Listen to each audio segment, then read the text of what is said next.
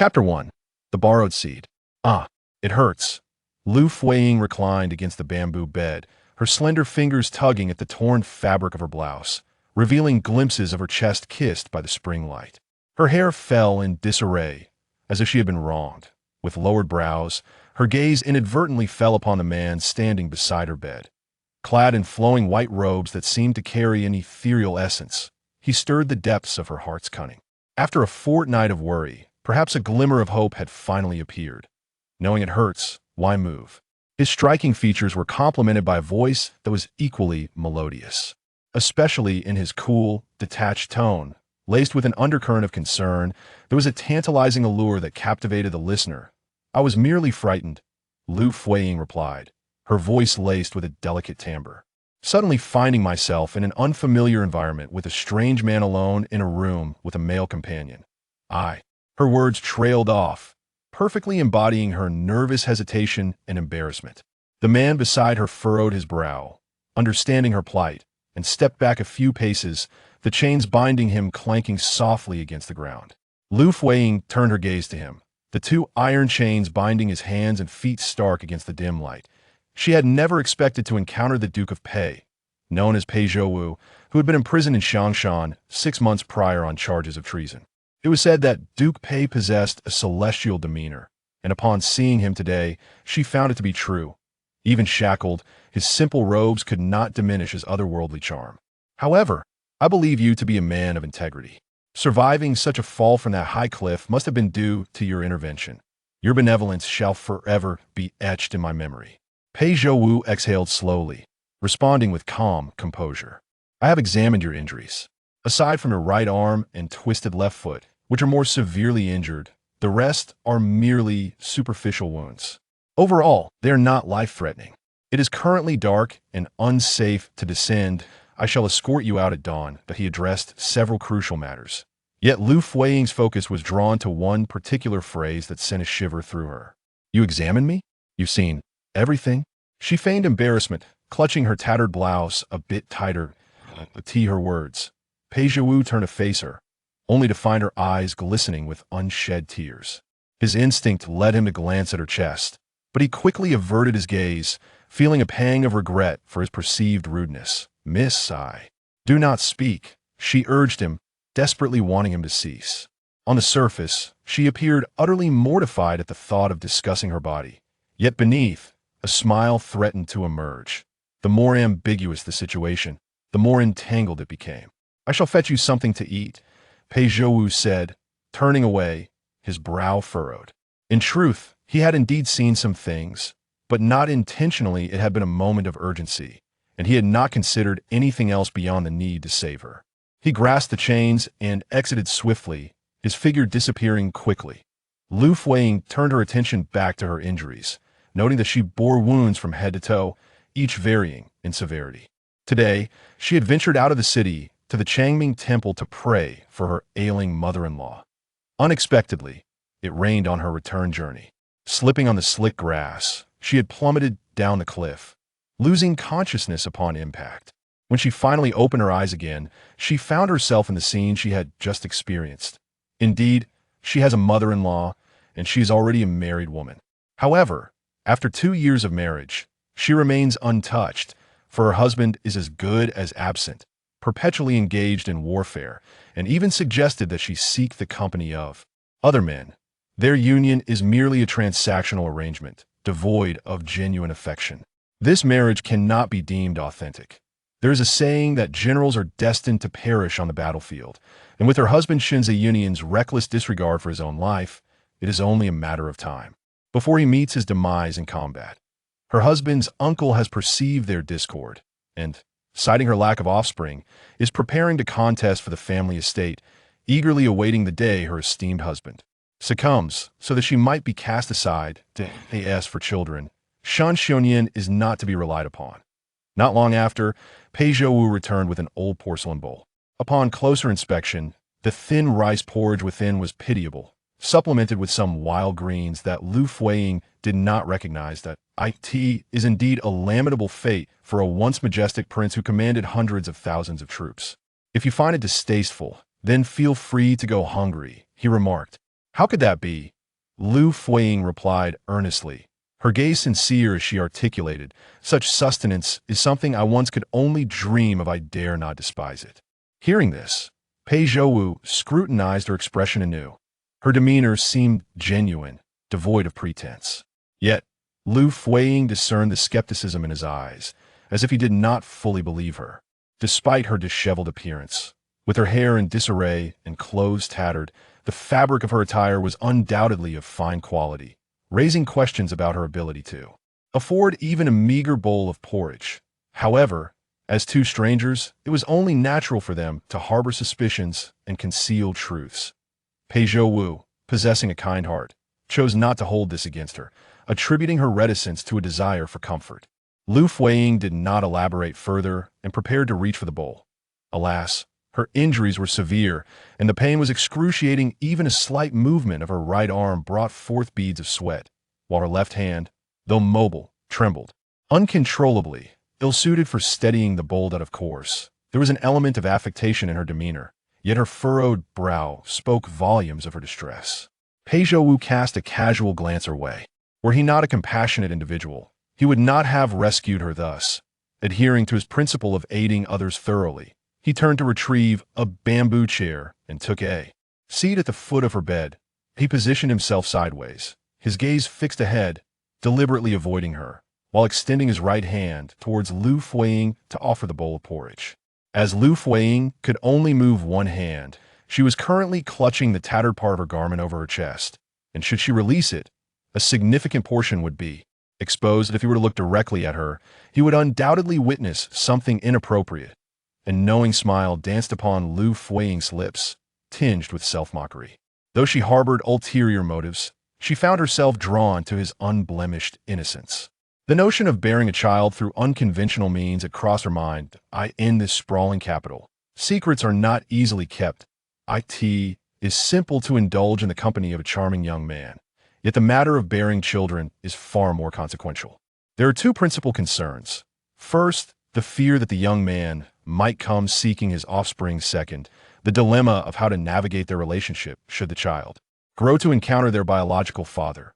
Surely, she cannot resort to drastic measures to silence him. Thus, from a practical standpoint, Pei Zhouwu indeed stands as an excellent choice. His appearance is undeniably striking, and given his imprisonment in this place, it is likely he will not escape, which alleviates many potential complications. Her sole apprehension lies in the multitude of guards outside. Re-entering after her departure tomorrow will not be an easy task. Contemplating this, Liu Fuyi extended her hand towards the bowl of porridge, preparing to grasp the spoon. His long, slender fingers cradled the bowl, and as her gaze shifted forward, the stark contrast between the black iron chain adorning his wrist and his fair skin caught her attention. Liu Fuyi's eyes gently closed as she regarded his cool profile, a soft breeze wafting in through the window, stirring the fine strands of hair at his temple and brushing against her heart like delicate tendrils. Suddenly, Pei Zhouwu's eyelids lifted in astonishment. It turned out Liu Fuyi had placed her hand over his, which supported the bowl beneath. Chapter 2. Underwater passage. Pei Zhouwu turned his face away, momentarily furrowing his brow.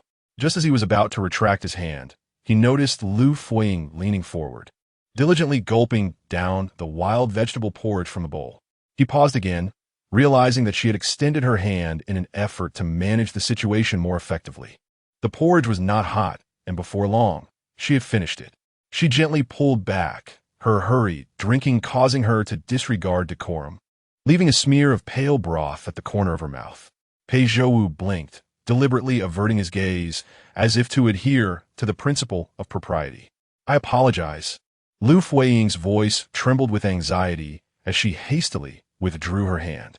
I was merely concerned about the chain on your hand. I feared you might grow weary if you held it too long, so I wanted to finish the porridge quickly. It was not my intention. No harm done. Pei Zhouwu replied, rising to his feet and adding, rest well. I will take you out tomorrow morning. Although his tone remained cool, there was an imperceptible softness in his words. After speaking, he departed. The sound of the iron chain clinking beneath his feet resonating in the stillness as he closed the door behind him. Liu Fuyi gazed at her left index finger, now stained with the white porridge that had dribbled from her mouth. A smile graced her lips, reflecting her satisfaction with Pei Zhouwu's earlier response. However, as she turned away, a cloud of worry descended upon her once more, preoccupying her thoughts about how she might draw closer to him in the future. She lay down, suppressing her pain, and let out a sigh. That night, sleep eluded her, and it was only just before dawn that she finally drifted into a fitful slumber. Shortly thereafter, there was a knock at the door, followed by the entrance of Pei Zhouwu, confirmed by the clanking of chains. He paused not far from the foot of her bed, and Liu Fuyi opened her eyes, preparing to rise. "It is time to descend the mountain," he stated. "All right." She lifted the covers, noticing only one shoe beneath the bed. The other had likely been lost when she had fallen off the cliff. Nevertheless, it was better than having none at all. As she stepped onto the floor, the pain from her sprained left foot was still excruciating. Tentatively, she took a step and soon found herself breaking into a light sweat, gasping at the discomfort. "We should leave early to alleviate any concerns of your family." Pei Zhouwu's words hinted at deeper meaning, and Liu Fuyi quickly grasped his intent. Under normal circumstances, she would need several days to recuperate before descending the mountain comfortably. However, as a woman who had gone missing in the mountains, her family would undoubtedly search for her. After days of scouring the area without success, if they were to see her return to the city alone, it would inevitably stir rumors and speculation. Her injuries, while painful, were not life-threatening. By the time Liu Fuyi, drenched in sweat, raised her head, she was met with the sight of Pei Zhouwu offering her the iron chain, inviting her to grasp it for support, much like holding his hand. A spark of interest ignited within her. She reached out and took hold of it. Although the chain was cold to the touch, she felt no chill, as warmth emanating from her heart eclipsed the cold, coaxing a smile from her eyes. She had never encountered someone quite like Pei Zhouwu. Everything about him intrigued her. To accommodate her limited mobility, he walked at a deliberate pace. Upon exiting the door, Liu Fuyi paused, momentarily stunned by the breathtaking scene before her. Surrounding the courtyard were towering mountains, their peaks hidden from view, leaving only a single opening in front of the house. The oppressive presence of the mountains loomed ominously, as if they could collapse at any moment and bury everything beneath. This truly was a veritable celestial prison. Within the courtyard stood only 2 rooms, one where she had slept the previous night and another, somewhat larger, directly facing the exit, likely guarded by numerous sentinels. However, Pei Zhouwu did not lead her in the direction of the front room. After taking a detour, they discovered a deep spring behind the bedroom. Pondering this revelation, Pei Zhouwu spoke again. "Are you from the capital?" he inquired. "Yes." "Then you must know who I am, the one shackled in iron chains, imprisoned at Shanshan. There is no one else in the entire capital." Upon hearing his words, Liu Fuyi fell silent for a moment. She had long suspected his identity, but had never expressed it. His sudden revelation at this moment implied something significant. Her downcast eyes suddenly sparkled with realization. Could there be a passage to the outside beneath this spring? Indeed, the name of the Duke of Pei is known throughout the capital. "I will take you into the water and help you escape," Pei Zhouwu declared.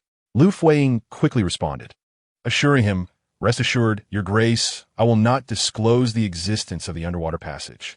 You have spared me for the sake of my reputation and have not delivered me to the guards. I shall not betray your noble intentions." "Noble intentions?" Pei Zhouwu raised an eyebrow, turning back with a self-deprecating smile. "Do you know why I am imprisoned here?" She did. It was for treason. Although she was unaware of the precise details, the final verdict was common knowledge. The queen's brother rebelling was bound to cause a stir. She pressed her lips together, aware that discussing the matter was delicate. Pei Zhouwu turned away, choosing not to pursue the topic further, and asked, "Can you swim?" "A little," she replied, not entirely truthful, for her swimming skills were quite proficient. Pei Zhouwu, though seemingly apprehensive, had no other option. He fell silent, and with the weight of the iron chains, he led her into the water. Before long, their figures disappeared beneath the surface. With the heavy burden of the chains, they sank rapidly, and just as they reached the bottom, Pei Zhouwu suddenly surged forward, propelling her ahead. Liu Fuyi squinted, spotting an unusual glimmer of light ahead. As they advanced, the light grew brighter, Her gaze flickered back to Pei Zhouwu. His hair danced in the water, casting shadows over his profile in a dreamlike manner. The strands brushed against his crimson lips, momentarily enchanting Liu Fuyi. An idea surfaced in her mind. When Pei Zhouwu sensed something amiss and turned back, he found her struggling to hold her breath, her complexion flushed and pained even underwater. If she did not receive fresh air soon, compounded by her injuries, her life would be in jeopardy. Having come this far, he could not simply stand by and watch her drown beneath the surface. Otherwise, had yesterday not been in vain for her? After pondering for a moment, Pei Zhouwu swiftly drew her into his embrace. Subsequently, his other hand captured her chin.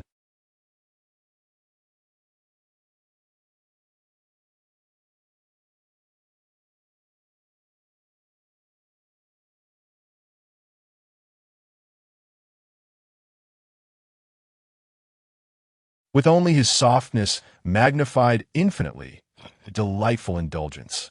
Previously, Shan Xunyan had remarked to her that as long as things did not become public,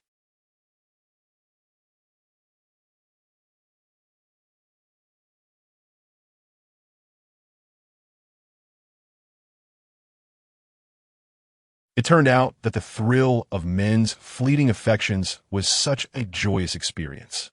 Emerging from the water, Liu Fuyi continued to savor the moment. The sound of Pei Zhouwu dragging the iron chain interrupted her reverie. Turning to look, she saw him holding a freshly prepared wooden stick, intending to offer it to her as a cane.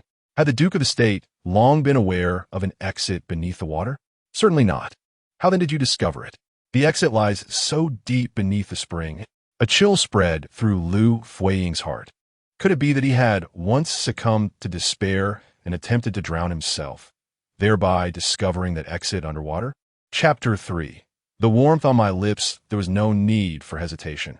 I had never contemplated leaving, neither in the past nor in the future. Pei Zhouwu's response was resolute. When he declared he would not leave, it was an unequivocal promise. Why? Liu Fuyi was genuinely perplexed. Being imprisoned alone in such a place for an extended period could surely drive one to madness. Surely, he could leave. Did he not desire to escape? Pei Zhouwu offered no reply, merely placing his cane aside. Then he stepped back into the water. If you wish to report me, feel free to summon others to fill this lake. With those words, he plunged beneath the surface, vanishing in an instant. Liu Fuyi had no chance to speak. Why would she betray him? If the lake were filled, how would she ever find him again? After pondering for a long while, and with the water now undisturbed, Liu Fuyi picked up the cane to support herself as she stood. Her mind drifted back to the moment they had shared underwater. She brushed her fingers across her red lips, as if still lingering with some warmth. She did not descend the mountain. Instead, after navigating through the familiar woods, she ascended once more to Changming Temple, where she borrowed the attire of a female Taoist from the eastern courtyard and arranged for someone to descend the mountain to deliver the news and fetch help. Dressed in tattered clothing, she deemed it unwise to venture down the mountain and into the city, drawing unwanted attention. By midday, her companions arrived from below. Jin Li, a maid who had grown up alongside her, brought fresh garments and, with tearful eyes, helped Liu Fuyi dress. Where have you been? It rained shortly after you left Changming Temple yesterday. I returned to borrow an umbrella, and by the time I returned, you had already fallen from the cliff. After preparing herself and resting for a while, she rode the carriage down the mountain in the afternoon. Upon returning to the Shun family home, several hours had passed. The doctor had come, prescribed medicine, and departed. Night had already fallen. Has the general eaten? During dinner, Liu Fuyi inquired about her husband, Shan Xunyan. Previously, they had lived separate lives, seldom thinking of one another. Today, she broached the subject only because of Pei Zhouwu. I'm not certain, my lady. I heard he spent the entire afternoon in the study. I do not know if the general has dined yet. Why do you concern yourself with him? Yesterday, when I reported your disappearance, he seemed indifferent, offering not a single word of concern. It was the old lady who sent someone into the mountains to search for you. Liu Fuyi was utterly unconcerned by Shan Xunyan's apathy. She continued to eat her meal calmly, responding only with a serene, "Then I shall visit him in the study shortly. By the way, how is my mother-in-law? Has she not yet awakened?" "Indeed, my lady. The old lady was already unwell. Upon learning of your disappearance yesterday, she was anxious throughout the night. Had it not been for the intervention, she might have insisted on personally searching for you in the mountains. After enduring until the afternoon, she finally succumbed to exhaustion and fell into a deep sleep. She has yet to awaken. Liu Fuyi nodded. If there were anyone in the Shun family whom she held any affection for, it was only Shun Xiongnian's mother. Due to her right hand being inconvenient, she could only allow Jean Li to feed her. After finishing her meal and tidying the dining table, Liu Fuyi noticed Jean Li emerging from the inner room with a single shoe. "What are you doing?" Liu Fuyi called out to her. The shoe was the only remnant left after yesterday's fall from a cliff. "Madam, this shoe no longer forms a pair. Hence I wonder if it might be best to discard it. Do not dispose of it." Liu Fuyi gestured for Jean Li to return, then added, "Simply wash it clean and store it away. There is no need to throw it out." Her insistence left Jean Li with no room for objection.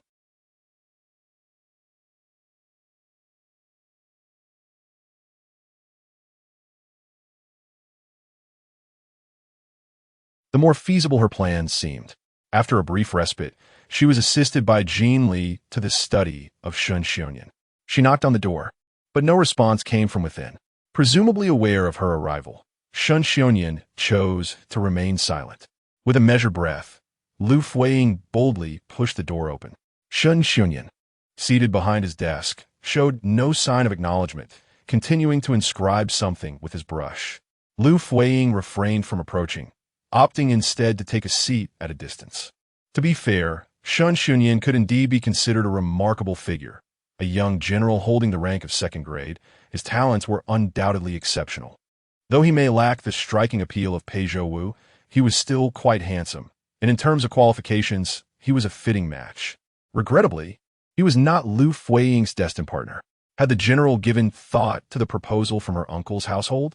Was he truly prepared to relinquish the family estate? Shun Xiongnian remained silent, his gaze fixed downward, his pen ceaseless in its task. Surely, he had not forgotten the promise he made before their marriage. Yet, he continued to withhold any response.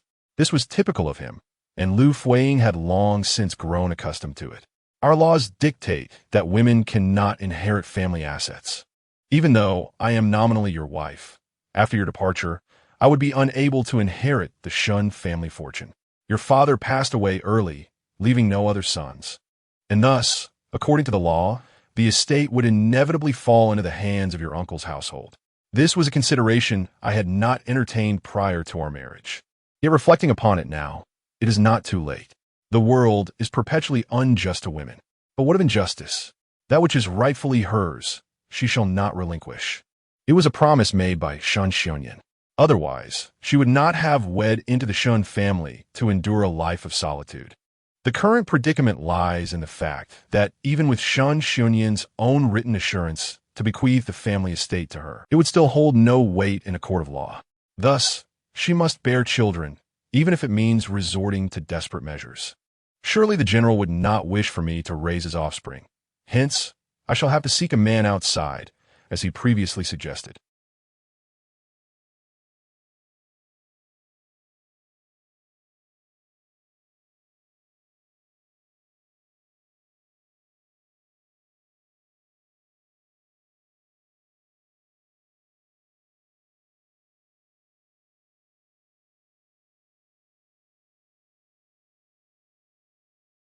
Does the general grasp my meaning?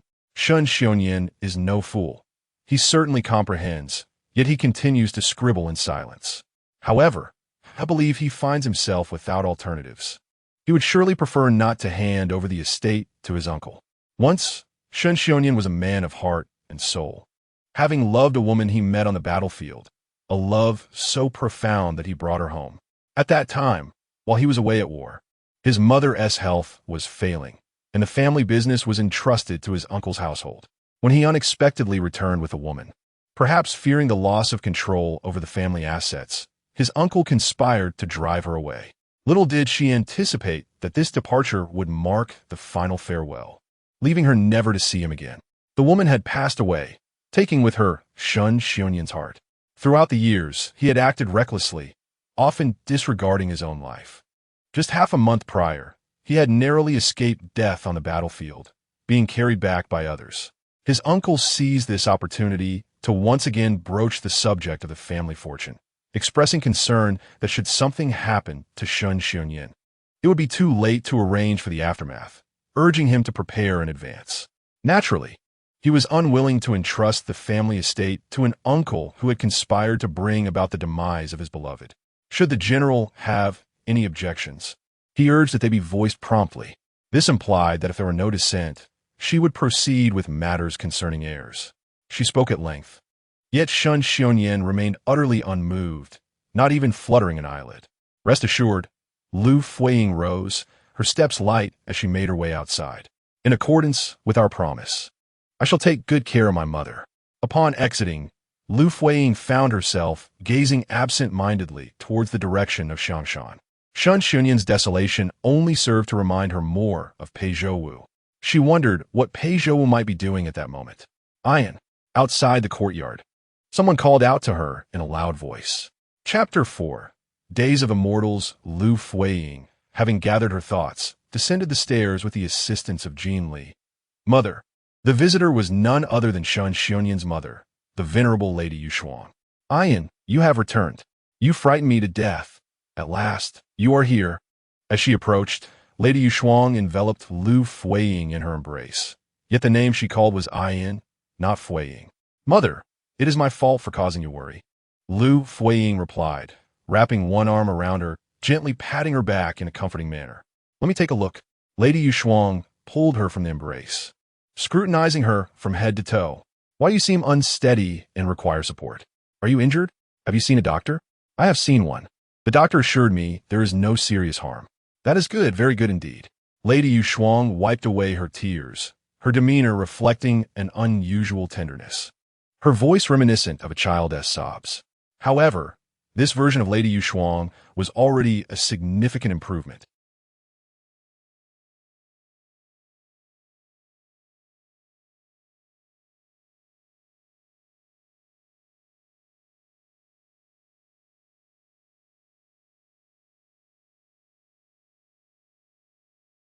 The transformation in Lady Yushuang was attributed not only to her inner turmoil, but also to the relentless torment she endured from her second uncle's household over the years.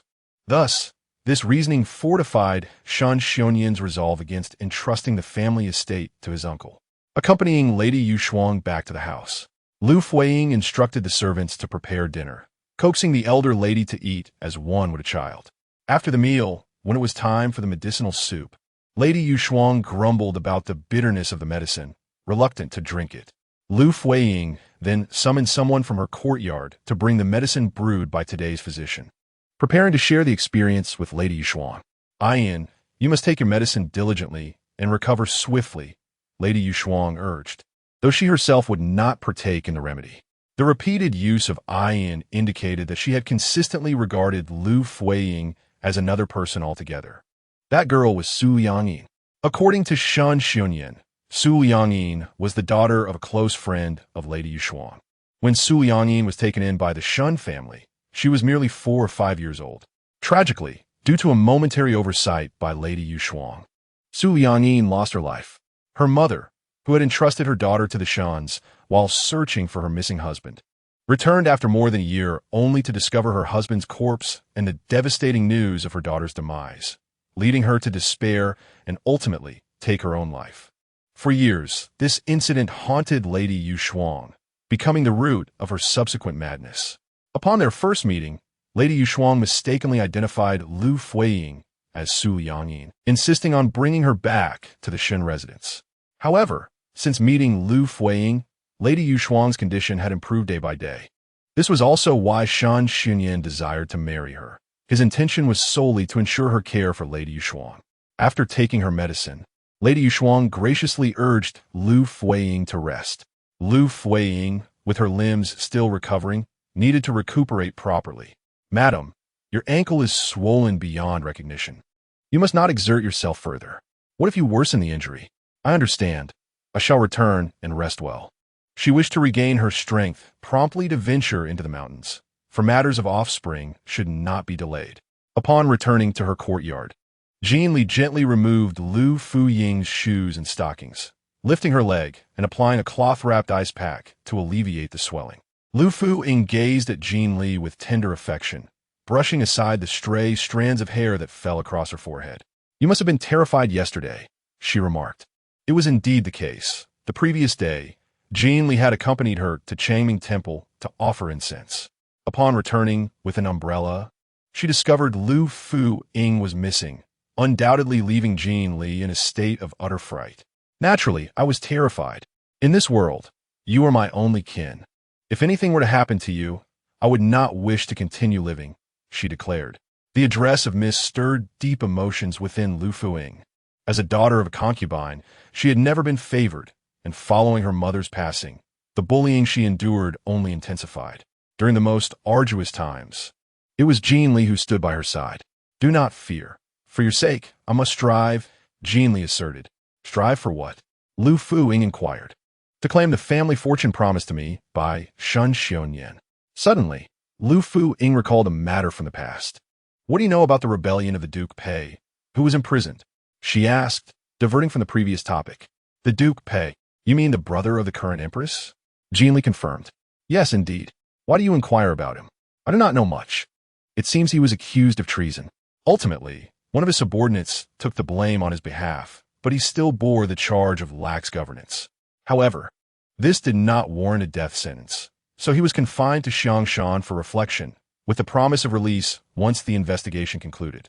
But it is likely he will never see the light of day again." The subject of treason was inherently sensitive, and given Pei Zhouwu's considerable military achievements, which could be perceived as a threat to imperial authority, the emperor would not permit any member of the extended family to grow powerful. The notion of reflection and awaiting investigation was merely a facade for outsiders. Leaning back, Liu Fuying's gaze drifted. In truth, she found some contentment in this nominal engagement. Shun Xiaoyan had no siblings. Though his family was small, it was tranquil, devoid of the burdens of caretaking or the need to warm the bed for a husband. His mother treated her as a cherished daughter, allowing her to indulge in a life of ease without concerns. Was this not a dreamlike existence? Initially, she had not even considered having children, recognizing the challenges of raising them. She had contemplated feigning pregnancy to acquire a child, but the faces of those in her uncle's household served as a stark warning. What if the child grew up seeking their true lineage, or worse, sought to undermine her by aligning with their blood relatives? How would she then respond? Thus, no matter how she pondered, it seemed paramount to have a child of her own blood to ensure stability. "In a few days, once your mother-in-law's health improves and I regain my strength, let us return to Changming Temple to fulfill our vows," she proposed. 2 weeks later, the day prior, Liu Fuying had instructed Jean Li to prepare the offerings needed for their incense burning at the temple. Early in the morning, they set out in a carriage, intending to return after partaking in a vegetarian meal at noon. The weather that day was splendid, with the sun shining brightly, though it was somewhat sweltering. As they approached the height of summer, the intense sunlight would quickly dry their hair, which was indeed a favorable turn of events. Liu Fuying requested Jean Li to prepare an additional set of garments, intended for changing once they ventured into the water. While hair dries easily, the marks left by wet clothing can be quite pronounced. Regarding the matter of Pei Zhouwu, she had confided in Jean Li completely. Although Jean Li felt a twinge of anxiety, she was steadfast in her admiration for Liu Fuying. Miss Liu Fuying had been married for 2.5 years. Yet Jean Li still occasionally faltered in her address, hurriedly correcting herself before continuing. "Madam, I have observed that behind the room where Aunt Zhao's memorial tablet is enshrined, there lies a path leading down the mountain. However, it is overgrown with weeds, rendering it difficult to traverse, and the path is barely discernible." Chapter 5. I Miss You Madame Zhao is the biological mother of Liu Fuying. After marrying into the Shun family, Liu Fuying moved her mother-s tablet to Changming Temple and generously donated a considerable amount for incense offerings, even dedicating a room solely for her mother-s veneration. It was entirely reasonable for her to visit the temple to express her gratitude and replenish the incense. "Miss, the Taoists are currently chanting in the front hall, and the place is quite deserted. No one usually comes to this room, so you can rest assured," Jean Li said, her voice trembling with anxiety as she helped Liu Fuyi change her clothes. "Miss, please be cautious this time. Do not fall off a cliff and injure yourself again," she urged. Liu Fuyi gently caressed her face, smiling as she replied, "I thought you would caution me against being discovered. Let them discover. It would only invite a few jests. If worst comes to worst, we can return to our hard lives together. As long as you're alive, that's what matters," Jean Li reassured her. Such words moved Liu Fuyi deeply. After an earnest embrace, she opened the door. Behind the outer wall of the room was a small door. It was decaying and nearly collapsing, likely due to years of neglect. Yet this also signified that the place was sufficiently secure. "Miss, you must be careful," Jean Li urged, remaining outside to keep watch. "Do not worry. Just ensure the door is closed tightly," Liu Fuyi instructed before stepping into the tall grass. After a few strides, her skirt became adorned with numerous grass seeds. Although the weeds were thick, they provided a path down the mountain. She circumvented the main road, and by relying on her memory from that day, she eventually reached her destination, unaware of how much time had passed, only conscious of the sun's increasing heat. Finally locating the spot, she gasped for breath, exhausted. However, after this visit, she would surely become more familiar with the route. This clandestine endeavor, though tiring, was exhilarating, heightening her anticipation to meet Pei Zhouwu and allowing her to appreciate the allure of certain men anew. She neglected her attire, allowing her skirt to fall into disarray. Stepping into the water, her emotions surged with the splashes.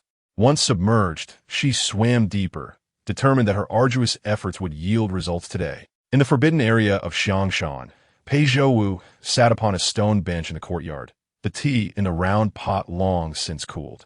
He stared intently at the teacup, yet remained motionless for an extended period. A gentle breeze tousled his hair, and his gaze fell, his eyelashes unmoving. Just as Liu Fuyi had surmised, solitude in such a place for too long could drive one to madness. At that moment, Pei Zhouwu appeared little more than a living corpse, his breath barely escaping his lips. Suddenly, he lifted his long lashes, a flicker of life igniting within his gaze as he heard a disturbance from the pond in the back courtyard. Those stones occasionally tumbled into the water.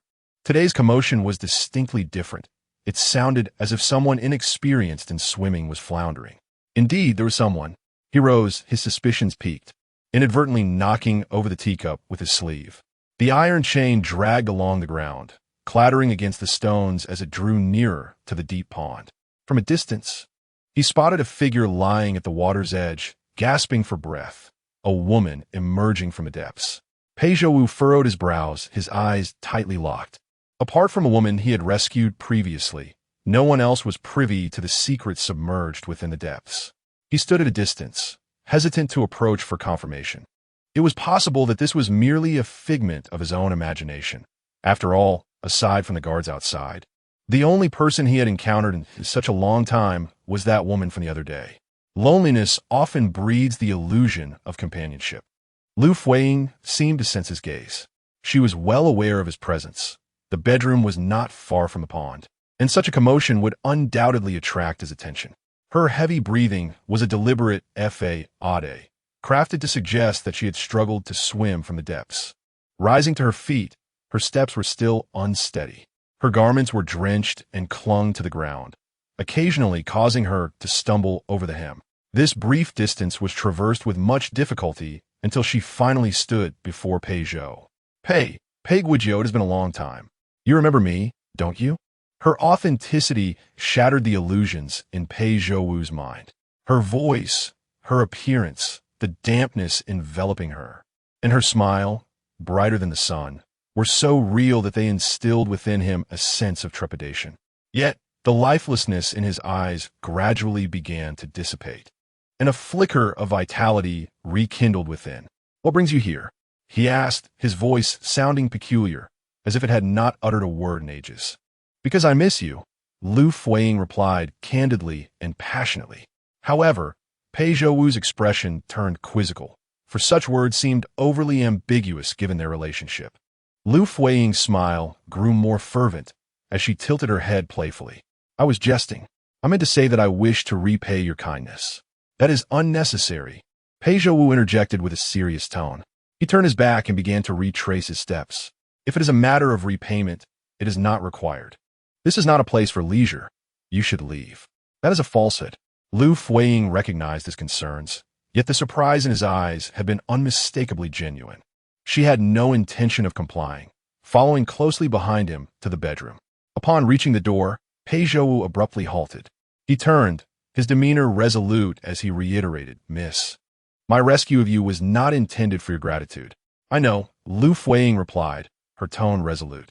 For the sake of having a child, she was willing to speak boldly. However, to repay a life debt, even at the cost of her own life, would not be an excessive measure. "At the cost of your life?" Pei Zhouwu gestured toward the outer guards, who conducted inspections multiple times a day. "If they were to discover you, the consequences will be far graver than mere death." "Then I shall hide beneath the bed," Liu Fuyi suggested, glancing at the low bamboo bed that could provide concealment. Turning back, she noticed Pei Zhouwu's expression darkening further. With a serious tone, she pressed, "What exactly do you intend to do?" Liu Fuyi's smile froze, feigning fear at his demeanor. She then lowered her gaze, allowing a tone of grievance to seep into her voice. "What can I do?" "To seek you. I nearly drowned in the water. Beyond expressing my gratitude, what else is there for me to do? During these days, I have been practicing breath-holding in a basin, hoping to endure a little longer beneath the surface." Upon hearing these words, Pei Zhouwu's expression indeed softened slightly. Initially, he thought little of it, merely a commonplace act of providing breath to save someone. It had not crossed his mind until now. Yet at this moment, the image of him offering her breath underwater suddenly emerged in his mind. At that time, it was not a gesture born of ulterior motives, but in retrospect, it began to take on a beautiful hue. He instinctively turned his gaze away, the chill on his face dissipating considerably. "Perhaps I truly cannot do much, but even if it is merely to keep you company and share a few words to alleviate your boredom, that is sufficient." Chapter 6. The rising mist in the eyes. Liu Fuyi's face remained downcast, her murmured words soft yet strikingly poignant. "Recently, I have often envisioned you alone in this courtyard, which fills me with a profound unease." She conveyed her disquiet, her sincerity evident in her gaze. "What is it that troubles you?" Pei Zhouwu's tone remained unchanged, yet his eyes softened, even more swiftly than his countenance. Liu Fuyi suddenly looked up, and he hastily diverted his gaze as if to conceal his emotions. "Had it not been for the Duke's timely rescue, I might have perished. Yet my savior is confined within this desolate prison, enduring relentless suffering. Naturally, I am unsettled." Pei Zhouwu's misty gaze fixed upon the stone table in the courtyard, where a teacup he had inadvertently knocked over lay overturned, its contents pooling on the ground. Yet he, too, was enveloped in a chilling dampness, his heart shrouded in an oppressive gloom, feeling no warmth even under the sun's direct rays. But what of unease? What of discontent? His question was directed at her, yet it seemed to echo within himself. "Indeed, what can be done? I possess no means to rescue you openly, so I propose that even my mere presence to alleviate your sorrow is a worthy endeavor." At times, Liu Fuyi marveled at her own ability to weave falsehoods, rivaling the most artful of deceivers. "I do not require it," Pei Zhouwu replied, though Liu Fuyi discerned the gradual thawing of his demeanor, his tone less rigid than before. This, she realized, indicated the efficacy of her fabrications. He retreated into the room, offering no objection as she followed. Upon entering, she began to retrieve items from her bosom, one bottle after another, and when she fumbled, one rolled from her grasp to land at Pei Zhouwu's feet. Before he could examine it, a figure darted to his side, squatting to retrieve the fallen vial, her smile radiating warmth. "These are the remedies I have brought for you, some for headaches and fevers, others for ailments caused by wind or cold, and even for injuries and bleeding. I also have repellent for insects, as the summer mountains are likely to be swarming with them." She placed 6 or 7 bottles on the table, each labeled for easy identification. Then she picked up a porcelain vial, uncapped it, and poured a pill in her palm, saying, "Look, I know it must be inconvenient for you to brew medicine here, so I prepared these pills for you. Isn't that quite convenient?" What she claimed to have concocted was, in truth, merely purchased from pharmacy by Jean Li, none of it crafted by her own hands. Yet, Pei Zhouwu appeared genuinely convinced. It's nothing, truly not a bother. If these items can be of assistance to you, I will be delighted. She suddenly hesitated. Her expression piqued Pei Zhouwu's curiosity. What else is there? He inquired. Liu Fuyi spoke slowly, word by word, intent on conveying her message with utmost clarity. Moreover, I believe you are quite eager to learn about the circumstances outside, particularly regarding your family. Upon mentioning family, Pei Zhouwu's brow furrowed even tighter, revealing the depth of his concern. Indeed, this was what mattered most to him, especially the Empress and the Crown Prince, who had indeed been affected. However, fret not, I have heard that a month ago, the Crown Prince returned to the Hall of Literary Gatherings to resume his studies, indicating that the Emperor still holds him in high regard. The Crown Prince is the son of Pei Zhouwu's elder sister, the Empress. The matter of Pei Zhouwu's treason did impact both the Empress and the Crown Prince. It is said that the Empress's phoenix seal was taken from her, with a concubine now acting on her behalf in the Six Palaces. The Crown Prince had not attended the Hall of Literary Gatherings for several months, leading to rumors that the Emperor intended to depose him. However, her earlier statement regarding the Crown Prince's return to the Hall was indeed true. As long as the Crown Prince retains his position, the Empress will be safe, and the Pei family will remain unscathed. This should provide Pei Zhouwu with some solace. Glancing at Pei Zhouwu, it was unclear when the moisture began to well in his eyes, and soon his eyelids started to redden. Liu Fuyi had indeed struck the right chord. To touch the softest part of his heart, it was necessary to mention the loved ones he feared might be implicated. He turned away, gazing out the window in silence. The bamboo trees outside rustled in the wind, echoing the silent cries within Pei Zhouwu's heart. Liu Fuyi remained quiet, simply choosing to accompany him in stillness. After a considerable time, Pei Zhouwu finally spoke. "What is your name?" he inquired. Liu Fuyi replied, having long since contemplated her response. "My name is Su Yueying. My mother said that on the night I was born, she saw fireflies dancing under the moonlight, hence my name." The surname Su was fabricated, yet Yueying was not a falsehood. This cherished name was known only to her mother, herself, and Jean Li. Coincidentally, this was the season. Perhaps Pei Guizhou also occasionally glimpsed fireflies flitting through the night. Pei Zhouwu did not pursue this line of conversation, but instead pondered deeply. The Su family of the capital.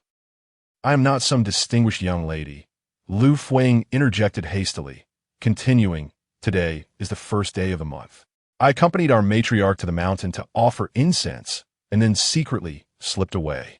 Facing Pei Zhouwu, who had turned back with a look of bewilderment, Liu Fuyi pressed on. "I am merely a servant in a prominent household, a person of little consequence." "Is that so?" Pei Zhouwu's demeanor grew more distant. She claimed to be just a maid, yet her attire and fabric were far beyond what an ordinary maid could afford. Previously, he had assumed her reticence stemmed from unfamiliarity, but today, her words seemed to weave a web of deception. It was not to say that there were no maids of her beauty, but her adornments bore little resemblance to those of a typical servant, and such discrepancies Liu Fuyi was certainly aware of. Recognizing this, it suggested that she had intentionally sown seeds of doubt in Pei Zhouwu's mind, leading him to suspect her honesty. "Yes, it is true," Liu Fuyi affirmed with certainty. Her refusal to speak plainly only served to deepen Pei Zhouwu's mistrust. In light of this, Miss Su should return home promptly. Should your elderly matriarch require assistance and be unable to find you, it is likely to incite her displeasure. "Indeed, I must take my leave." Liu Fuyi feigned a change in tone, presenting a facade of embarrassment and awkwardness. "I am acutely aware that my station does not warrant my presence alongside the imperial uncle. I merely wish to visit out of concern." "I," Pei Zhouwu stammered. He suddenly adopted a cool demeanor, not out of disdain for her maidservant status. "I understand. I comprehend it all. I shall return at once. For it is indeed time to depart, and soon I must descend the mountain." She lowered her head significantly, embodying the countenance of one deeply wounded. "I shall take my leave now." Having uttered this, she turned away, head bowed. Once outside, she made her way around to the back of the house, heading towards the pond. The interplay of bamboo shadows obscured Pei Zhouwu's view of her figure. He could only discern a vague silhouette, faintly perceiving her as she entered the water. What do you know? Pei Zhouwu uttered a statement. Chapter 7. The bow drawn tightly as she turned her gaze. It landed upon the vial on the table. In that moment, Pei Zhouwu's heart, which had just hardened, suddenly softened once more. What if everything she said was true? What if she truly was merely a servant girl, risking her life to seek him out, bringing with her a potion she had personally crafted, and bearing news intended to soothe his troubled heart, knowing well that upon her return she would face punishment and scorn? Yet, there was undoubtedly a secret she had not disclosed, which did not necessarily imply deceit. Perhaps she had her own burdens to bear. Had he been too harsh in his judgments? As he recalled her wounded expression, an uncomfortable sensation settled deeper within him. Gazing down at the chains, binding his limbs, his brows furrowed tightly together. Who, like him, would come seeking to show concern? They would rather avoid him altogether, except for her. With this thought, Pei Zhouwu felt a greater unrest within himself. In stark contrast, Liu Fuyi by the side wore a radiant smile, her demeanor exuding confidence. The two words that encapsulated her feelings were, no rush. Today's encounter had met her expectations perfectly. After she submerged and made her way back to Changming Temple, Jinli awaited her at the door, her eyes red and swollen. What happened? Liu Fuyi initially feared that some misfortune had befallen her. It's nothing much, Mississippi. I was just terrified being involved in something like this for the first time, and I worried you might encounter danger on your return. Liu Fuyi exhaled in relief, gently caressing her face. You'll become accustomed to it. Next time, you won't be so afraid. As she walked into the room, Jinli followed, asking, Miss, how many more times must we do this? 1 or 2 times will not suffice. I cannot simply drug him and force him against his will. Why not? Jinli found that approach to be more straightforward. I had considered such a method, but it was predicated on him being unable to leave. Now I understand he is not incapable, but rather unwilling. Thus, such actions are out of the question. Though he is imprisoned, the Pei family and the royal family remain powerful. If I were to drug and humiliate him, what if he were to escape and seek vengeance? Upon hearing this, Jinli recognized the validity of her reasoning and fell silent. Though I do not fear total annihilation, I do not wish to perish myself. Indeed, Madam speaks wisely. I shall refrain from such thoughts in the future. Having changed her attire, Liu Fuyi stepped outside into the courtyard, where the sunlight was abundant, and it would not be long before her damp hair dried. She tilted her face up, eyes closed, her mind filled with the myriad moments shared with Pei Zhouwu. Though she had previously marveled at his features, she could not help but sigh again at his countenance. Even when cloaked in cold indifference, it remained utterly captivating. Their offspring, should they ever have children, would surely inherit such beauty. Initially, she had not entertained any expectations regarding children, but at this moment, she found herself daydreaming of the appearance of their future child. The scorching sun of summer cast its relentless rays, causing Liu Fuyi to sweat profusely, even with her back turned. Nevertheless, her hair dried swiftly, and after being meticulously attended to by Jinli, she prepared to descend the mountain after partaking in a modest meal. Today his journey had unfolded seamlessly. Upon entering the city and returning home, she encountered the household of her second uncle at the entrance. Greetings, Aunt. Are you heading out? She inquired, addressing Yang, her uncle's wife. A woman as astute as her husband, her smile tinged with calculation. Has my dear niece just returned from offering incense? Yang asked. Indeed, I made a special visit to Changming Temple to pray for my mother-in-law's swift recovery when she fell ill. Thankfully, she is gradually improving, so I returned to express my gratitude for the blessings bestowed upon her. What a dutiful child you are, Yang remarked, feigning affection as she grasped Liu Fuyi's hand, patting it gently, her demeanor deceptively warm. However, as if shifting gears, she continued, but your filial piety, I fear, is known only to us. Liu Fuyi forced a smile, feeling a prickle of discomfort from Yang's touch. What do you mean by that, Aunt? Oh, it's nothing of consequence. You needn't concern yourself with the opinions of outsiders. We understand you perfectly well. Indeed, I pay little heed to outsiders, but as family, I implore you to speak plainly. Such cryptic remarks leave me quite unsettled. What is truly happening? Do not fret, Yang said, patting Liu Fuyi's hand again. her pretense grating. It's merely idle chatter, nothing more. We are well aware that your visit to Changming Temple was for prayer and blessings. While others speculate you seek children, claiming that after 2 years of marriage, you are unable to conceive. Such vile gossip. Liu Fuyi held back a smile, well aware of who had spread such rumors. Let them speak as they please. There was no need for her aunt to engage, for both she and the general were still young. Children would come in due time. Yet, the truth remained. Her husband spent most of his years on the battlefield, returning home only infrequently, and even when he did, they rarely shared the same bed. From where, then, would children come? At this, a glimmer of coldness flickered in Liu Fuyi's eyes. Losing her patience, she withdrew her hand from Yang's grasp. Aunt, do not listen to the malicious gossip of those with ulterior motives. Some people would revel in my inability to bear children. If they truly wish to witness my plight, they might as well place contraceptive potions in our well to ensure our line ends. What do you think, Aunt? You. Such words are truly unbecoming. Indeed, they are. Those who utter such slanderous thoughts deserve the most severe retribution and will not escape unscathed. Why you? Are you still heading out, Aunt? I shall not impede your departure. Safe travels. With that, Liu Fuyi strode confidently over the threshold. As she departed, Yang revealed her true colors.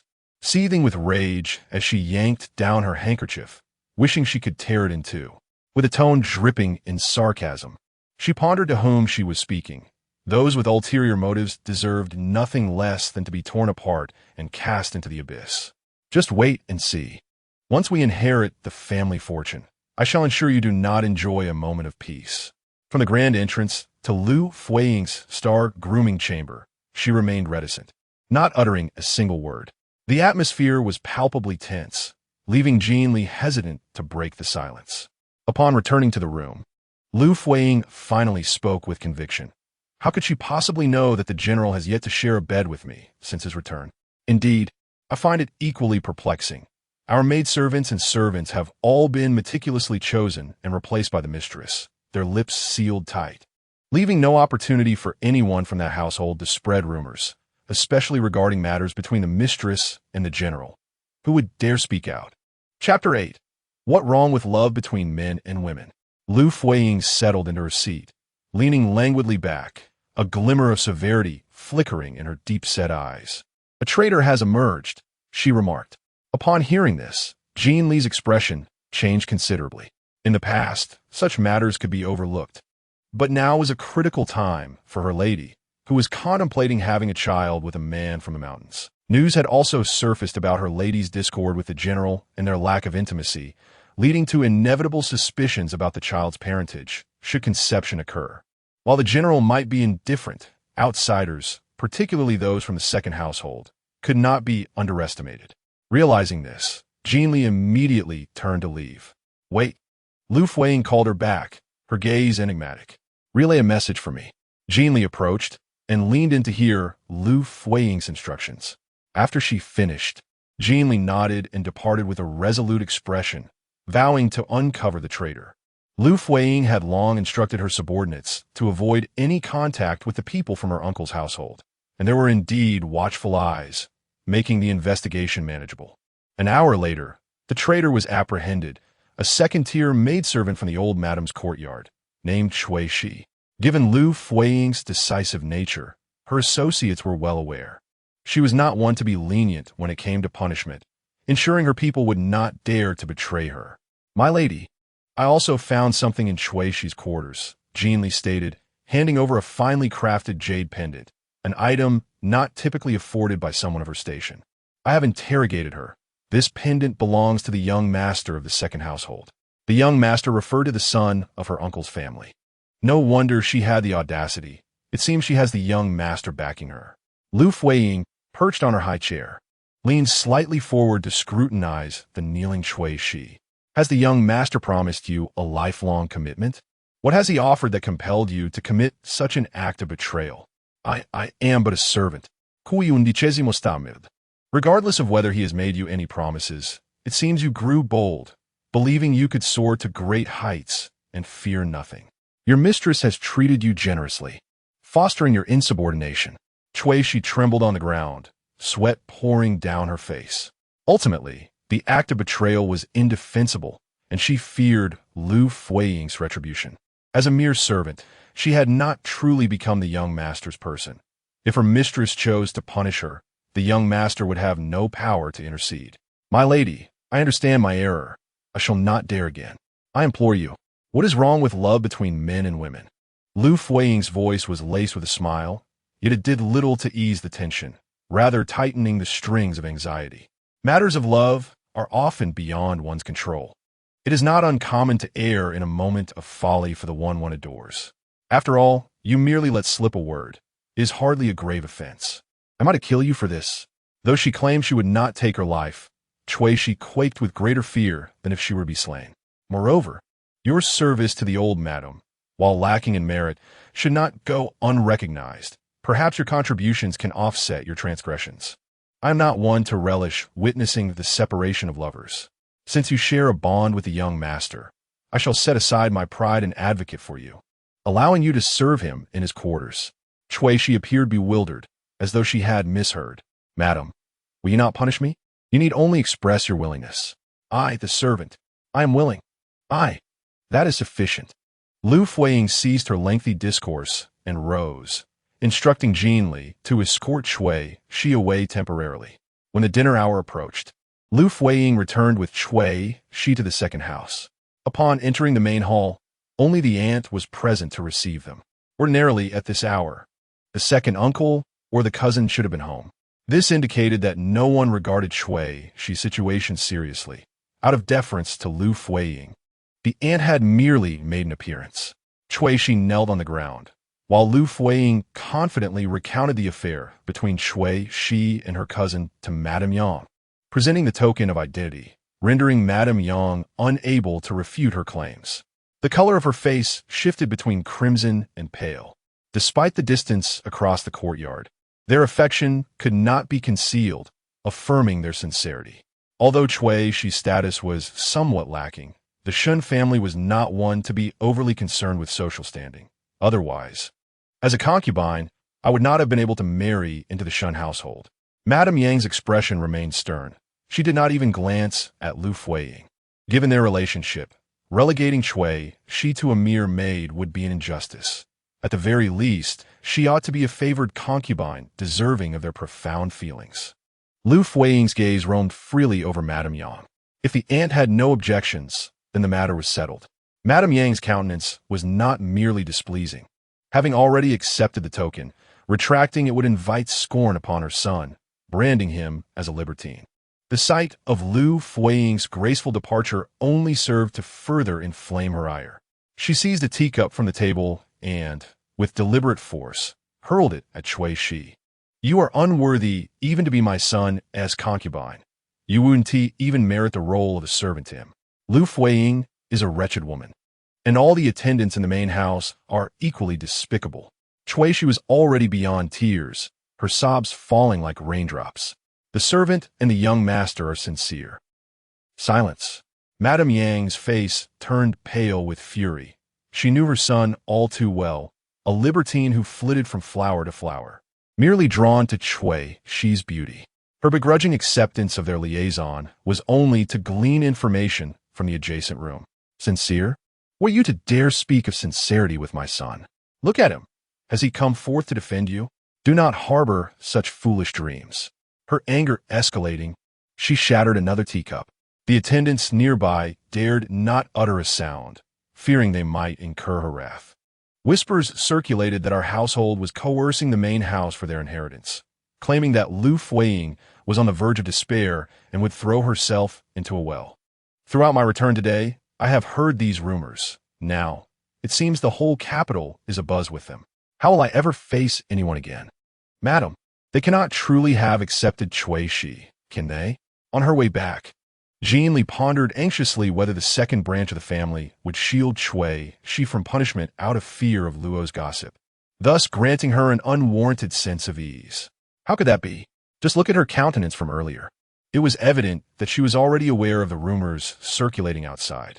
Naturally, her first thought would be that I was the one spreading these tales, and she would harbor a deep resentment towards me.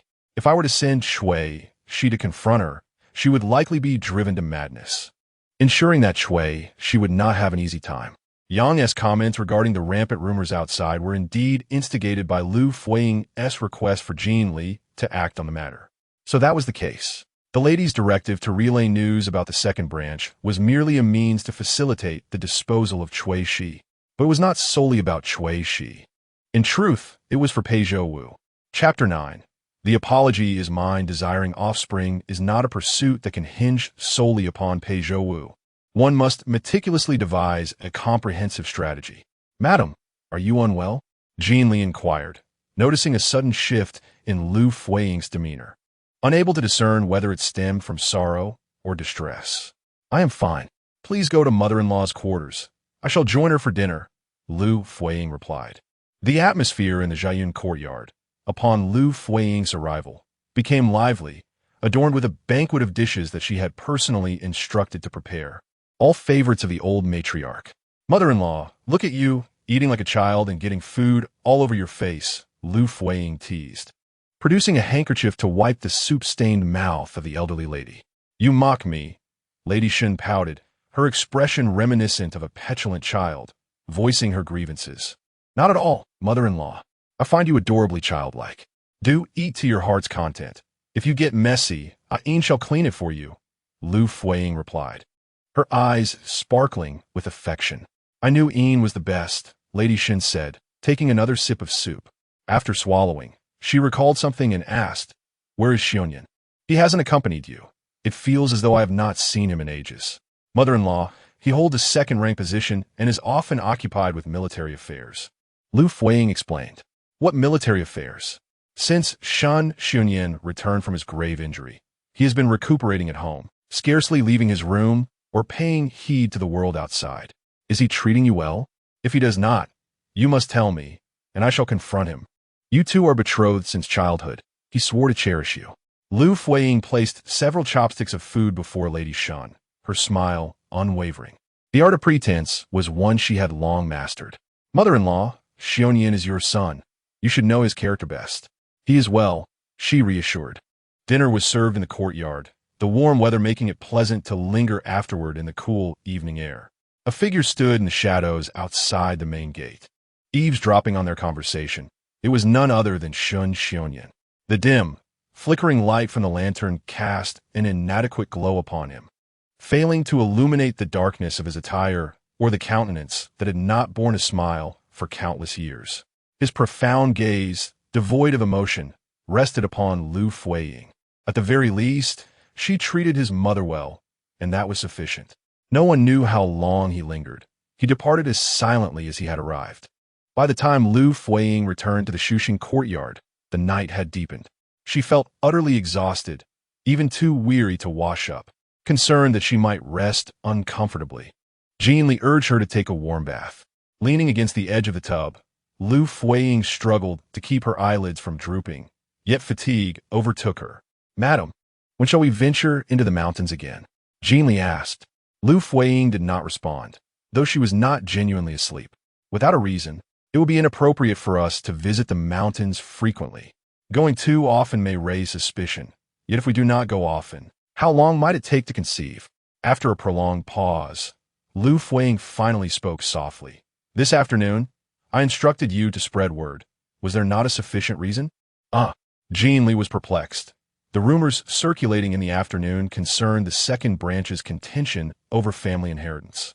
Yet she could not fathom their relevance to her family's matron venturing into the mountains in search of that Prince Pei.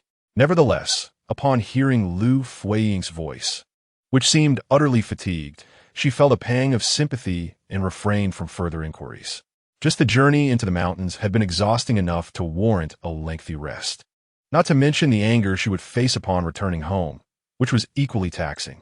Liu Fuyi had little recollection of how she returned to her chamber.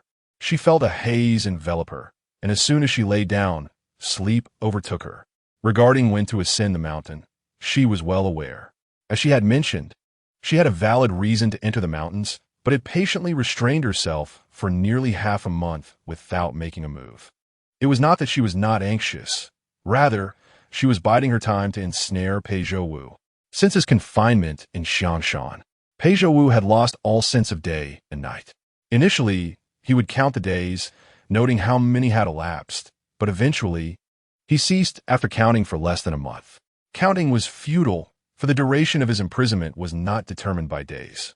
He only remembered that when he arrived, the snow atop the mountain had yet to melt. Now, it was the height of summer. However, of late, he had begun to count the days again, starting from the day Su Yueying departed, recalling she had said that day was the first of the month. It was not that he harbored any particular feelings for her. It was simply rare to have someone intrude upon his lonely confinement to converse with him, to remind him that he was still alive. The memory of her last, dejected expression lingered in his heart to this day. She was aware of his identity and the weight of his accusations. Yet she was unafraid of him, daring to venture forth despite the risks. Such resolve was precious. If she truly believed he despised her status, then she would never return. Pei Zhouwu stood by the window, a bitter smile gracing his lips. How rare it was to find such connections in this world. It was likely that he would never encounter another like Su Yueying, who was unafraid of entanglements or death. Even his parents had refrained from visiting him, wary of association. He felt a profound guilt, regretting the coldness he had shown her that day. Today was the 15th. The auspicious dates of the 1st and 15th of each month were ideal for incense offerings and prayers. He wondered if her family's matriarch would come into the mountains, whether she would bring her along, and whether she had faced any punishment since her last visit. Yet, even if she ascended the mountain, it was likely she would not return to this place. Suddenly, he sensed a movement near the pond, a sound that brought with it a surge of hopeful surprise. He dragged his chain and stepped outside, heading straight for the deep pool. Yet, upon reaching the pond, it was utterly empty. There was nothing there. Had he misheard? Pei Zhouwu's heart, which had raced in anticipation, gradually calmed, giving way to disappointment. However, he soon sensed something amiss. The stones by the sun-drenched pond were typically white, yet a peculiar trail of dampness extended towards the bamboo grove behind him. Pei Zhouwu approached slowly, circumventing the small patch of bamboo. Behind the grove, a figure was concealed. Who else could it be but Su Yueying, the one he had been thinking of? Pei Zhouwu's heart, which had settled, now raced anew, overwhelmed with astonishment, leaving him momentarily speechless. The person before him was drenched, the hem of her skirt still dripping with water. The wisps of hair at her forehead and beside her ears clung closely to her face, motionless, mirroring her current state of fear and silence. "I am sorry," she stammered, her words inducing a furrowed brow on Pei Zhou. "It is not you who should apologize." Prior to speaking, he had silently reminded himself several times to adopt a gentler demeanor, lest he frighten her further. Liu Fuyi lowered her gaze, concealing the amusement in her eyes. She mused that the efforts of the past fortnight had indeed borne fruit. With the groundwork laid appropriately, some performances did not require her direct involvement. He could flawlessly execute them himself, and then present the exquisite results to her personally. Chapter 10. Who are you really? I. Liu Fuyi was on the verge of tears, her head bowed and her brows knitted tightly. "I knew I should not have come here. My presence only serves to vex you. I acknowledge my wrongdoing, yet I could not resist the urge to see you, and now I shall take my leave." With that, she attempted to step past Pei Zhouwu. However, as anticipated, Pei Zhouwu did not easily permit her to depart. He reached out and grasped her wrist firmly. "Miss Yueying, I was in the wrong last time." Though reluctant to admit it, the deepest voice within him incessantly reminded him that while he shunned the sympathy of others, he simultaneously feared the unending solitude that enveloped him. Even the fleeting departure of a bird that occasionally lingered at his window would leave him in a state of lingering desolation. Once, surrounded by legions of family and friends, he had been oblivious to the concept of loneliness. Yet in this brief span of 6 months, he had been tormented by a solitude that echoed unanswered cries, driving him to the brink of madness. He craved companionship, even if it were just a bird, a glimmering firefly. "Pei Guizhou?" Liu Fuyi looked up at him, feigning surprise, though her heart was already filled with joy. She relished the sense of control over the situation. Pei Zhouwu offered no explanation. He merely released her hand and handed her the chain that hung between them, gesturing for her to follow him. once again grasping the chain. Liu Fuiying's mindset was markedly different from their previous encounter. Previously, she had been filled with uncertainty. This time, she confronted her ambitions with unwavering resolve. Upon entering the room, Liu Fuiying released her grip. She watched as Pei Zhouwu retrieved a towel from a rack by the bed, presenting it to her. There is nothing else, but it is clean. Thank you, Pei Zhouwu. Liu Fuiying accepted it without a hint of disdain, quickly noting that although the towel was not particularly soft, it was undeniably clean and somewhat coarse, likely a result of frequent washing and sun exposure. As she turned to dry her hair, her mind wandered to other thoughts. Pei Zhouwu had worn the lock for so long that the chain tethered to his hands rendered it impossible for him to don or doff his clothing. Yet, remarkably, he bore no unpleasant scent. She pondered how he managed to bathe. Her thoughts shifted as she casually glanced out the window, and the realization struck her. There lay a pond, ideal for bathing. Clothes and all could be washed away conveniently. This contemplation inexplicably conjured an image of a handsome man unfastening his garments to reveal his chest as he entered the water. Such a scene she longed to witness firsthand. Turning back, she suppressed her thoughts, ensuring no trace of them lingered. Thank you, Guizhou. She returned the towel, only to take it back again moments later. How about I help you wash it? No need. Pei Zhouwu's eyelids fluttered as he accepted the towel from her, instructing her to simply set it down, insisting it was of no consequence. Then, Liu Fuiying glanced at the bedding, bending down. Allow me to wash these sheets. The sun is splendid today, and they will dry quickly. You need not go to such lengths. Pei Zhouwu laid down the towel and turned to seize the bedsheet from her hands. I am a sinner. There is no need for you to attend to me so diligently. Truly, you do not. It's quite all right. I'm accustomed to these tasks. Miss Su. Pei Zhouwu firmly grasped Liu Fuiying's wrist, halting her with an unwavering demeanor, though he deliberately avoided conjectures about her identity. Her attire today aroused his suspicions. She donned a delicate green dress adorned with sheer fabric, a material that only the affluent could afford, far more exquisite than what she wore on their previous encounters. It was implausible to claim she was merely an ordinary maid. Yet, if she were indeed a noble young lady, she should not be subjected to performing such menial tasks. Why would she endure such hardships when she could live in comfort at home? Miss Su, should you continue this way, I shall truly forbid you from returning. I merely wish to assist you. These matters are. Pei Zhouwu suddenly found himself at a loss for words, his gaze fixed on the hand he held. The palm and fingers bore various calluses, marks that could only be the result of years of arduous labor. How could a precious young lady of noble birth possess such hands? Could it be that she truly... Liu Fuiying exerted some force to withdraw her hand, concealing her intentions while deliberately allowing Pei Zhouwu to notice her callous skin. After enduring years of hardship in the Liu household, tasks such as washing and chopping would have become routine. Her hands, often submerged in icy water during the harsh winter months, had become rough from frostbite, though they had improved slightly during her recent years in the Shen household. Forgive me for my appearance. Indeed, a maid's hands are hardly pleasing.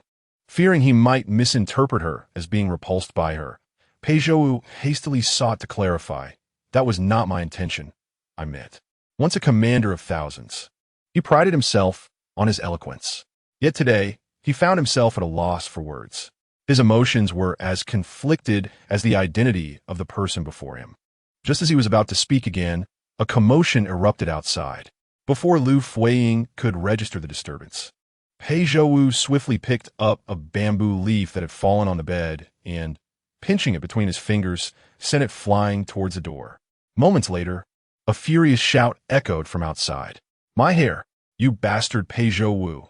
Even in this situation, you dare to be arrogant. I shall see you dead. It was likely a guard sent to investigate. Pei Zhouwu had mentioned that guards would come in several times a day. Not only the guards, but even Liu Fuiying was taken aback by Pei Zhouwu's remarkable finesse. Not only could he discern sounds and positions, but it required profound inner strength to wield a bamboo leaf as a weapon. It appeared he truly did not wish to leave this place. Otherwise, with his capabilities, the guards outside would hardly stand a chance of restraining him. Have I caused you trouble? Liu Fuyi suppressed her complex emotions and played along with the act. "Is of no consequence," Pei Zhouwu replied, shaking his head. "They are already accustomed to this. Otherwise, they would have barged in long ago. Once, perhaps they charged through the door, yet they could not contend with Pei Zhouwu. Instead, they suffered losses. As time passed, they likely grew fearful, daring only to utter threats from outside, too intimidated to enter, confirming that Pei Zhouwu was still alive and within was sufficient." Turning back, Pei Zhouwu gazed at Liu Fuyi. His initial words interrupted, leaving him unable to articulate his thoughts. He simply observed her, drenched from head to toe, and felt a sense of discomfort. "It's fine. I shall dry off," Liu Fuyi said, feigning concern as she moved to stand in the sunlight streaming through the window. Pei Zhouwu, a prisoner bound by chains, had no opportunity to change his attire, and thus he lacked any spare clothing to offer her for changing out of her wet garments. "Whose maidservant are you?" Chapter 11. Exceptional acting skills. Pei Zhouwu finally inquired about her background. Who was she a maid for? Liu Fuyi had pondered for quite some time on how to fabricate an appropriate story. The primary challenge was that when he first rescued her, she was adorned in garments of considerable value, making it difficult to navigate this situation smoothly. Naturally, claiming she was married was out of the question. Even if they were to eventually marry, the journey would be fraught with difficulties and complications. Pretending to be a young lady from a prominent family was also unfeasible. She needed to devise a narrative that would allow Pei Zhouwu to accept that a wealthy heiress had forsaken her family and her luxurious life to endure hardship alongside him. He would undoubtedly oppose such a notion. Thus, she resolved to portray a more tragic tale, one of being an orphan with no ties to the world. Most importantly, it had to be credible. In the capital, many maids from noble households led lives more dignified than those of ordinary young ladies. It was unlikely they would suffer unnecessarily outside their estates. Her hesitation only deepened Pei Zhouwu's curiosity. "What is it? Why the reluctance?" Liu Fuyi stammered, her expression marred by discomfort, as if she were uncertain of how to articulate her thoughts. It wasn't that she couldn't speak. Rather, she feared being ridiculed by Pei Zhouwu. "What ridicule?" Pei Zhouwu gazed intently at her, seriousness etched on his face. "Do you consider my predicament laughable? I find myself in such a state. Do you see me as a jest?" "No, I do not think that way."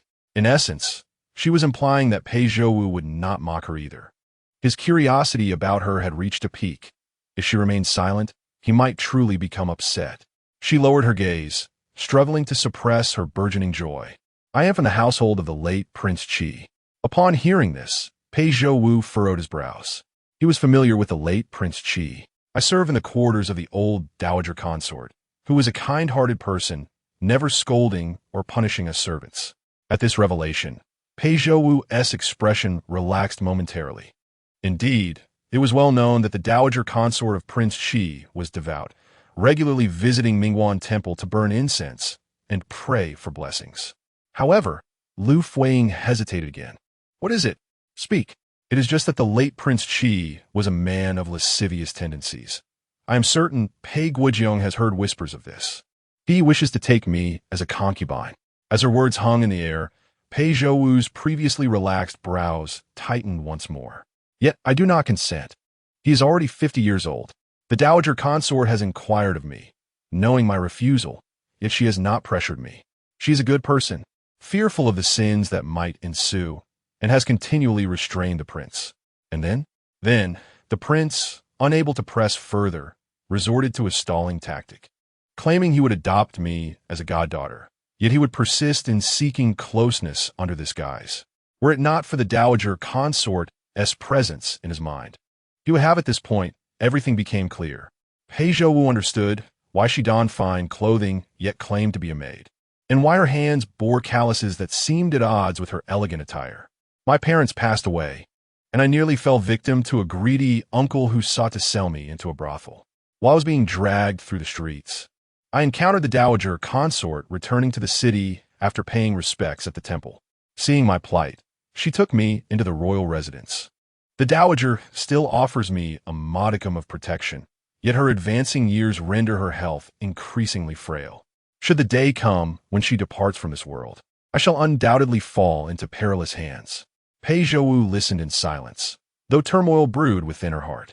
It seems her existence is fraught with difficulties. Not much better than his own. Each person bears their own burdens.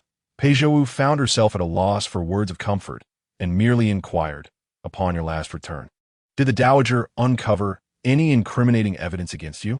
None, replied Liu Fuyi, leaning against the window, the sunlight streaming through, casting vibrant layers of brilliance upon her back. Her sudden smile rendered her exceptionally radiant, leaving Pei Zhouwu to wonder how she managed to smile at all. With a soft sigh, she mused that perhaps Liu Fuyi smiled to alleviate the heaviness of their earlier conversation, feigning indifference. The young master of the estate clamored for a pet rabbit. So on that day, I fabricated a tale of venturing out to hunt wild rabbits. After all, I had often caught wild rabbits and game birds in mountains. And regarding my wet clothes, I claimed I had accidentally fallen into a pond in the woods, a story no one questioned. You are quite adept at weaving your tales, Pei Zhouwu remarked lightly, though an unidentifiable emotion stirred within her, leaving a bittersweet ache in her heart. Despite her own struggles, she still took risks to seek him out. What excuse do you plan to use this time? He asked. Oh, you needn't worry about that. I have it all figured out. But wait. The prince she abruptly left the window mid-sentence and dashed out the door, her purpose unclear. She circled around the bamboo grove and returned to the previous spot, reappearing with a bulging bundle in her hands, evidently filled with numerous items. The heat outside caused her to sweat profusely, and the dampness in her hair mingled with perspiration. Yet it could not obscure the brightness of her countenance. With a smile, she entered, unwrapped the bundle, and placed its contents on the table. I noticed you appearing a bit gaunt, so I brought you some food. Your health is of utmost importance. We must preserve the green hills for the future. One by one, she unveiled the items, prompting another sigh from Pei Zhouwu. Initially, he had indeed grasped the wisdom of preserving oneself. In the first few months, he diligently cared for his well-being, consuming every morsel of the meals provided, despite their meager portions. Occasionally, he would roast fallen hawks or even near-dead birds and snakes. Yet, prolonged solitude breeds self-doubt. The roasted chicken and duck must be consumed quickly. The warm weather tea allow them to last long. The cured meats can be stored a bit longer, and remember to eat these fruits, as well as these pastries I made myself. She held out a piece of delicate, pink-hued pastry, smiling at him. I've tasted it. It's quite delightful. Would you care to try? Her face was alight with anticipation. But Pei Zhouwu wore a serious expression. It's fine. She smiled wryly, returning the pastry to its place. If you're not hungry now, you may as well eat later. After all, it won't spoil in a short while. Pei Zhouwu's gaze remained fixed upon her face, and though he uttered not a single word, Liu Fuyi understood his sentiment. He did not wish for her to trouble herself on his behalf. Well, allow me to tidy up the room for you. She ran her fingers through her hair, turning away in what appeared to be an awkward manner.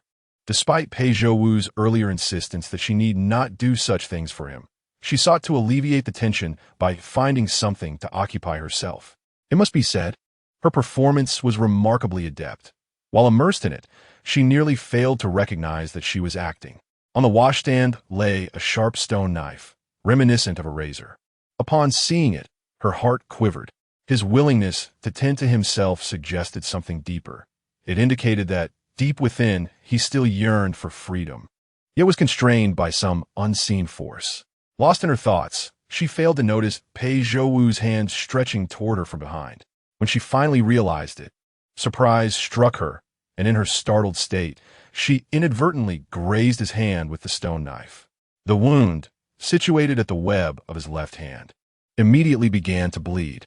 Her mind raced, and a plan swiftly formed in her thoughts. Chapter 12. Heartbeat setting aside the stone knife, she grasped his hand, and then she lowered her head and began to suckle. Pei Zhouwu thought to intervene, but it was too late. She inhaled deeply, then exhaled. Initially, the wound stung slightly, but gradually, that sting transformed into a tingling sensation, a mix of itchiness and warmth. Pei Zhouwu's eyelids fluttered as rapidly as his heartbeat. Su! Miss Su! Liu Fuyi paused, yet her lips remained pressed against his hand. The peculiar warmth swiftly radiated from the space between his thumb and palm, gradually spreading along the contours of his skin, reaching his flushed ears. Pei Zhouwu felt his heart racing faster, thundering to a deafening rhythm. This was his first experience of such intimacy. Even his closest companion, his mother, had never performed such an act. She had always been stern and forbade the maids from approaching him too closely. Thus, he found this affectionate gesture exceedingly unfamiliar.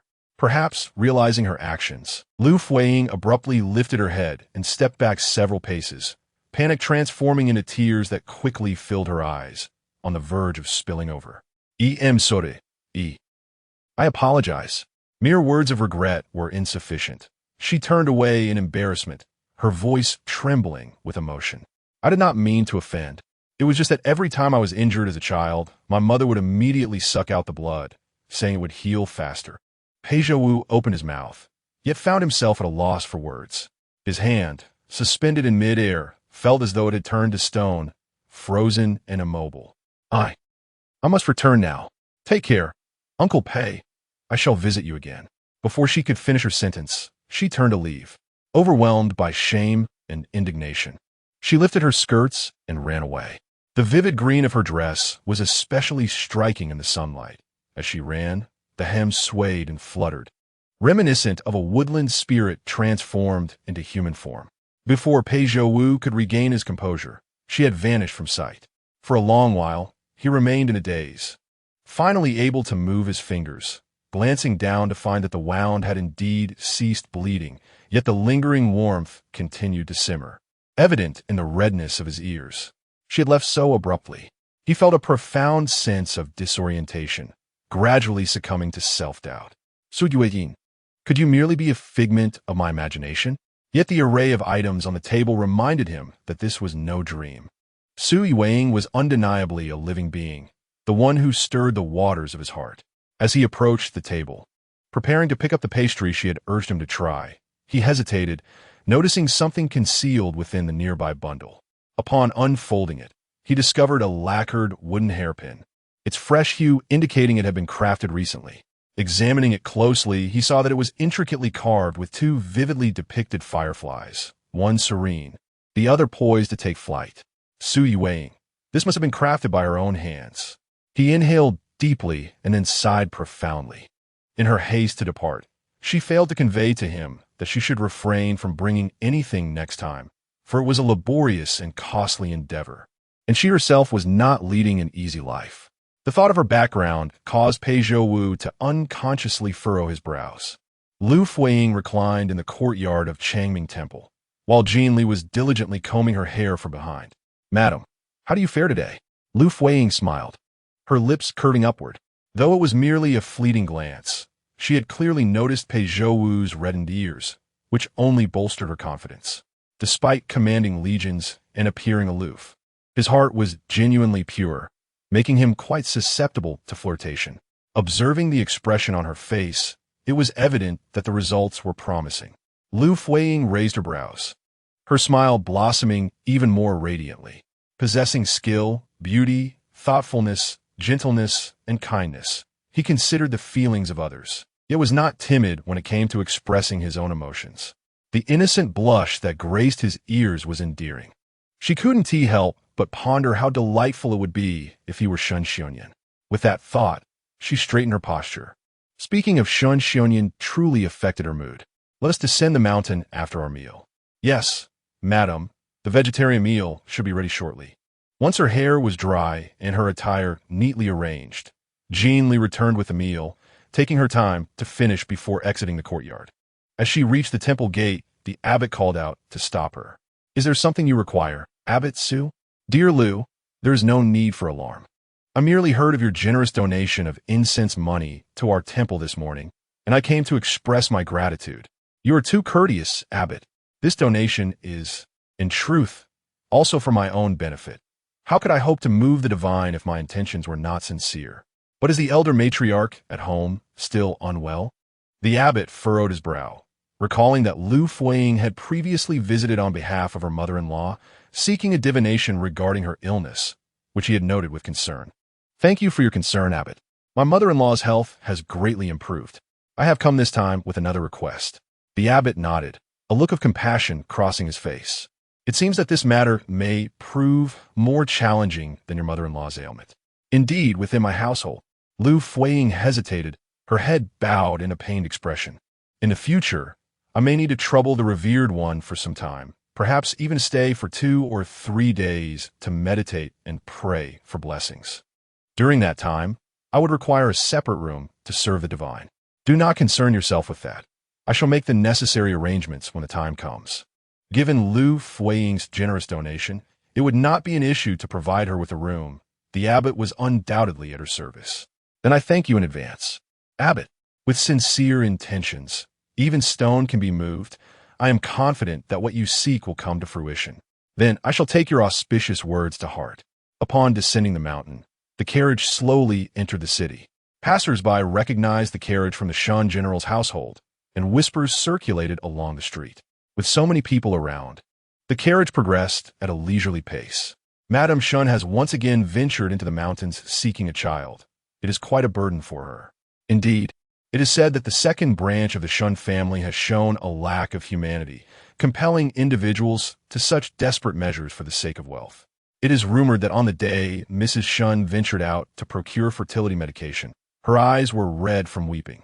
Is this truly the case? How pitiable! Alas! I have also heard that General Shun suffered severe injuries and has not been seen outside for quite some time. Perhaps his condition is dire, rendering him incapacitated. Inside the carriage, Liu Fuyi faintly listened and could not help but chuckle at the mention of Shan Xunyin's supposed demise. Much of what they spoke was indeed exaggerated.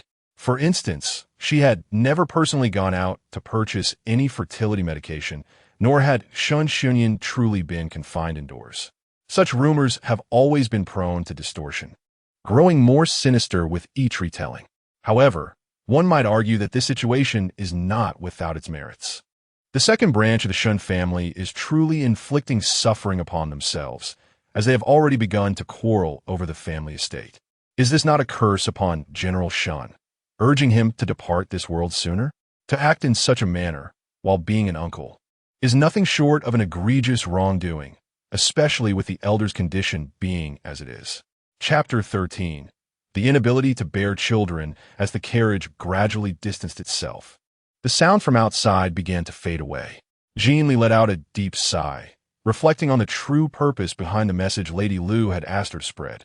I must admit, I pondered for quite some time without grasping the intention, but it seems Lady Liu is always so meticulous in her actions. Liu Fuyi turned to her with a smile, prompting Jean Li to playfully stick out her tongue. I hope you don't think me foolish. How could you be foolish? You care for me too much. Concern leads to confusion. Jean Li sighed. Well, with this excuse now in hand, lady, no one will suspect you when you venture back to the mountains. It will only serve to solidify the rumors of the second household suppression of you. Liu Fuyi smiled warmly, tenderly stroking her hair. Upon returning to the estate, Liu Fuyi took a brief rest in her chamber before heading to the kitchen to arrange for the evening meal. Recently, rumors about the second household had intensified in the capital, causing them to hesitate in visiting this place for fear of being caught in any tangible wrongdoing. Their own guilty consciences made them retreat, thus confirming the very rumors they sought to deny. Liu Fuyi found herself relieved by the reduced necessity of dealing with them. Not long after leaving Changming Temple, Liu Fuyi had sent someone to handle the matters discussed with the abbot, this time to appear earnest. She planned to purify herself and stay at the temple for a few days. When the day arrived, Liu Fuyi and Jean Li set out early. Filled with anticipation, she looked forward to spending several days in close proximity to Pei Zhouwu, convinced that significant progress would ensue. Jean Li shared her enthusiasm, hoping that Liu Fuyi would soon conceive and thus bring an end to their clandestine existence. However, just as they were about to leave the city, an unexpected encounter awaited them. Someone pursued them, halting Liu Fuyi's carriage. Sister, you're leaving so swiftly that I nearly couldn't keep up. The woman calling her sister lifted the carriage curtain, her face adorned with a jubilant smile, which caused Liu Fuyi's expression to turn cold. It was a member of the Liu family.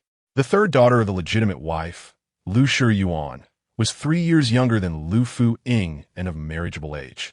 Before Lu Fuyi could respond, Lu Shiyuan disembarked from her own carriage and, without consent, climbed into Liu Fuyi's carriage, cheerfully seating herself beside her and pushing Jean Li far away.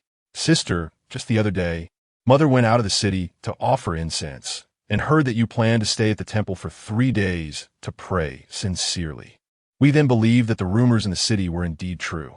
Sister, is it true that uncle from your husband's family is really treating you this way? Now, she addressed her as sister with such familiarity. Lu Fuyi gazed straight ahead, refusing to meet her eyes.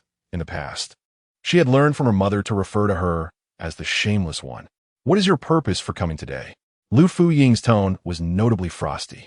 Lu Shiyuan, undeterred by her impatience, feigned ignorance and replied, Sister, Mother is worried that you might be too heartbroken. So she specially sent me to accompany you and offer you some comfort. Jean Li could barely suppress a scoff at that. Lu Fuyi raised an eyebrow, replying coolly, Mother has good intentions. In the bustling street, amid the throngs of people, if she were to simply cast Lu Shiyuan out, it would undoubtedly backfire. The family from her maiden home, concerned about the hardships she endured, specifically came to accompany her through this challenging period. However, she showed no appreciation, publicly mocking them, inevitably earning herself a reputation for being cold-hearted and ungrateful. Forgetting her humble beginnings after marrying into a wealthy family and distancing herself from her connections to her modestly positioned relatives. Once outside the city, Lu Shiyuan began her incessant chatter once more. Oh, sister, how's my brother-in-law General Shen's health?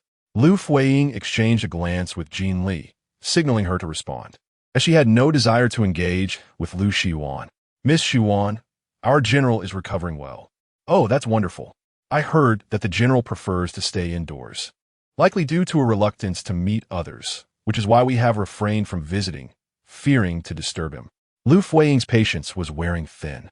How could she not perceive Lu Shiyuan's ulterior motives? What she claimed was to comfort Liu Fuyi's heart, but her true aim was to pry into Shen Xunyan's affairs. May I ask you a personal question, sister? I hope you won't be upset. We are merely concerned for you. Before she could pose her inquiry, Liu Fuyi preemptively articulated it for her. You wish to know whether the inability to bear children lies with me or the general. Lu Shiyuan's eyes sparkled with excitement, her face alight with a smile as she exclaimed, Sister, you are truly remarkable. How did you know I was going to ask this? The general is in the prime of his youth. How could there be any issue? Upon hearing Liu Fuyi's response, Lu Shiyuan's eyes gleamed even brighter, concluding that since Shen Xunyan posed no problem, the issue must rest with Liu Fuyi. Liu Fuyi was simply an unworthy individual, believing that marrying into the general's household placed her on a lofty perch. Whether she could transform into a phoenix remained uncertain. Liu Fuyi could not bear children, but she could. Shen Xunyan was young and accomplished, exceedingly handsome. Indeed, Liu Fuyi was unworthy of him. She would inevitably be cast out from a Shen family. Sister, I rose early this morning and feel rather tired. I must take a brief rest to rejuvenate. Oh, then please do rest, sister. Noticing Liu Fuyi closing her eyes to lean back, Lu Shiyuan no longer concealed her disdain, inwardly cursing her arrogance. Had she still been in the Liu household, would she dare to act so presumptuously? At last, they arrived at Changming Temple, where the abbot, aware of her arrival, came forth to greet her from distance. Indeed, the adage that money can move mountains holds true in every context. Madam Shen, you must be weary from your journey. Please step inside, rest, and enjoy a cup of tea. The private chamber has already been prepared for you.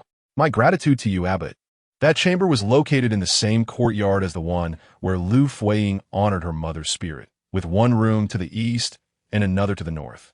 The northern room designated for Liu Fuyi's overnight rest. Excuse me, abbot, are these deities in the shrine all petitioned for the blessing of offspring? Lu Shiyuan inquired, gazing at the altar on the wall. The abbot smiled at her, replying, the sincerity of one's heart is paramount in seeking divine favor. Lu Shiyuan's smile faltered awkwardly as she turned away, likely harboring thoughts of wishing Liu Fuyi would never realize her desires and remain childless forever. The abbot imparted a few more instructions, assuring her that no unsavory individuals would be allowed near, so as not to disturb Liu Fuyi's tranquility and sincerity. Originally, Liu Fuyi intended to set out to find Pei Zhouwu after the abbot's departure. At present, Liu Xuan remains here, a veritable hindrance. After the midday meal, she refuses to depart. As time passes and the sun approaches its descent, Liu Xuan shows no inclination to leave. Liu Fuyi is acutely aware of her intentions. By feigning concern, she eagerly awaits praise from those headed to the capital, including Shun Xunyan, hoping to leave a favorable impression for future opportunities with the Shun family, particularly regarding their heirs. Using the pretext of needing to relieve herself, Liu Fuyi discreetly takes Jin Li outside. "Madam, what shall we do if she refuses to leave?" Liu Fuyi's eyes glimmer with coldness. She too feels a sense of indignation.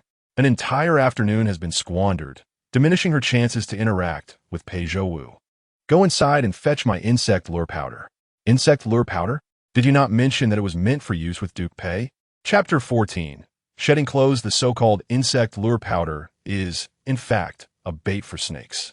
Under Liu Fuyi's insistence, Jin Li procured the powder and sprinkled it behind the wooden door near the back mountain, gradually spreading it along the path into the courtyard. A gap at the bottom of the dilapidated door was just wide enough for a snake to slither through. At this time of year, snakes and insects are particularly active. With the looming mountains behind, it wouldn't be long before they were drawn in. When Jin Li knocked and entered, her face was noticeably pale, and Liu Fuyi understood that the snakes had arrived. "Madam, miss, it is time for dinner," said Liu Xuan. Upon hearing this, she immediately stood up to leave. Having felt cooped up all afternoon, frustrated, she was oblivious to Jin Li's pallor and her trembling voice. Just a few steps into the courtyard, screams erupted. Liu Fuyi secretly chuckled, anticipating that Liu Xuan would scare herself to death and then come begging her to stay, which she would surely refuse. By the time Liu Fuyi stepped outside, the courtyard was already void of people. The snakes had also been frightened and retreated. Liu Fuyi pretended to search for Liu Xuan for a while, finally locating her curled up inside the carriage, adamant about not coming out and urging the driver to descend the mountain immediately. At this point, Jin Li was relieved. Before going out to search for Liu Xuan, the insect lure powder in the courtyard had already been cleaned up, after waiting a while for the Taoist priests drawn by the screams. To confirm that all was well before departing, Liu Fuyi finally changed her clothes. After such a commotion, night had fully descended. After hastily partaking in a simple meal, Liu Fuyi pulled open the wooden door and stepped outside. "Madam, are you not afraid?" "Afraid of what?" "Of people or ghosts. Of snakes. If one fears everything, it is better not to go at all." Suppressing her racing heart, Liu Fuyi finally stepped into the grass. Meanwhile, in the bamboo house at the cliff's base, there was no sign of Pei Zhouwu in any direction. In the distance, the sound of splashing water echoed from the deep pool behind the house. Yes, at that moment, Pei Zhouwu was submerged in the water, his clothing open, indicating he was bathing. Moonlight slanted down upon him, enveloping his wet white robe in a shimmering silver glow, each droplet of water on his chest appearing crystal clear and radiant. He tilted his head back, gazing at the bright moon, his expression more desolate than the moonlight itself. Though his gaze was fixed on the moon, his thoughts had long since drifted elsewhere, lost in reverie, unaware of the approaching shadow in the water. As Liu Fuyi traversed the submerged passageway, she was almost to the surface. The closer she got, the more distinct the shimmering white silhouette became. Shocked yet understanding, she realized that if there was indeed someone there, it must be Pei Zhouwu. In that fleeting moment, she caught a glimpse of his exposed chest. Previously, she had speculated about how Pei Zhouwu bathed, even conjuring illusions, never expecting to witness it firsthand today. If that was the case, she had to thank Liu Xuan. Had it not been for Liu Xuan's insistence, she would not have arrived at this moment and would have missed such a captivating scene. She emerged from the water, breathless and gasping, yet still feigning the appearance of nearly drowning. Startled and disoriented, Pei Zhouwu was equally astonished. The phrase pale as a flower is rarely applied to a man, yet it fit him perfectly. "It is neither the 1st nor the 15th day of the month," he remarked, unable to fathom her unexpected arrival. Liu Fuyi barely steadied herself, seemingly oblivious to Pei Zhouwu's presence in the water, and upon noticing him, she instinctively shielded her eyes in a display of terror. "Pei Guizhou, why are you not dressed?" Her tone was laced with embarrassment, compelling Pei Zhouwu to glance down. He was not undressed, merely having loosened his garments for the purpose of washing himself. "Miss Su, I sincerely apologize for any offense," he said, refraining from blaming her intrusion. If anyone was at fault, it was indeed her trespassing upon him. As the sound of splashing water filled the air, Liu Fuyi peered through her fingers to see him turning away, preparing to return to the shore. She lowered her hands, raised an eyebrow, and a thought crossed her mind. Suddenly, a loud splash resonated. Pei Zhouwu swiftly turned back, only to witness Liu Fuyi's form disappearing beneath the water's surface. Frowning, he retraced his steps, the rippling water betraying no further movement from her. He plunged his hand into the shimmering depths, grasped her, and pulled her up, immediately hearing her violent coughs, indicating she had taken in water. "Miss Su, what has happened?" he inquired. "I cough. I felt dizzy and somehow fell in, unable to keep my balance." Liu Fuyi managed to respond between coughs, her eyelids drooping once more. Without a second thought, Pei Zhouwu lifted her in his arms. He had not even had the chance to fasten his garments, his chest glistening with droplets of water, leaving much to the imagination. Liu Fuyi languidly leaned against him, allowing him to carry her inside. Pei Zhouwu placed her gently upon a bamboo bed, the thin blanket neither covering her nor leaving her exposed. She was drenched, and even if she were to be covered, it would be futile, only serving to dampen the bedding further. "What caused your sudden dizziness, Miss Su?" he asked, concern etched upon his face. The hour was late, and the darkness had settled. She ought to have been at the Qi Wangfu, not wandering in this shadowy mountain. "I am not certain. Perhaps it is due to feeling unwell these past few days," Liu Fuyi replied, her voice soft and weary, reminiscent of a mewling kitten. "Has something occurred at the Wangfu?" Pei Zhouwu pressed further, yet Liu Fuyi seemed lost in her drowsiness, merely murmuring the word cold repeatedly. Realizing that inaction could lead to her illness, Pei Zhouwu rose from the bedside, the heavy sound of dragging chains echoing as he departed. Once he had left, Liu Fuyi promptly opened her eyes.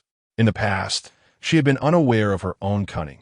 To secure a child, she had employed every trick in the book. Surely Pei Zhouwu had gone to fetch something to warm her. However, to achieve warmth, she would first need to shed her wet garments. One wonders how Pei Zhouwu would react if he were to inadvertently witness something. Soon, Pei Zhouwu returned, carrying a basin of charcoal. The smoke produced by the burning wood was quite acrid, wafting out of the window in wisps. "Cough, cough." Liu Fuyi turned her head and heard Pei Zhouwu continue. "Miss Su, the nights in the mountains are indeed cooler than those outside. Your sudden fainting must be due to your frail constitution, and exposure to such dampness could surely lead to illness. Therefore," he paused, lowering his gaze before continuing, "you should first remove your wet garments and allow them to dry." After a considerable silence following his words, Liu Fuyi hesitated before finally speaking. "But," Chapter 15, The Orange-Yellow Bodice, "I shall secure the doors and windows before I depart. There is no need for your concern. Behold, how could a man of such upright character possibly stoop to the act of disrobing a woman? Liu Fuyi must not behave in such a manner, for it would appear overly contrived. Having dispelled his doubts regarding her identity, she could not afford to let him suspect her of any ulterior motives. Then, it seems I must impose upon Lord Pei. Pei Zhouwu brought over a rack for hanging the clothes, allowing Liu Fuyi to dry her garments by the fire momentarily. He then shut the window and firmly closed the door behind him as he exited. Although the room was dimly lit, the shadows cast were remarkably distinct. Liu Fuyi slowly rose to her feet and approached the rack, lifting her hands to remove her clothing, with the collar slipping from her shoulders clearly visible. When the fabric fell to her waist, Pei Zhouwu averted his gaze. He turned away and noticed that his own collar was undone, leaving him exposed. Turning back, he gazed into the depths of the room, puzzled over what distress had compelled her to ascend the mountain at such a late hour. Why had she fainted so suddenly? Just as he was about to secure his clothing, a sudden crash echoed from within the room, causing him to whirl around. The figure that had stood there moments before had vanished, likely succumbing to dizziness alongside the fallen rack. Upon reflection, he recalled the brazier position beside the rack. What if? He disregarded all else and rushed towards the scene. As he pushed the door open, he was met with the sight of both the person and the rack, along with the brazier, toppled to the floor. The brazier had been knocked over, spilling a significant portion of its glowing embers on the ground. The fiery coals perilously close to her arm. However, Pei Zhouwu's countenance was one of sheer panic. His body stiffened, and he turned away once more. Liu Fuyi's upper body was clad only in an orange-yellow bodice, lying on her side, exposing her smooth back entirely. The glimpse he had caught through the shadows had already been a considerable affront to her dignity. The scene before him now felt like an irreparable desecration of her womanhood. Pei Zhouwu could not conceal the turmoil in his eyes.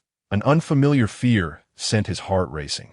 He had never felt such disarray, even when shackled and imprisoned 6 months prior. As he prepared to apologize, he was suddenly interrupted by the sound of her sobs from behind him. Pei Zhouwu furrowed his brow, assuming she wept for having been exposed to his gaze. "Misu, it was not my intention. His words were cut short by her choked voice, her sorrowful tone tightening his features further. "I truly have nowhere else to go." Pei Zhouwu's lashes fluttered, instinctively prompting him to turn and verify her statement. However, remembering her state of undress, he proceeded with utmost caution. "I have nowhere to go," Liu Fuyi repeated, her voice trembling, steeped in despair. "I am so sorry." She began to apologize profusely. "I should not have troubled you. I am sorry As her words trailed off, her tone weakened, as if she were on the verge of fainting once more, until her voice faded entirely, leaving only silence in its wake. Pei Zhouwu inhaled deeply, his closed eyes tightening in a frown. Finally, with a heavy sigh, he turned away. He harbored no ulterior motives toward her, thus he chose to be more forthright. The embers by her side, through the air, had already reddened her skin, a round patch that mirrored the hue of her tear-stained nose, evoking an air of vulnerability. Approaching her, he crouched down and extended his hand. Her skin, dampened by the soaked clothing, felt somewhat cool, yet its delicacy made him hesitant to touch her too much. After cradling her gently, he laid her down softly on the bed. He averted his gaze, turning his back to tidy the scattered items on the floor, adjusting the rack and hanging the wet clothes, then sweeping the embers to rearrange the charcoal basin, all the while silently warming her garments. Liu Fuyi fixed her gaze upon his silhouette. Everything that had transpired was merely a performance she had orchestrated. Yet her portrayal was so convincing that her eyes still glistened with tears, embodying a pitiful charm. She reached out, lightly grasping the hem of Pei Zhouwu's garment. He was momentarily taken aback, pausing his actions, assuming she had something to articulate, thus patiently waiting for her to speak. But after a long time, she continued to merely tug at his clothing. The atmosphere was tranquil, yet a subtle undercurrent of emotion began to intertwine. Pei Zhouwu dared not make any sudden movements, fearing she lacked the strength. If he exerted too much force, her grip might falter, leaving him uncertain whether to fear her loosening hold or his own heartstrings snapping. As if her hand grasped not his garment, but the very strings of his heart, drawing forth his deepest sentiments. After a considerable time, the hand behind him seemed to finally succumb to its own weight. At that moment, Pei Zhouwu's eyelids twitched, as if the connection of their heartstrings had indeed been severed. He slightly turned his head and spoke softly, "Miss Su, please rest well." Yet Liu Fuyi, in a feeble voice, uttered a denial, her fear palpable in her words. "I fear that when I awaken, I will discover this has all been a dream. The fragrant mountains and deep pools are illusions. The bamboo house is a figment, and you are but a mirage." Pei Zhouwu's brow remained furrowed, unfurling only slightly. He could not pinpoint when it was that she had become the singular salvation in his nightmares. Merely the thought of her made the days seem more bearable, alleviating some of his fears. "You have rescued me in many ways, not merely saving my life. Yet I feel remorse. Each time I come to you under the guise of gratitude, it is in truth an excuse to evade my reality. I have taken your presence as a sanctuary, and for that, I am sorry." Pei Zhouwu could not bear to listen any longer. For reasons unknown, her words stirred a deep ache within him. Turning his head, he caught sight of a tear cascading from the corner of her eye. He had witnessed women weep before, but never had he felt such an impulse to wipe away their tears as he did now. Perhaps it was due to their shared circumstances that he felt such profound empathy. Miss Yueying, your previous admonition to take care resonates with me now, and I return it to you. As you said, preserving the Green Mountains is of utmost importance. I know not what troubles you face, nor will I compel you to speak of it. I simply hope you remember to cherish your own well-being. Take care. Liu Fuying's tears fell more rapidly now, her sobs becoming increasingly difficult to suppress. I find myself at a loss regarding how to take care of myself, perhaps not wishing to reveal her disheveled countenance to him. She turned away, facing inward. Pei Zhouwu's eyelids flickered, and he swiftly cast a glance back. Despite his haste, he caught a glimpse of her bare back. After weeping for a brief moment, Liu Fuying sniffed and remarked, "In truth, it is nothing serious. I simply have not eaten much in the past couple of days, leading to my fainting spell. It is not a matter of great concern." Pei Zhouwu examined her damp clothing, turning it over from top to bottom, remaining silent. How could it be nothing? The issue lies not in her fainting from exhaustion, but rather in the reason behind her prolonged abstinence from food. On my way here, I set a trap in the woods. If I catch a wild rabbit or something similar tomorrow, let us roast it together and enjoy. She abruptly changed the subject, causing Pei Zhouwu to feel uneasy. Tomorrow? Do you not need to return to the royal residence? Chapter 16. Half-naked, the matriarch Qi graciously permitted me a few days of respite from my duties, allowing me to return only the day after tomorrow. Pei Zhouwu remained silent, increasingly intrigued by her plight. Yet, fearing to evoke her sorrow, he hesitated to inquire further. Alternatively, if Uncle Pei were unwilling to let me stay here, I could depart. Upon hearing her words, Pei Zhouwu softly exhaled and replied, "You see, you consistently belittle yourself. If I held any disdain for you, I would have cast you into the depths, leaving you to fend for yourself." Indeed, Liu Fuying seemed to transform her tears into a smile, her tone considerably lighter. "Uncle Pei is a good man," she affirmed. Her relaxation eased Pei Zhouwu's tension, and his earlier fidgeting with the clothing became more natural. "In this world, perhaps only you consider me a good person," he remarked. "How could that be? Your family and loved ones must believe in you too. Belief is one thing. Blame is another." Then, Liu Fuying hesitated, finally voicing a question she had long wished to ask. "Your reluctance to flee this place, is it for the sake of your family?" Pei Zhouwu did not respond immediately. His gaze lowered as if scrutinizing the garments in his hands, wary of them falling into the fire. In truth, his thoughts had likely drifted far away. "You should already know," he replied softly, continuing, "I am imprisoned here, awaiting a thorough investigation. If I were to escape, it would imply my guilt and validate the accusations of treason against me. Consequently, he trailed off, knowing his family, parents, the empress, and the crown prince would all be implicated. Liu Fuying's heart confirmed her suspicions. Indeed, he was willing to endure suffering to spare his family from harm. "I do not believe you would conspire against the throne. It must be a misunderstanding." Her declaration was resolute, as if she had already glimpsed the truth. If her other words were mere performances for him, this statement emanated from the heart. She genuinely believed that a person like Pei Zhouwu would never engage in treason. "Are you so certain?" Although the question was posed, Pei Zhouwu's sidelong glance revealed a glimmer of hope. "Certainly," Liu Fuying replied without hesitation, placing her unwavering trust in him.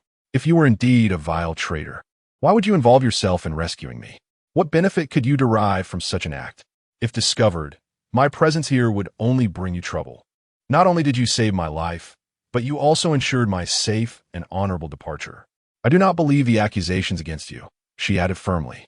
Pei Zhouwu, his features as radiant as stars, offered no further reply, simply stating, "You are still weak. You must rest well." All right, Liu Fuying repeatedly affirmed, a triumphant smile slowly gracing her back-turned face. Though he said nothing further, she could sense a deepening of their bond. Should this trajectory continue, it would not be long before they would welcome a child. When Pei Zhouwu, having dried the clothing, tentatively turned back. He found Liu Fuyi had already drawn the quilt around herself. Upon closer inspection, only a gentle softness remained in his gaze. He had already seen quite enough of her half-naked form. Any more would be counterproductive. Thus, she wisely covered herself with the quilt at that opportune moment. The clothes had dried, yet perspiration glistened on Pei Zhouwu's face.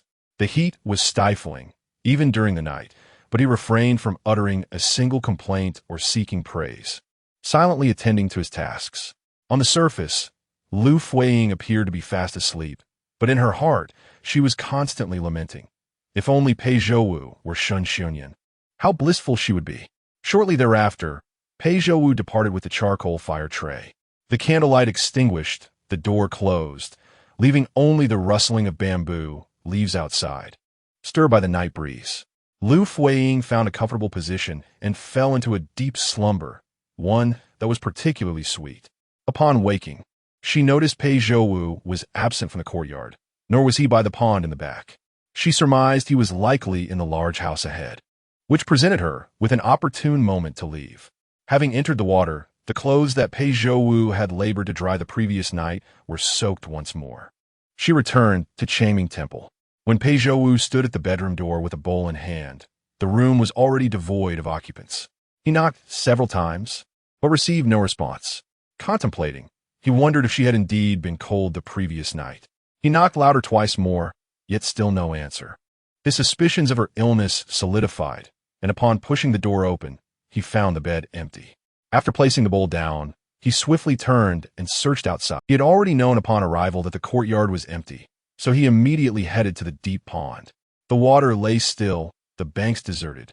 He also checked the bamboo forest behind the house. This area was too small for her to hide. The only possibility was that she had ventured out. Yet, she had departed so abruptly. Then a thought struck him. She had mentioned setting traps in the forest. Perhaps she had gone to check on her catch. Moreover, she had spoken of needing several days of rest, intending to descend the mountain and leave the city in a few days. If that were the case, she would surely return. He returned to the bedroom, sitting quietly by the window as he had on countless silent days, but his state of mind had shifted. When there was someone to wait for, the days were not so arduous. The bowl of porridge on the table had cooled from steaming warmth to icy stillness, waiting for her return until midday when the guard brought in lunch. Even after the afternoon had passed, she still had not come back. Pei Zhouwu had not touched a single bite of food. So much time had elapsed. It was enough to traverse a mountain. Why had she not returned? The water before the pond reflected Pei Zhouwu's silhouette, steam rising from the pond's surface, revealing the intensity of the afternoon sunlight. Yet he remained motionless, standing there for a considerable time. Had she met with misfortune while checking her traps, as she had before, falling into some ravine? Or had she been taken back by the people of the Wangfu? A deep sense of unease compelled Pei Zhouwu to pace restlessly, ultimately taking a step forward. But he suddenly halted upon entering the water. He turned back, gazing towards the direction of the courtyard. Outside, a large pendulum clock hung in front of the guards' camp. Should they discover his absence, it would be struck, its sound echoing down the mountainside, resonating throughout the entire capital, prompting the city's military to swiftly surround the Pei family. With this thought, he silently withdrew the leg he had extended. Yet, his countenance bore no trace of relief or ease. Sui Wang, what on earth is the matter with you? You evoke my sympathy and affection, yet time and again, you leave me in unrest. He lifted his gaze, squinting at the sun, and then, as if resolutely making a decision, stepped once more into the water. This was the third time he ventured into the pool. The first time was a quiet exploration upon his initial discovery. The second was when he accompanied her on her last departure, and now, this marked his third excursion. Fortunately, the iron chain binding his hands was not as short as that on his feet, allowing for greater freedom of movement, and thankfully, his proficiency in swimming was commendable. Otherwise, he would have struggled to navigate the lengthy underwater passage. At last, he emerged from the depths, yet his immediate instinct was not to gasp for air. Chapter 17. You are truly beautiful. Pei Zhouwu scanned his surroundings, seeking any trace of her, but his heart sank with disappointment. An unsettling anxiety surged within him once more. He hurried ashore, fervently hoping that she remained in the mountains, for that would still offer a chance of finding her. However, if she had already descended, he would be left powerless. The forest was a labyrinth, with paths branching in every direction. Which one could lead her away? As he was lost in thought, he suddenly caught sight of a figure stumbling through the woods. The silhouette, particularly the hue of pale yellow, struck him as exceedingly familiar. Was it not the very color of the clothes he had dried for her the previous night? He quickened his pace, plunging into the thicket, when Liu Fuyi noticed him. Astonishment washed over her face. Pei Zhouwu approached with an intense demeanor, causing her to retreat, losing her balance and falling. Witnessing this, his expression shifted dramatically. He rushed to her side and crouched down, asking where she was hurt. The way she had been limping indicated that she must have sustained an injury. As for her whereabouts, she had indeed gone to check on the traps, evidenced by the 2 wild rabbits clutched in her hands. How did you manage to get out? Pei Zhouwu fixed her with a piercing gaze, his voice steady yet firm. Why did you not inform me before venturing out on your own? Did you not consider that I might worry? Had I known this would happen, I would have preferred not to rescue you at all. Initially, she had not perceived the gravity of his concern, but now she realized it had surpassed her expectations. He had emerged from the water for her sake. Unlike before, when he merely escorted her out and returned swiftly, today he had specifically come forth to seek her. Little did he know where to look, and, as time passed, he risked drawing the attention of the guards. Pei Zhouwu had always maintained a calm demeanor, speaking softly and acting with decorum. Yet, when his passion ignited, it revealed a side of him that was unexpectedly fervent. I'm sorry for not seeing you this morning. I thought you were sleeping in the front room. I dare not approach or call out, fearing the guards might notice. With the heat of the day, any prey caught must be processed swiftly, lest it spoil and become inedible. So, I am truly sorry. She bowed her head, quietly apologizing, her self-reproach diffusing the irritation he had felt from worry.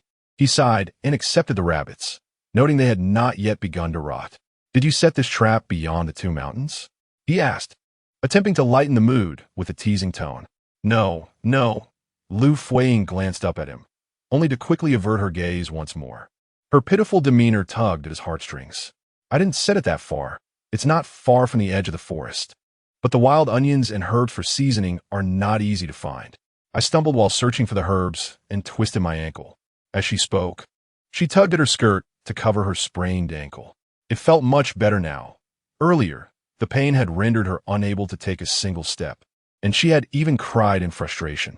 Upon hearing her recount this, Pei Zhouwu's remaining sternness dissipated. He felt no anger, yet he could not muster a smile either. All that lingered was a sense of helplessness. Here I am, a grown man, reduced to relying on you to hunt and provide for me. His teasing tone was unmistakable, and Liu Fuyi, fully aware, chose to feign ignorance, pulling at his sleeve with a soft, timid demeanor, her teary eyes pleading. Please don't be angry anymore. I know I was wrong. In her current state, who could possibly remain angry? Pei Zhouwu turned away, uttering, let us not discuss it. We should head back. His posture implied he intended to carry her. Can you move? He inquired again. Yes, I can move, she replied. Liu Fuyi sat up and lunged toward him. Her sprain had been a ruse. Earlier, upon hearing the sound of water in the woods, she had guessed Pei Zhouwu was approaching and had impulsively pretended to hurt her ankle. With great care, she took the wild rabbit from his hands. You shouldn't carry this. I can manage it.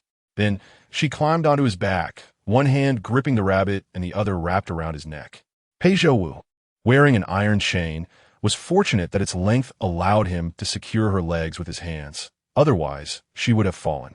He then rose and retraced their steps. However, Liu Fuyi's attention was entirely captivated by Pei Zhouwu's hair, specifically the hairpin he adorned. The very one she had gifted him, carved from luminescent wood. To her surprise, he had chosen to wear it. Last night, he had adorned himself with something else entirely. She couldn't help but smile to herself. Indeed, a hairpin's beauty depends on the wearer. Even the simplest wooden pin seemed to exude an extraordinary charm when nestled among Pei Zhouwu's locks. As they drew further from the pond, her gaze shifted from the hairpin to his neck, where the pulsing veins throbbed rhythmically, echoing the beat of her own heart. So beautiful, she murmured, drawing a puzzled glance from Pei Zhouwu. What is beautiful? The hairpin is beautiful, but the person wearing it is even more so. Pei Zhouwu paused, suddenly recalling the wooden hairpin he had hesitantly put on that morning. Though he had received it long ago, this was his first time wearing it. He had hoped to provide her with some comfort amid her hidden troubles, wishing to see her smile. Hearing her voice now, imbued with lightness and joy, made him unconsciously lift the corners of his mouth. If it's a gift from you, why didn't you mention it last time? I thought you had inadvertently left it behind. I did not leave it behind, Liu Fuyi replied, her eyes sparkling with mirth. Inhaling the crisp scent of mountain spring water emanating from him, she added, it was specifically crafted for you. I was merely afraid you would find it unworthy and refuse it, which made me hesitant to speak openly. Now that I find myself in such a state, you Haven Tea turn away from me. How could I ever find a face to turn away from you? That is not how it should be said. You must not speak of yourself in such a manner. Liu Fuyi tightened her grip around his neck, revealing her agitation, unwilling to accept his disparagement. You are inherently a dazzling prodigy. Their accusations are baseless and do not define you. But I am not like you, born in humility. Someone of your stature is a rarity I could never encounter in my lifetime. I am unworthy. Pei Zhouwu continued to walk forward, maintaining a long silence. It was evident that he too disapproved of Liu Fuyi's words. If you speak this way again, do not return. No, Liu Fuyi implored, clutching him even tighter. I was wrong. I shall never say such things again. Chapter 18. The red-ankled girl. Upon reaching the riverbank, Liu Fuyi struggled to dismount from Pei Zhouwu's back. Otherwise, he had intended to carry her into the water. My swimming skills have greatly improved, truly. I no longer require your assistance underwater, she asserted, seemingly casually, yet intentionally invoking the memory of their shared experience of breath support. The vivid recollection of their lips meeting, their bodies entwined, had transformed in meaning over their time together, intensified by the sun's fervent rays. Pei Zhouwu's ears flushed a noticeable crimson, his gaze faltering as he turned away, unable to meet her eyes. However, Liu Fuyi's startled exclamation drew his attention back. Turning to her, he noticed she had lost her balance and fallen again. He crouched beside her, disregarding her protests as he lifted her skirt to inspect her injured ankle. The swelling was significant, indicating a bad sprain, which she had inflicted upon herself while gripping his back with her hand that had clutched the rabbit's ear for too long. It's nothing, she insisted, shyly covering her ankle with her skirt again. It will heal quickly. Let us hurry back. Pei Zhouwu, realizing the inappropriateness of his actions, averted his eyes in apology. Moments later, he reached out to help her up, not releasing her wrist as he guided her into the water. Previously, he would have only offered her a chain to hold on to. As they prepared to dive, he took the wild rabbit from her hands, mindful of her injury. Drawing a deep breath, they both submerged simultaneously. Throughout their aquatic journey, Pei Zhouwu maintained his grip on her hand, attentively matching her slower pace, frequently glancing back to check on her well-being. Upon traversing the underwater passage and reaching the serene depths of the bamboo grove, Pei Zhouwu surfaced first to ensure everything was in order before bringing Liu Fuyi to the surface. She emerged gasping for air, yet a smile graced her lips. What does this mean? Pei Zhouwu inquired as they reached the shore, noticing her laughter. With a hint of pride, she sweetly replied, I was lying, was I? My swimming has indeed improved. Next time, or perhaps the time after that, I might be able to swim alongside you.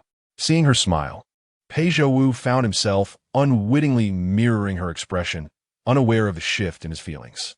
Previously, he had perceived her as pitiable, but now he recognized a certain charm in her demeanor.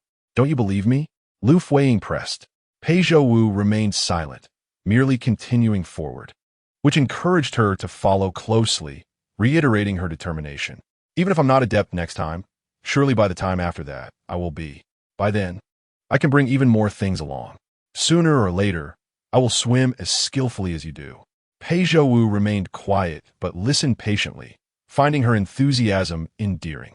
As they approached the bedroom, he suddenly lifted his gaze, his expression turning serious. Noting the change, Liu Fuyi promptly fell silent. Listening intently, The guards outside have arrived. This is our newly appointed Captain Yang of the guard team. Have you not come to pay your respects to Captain Yang? Nonsense. How can he be called a traitor? His Majesty has decreed his confinement here, pending investigation, and no conclusions have been reached yet.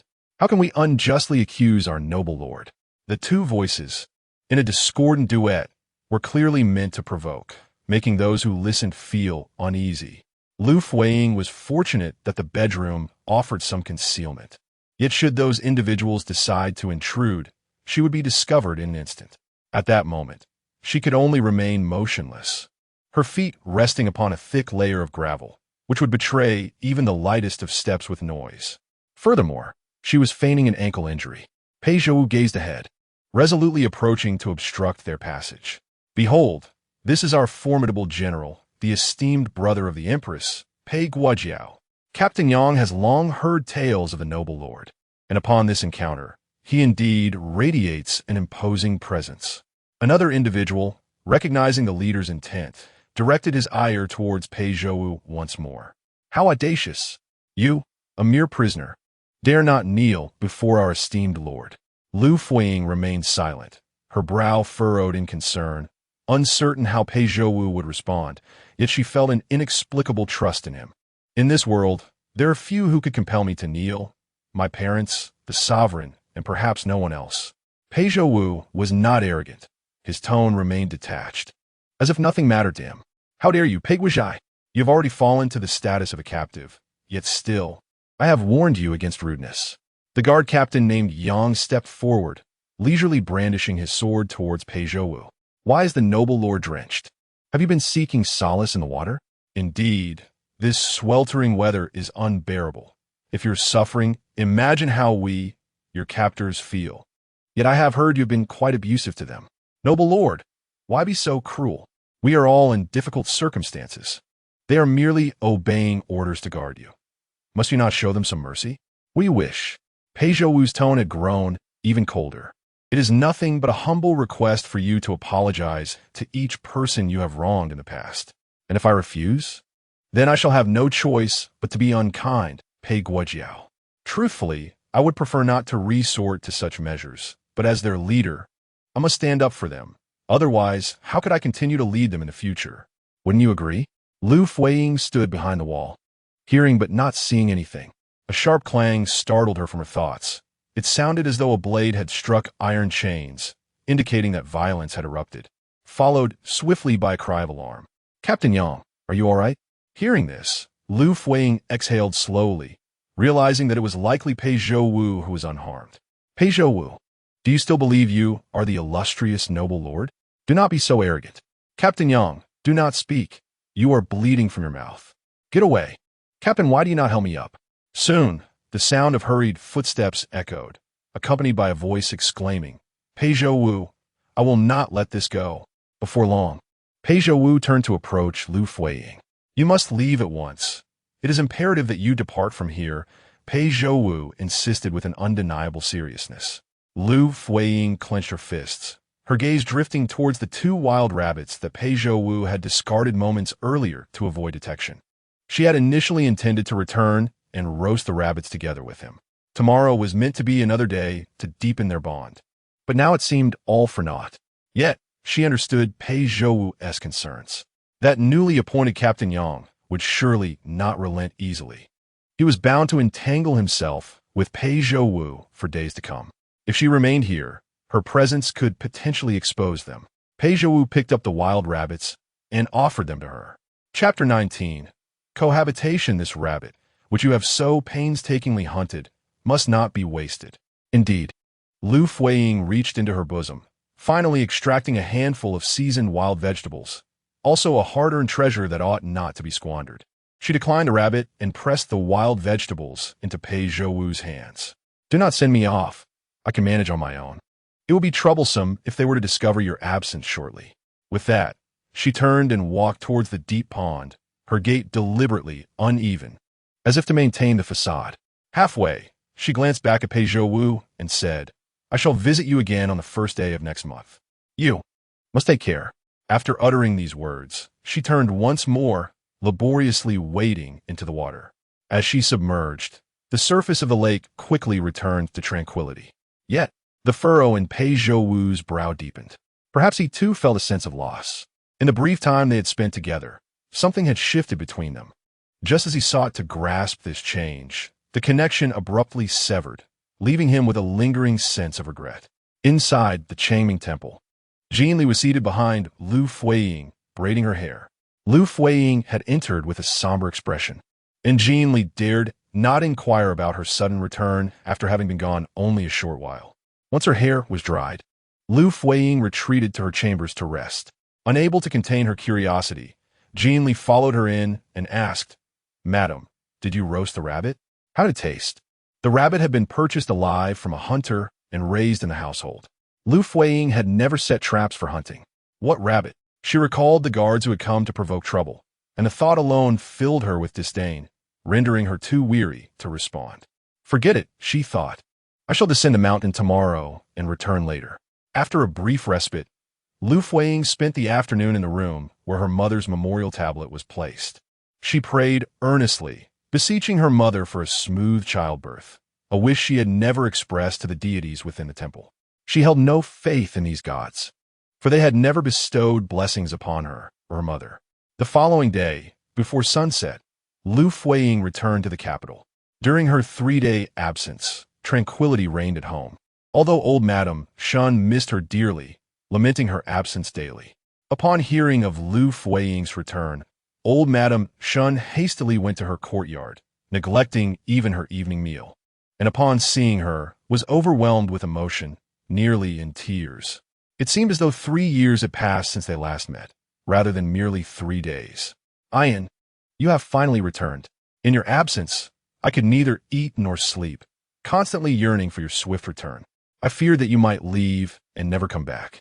Hearing the phrase "never come back" caused an inexplicable pang in Liu Fuyi's heart. Did Pei Zhouwu harbor similar concerns, worrying that she might depart and not return? "Ayan, do you hear me?" Liu Fuyi turned, grasping old Madame Shun's hand and offering a reassuring smile. "I hear you, mother. Rest assured, I shall always be by your side for the rest of my life." "How wonderful! I wish for Ayan to be with me forever." Liu Fuyi accompanied the laughter, having heard that the old lady had eaten barely half a bowl of rice. Thus, she had the servants bring forth more dishes to accompany her. After the meal, the two sat beneath the grape trellis for quite some time. When it was time to send the old lady back, she tugged at Liu Fuyi and took a detour to Shun Xiongnian's courtyard. "Mother, the general must surely be occupied with military affairs. We ought not to disturb him." Liu Fuyi was reluctant to approach Shun Xiongnian's dwelling, having visited it less than twice in the 2 years since their marriage. Moreover, he had been away at war for an extended period, rendering the courtyard largely unoccupied, and she felt no necessity to visit. What business could he possibly have at this late hour? "Just come inside with me," insisted the old lady as she ushered Liu Fuyi in. At that moment, Shun Xiongnian stood before a clothes rack in the inner room, preparing to remove his outer garments to rest. Upon hearing their voices, he reluctantly donned his clothing once more. Seeing Liu Fuyi, Shun Xiongnian's brows tightened imperceptibly, revealing his unwillingness to have her enter the courtyard. However, with the old lady present, he refrained from expressing his discontent. "Is there a particular matter for which you sought your son so late?" he inquired. "Can I not come to find you without a reason? You are indeed quite imposing now, returning home as a grand general and acting as if I must announce my presence beforehand. Waiting for your approval before I am deemed worthy of an audience," the old lady retorted. "You misinterpret my words, mother. That was not my intention," Shun Xiongnian replied, casting a sidelong glance at Liu Fuyi. He seemed to suspect that the old lady's vexation stemmed from something Liu Fuyi had disclosed to her. The old lady rolled her eyes at him, but turned back to Liu Fuyi with a reassuring smile, saying, "Do not worry, my dear. I shall ensure you're not wronged." Liu Fuyi's quick wit led her to grasp the underlying implications, and her lips pursed in slight discontent. "Your health has nearly recovered. You are capable of attending to matters," the old lady remarked, addressing Shun Xiongnian. Given the discontent evident in Shun Xiongnian's expression, he likely grasped his mother's intentions. Yet, he feigned ignorance and attempted to refuse. "What does mother mean by that? The night is deep. It would be best for me to escort you back to rest." There is no need for urgency in our conversation. The old lady waved away his offered hand, her tone growing more assertive. You may not be in a hurry, but do you know what is being said about Ain outside? The streets are abuzz with laughter, mocking her for being unable to bear children and compelling her to burn incense and pray. As her husband, how can you lack empathy for her plight? Mother, today is fortuitous. Ain has just returned from the mountains after 3 days of incense offerings, making it an opportune time. You should retire early tonight and be more mindful. I have longed to embrace a grandchild. With that, she drew Liu Fuyi closer to Shan Xiongyan, patting her hand affectionately, before shooting Shan Xiongyan a pointed glare. As they prepared to leave, the old lady insisted they not accompany her, thoughtfully closing the door behind them, while raising her voice to declare that no one should approach the house, lest they disturb the two within. Once the sounds from outside faded away, Shan Xiongyan's mocking tone resurfaced. Huh! He smiled with a hint of disdain, perhaps out of anger, and reluctantly exchanged a few words with her. The wild man in the temple has yet to impregnate you, unbeknownst to others. Shan Xiongyan was acutely aware of her true purpose for leaving the city. However, he mistakenly believed that the man she intended to secretly meet was concealed within Changming Temple, which was, in fact, their clandestine rendezvous. To tarnish the eyes of the divine would be a grave miscalculation. With a disdainful grunt, he turned on his heel and departed. Liu Fuyi raised her eyebrows high, a chill cascading to the depths of her eyes, and retorted, Is my husband so agitated that he is consumed by jealousy? She had never referred to Shan Xiongyan as her husband before.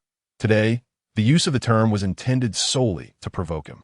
As expected, his anger intensified, and with a fierce expression, he scolded, Silence. The term husband is not one you are entitled to utter. Should you continue with such nonsense, I shall have you expelled from the Shin family. Chapter 20. I don't think much of you, and that's fine. Liu Fuyi felt no panic. Instead, she wore a radiant smile. The life at the Shan residence was not as splendid as she had imagined, so if they were to part ways, so be it.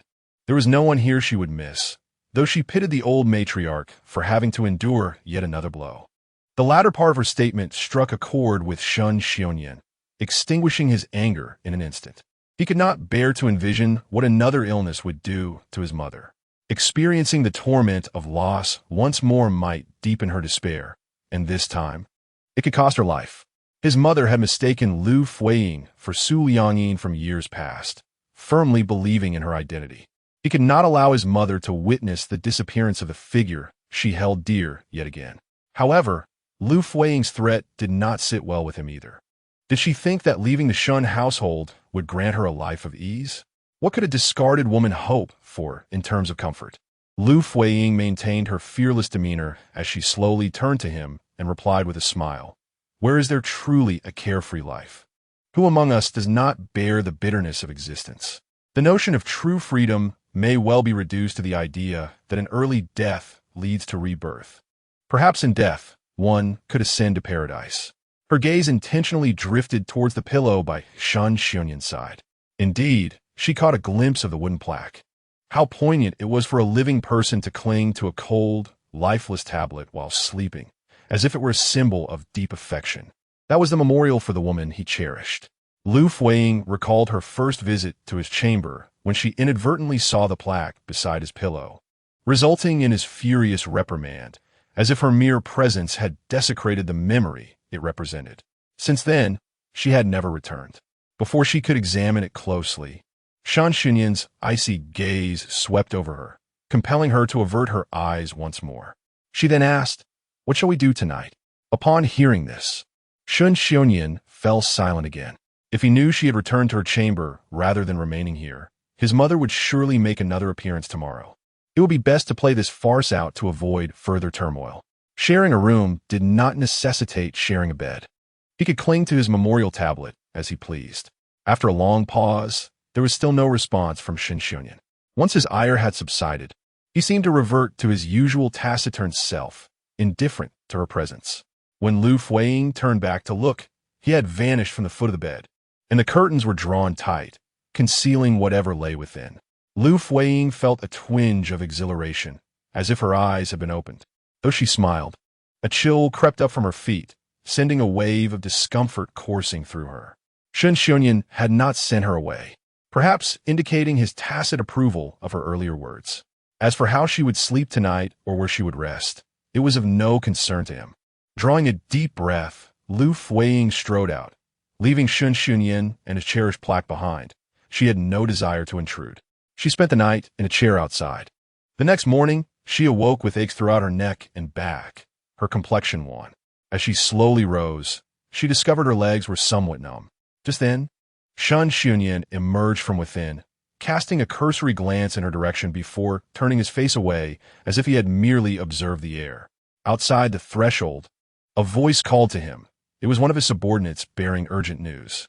He strode forward, exiting the courtyard alongside this individual. Liu Fuyi leaned against the doorframe and caught sight of Jean Li approaching, brushing past him. "Madam, allow me to assist you," Jean Li offered as she stepped closer, extending her hand.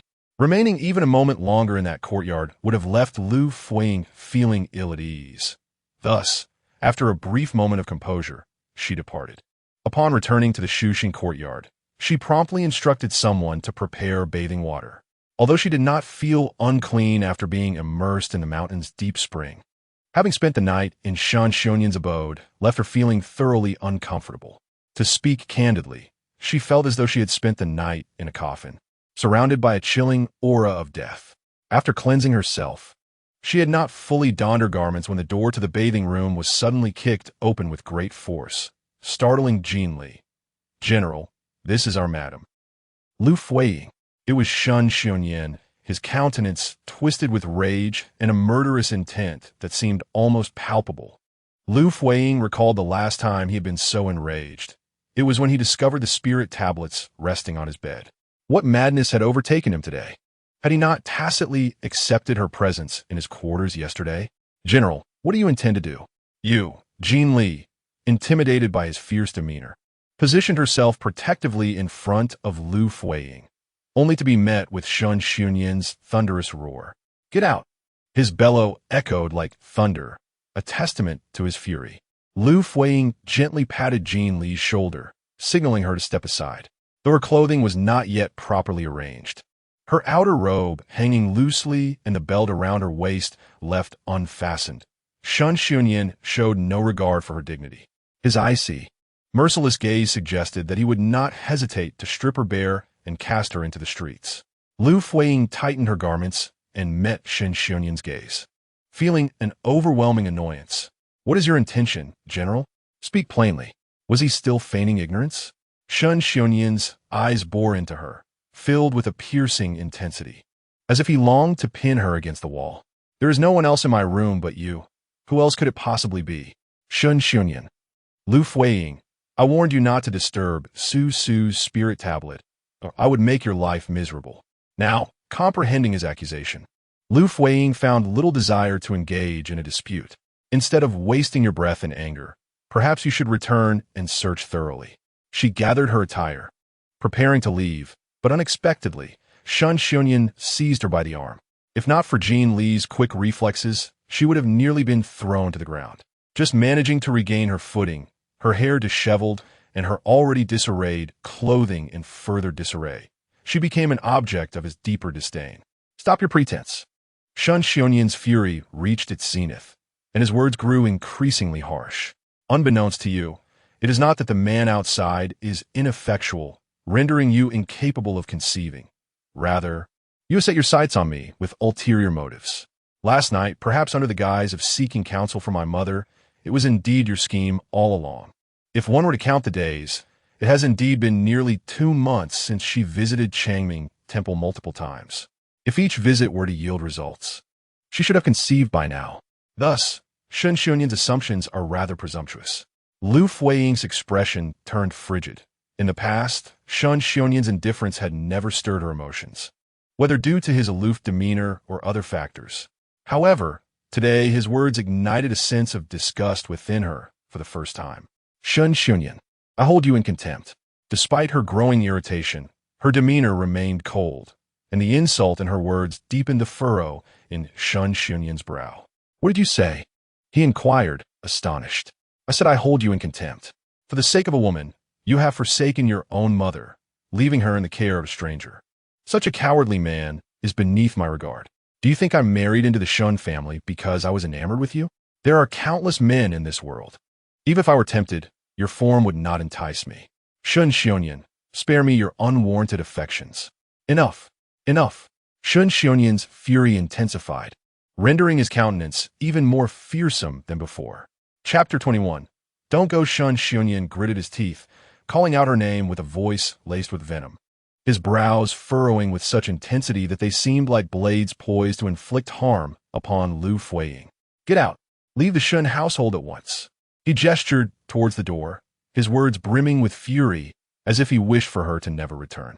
Yet, Liu Fuyi remained composed. The more enraged he became, the more tranquil and indifferent she appeared, rendering him a mere jester in this theatrical display. Ultimately, she uttered a single word, "All right," and with a decisive turn, she strode away without a hint of hesitation. Jean Li glared at Shun Xiongyan in indignation before hastening to catch up with Liu Fuyi. At the entrance, the old matriarch of the Shun family happened to arrive.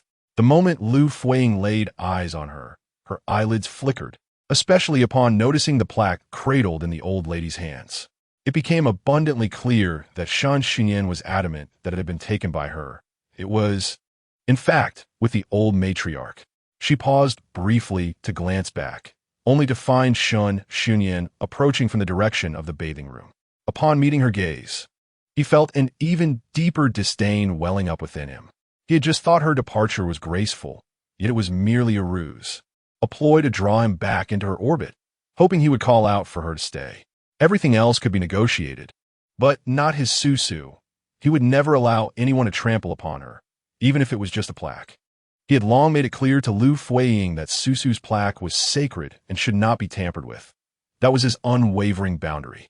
Yet, since she had dared to cross it, he would not be held accountable for his lack of compassion. Not long after, upon seeing his mother, his irritation surged anew. Liu Fuyi was certain to leverage his mother against him, and she would undoubtedly advocate for a cause, seeking to reprimand him. However, upon noticing the wooden plaque in his mother's hands, he halted in his tracks. Isn't that, Ain? I sought you in that boy's courtyard earlier, but found naught but this object on the bed. Isn't this a plaque set up for someone deceased? I've seen many in the ancestral hall. The old matriarch approached Liu Fuyi, her face alight with curiosity. I thought someone had taken it from the ancestral hall, and I was going to return it. However, Mama Zheng mentioned this isn't from the ancestral hall, so I thought to bring it to you. Do you recognize it? Did you sleep with it last night? Who sleeps with a plaque? Liu Fuyi frowned. She was very much alive. Old lady, whose plaque is this? You ought to inquire with the general. Oh, very well. I shall ask. The old matriarch smiled, lifting her foot to approach Shun Xiongyan, but after taking 2 steps, she suddenly halted, her smile fading as she sensed something amiss. By the time she turned around, Liu Fuyi had already stepped beyond the threshold, heading outside. Ain, why aren't you calling me mother anymore? Where are you going? Ain, Ain, she called repeatedly, but Liu Fuyi did not even glance back. Moments later, she had vanished from the entrance. Ain, Liang Yin, don't go. The old matriarch, flustered, chased after her, but stumbled, causing the plaque in her hands to fall to the ground. Do not, do not. Suddenly, the old lady became limp, and even Zheng Mama, who was by her side, could not support her. The terror in her reddened eyes was palpable, as if she had been transported back over a decade to the day when Su Liangyin breathed her last in her arms. Madam, hold on. Quick, call for the doctor. Zheng Mama exclaimed, tears streaming down her face. From a distance, Shun Xiongyan rushed over, first picking up the fallen memorial tablet before approaching the old lady to lift her into his arms. Step aside, all of you. I must find Ain. The old lady attempted to push everyone away, but her body was too weak to exert any force. Shun Xiongyan carried her into Liu Fuyi's room. The courtyard was in chaos, with 2 groups already dispatched to summon a physician. Shun Xiongyan sat at the bedside, anxiously watching his unconscious mother mumble incoherently, his heart heavy with conflicting emotions as he recalled the misunderstanding that led him to scold Liu Fuyi, which ultimately contributed to his mother's collapse. He felt utterly reckless. As Liu Fuyi made her way to the Shun family's entrance. The servants she encountered treated her with an even greater reverence than usual. Upon exiting, Jin li clarifia Liu Fuying's confusion. Madam, last night, she was taken away. Undicesimo. Liu Fuyi paused, recalling the maid who had betrayed her by informing the neighbors, whom she had sent to the second house. It was said that she had been carried out in a coma, bruised and ill, and it was uncertain how she fared after being taken to the medical hall. However, this was her own choice. One cannot blame fate for such decisions. A carriage awaited her at the entrance, as she had instructed the servants to prepare one upon leaving the Shushin courtyard. Initially, the madam had shown leniency towards Cui Shi, leading the staff to believe she feared the second house. However, after witnessing Cui Shi's misfortune, they realized the madam's cunning strategy to eliminate threats.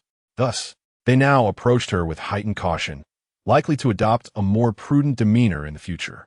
As they spoke, the two women climbed into the carriage. Liu Fuyi instructed the driver to head to the Liu family home. Having been cast out by her husband, it was only customary to return to her parental home. Do you think I've been too harsh? Liu Fuyi asked suddenly, leaving Jin Li momentarily speechless. Madam, how could you think such a thing? If you do not act decisively, it will ultimately be you who suffers the dire consequences. Cui Shi was simply foolish. I'm not speaking of her, but of the old lady.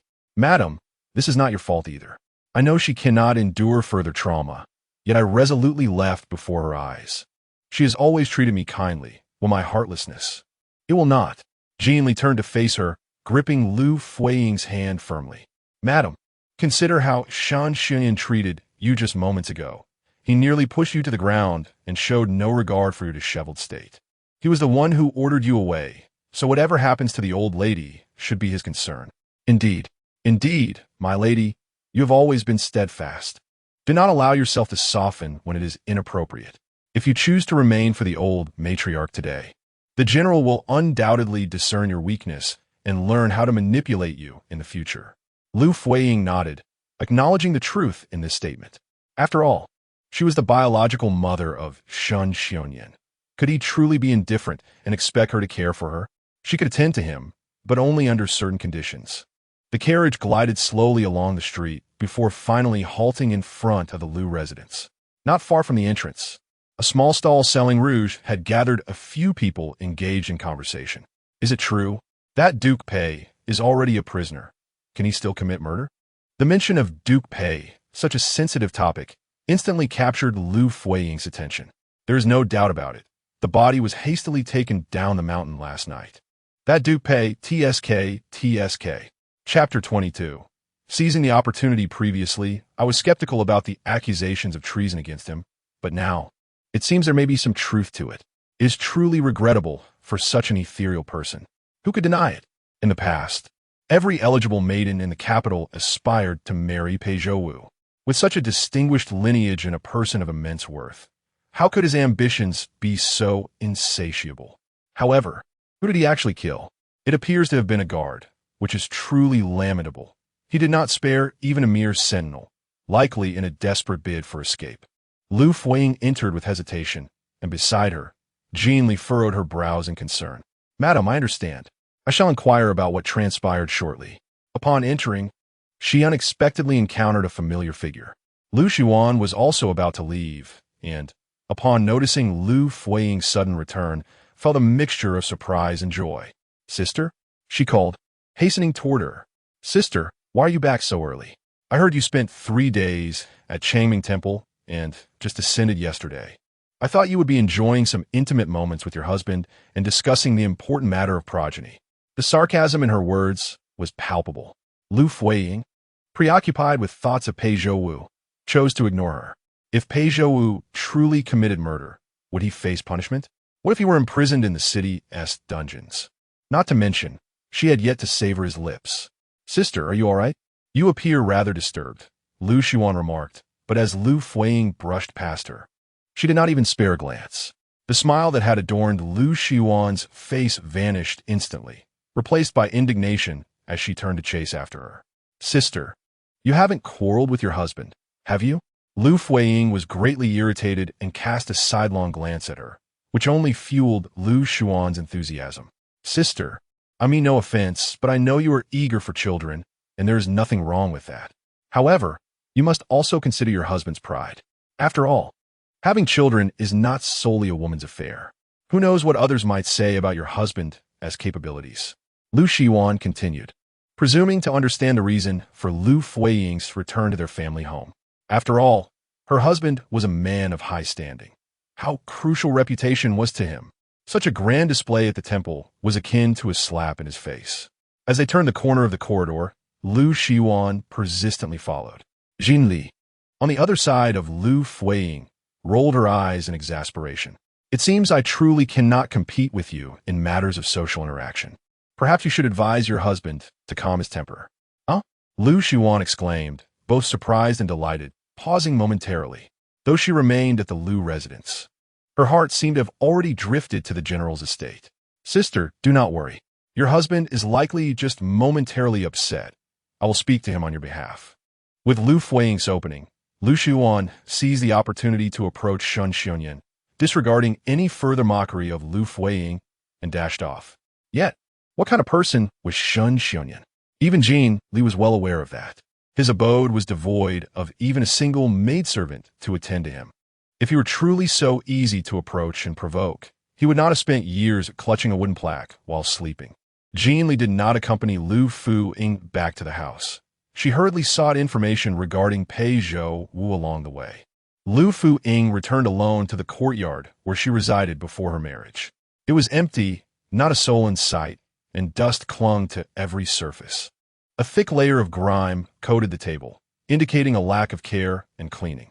After a considerable time, Jin Li finally returned. Madam, I ventured out and inquired among the townsfolk to learn that the national uncle has slain a guard captain, apparently someone surnamed Yang. After his death, the body was sent down the mountain at the hour of the rabbit. So it is indeed true. It is true, madam. The news is spread far and wide. Is there any word of sending people up the mountain to apprehend him? I have not heard of such a thing. The court has yet to disperse from the morning assembly, and no decree for capture has been issued.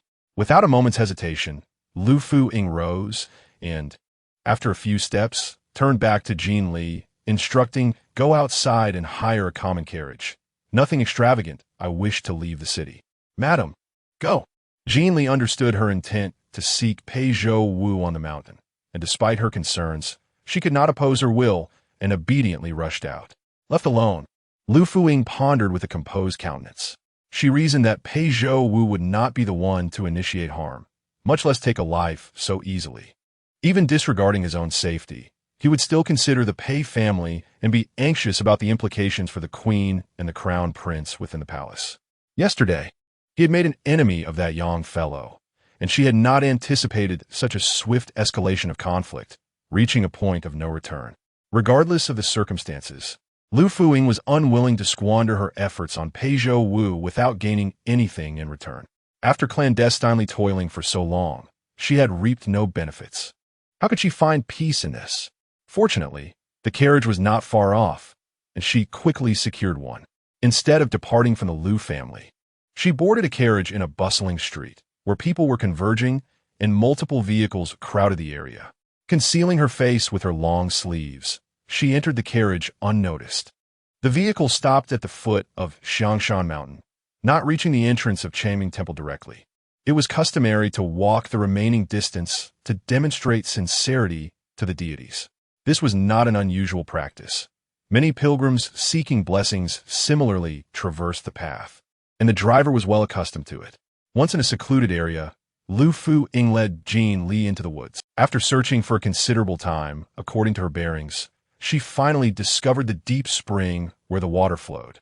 Liu Fuyi wasted no time and hurriedly entered the water. Madam, please be careful. I will wait for you here, Jin Li exclaimed, her heart racing with anxiety, fearing that Liu Fuyi might encounter some mishap within. Her trepidation made her tremble even at the sound of birds flitting through the trees. As she glanced around and then turned back, Liu Fuyi had vanished from view in the lake. Despite the bright sunlight overhead, the submerged Liu Fuyi felt an oppressive chill enveloping her, a shiver coursing through her body, the entire expanse of water cloaked in an unsettling coldness.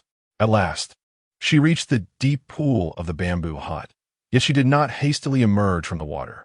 After hiding for a considerable time behind a large rock in the shallow waters, she cautiously emerged, ensuring the yard was still and devoid of any presence. With deliberate steps, she made her way to the bedroom, listening intently for a while, yet the room remained silent. As she circled around, she noticed the bedroom door was firmly shut. Taking a deep breath to steady herself, she gently pushed the door open. Before her eyes could adjust, a strong metallic scent of blood assailed her senses. Dried bloodstains marred the threshold, both inside and outside the door. Her heart raced fiercely as she stepped inside, revealing Pei Zhouwu, motionless upon the bed. He typically donned a pure white garment, pristine and unblemished. However, today that once immaculate attire was nearly entirely stained crimson with blood. Chapter 23. Pei Zhouwu. I shall not abandon you. Liu Fuyi stepped inside, gently closing the door behind her. The two windows in the room were shut tight, trapping the metallic scent of blood within, an oppressive aroma that enveloped her completely. She stood at the door, hesitant to approach and confirm her fears. In her gaze, Pei Zhouwu appeared to have lost even the breath of life. Swallowing her anxiety, she mustered the courage to step forward. As she reached the bedside and lowered her head to look, she was relieved to discern that Pei Zhouwu still clung to life, albeit faintly. Enough to ease Liu Fuyi's heart. She sat at the edge of the bed, her eyes drawn to the area of his chest most saturated with blood. That spot continued to ooze crimson, the bamboo mat beneath them stained a deep scarlet, a sight that was not merely shocking. Liu Fuyi reached out, intending to part his garments to inspect the wound, but as her fingers brushed against the fabric, a powerful hand seized her wrist with a vice-like grip. Despite his unconscious state, Pei Zhouwu retained an instinctual awareness, awakening at the slightest touch. He seemed to exert all his strength, and Liu Fuyi winced as she felt her wrist nearly twist in his grasp, pain contorting her features. Pei Zhouwu. Initially, Pei Zhouwu's awareness was clouded. However, upon hearing the delicate and feeble voice, his unfocused gaze gradually sharpened. Realizing the situation, he quickly released her and propped himself up. Liu Fuyi gasped in alarm. He was gravely injured and should not move. Any sudden motion could be perilous. If he were to perish, all her efforts would have been in vain. Do not move. Lie back down, she urged, attempting to press him back down by his shoulder. Yet he grasped her wrist once more. What are you doing here? He asked weakly, his voice nearly devoid of strength, his lips stained with remnants of blood. Marks left from his attempts to wipe away the evidence of his injury. Each word seemed to cost him dearly, as if he might cough up more blood with every syllable. You should not have come. Leave at once. Pei Zhouwu frowned, not out of pain for himself, but out of concern for Liu Fuyi. I know what you know. You must leave immediately. Forget this place. Forget me. Do not think of any form of repayment. If your concern for me leads you to harm or even death, how shall I bear that burden? Liu Fuyi pressed her lips together, refraining from arguing further. For a man like him, witnessing her suffer due to his plight would be far more unbearable than his own injuries or demise. Very well, I shall go, but you must first tell me what transpired. Though she rose, she did not comply with his request to leave. Pei Zhouwu's response only deepened her distress. Forget this place after you depart. Forget me. If you truly wish to repay me, then never return. That is the greatest repayment you could offer. I do not understand. Liu Fuyi sank back down onto the bed. Are you in danger? What might they do to you? They wouldn't truly kill you, would they? What shall I do then? Simply abandon our plans and forsake you? Pei Zhouwu, half propped on his side, ultimately succumbed to exhaustion, his strength completely depleted. Should one eliminate the guard, thereby solidifying the charge of treason, what do you suppose would transpire? Pei Zhou's voice, frail and laced with mist, posed the question in a retort. But you did not, did you? Liu Fuyi suddenly choked on her words, her ears perking up at the sound of voices outside. Pei Zhou too took note, his gaze fixed on Liu Fuyi, his brow furrowed tightly. I understand. I shall hide, she declared, maneuvering behind the bed and then lowering herself to crawl beneath it. Yet, as she prostrated herself, she immediately recognized a troubling detail. A large puddle of water, droplets that had dripped from her, lay upon the ground, likely to raise suspicion. The entrance had proven less troublesome. Her feet had dried considerably after traversing the gravel outside, and given the warmth of the day, the scattered droplets evaporated quickly, remaining unnoticed. As Liu Fuyi pondered how to remedy the situation, the iron chains binding Pei Zhouwu's limbs stirred. In the next moment, his feet hit the floor. Blood smeared across his body, his heels stained crimson. She observed him muster the strength to stand, taking a few tentative steps forward, uncertain of his intent. Just as the doors swung open, revealing the guards, a basin perched upon a nearby stand tipped over, crashing to the floor. Water splashed everywhere, and Liu Fuyi quickly grasped his plan. The water would mask the evidence of her own trail. Pei Zhouwu, you are still alive. The intruders were, indeed. The guard stationed outside. You still possess the strength to stand. It seems your injuries are not as severe as feared. Enough, he interjected. As long as we confirm he is alive, we must depart quickly, lest he succumb to madness and seek blood. Come, let us go. Fortunately, the two guards harbored no ulterior motives. Their sole purpose was to ascertain Pei Zhouwu's survival. The doors soon closed once more, enveloping the room in silence. Liu Fuyi recognized that Pei Zhouwu was merely enduring. As she prepared to emerge, she suddenly noticed something in the direction of the water's flow, a faint stick of incense. Its flame dwindling lay beside the table leg. Just as she aimed to observe it more closely, Pei Zhouwu collapsed heavily to the ground. Pei Zhouwu! Liu Fuyi hurriedly crawled out from beneath the bed, reaching his side and crouching down to check for breath, relieved to find he still lived. I will help you to the bed. She attempted to assist him to his feet, yet once more his grip seized her wrist, halting her efforts. We must go swiftly. He was utterly drained, lacking even the energy for further words. Liu Fuyi understood his urgency. Should he succumb to unconsciousness, she would be left utterly defenseless. I comprehend, she replied, though her words seemed to miss the mark. I know they must have employed some despicable means to inflict such grievous harm upon you. Otherwise, they would never stand a chance against you, would they? Though framed as a question, she harbored the answer in her heart. Pei Zhouwu did not nod, a hint of despair flickering in his eyes, as if to convey that even if she were correct, what difference would it make? Even if those individuals resorted to nefarious tactics, they would not be foolish enough to confess. The bonds of shared destiny would compel them to safeguard their secrets, rendering any information utterly impervious to escape. Relying solely on his words, it is highly improbable that anyone would believe him. The very fact that he had taken a life serves as the most damning evidence against him. I shall assist you, Liu Fuyi stated earnestly, her demeanor unusually solemn. Do not fear. Even if the entirety of the world turns its back on you, I shall not forsake you. At that moment, what could be more moving than the affirmation of standing against the world? Pei Zhouwu's gaze, once clouded to the brink of oblivion, gradually regained its focus, first astonished, then questioning if he had misheard, ultimately finding the definitive answer in the reddened corners of Liu Fuyi's eyes. Chapter 24. A Tender Embrace You. Pei Zhouwu was enveloped in a mixture of astonishment and joy, yet tinged with a hint of fear. The words he longed to express were scattered by his shock. He opened his mouth, yet found himself rendered speechless. I understand what you wish to convey. Liu Fuyi leaned slightly forward, gazing down at him, articulating each word with careful sincerity. Rest assured, I shall take good care of myself. I will not be foolish enough to plunge into peril, for I must preserve my life to repay your life-saving grace. Moreover, Liu Fuyi paused, a smile gracing her features. We have a promise. I have vowed to visit you on the first day of next month. Unbeknownst to him, a veil of moisture gathered in Pei Zhouwu's eyes. His alarmed emotions soothed into a gentle calm as he listened to Liu Fuyi continue. I will not break my word. I will surely come.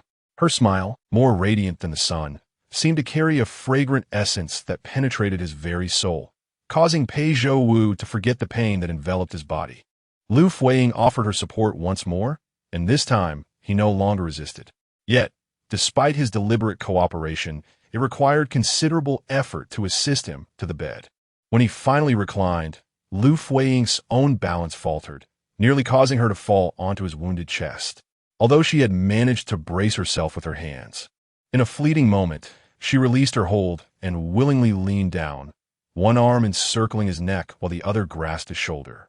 This silent embrace, filled with the lingering scent of blood, was transformed into something romantic by the heartfelt intentions of the one embracing him. She uttered not a single word.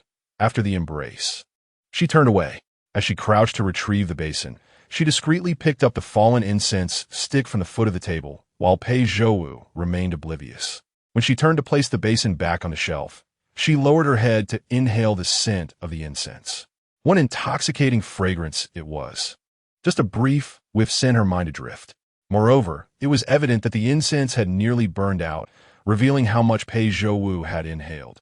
In his dizzying state, fighting for survival, what conditions had he endured to hold on? Returning to the bedside, Liu Fuyi concealed the incense beneath her sleeve, not with the intent to take it away, but rather to hide it in a deeper place. She squatted down and tossed the incense under the bed. "Wait for me. I will return to find you." With that, she made her way to the door, cautiously opening it only after confirming that no one was outside. Little did she know, at the moment the door closed behind her, a solitary tear slipped from the corner of Pei Zhouwu's eye. His heart and mind were consumed by Liu Fuyi's earlier words. "Even if everyone in this world forsakes you and doubts you, I will not abandon you." And there was that embrace that had drawn forth his tears. How he had longed for someone to utter a word of belief when he was accused of treason. Yet, in the end, no one did. Neither his father nor his mother, and even to avoid suspicion, they had not come to see him even once. He certainly comprehended the principle of sacrificing the vehicle to preserve the commander. After all, the queen and the crown prince represented the family's hope. If relinquishing himself could ensure their safety, he would willingly accept it without complaint. Yet, not even a single word of concern or trust. A bitter smile spread across his lips as countless figures flitted through his mind, ultimately leaving behind a radiant smile. "Sujuyin, Sujuyin." He murmured her name repeatedly. The pain in his body had grown numb, his very consciousness dulled, and he could no longer endure the heaviness of his eyelids. Everything around him blurred, yet the visage of Liu Fuyi remained strikingly clear, becoming increasingly vivid. "Su Yueying." At that moment, Liu Fuyi, having just emerged from the water, seemed to sense something, glancing back over her shoulder. Her heart was laden with worry, fervently wishing that Pei Zhouwu would persevere. Otherwise, she would have to seek another man. Shan Xunyan was already on the mend. He would inevitably return to the battlefield, and once he departed, should she find herself pregnant, it would surely invite scandal, branding the child as illegitimate. However, if Pei Zhouwu could weather this storm, surely he would begin to open his heart to her. In such a case, the matter of children would not be far off. "Madam, be careful. I will pull you up." Jean Li, standing at the water's edge, cautiously assisted her ascent. Liu Fuyi, drenched to the skin, recognized that this was not an opportune moment to return. Fortunately, this forest was desolate, and shedding her garments went unseen. She spread them upon the sun-drenched stones, and in no time they would dry. After all, visiting the temple to burn incense required its own measure of time. Once she had dried completely and returned to the carriage, the driver was dozing. Upon her return, he hastily lifted the curtain to allow her entry. Alone with two women, he dared not gaze too long, especially since they had veils and long sleeves obscuring their faces. By this point, he likely had not scrutinized their features at all. Descending the mountain and entering the city, Jean Li instructed the driver to halt the carriage outside an inn. Liu Fuyi had no intention of returning to the Shun residence nor to the Liu family. When seeking a room from the innkeeper, whispers of gossip filled the hall. It was truly astonishing how the Liu family failed to ingratiate themselves. A mere fifth-rank official had his daughter wed into a general's household, and they ought to have treated her with respect. Yet, upon her arduous return, not only was there no offering of warm tea, but she was also denied a place to sit.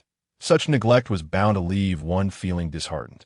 Moreover, it was rumored that the general's wife had departed shortly after her return home.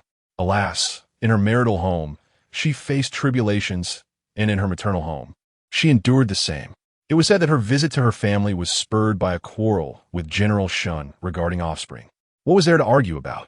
If my wife sought divine intervention to bear me children, I would be eternally grateful. Indeed, The plight of the general's wife was truly lamentable. The general's wife they spoke of was, of course, Liu Fuyi. The rumors had already spread, yet when the principal figure stood before them, they failed to recognize her. These rumors had been set in motion by Liu Fuyi herself, as she instructed Jean Li to disseminate them before her departure. It was solely because she intended to leave the city that upon her return to the Liu residence, she found it devoid of people. The Liu family had no choice but to search for her, yet even upon visiting the Shun household, they discovered no trace of her. Should the matter escalate and attract the attention of all, the ensuing rumors would undoubtedly be cruel, and it would be difficult to conceal her departure from the city. It would be wiser for her to circulate the rumors herself. In the capital, the power of gossip often surpasses that of truth, suffocating individuals beneath its weight. Establishments such as taverns and inns are the breeding grounds for such tales, and conveniently, a grand tavern stood adjacent to the inn. At noon, Jean Li returned to her room at the inn, carrying a food box. "Madam, I have acted as you instructed. The news should spread swiftly." "Very well," Liu Fuyi replied, gesturing for Jean Li to sit and catch her breath. "Madam, will this truly save Lord Pei?" Chapter 25. The encounter between husband and lover. Can we save him? I have already done my utmost. Beyond this, there is little more I can accomplish. Perhaps the clamor of carriages below weighed heavily, rendering Liu Fuyi restless and perturbed. Rising from her seat, she firmly shut the half-open window. By the way, she turned her gaze back to Jean Li and inquired, "Is there any news from the Shin family?" "Indeed, I heard that even the doctors have been summoned twice. They just returned from the Shin residence not long ago. The old matriarch should be fine." "Madam, when shall we return?" "How can we return?" Liu Fuyi seated herself before the bronze mirror, her eyes cast down upon her clenched fists resting upon her lap. "They have cast me out. How can I return in such a state, devoid of dignity?" Upon closer inspection, she noticed a faint stain of blood upon her sleeve.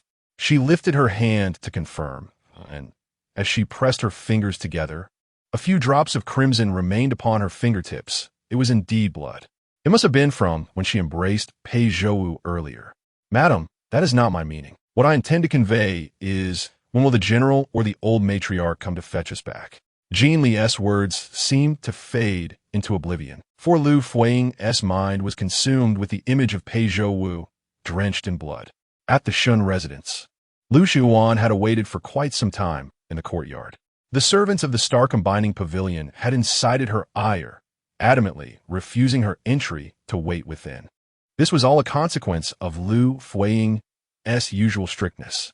Moreover, it was evident that Shun Shunyan wished to avoid any disturbance to the old matriarch's rest. Even though Shun Shunyan had expressly forbidden outsiders from entering, Liu Xuan nonetheless directed her frustrations at Liu Fuyi, softly cursing beneath the blossoming begonia tree in the courtyard. "That wretched woman! She speaks so sweetly, yet sends me to persuade the general without accompanying me. It must be deliberate. The old matriarch is unwell and should not be disturbed, yet she is absent from home, leaving me, a mere sister-in-law, alone with my brother-in-law. That little harlot has forced me to wait here for so long, and I have yet to eat lunch." However, the thought that Shun Shunyan had also skipped his meal rekindled a flicker of shared suffering between them. After an indeterminate amount of time, Shun Shunyan finally emerged. At the prompting of his personal maid, Liu Xuan brightened and hurried towards him. "Brother-in-law, you have finally come out. You have not yet." Without a glance in her direction, Shun Shunyan strode purposefully towards the courtyard gate. Left in the cold, Liu Xuan's expression stiffened. "Miss, the general has left." Before long, Shun Shunyan had vanished through the gate. Gritting her teeth, Liu Xuan resolved to pursue him. Having come this far, she could not return empty-handed. An opportunity such as this must not be squandered. Finally spotting Shun Shunyan's figure, she noticed he was headed for the main entrance of the Shun residence. "Brother-in-law." Liu Xuan rushed forward, breathless. "Are you leaving? My sister is still at home, waiting for you to find her. Please do not be angry with her. She is merely anxious. If you consider her." Shun Shunyan abruptly halted, finally turning back to regard her. "Brother-in-law, you." Indeed, she was at the Liu residence. After uttering those words, Shun Shunyan turned away again, his steps more hurried than before. Liu Xuan's eyes sparkled with excitement as she contemplated that if Shen Xianyan were headed to the Liu residence, perhaps she could share a carriage with him. Upon exiting, however, she discovered a carriage from the Shen family already waiting at the door. No matter how swiftly she pursued, Shen Xianyan did not glance back, swiftly boarding the carriage and departing immediately. Frustrated, Liu Xuan stamped her foot. Had it not been for her maid's reminder to be cautious of being seen and gossiped about, she would have erupted on the spot. Reluctantly, she returned to her own carriage and followed at a leisurely pace. By the time she arrived at the Liu residence, Shen Xianyan had already emerged, preparing to leave. Noticing the absence of Liu Fuyi behind him, her lips curled into a smile. That wretched woman must have caused trouble again, stubbornly refusing to return with her brother-in-law. Good. Let her provoke him further to create an opportunity for me. Disembarking, she immediately approached him. Brother-in-law, why must you leave so soon? Has my sister offended you again? She wore a smile, but Shen Xianyan ignored her, striding past without a glance. Brother-in-law. Liu Xuan felt a surge of desperation. As the legitimate daughter of the Liu family, why would Shen Xianyan prefer to marry an inconsequential concubine rather than acknowledge her? Brother-in-law. Anger and resentment surged within her. After waiting so long, her stomach grumbled with hunger, but she endured it, hoping to exchange even a few words with Shen Xianyan. In her impatience, she instinctively grasped his sleeve. Unexpectedly, Shen Xianyan recoiled as if startled by a ghost, jerking his sleeve away with more force than intended. Liu Xuan, unable to maintain her balance on the steps, stumbled and tumbled down the 5 or 6 steps, rolling like a sack. Many witnesses at the entrance observed the spectacle. Shen Xianyan, however, quickly regained his composure, his expression returning to its customary indifference as he descended the steps with ease and stood beside Liu Xuan, speaking without lowering his gaze. There is no need for feigned concern. If the Liu family truly cared for you, you would not have been unable to stay for even half a day. If it were not for your disillusionment, why would you leave in anger? Prior to marriage, Shen Xianyan had gathered some understanding of the Liu family. He was aware of their harshness. Liu Fuyi had returned to her maternal home only to depart again shortly thereafter, likely subjected to the Liu family's mockery. This Liu family heiress was indeed intriguing. What was her purpose in waiting so long at the Shen residence, if not to step over Liu Fuyi to seek higher status? Though he looked down upon Liu Fuyi, his visit to her was merely for his mother.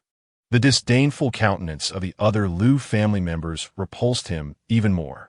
Liu Xuan, her face flushed with embarrassment, buried her head, refusing to look up, her sobs growing more pronounced. In the distance, the sound of approaching hooves could be heard. It was Shen Xianyan's subordinate. General, His Majesty has issued a decree. Once aboard the carriage, the subordinate meticulously conveyed the message to Shen Xianyan. Earlier that morning, this subordinate had sought out Shen Xianyan, already informing him of the citywide uproar regarding the murder of Pei Zhouwu, yet he never anticipated that the matter would fall upon the Shen family, requiring Shen Xianyan to investigate. General, His Majesty has commanded you to depart for Xiangshan immediately. Is there something concealed? It is said that upon receiving the news this morning, His Majesty was filled with fury and was poised to issue a decree to imprison Duke Pei in a death cell. It was the Empress who, in a display of profound loyalty, knelt outside the palace to intercede on his behalf, arguing that if the Duke harbored treasonous intentions, he would have acted long ago, rather than waiting these past 6 months, especially at the moment when the new head of the guards was appointed. The Empress even offered that if the Duke truly possessed ill intentions, she would willingly face death alongside him. Thus, I am sent to investigate. Perhaps His Majesty is considering the Crown Prince's welfare. During court, he sought the opinions of the ministers, yet shortly after, he received word that earlier in the day, a corpse was seen being carried down from Xiangshan. Witnesses reported that as a piece of incense fell from the body, those who picked it up became dizzy and nearly collapsed in the street. Enigmatic incense? Indeed, it is indeed enigmatic incense, which further corroborates the Empress's assertion that there is more to this matter than meets the eye. Chapter 26. The Exposure of Infidelity with a Deep Sigh. Shen Xianyan seemed to grasp why he was entrusted with the investigation. If the matter of the sedative was indeed true, Pei Zhouwu, being imprisoned, would certainly not have access to such substances. The guards carrying the sedative, who were they intended for? Were they meant to subdue Pei Zhouwu? This issue could not be carelessly assigned to just anyone. Both the Empress and the Pei family would surely object, fearing it might align with those factions atop the mountain, thus concealing the truth. It was imperative to select someone who neither participated in the political strife of the capital nor could easily be bribed or deceived. Someone of significant rank and authority. Though he held the second highest official rank and commanded tens of thousands of troops, he was often engaged in battles far from the capital, remaining detached from any political faction. Thus, appointing him for the investigation was indeed the most impartial choice. After changing his attire upon returning home, he donned his armor and led his troops out of the city toward Changshan. The location of Pei Zhouwu's confinement was exceptionally remote, nestled within a dense forest halfway up a mountain, making it exceedingly difficult to locate. Eventually, he arrived at a cliff's edge where he spotted a massive pendulum. This prison was surrounded by sheer cliffs, with no visible top above or bottom below, a remarkably strategic position. Upon witnessing the orderly approach of the army, the guards at the mountain's base were thrown into disarray. Was this general here to apprehend the traitor Pei Zhouwu? Traitor? Shun Xianyan scrutinized him with keen interest and remarked, "Whether Pei Zhouwu is indeed a traitor has yet to be decided by His Majesty." "How can you be so certain?" But Pei Zhouwu has taken lives. How can he not be a traitor? And why did he commit murder? Was it not in an attempt to escape? If memory serves, he had been imprisoned here for half a year. Why did he not attempt to flee before, choosing instead to do so last night? The new captain you appointed took office yesterday, and that very night, Pei Zhouwu fled. Could it be that your captain intentionally provided him with the opportunity to escape? That cannot be the case. This, Shun Xianyan, uninterested in further discussion, proceeded inside. As he pushed open the door to the second room, the overwhelming stench of blood caused him to wrinkle his nose. The figure on the bed lay with closed eyes, lips ashen, and the crimson stains upon him were glaring. Though Shen Xianyan had not interacted much with Pei Zhouwu, they had crossed paths before. In the past, Pei Zhouwu had been a radiant figure, and now to see him in such a state was truly lamentable. Reaching out with 2 fingers to check for breath, Shun Xianyan found Pei Zhouwu's condition eerily reminiscent of lifelessness.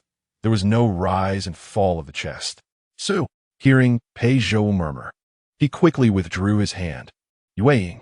The voice was exceedingly faint, and Shun Xianyan could scarcely discern it.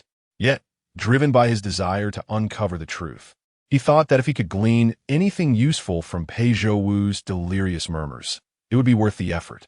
Thus, he leaned down closer.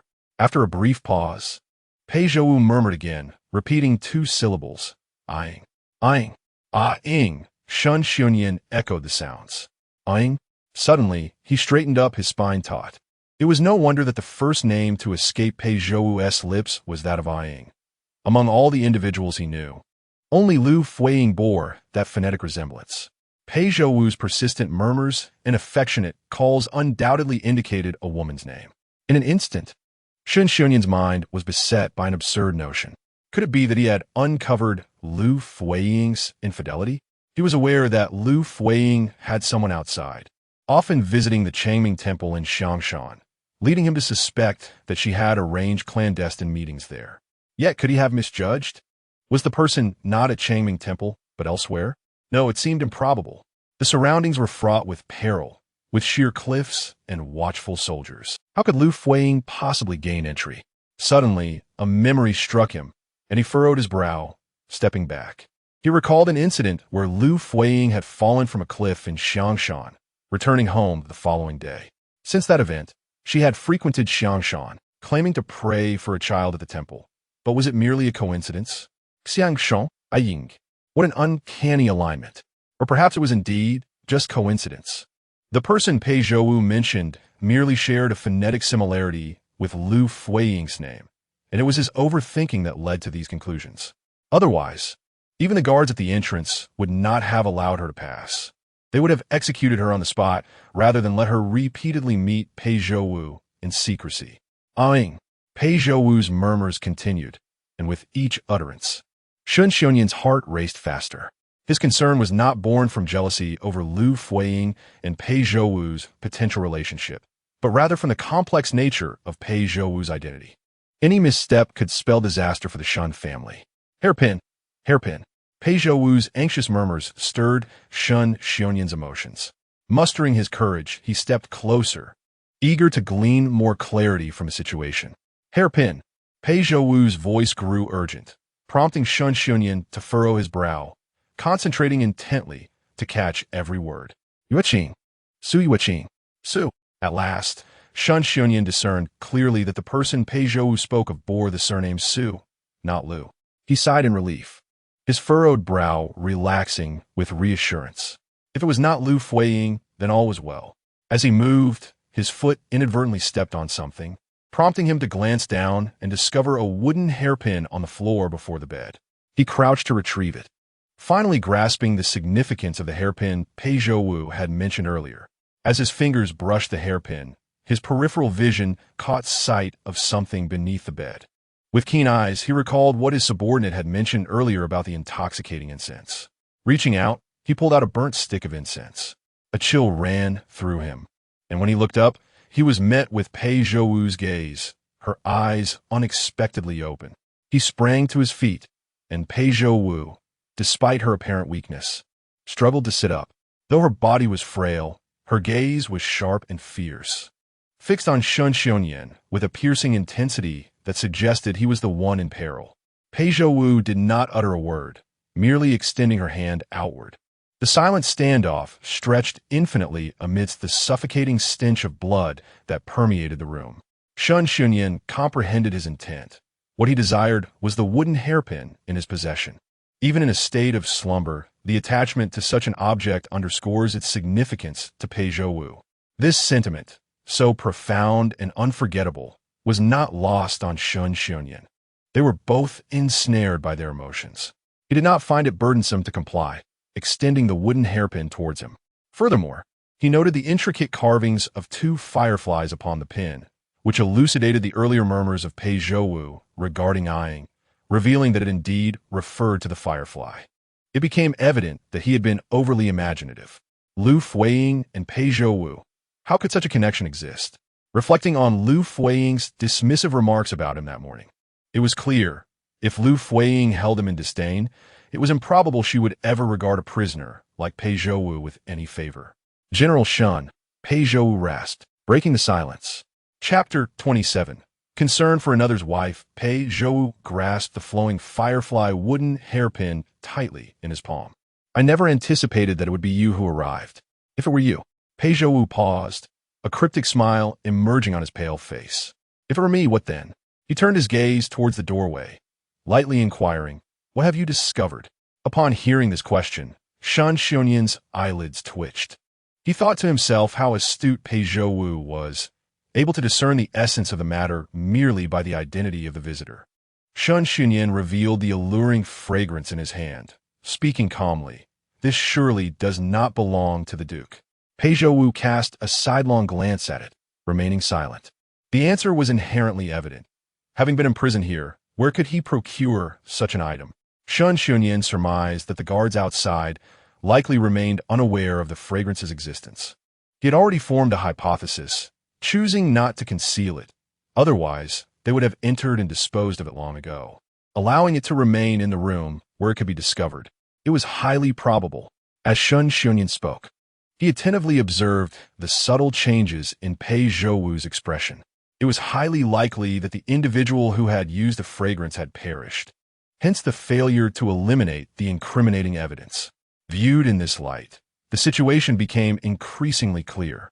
The user of the fragrance was the captain of the guards who had been slain by Pei Zhouwu the previous night. The uncertainty lay in whether this had been his own decision or if he had been instigated by others. While the situation appeared lucid, it was fraught with enigmas. Throughout Shun Xiongnian's discourse, Pei Zhouwu's demeanor remained impassive, showing no sign of change. The only indication of his inner turmoil was the tightening grip on the wooden hairpin in his palm. These two individuals, each harboring their own thoughts, found the scenario rather intriguing. One was suspicious that the person opposite him had an affair with his wife, while the other was consumed by thoughts of the other's spouse. Should the unsuspecting husband become aware of this situation, it would certainly provoke a reaction of amusement. Pei Zhouwu was disinterested in Shen Xunyan's words and indifferent to the outcome of the day. He was simply aware that the forces sent to capture him were not the prison guards, but rather, this was surely the result of Su Yueying's assistance. She had promised him before leaving that she would lend her support. How audacious she was! Should anything go awry, her life would be forfeit. How could she do so much for him? Su Yueying, foolish or brave? She was ensnared within the Prince of Qi's residence, her own safety uncertain. A subordinate of Shen Xunyan entered and reported, "General, we have interrogated the guards." The captain of the guard who perished last night had just assumed his position. He had clashed with Duke Pei during the day and, feeling aggrieved after his defeat, vowed revenge.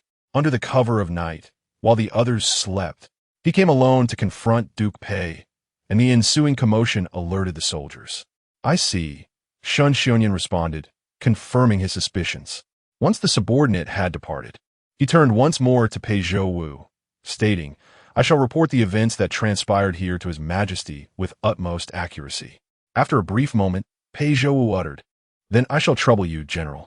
It seemed he did not harbor much hope of truly exonerating himself from the accusations of treachery. In his heart, he was solely preoccupied with his Su Yueying, wishing for her safety and well-being. Shen Xunyan opened his mouth, as if to say something, but ultimately closed it slowly, his gaze falling upon the shimmering willow with hairpin revealed in Pei Zhouwu's palm, a pang of regret swelling within him, akin to his own nightly torment of holding a memorial tablet as he slept. Yet, some words, once spoken, could lead to misunderstandings. After much contemplation, he merely expressed a wish for Pei Zhouwu to take care before stepping outside. He lingered in the courtyard for a while, his attention drawn to the pond at the back of the chamber, and he unconsciously moved closer. The surface of the pond lay tranquil, steam rising from it under the scorching sun. As he gazed at his reflection in the water, for reasons unknown, he suddenly thought of Liu Fuyi, and the image in the water seemed to transform into her likeness. He felt as if she might emerge from the depths at any moment. The pond remained undisturbed, yet his heart was stirred into tumultuous waves. He shook his head, perplexed by the sudden recollection of Liu Fuyi, as if she had once visited this deep pond, leaving traces behind. It was indeed laughable. With such towering mountains and vigilant guards, how could she have entered? Having thought this, he turned away and departed without a backward glance.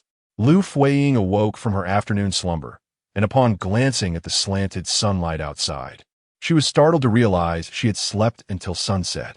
A knock resounded at the door, followed closely by Jean Li pushing it open. "Madam, guess what I have just heard?" Jean Li exclaimed, her face a mixture of astonishment and anxiety, revealing to Liu Fuyi that she had learned of significant news. Liu Fuyi tucked a loose strand of hair behind her ear, instinctively thinking of Pei Zhouwu. "Is there bad news from Xiangshan?" "Yes, but also not," Jean Li replied. "Do you know who has been dispatched to Xiangshan on imperial orders?" "Who?" Liu Fuyi felt her own tension rising in response. "It is the general, our Shun general." Liu Fuyi paused, her breath hitching, her eyelids momentarily forgetting to blink. Yet soon, a smile broke forth, laughter bubbling from her lips. "Madam? How amusing, truly amusing."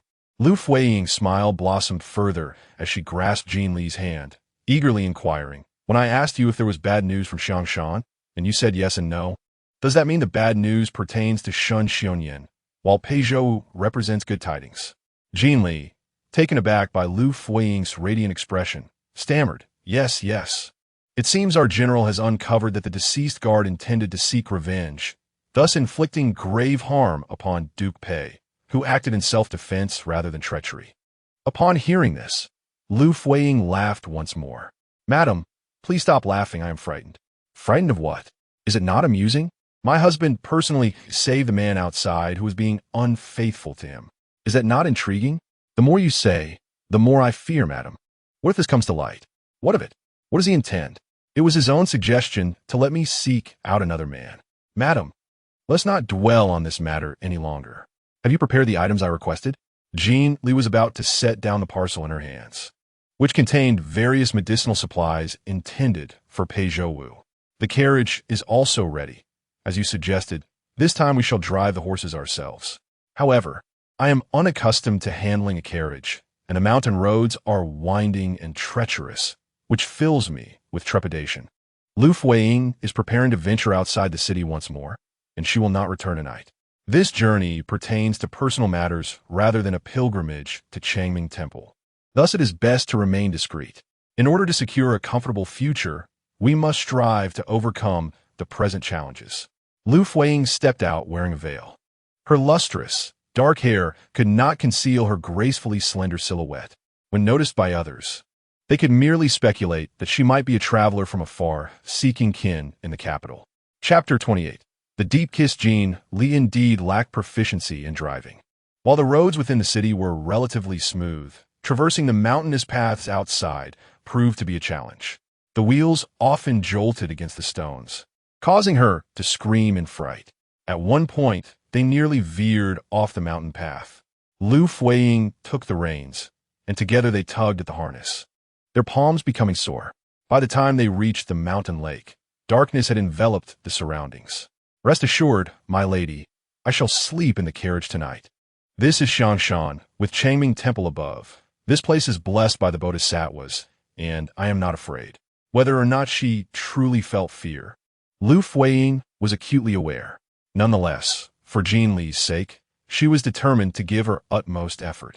Upon entering the water, they swam through a long corridor to the bamboo hut's deep pool.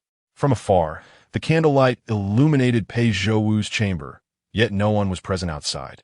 Cautiously ascending the shore, as she circled to the back of the room, she overheard a voice within, distinctly that of a woman. Liu Fuyi halted, holding her breath.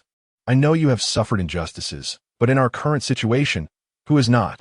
Your father suffers, I do as well, and your sister is hardly exempt. However, the speaker paused before continuing, her words growing increasingly piercing. Liu Fuyi recognized the voice as that of Pei Zhouwu's mother. But our family cannot endure any further turmoil. We cannot afford any more upheaval. Your sister risked her life to plead for you today, and she was carried back after fainting from her efforts.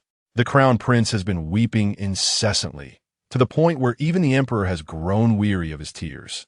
Zhou, do you understand your mother's intention? Pei's mother waited for a response, but after a prolonged silence without an answer from Pei Zhouwu, her tone sharpened. You cannot disregard the family's honor. The future of the Pei family depends on your sister and the crown prince. Only if they thrive can the Pei family find stability. You are my flesh and blood, the pride of my heart. How could I not cherish you? If there were any means, your father and I would spare no effort to rescue you. However, our family is not an ordinary one. Your sister is the empress, the mother of the state, and your little nephew is the crown prince, the future sovereign. I understand. Pei Zhouwu finally interjected. He could no longer bear to listen to his mother's admonishments, words that even Liu Fuyi found disconcerting. Though Pei's mother did not explicitly state it, the underlying message was clear. Pei Zhouwu was to remain compliant, to avoid causing trouble, even if it meant enduring humiliation and oppression without resistance. The implication was a veiled reproach of Pei Zhouwu's actions last night in self-defense. Yet, it was precisely for the sake of the Pei family, his sister, and the crown prince that Pei Zhouwu, despite knowing an escape route existed, refused to leave. He preferred to remain imprisoned rather than abandon them. You do not understand. If you did, you would realize it is not without resolution. Pei Zhouwu's tone was frigid as he interrupted his mother once more. What did you say? I said this matter is not without resolution. If you were to expel me from the Pei family, I would no longer be a member of it, and thus would no longer implicate the family or my sister. Pei Zhouwu, I am weary. Please take your leave. Zhou, you only need to endure a little longer. This will not last a lifetime. Once the crown prince ascends, I am too fatigued to see you off. Very well, since you choose not to heed my words, then do as you wish. Soon, the sound of a slamming door echoed in the air. Liu Fuyi exhaled a heavy breath, calming her emotions, and after a prolonged wait, she cautiously approached the front door to tentatively push it open. Pei Zhouwu seemed to have anticipated her arrival. Upon seeing her, he exhibited no surprise. He stood before the bed, seemingly unmoved despite Pei Zhouwu's departure long ago, as if he had yet to recover from their earlier confrontation. Though his face betrayed no emotion, his heart must have been in torment. This was the opportune moment for Liu Fuyi to enact her plan. Were not those pitiful girls ensnared by some despicable men in precisely such moments? When they are at their most vulnerable, a ray of light appears beside them, offering tenderness and assistance, leading them to fall deeper in love and obediently comply with any demands. Liu Fuyi suppressed her sympathy and concealed her excitement. She turned to close the door and slowly approached him. His lifeless gaze, though fixed upon her, held no flicker of light. I was worried about you, so I brought medicine to see you," she said delicately, as if fearful that any misstep in her words might wound him. "Have you eaten? I also brought some food." As she spoke, she removed the bundle from her back. In addition to the medicine, she had asked Jean Li to purchase some food, carefully wrapped in oil paper to prevent it from getting wet. As she unfolded the bundle, ready to tear open the oil paper, Pei Zhouwu spoke suddenly, "You should leave." The 4 short words seemed to drain him of all strength, leaving him nearly breathless. Liu Fuyi paused only for a moment before resuming her actions. "I see your clothes have been changed. It seems your wound has been tended to. I was worried that if the bleeding continued, you might not survive. Seeing you now, I feel much relieved." She laid out the food she had brought, her warm chatter persisting. "Since your wound has been taken care of, you should eat something. With strength, your wound will heal faster. Look at this flaky meat pie. It was purchased at the food shop in the southern part of the city, renowned in the capital. You must know of it." Gently touching the meat pie, she expressed delight. "It still has a bit of warmth. You should eat it while it's hot. It will taste better than when it's cold. Sui Wang, let me feed you." Liu Fuyi approached him with the intention to offer the morsel, only to be abruptly halted by his stern voice. "I told you to leave." His face was cold, his expression rigid, and his eyes bore a fierce intensity that seemed deliberately exaggerated.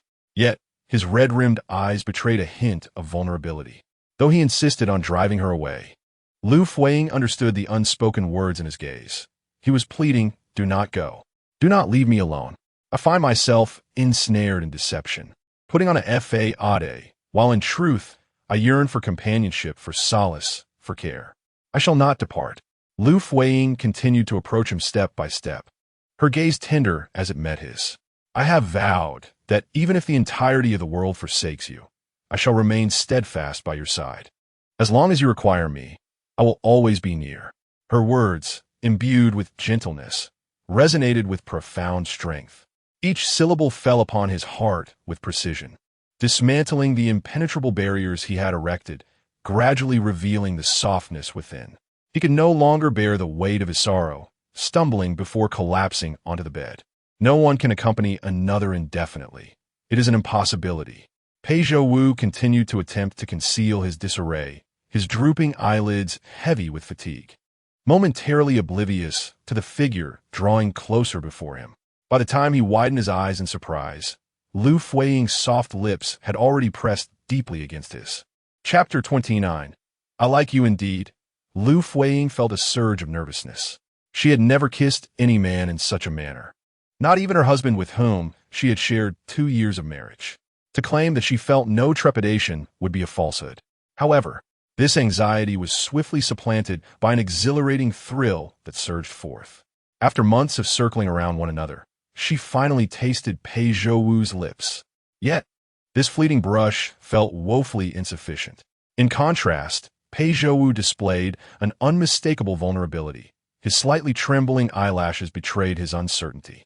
His irises reflected a whirlwind of emotions, and in that moment, he could not discern which feeling was the most potent. Though his fists were clenched tightly, there was no inclination to push her away. The face before him was so near that he could discern each delicate lash. Her breath carried a hint of sweetness, a fragrant essence that wafted gently into his senses, soothing the myriad of wounds within his heart. Yet, she abruptly withdrew, stealing away the healing breeze that had enveloped him. He immediately felt a sense of discomfort, his mind momentarily adrift. Liu Fuyi straightened, concealing the delight in her eyes beneath a facade of flustered embarrassment. She felt a pang of regret for her instinctive action. forcing a sheepish smile before extending her hand to offer him the pastry she held. Unbeknownst to her, the palm of her hand was marred by a previous encounter with the reins of the carriage, leaving behind unsightly stains of blood. She quickly recoiled, turning to fetch a clean piece. A firm hand followed her, grasping her wrist to halt her movement. "Misu," Pei Zhouwu began, only to realize he was at a loss for words. "I'm sorry." Liu Fuyi, unable to face him fully, murmured, "In my haste, I inadvertently offended you, my lord. I truly should be punished. Must you depart like a fleeting breeze again?" He pressed. "Absolutely not." Liu Fuyi turned back in haste, meeting Pei Zhouwu's teasing gaze. "Didn't you just say you wouldn't leave?" He continued. Feigning ignorance of his jest, she replied earnestly, "Yes, I shall not leave." Her sincerity elicited a subtle smile, and he gently patted the side of the bed. "Then, sit with me for a while." After a moment's hesitation, Liu Fuyi obediently approached and sat beside him. Yet, as time passed, neither spoke. Pei Zhouwu finally broke the silence, gently inquiring, "Do you have nothing to say to me?" Liu Fuyi was no fool. She understood his unspoken question, yet she chose to embody the shyness of a maiden, responding only with, "I do not know what to say." "Very well," he nodded, then took the initiative to ask, "Do you like me?" The kiss they had shared could not have occurred without a deeper affection, surpassing the bonds of friendship or mere gratitude for saving a life. Liu Fuyi, maintaining her nervous demeanor, nearly crushed the pastry in her grip. After a prolonged pause, she finally spoke, "Yes, I like you." This confession seemed inadequate to convey her true feelings, so she resolutely reiterated, "I like you." Pei Zhouwu, who had just relaxed his clenched fist, found himself tensing up once more. "I understand that many are enamored with Pei Guojiang. He is the dream lover of nearly half the young women in the capital, and countless noble ladies have boldly declared that they would marry no one but him. In contrast, my affections seem particularly insignificant." Yet, she paused, her voice trembling on the brink of tears. "However, I cannot help myself. My feelings are uncontrollable. Ever since the moment you saved me, you have nestled within my heart so deeply that I cannot extricate you." Pei Zhouwu let out a heavy breath, attempting to ease his tumultuous emotions. Indeed, many adore him, and there are numerous declarations of devotion. However, since his misfortune, those who once professed their affection have vanished without a trace, a number that is equally unfathomable. It was not a lamentation over the fickleness of the world, nor was it a sorrow for the lack of suitors. Rather, it only served to deepen the pain I felt for Su Yueying's naivety. She risked her lifetime and again to seek him out, truly foolish in her devotion. "I genuinely, truly love you," Liu Fuyi reiterated, seeking to affirm her sincerity. Pei Zhouwu lowered his gaze in silence, yet his eyes sparkled with glimmers of hope, the corners of his eyes subtly curving with a hint of emotion, as if engaging in a silent dialogue with Liu Fuyi, suggesting, "I might also harbor a fondness for you." When he finally spoke, the words that escaped his lips were a heartfelt thank you. His gratitude was equally profound. Those around him had often expressed their thanks to the one who saved his life, yet now he realized that it was not he who rescued her. Rather, it was fate that, seeing his plight, had sent her to his side. He was the one who had been saved. After sustaining severe injuries the night before, he had forced himself to meet with several visitors today, and Pei Zhouwu was on the verge of exhaustion. His pallid face bore no trace of color, yet he still exuded an ethereal beauty, fractured yet captivating. Rising, he dragged the iron chain to the table. Upon returning, he held a porcelain white vial in his hand. Slightly turning, he settled back beside Liu Fuyi, facing her, then gently took her injured hand, removing the remnants of the meat pie from her palm, and delicately wiped away the crumbs with the pristine sleeve of his white garment. His own injuries were far more severe than hers. A mere movement, or even a breath, could provoke excruciating pain. Yet, his touch was tender, cautious, as if he feared that even the slightest pressure might cause her discomfort. Liu Fuyi offered no feigned resistance. With her gaze lowered, she fixed her attention on Pei Zhouwu, his breath, his movements, his gentleness. All so enchanting that she found it impossible to look away. Simultaneously, her heart swelled with joy. Such significant progress was truly exhilarating. The thought of sharing a bed with him in the future made her heart race, almost wishing to throw herself upon him at that very moment. After applying the medicine, Pei Zhouwu raised his head. At the instant their eyes met, Liu Fuyi shyly averted her gaze. A flicker of a smile graced Pei Zhouwu's lips, a glimmer of warmth illuminating his expression. He turned slightly, sitting upright, the porcelain bottle cradled in his palm, his fingertips gently caressing the smooth surface, lost in thought. After a prolonged silence, as Liu Fuyi contemplated turning to look at him, the porcelain vial unexpectedly slipped from his grasp, rolling across the floor with a soft clatter, coming to rest some distance away. Almost immediately, she felt a weight on her shoulder. It was Pei Zhouwu, unable to withstand his weakness, leaning heavily to the side. Liu Fuyi froze, caught in indecision, fearful that she too would not be able to endure for much longer. Pei Zhouwu, she tentatively called his name, but received no response. Chapter 30. A stealthy kiss on soft lips. Pei Zhouwu could no longer endure and succumbed to slumber. Yet, the direction in which he leaned was towards her, indicating that his trust in her had reached a new pinnacle. Pei Zhouwu had opened his heart to her, making the prospect of having a child seemingly assured. A smile danced upon her lips as she gently caressed his silky hair. Truly, the heavens do not forsake those who toil earnestly. However, Pei Zhouwu's weight, combined with his unconscious state, rendered him a burden upon her. Over time, it became increasingly unbearable. She shifted her position, wrapping her arms around him. With one hand supporting his head, she attempted to lay him flat, but her strength proved inadequate. Before she could fully react, Pei Zhouwu's body fell heavily. Liu Fuyi closed her eyes, unable to bear the sight of his injuries, fearful that fresh blood might emerge. Taking a deep breath, she lifted her eyelids. Pei Zhouwu remained in deep slumber, perhaps due to the bandages wrapped around his wounds. Even if there were blood, it would not seep through so swiftly. His mother had visited, bringing the finest hemostatic and healing remedies, so he seemed to be in stable condition. She elevated his legs and adjusted his position to ensure his comfort. Then, she sat at the foot of the bed, her gaze fixed intently upon his face. This visage was one that one could never tire of gazing upon. Recalling their recent kiss, her eyes ignited with fervor, her heart fervently wishing for his swift recovery. As she continued to gaze, her fingers unconsciously brushed against his lips. The soft sensation ignited a fire within her fingertips, rapidly consuming her entire being and leaving her lightheaded. Is this how men feel when they behold beauty? Leaning closer, her hair cascaded over his neck, the ticklish sensation causing Pei Zhouwu to furrow his brow. Liu Fuyi, however, was oblivious, her focus solely on the lips of Pei Zhouwu that were poised to meet hers. The proximity of their breaths made his brow quiver even more. With familiarity, Liu Fuyi had shed her previous nervousness, now embodying the exhilaration of a conqueror. Pei Zhouwu, as the conquered, exhibited his tension through hands that clenched and unclenched involuntarily, a cycle of tightness and release. This indicated that he harbored not only anxiety, but also a suppressed longing. When her lips finally descended upon his hands, which had alternated between tight and loose, suddenly unfurled, affirming his acceptance of Liu Fuyi. Though he had indeed been asleep, he awoke when his legs were lifted onto the bed, not intentionally feigning slumber. His mind, already clouded, was on the verge of losing consciousness again when the sudden proximity of her breath stirred his heart. Liu Fuyi's kiss was brief and unexcessive. She gently withdrew, whispering as if in a breath, "For my sake, do hasten your recovery."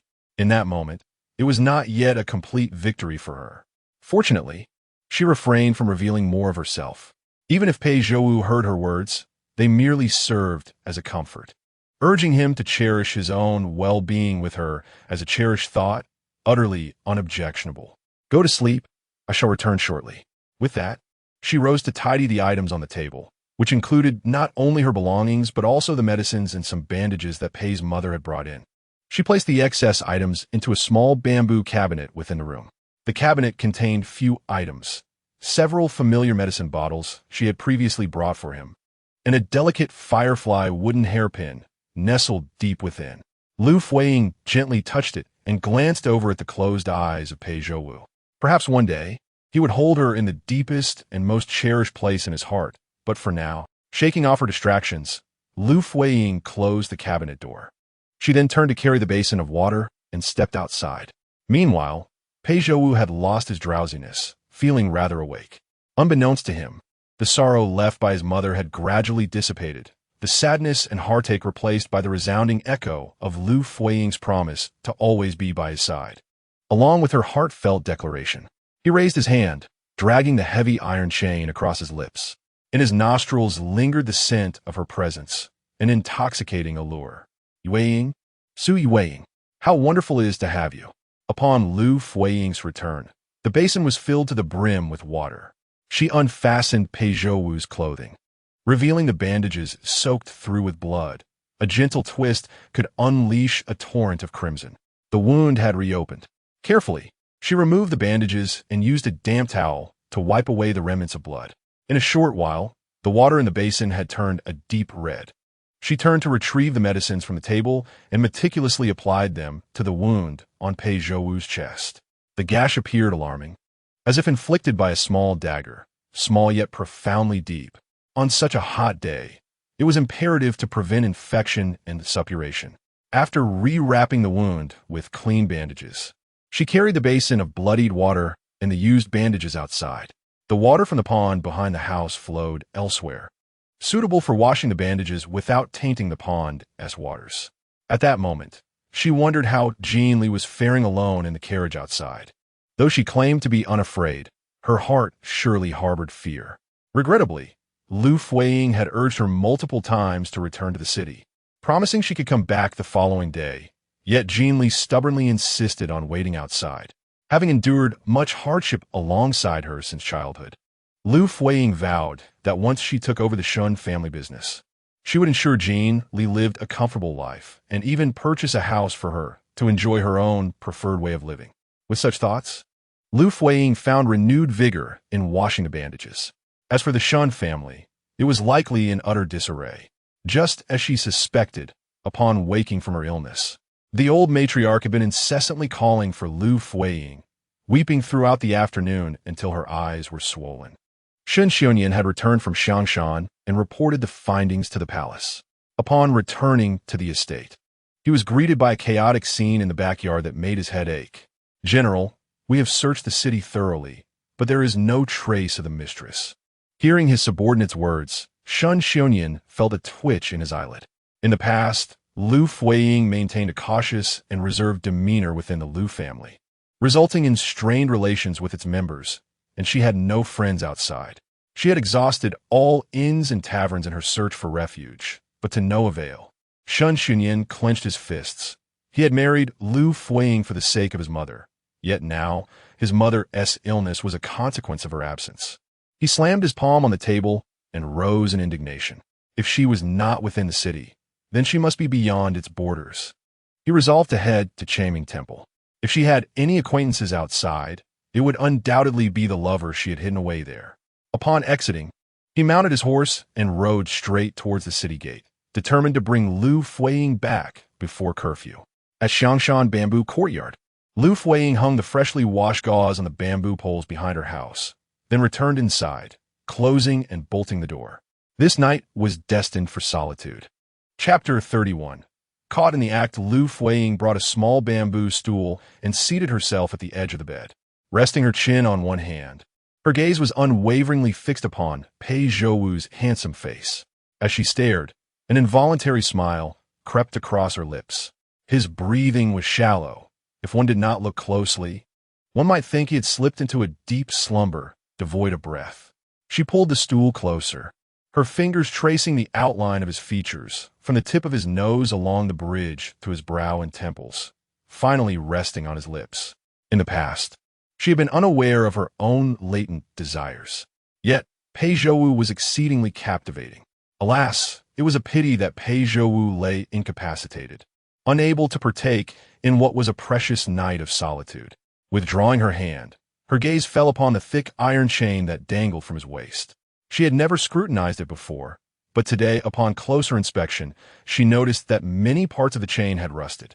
Strangely, Liu Fuyi recalled the words spoken by Pei's mother in this very room, urging him to endure, to suppress even the gravest grievances. At this thought, a flicker of sympathy welled up within her for Pei Zhouwu. Had he endured humiliation last night without a word, he might have already lost his spirit.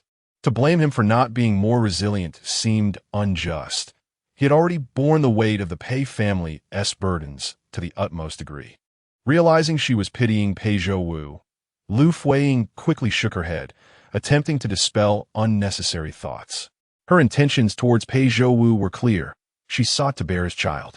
Why should she feel sorry for a man when she ought to be more concerned for herself? She had no intention of accompanying him for a lifetime. The more pitiable he was, the more advantageous it was for her, was it not? Her fingers lightly tapped the bamboo bed, and she lazily uttered a phrase meant solely for her ears. "I am not a good person." At that moment, Pei Zhouwu was indeed in a deep slumber. He had lost consciousness the moment Liu Fuyi stepped out to wash the cloth. Riding swiftly towards Xiangshan, Shen Xiongyan did not pause until he reached Changming Temple. Rather than calling for a Taoist priest to summon Liu Fuyi, he resolved to enter personally. Unbeknownst to him, the notion of catching her in the act was fundamentally flawed. He had not originally intended to confront her infidelity. He had permitted Liu Fuyi to meet others outside, so it mattered little who her paramour was.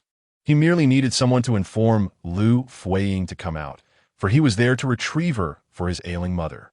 In that moment, he was oblivious to the fact that he was curious to see the identity of her lover, perhaps provoked by Liu Fuyi's earlier dismissive words. It turned out to be the husband of Liu Shanyan, who was known for her benevolence, and her husband was a devoted son. Shen Xiongyan concocted a tale of his mother's grave illness, claiming that a jade pendant blessed by a Taoist priest had been left behind by Liu Fuyi in the temple, and that his mother was weeping and clamoring for its return, which had compelled him to make this hasty journey.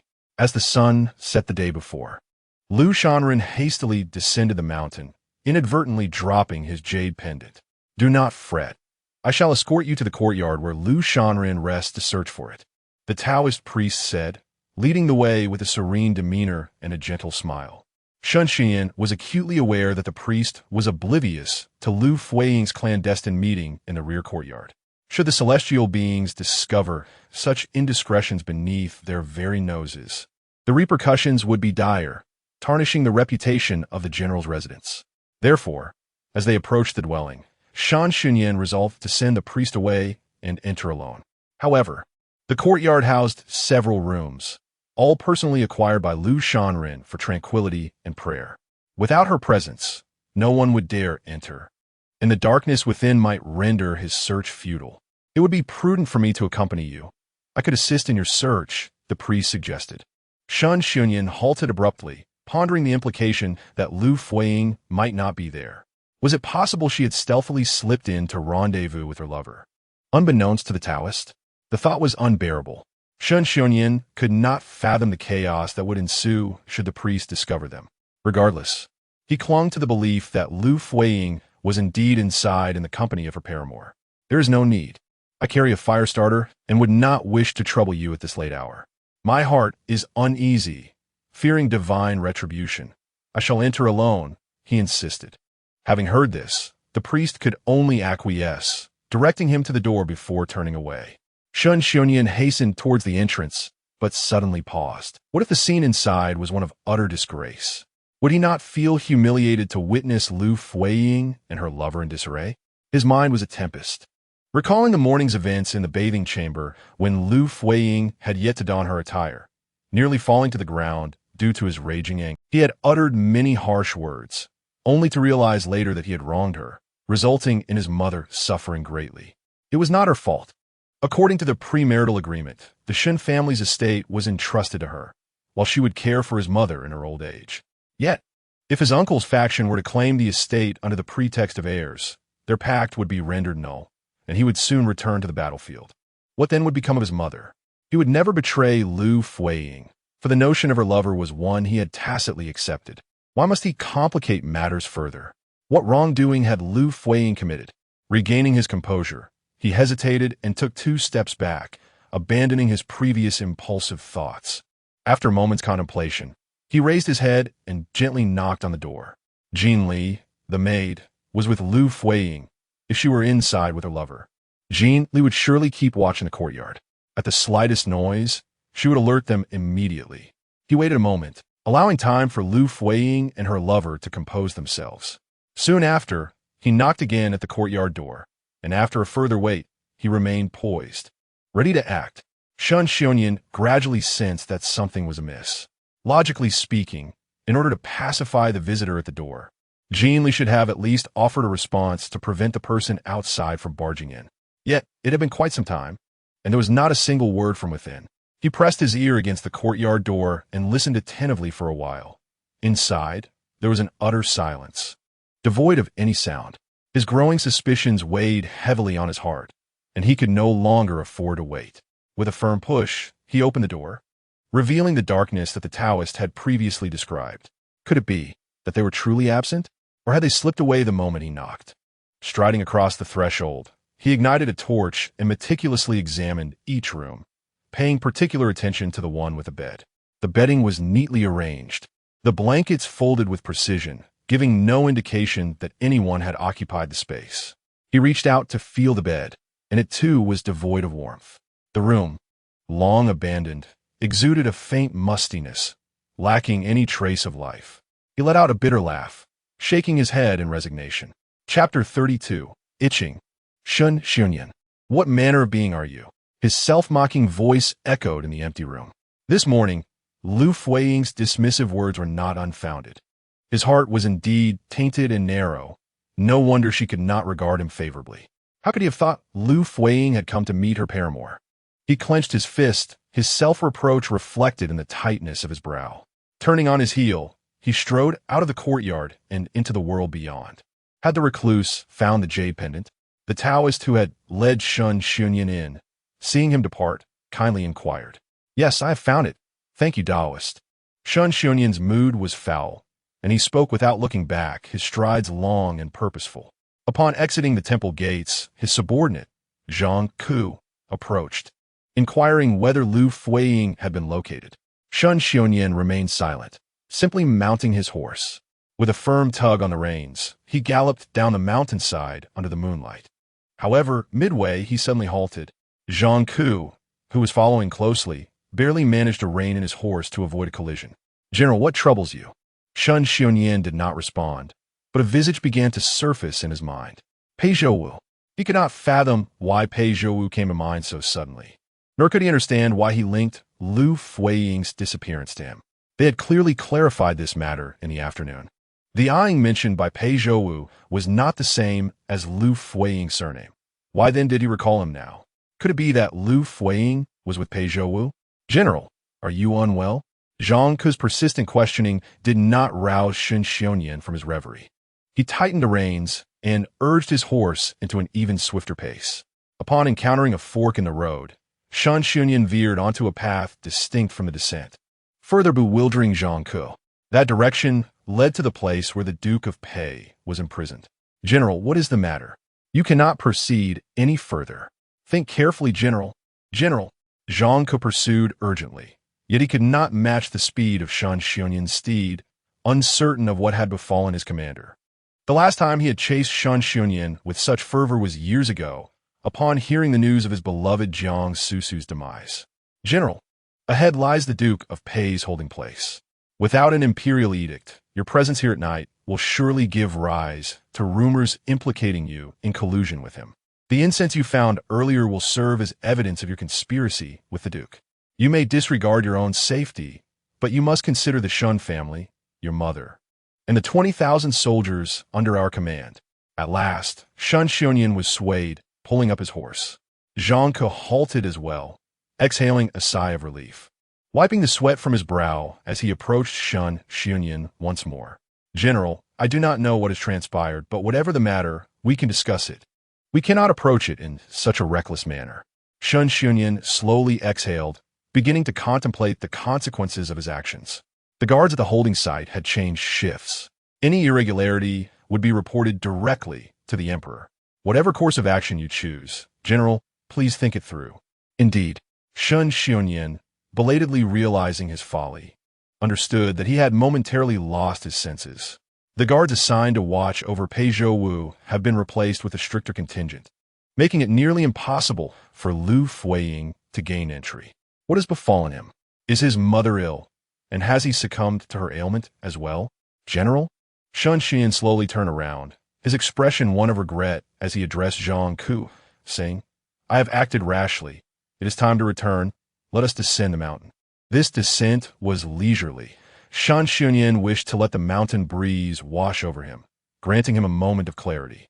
He needed to find Liu Fuyi again tonight, for he could not face his mother without her, as she was truly indispensable to her well-being. Inside the bamboo house, Liu Fuyi was unaware of when she had fallen asleep, her head resting on the bed while her hand gently grasped the chain binding Pei Zhouwu. The rustling bamboo leaves outside were stirred by the wind, their soft sound awakening Pei Zhouwu. He opened his eyes wide, drenched in sweat. As his gaze shifted, it fell upon Liu Fuyi, who was still at the bedside. The fear that had gripped him melted away in an instant. The candle on the table was nearly extinguished, indicating the hour was indeed late. He moved gently, propping himself up slowly. The hand she held onto the chain was careful not to make any sudden movements, for he feared disturbing her. She had kept vigil for so long. He observed her quietly, the tenderness in his gaze seemingly capable of melting the very air around them. Though he was overjoyed by her presence, a tangle of emotions swirled within him. She was from the Qi Wangfu, and her prolonged absence would be difficult to explain upon her return. He could not allow his personal desires to endanger her. Contemplating this, he gently pried her hand from the iron chain to examine the wound in her palm, having neglected to inquire about it previously, engrossed in his own predicament. However, this simple action startled her awake. Liu Fuyi sat upright, the summer night as heat causing her to sweat profusely, beads of perspiration dotting her forehead and the tip of her nose. Upon noticing Pei Zhouwu was also awake and sitting up, she immediately cast a worried glance his way. Is your wound hurting again? Allow me to change your dressing. In this heat, it is essential to keep your wound clean. She rose and hurried towards the bamboo cabinet, leaving Pei Zhouwu momentarily lost in thought, gazing at his empty palm. When she returned, she carried a basin of clear water. Miss Su, I can manage on my own, Pei Zhouwu insisted as he attempted to rise from a bed, but stumbled slightly, placing a hand over his chest as pain shot through his injury. Despite his condition, he still sought to appear strong. And after all, having kissed you, Miss seems an inappropriate title. Look at you. If you move about carelessly, your wound may reopen. You have only just managed to stop the bleeding. Do not move. She scolded, her face stern yet playful. This tactic surprisingly worked on Pei Zhouwu, for he stood still, his gaze fixed on Liu Fuyi's face. Genuinely concerned that she was upset, Liu Fuyi approached him, ready to assist in removing his clothing. Miss Su, I know you do not think highly of me, but I'm not the sort to cling like a persistent dog. Once your wound has healed, I shall distance myself and no longer trouble you. Pei Zhouwu was taken aback. When had he ever implied that he looked down upon her? Why does Miss Su speak in such a manner? Liu Fuyi inquired, her hands deftly working as she tore open his garment, revealing the blood-stained bandages beneath. Addressing me as Miss Su with such detachment. I understand you wish to draw a line between us. I do not. Ah. A sharp intake of breath escaped him as Liu Fuyi inadvertently pressed against the very center of his wound while unwrapping the bandage, causing him pain. Upon hearing his pained gasp, Liu Fuyi glanced up, her expression a blend of irritation and concern, artfully performed, leaving Pei Zhouwu's heart softened. That was not my intention. After a moment's deliberation, she offered the intimacy Liu Fuyi sought. Yueqing. These two syllables had only ever been uttered by her late mother, and hearing them from Pei Zhouwu's lips now bore a unique charm. I simply do not wish for you to worry too much about me, he explained earnestly. At that moment, Liu Fuyi had already removed the bandages enveloping him, revealing a wound on his chest that still oozed blood. Suddenly, she leaned in and gently blew on his chest. So soft, so gentle, it was not painful but rather warm and comforting. A slight tickling sensation arose within Pei Zhouwu's heart. Her lips, crimson and slightly pursed, glimmered with an allure that seemed to exude fragrance. Irresistible. Utterly irresistible. Chapter 33. The wedding night. The sky outside was tinged with the pale light of dawn, signaling the arrival of morning. Pei Zhouwu stood in a daze at the foot of the bed, allowing Liu Fuyi to gently blow on his wound. Perhaps this soothing method was remarkably effective in alleviating his pain. Thus he hesitated to interrupt. Or perhaps his thoughts had wandered astray, leaving him in a state of dreamy oblivion. As his mind replayed the two fleeting kisses from the previous night, he had been roused from his slumber due to Liu Fuyi. In his dreams, she had been taken away, vanishing as if she had evaporated from the mortal realm. No matter how extensively he searched the entire capital, he could not find her. The promises she had made, vowing never to abandon him, had turned to mere echoes, as though she had never graced his existence, and everything had merely been a figment of his imagination. Yet now, the person from his dreams was so close. Her features and countenance vivid and alive, starkly contrasting with the ethereal realm he had just inhabited. He slowly raised his hand, yearning to touch her face and feel her tangible presence. Suddenly, there was a commotion outside. Being a martial artist, his hearing was acutely refined. Liu Fuyi remained oblivious, already being turned away in a sudden embrace. Instinctively, Pei Zhouwu shielded her behind him, positioning his back towards the door. Perhaps we should refrain from entering. Should anything untoward occur, we cannot bear the responsibility. We ought to ascertain if he still breathes. Madam, Pei left word. If the Duke were to perish, neither the Empress nor the Duke's household would spare us. One of the voices murmured. Ah, let us proceed then, the other replied, approaching the door with the intent to push it open. To their astonishment, they found themselves unable to budge it. Liu Fuyi had secured the door with a bolt during the night, rendering it immovable. How audacious of the Duke to lock the door. Fearing we might employ some intoxicating perfume against him? Do not speak carelessly. So what shall we begone? Pei Zhouwu snapped, casting a sharp glance towards the intruders. The two men, trembling in fear, retreated hastily, fleeing in panic. The sight of Pei Zhouwu, still ensnared by the fragrant chains, yet capable of retaliating, sent shockwaves through the guards outside, who would not value their life. They all feared provoking Pei Zhouwu, lest they meet a grim fate.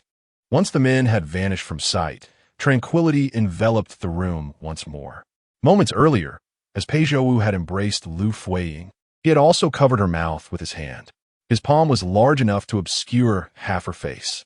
When he turned to face her, he was met with her luminous, moon-like eyes, tinged with fear, which instantly tightened his heart, prompting him to shed the earlier aggression directed at the guards. To dispel the lingering scent of blood in the room, he had left the window partially ajar, allowing the morning breeze to waft in, mingling with the creaking sounds. It seemed to be a particularly blustery day, as the wind tousled their hair, swirling it whimsically in the air, much like a raucous audience urging them closer, ever closer. Their gazes locked, lingering in a silent exchange. The intensity of their stares, fueled by the morning breeze, ignited a thread of subtle intimacy between them. Their garments fluttered in concert, as if applauding and hastening the moment, reminiscent of the lively festivities of a wedding night. With the atmosphere charged in such a way, it was only fitting that he would kiss the bride. This time, it was Pei Zhouwu who took the initiative, though that hand still covered her face. His countenance and body gradually drew nearer. It was only when he was close enough to her visage that he recalled the need to withdraw his hand. His warm breath drew ever closer, about to graze her skin when Liu Fuyi suddenly turned her head away. I shall assist you with the dressing, she stammered, diverting the conversation. At that moment, Pei Zhouwu also regained his senses, as if he had just become aware of his actions. Hesitating, he stepped back a couple of paces, an expression of guilt gracing his features. Just as he was about to speak, Liu Fuyi had already turned aside to wring out the towel from the basin. It was not that she did not desire to kiss him, but there was a distinction between her initiative and his. The first time he sought to kiss her, if it were to happen too easily, it would lose its charm. She wished to make him yearn for it, to crave it yet not attain it. The more elusive it became, the more his heart would ache with longing. When it eventually erupted, it would be all the more intense. "Sue," he began, only to realize the inappropriateness of his words, hastily altering his approach. Weighing I. He wished to apologize, to explain, yet found himself at a loss for words. His earlier intent to kiss her had been genuine. What could he possibly elucidate? "I know," Liu Fuyi replied, her back to him, her motions of wringing the towel exceedingly slow, feigning an extreme shyness as she continued. "You are aware of my feelings towards you. Thus I am quite pleased in my heart. I merely worry for your injuries. The wound is still bleeding. I only hope for your swift recovery, so that it may provide me with peace of mind, if you would." Her voice was soft, gentle as a spring brook. Pei Zhouwu found himself softening in response, his eyes crinkling with a smile as he slowly uttered a single word. "All right." Subsequently, Liu Fuyi returned to him with a half-dry towel, tenderly wiping the blood from his skin. Throughout this process, she maintained a bashful demeanor, unable to lift her gaze to meet Pei Zhouwu, who looked upon her with an affection he had never before experienced. "Wait for me." After cleaning the wound and applying the salve, Liu Fuyi prepared to leave in search of the gauze that had been drying outside the previous night. As she turned, Pei Zhouwu instinctively sought to follow her, wishing to accompany her wherever she went, yearning to see her at all times. However, after taking but 2 steps, he abruptly halted. Having just promised her to care for his injuries and recover swiftly, it would be reckless to move about carelessly now, especially after just applying the medication. Such actions would betray her heartfelt intentions. Thus, he made his way to the bedside, sitting quietly to await her return. When Liu Fuyi re-entered, his eyes sparkled with warmth. Yet her sudden declaration gripped his heart with unease. "I must leave shortly," she stated. "Soon I shall depart." Pei Zhouwu felt a weight settle in his chest, his heart hanging in the balance. Indeed, he was bound here by chains, while she was not. She would inevitably take her leave. Although she had promised to remain by his side, was this truly a place of comfort and solace? Even if she wished to stay, could he be so selfish? Pei Zhouwu slowly nodded, gradually exhaling a single word. "All right." This heavy word, laden with significance, stood in stark contrast to the earlier joy he had felt. "All right," he repeated himself, attempting to mask his disappointment. Liu Fuyi observed the sorrow he was striving to conceal, her heart swelling with tenderness, yet remaining inscrutable. "You should still remember the day I fainted. The cause was the illness of Lady Qi, who had been bedridden for several days. Lord Qi seized the opportunity to summon me to his chamber, and with great effort, I managed to escape. Frightened to the point of losing my appetite for days on end, ultimately leading to my frail condition due to excessive worry." She spoke slowly, her demeanor notably serene. However, Pei Zhouwu wore a somber expression, his face betraying a deep-seated restraint. "But rest assured, the lady remains unwell. Should he acknowledge his adopted daughter while his biological mother is gravely ill, it would be said that he is unfilial and unkind, and he would likely temper his actions. I mention this because I wish to express." What exactly? Pei Zhouwu's complexion was truly poor. Chapter 34. Does my husband still wish to strike me? Never mind. Liu Fuyi placed the bloodied gauze into the basin and turned aside. "It is not yet settled. I shall inform you later." Pei Zhouwu pulled her back, his eyes filled with concern, and patiently said, "I will write to my mother at home." "No." Liu Fuyi shook off his hand. "If you were to write home for inquiries, it would not end well. In an instant, the extent of her deceit would be revealed. Your family, the Pei family, is already under scrutiny. How could it be wise to have your mother go to the Qi Wangfu to demand someone? What would outsiders say? The Qi Wangfu would certainly refuse for fear of being implicated, and it could very well lead to further complications and accusations against your family. Your mother, already in a fit of anger, would be furious to learn that you have offended the Qi Wangfu over a mere maid." Her words rang with a semblance of truth, her reasoning sound and appropriate. "In any case, it was simply not feasible. I do not wish for my troubles to burden you. If you insist, I shall never visit you again." Hearing her declare that she would never return, Pei Zhouwu's heart skipped a beat in panic. "I have my own plans for this matter. I simply do not wish to voice them prematurely, fearing it might lead to empty hopes. Next time, perhaps when I return, there'll be a favorable outcome. And then I shall tell you everything." She lowered her gaze to Pei Zhouwu, her eyes pleading as if in prayer. "Is that all right?" she implored.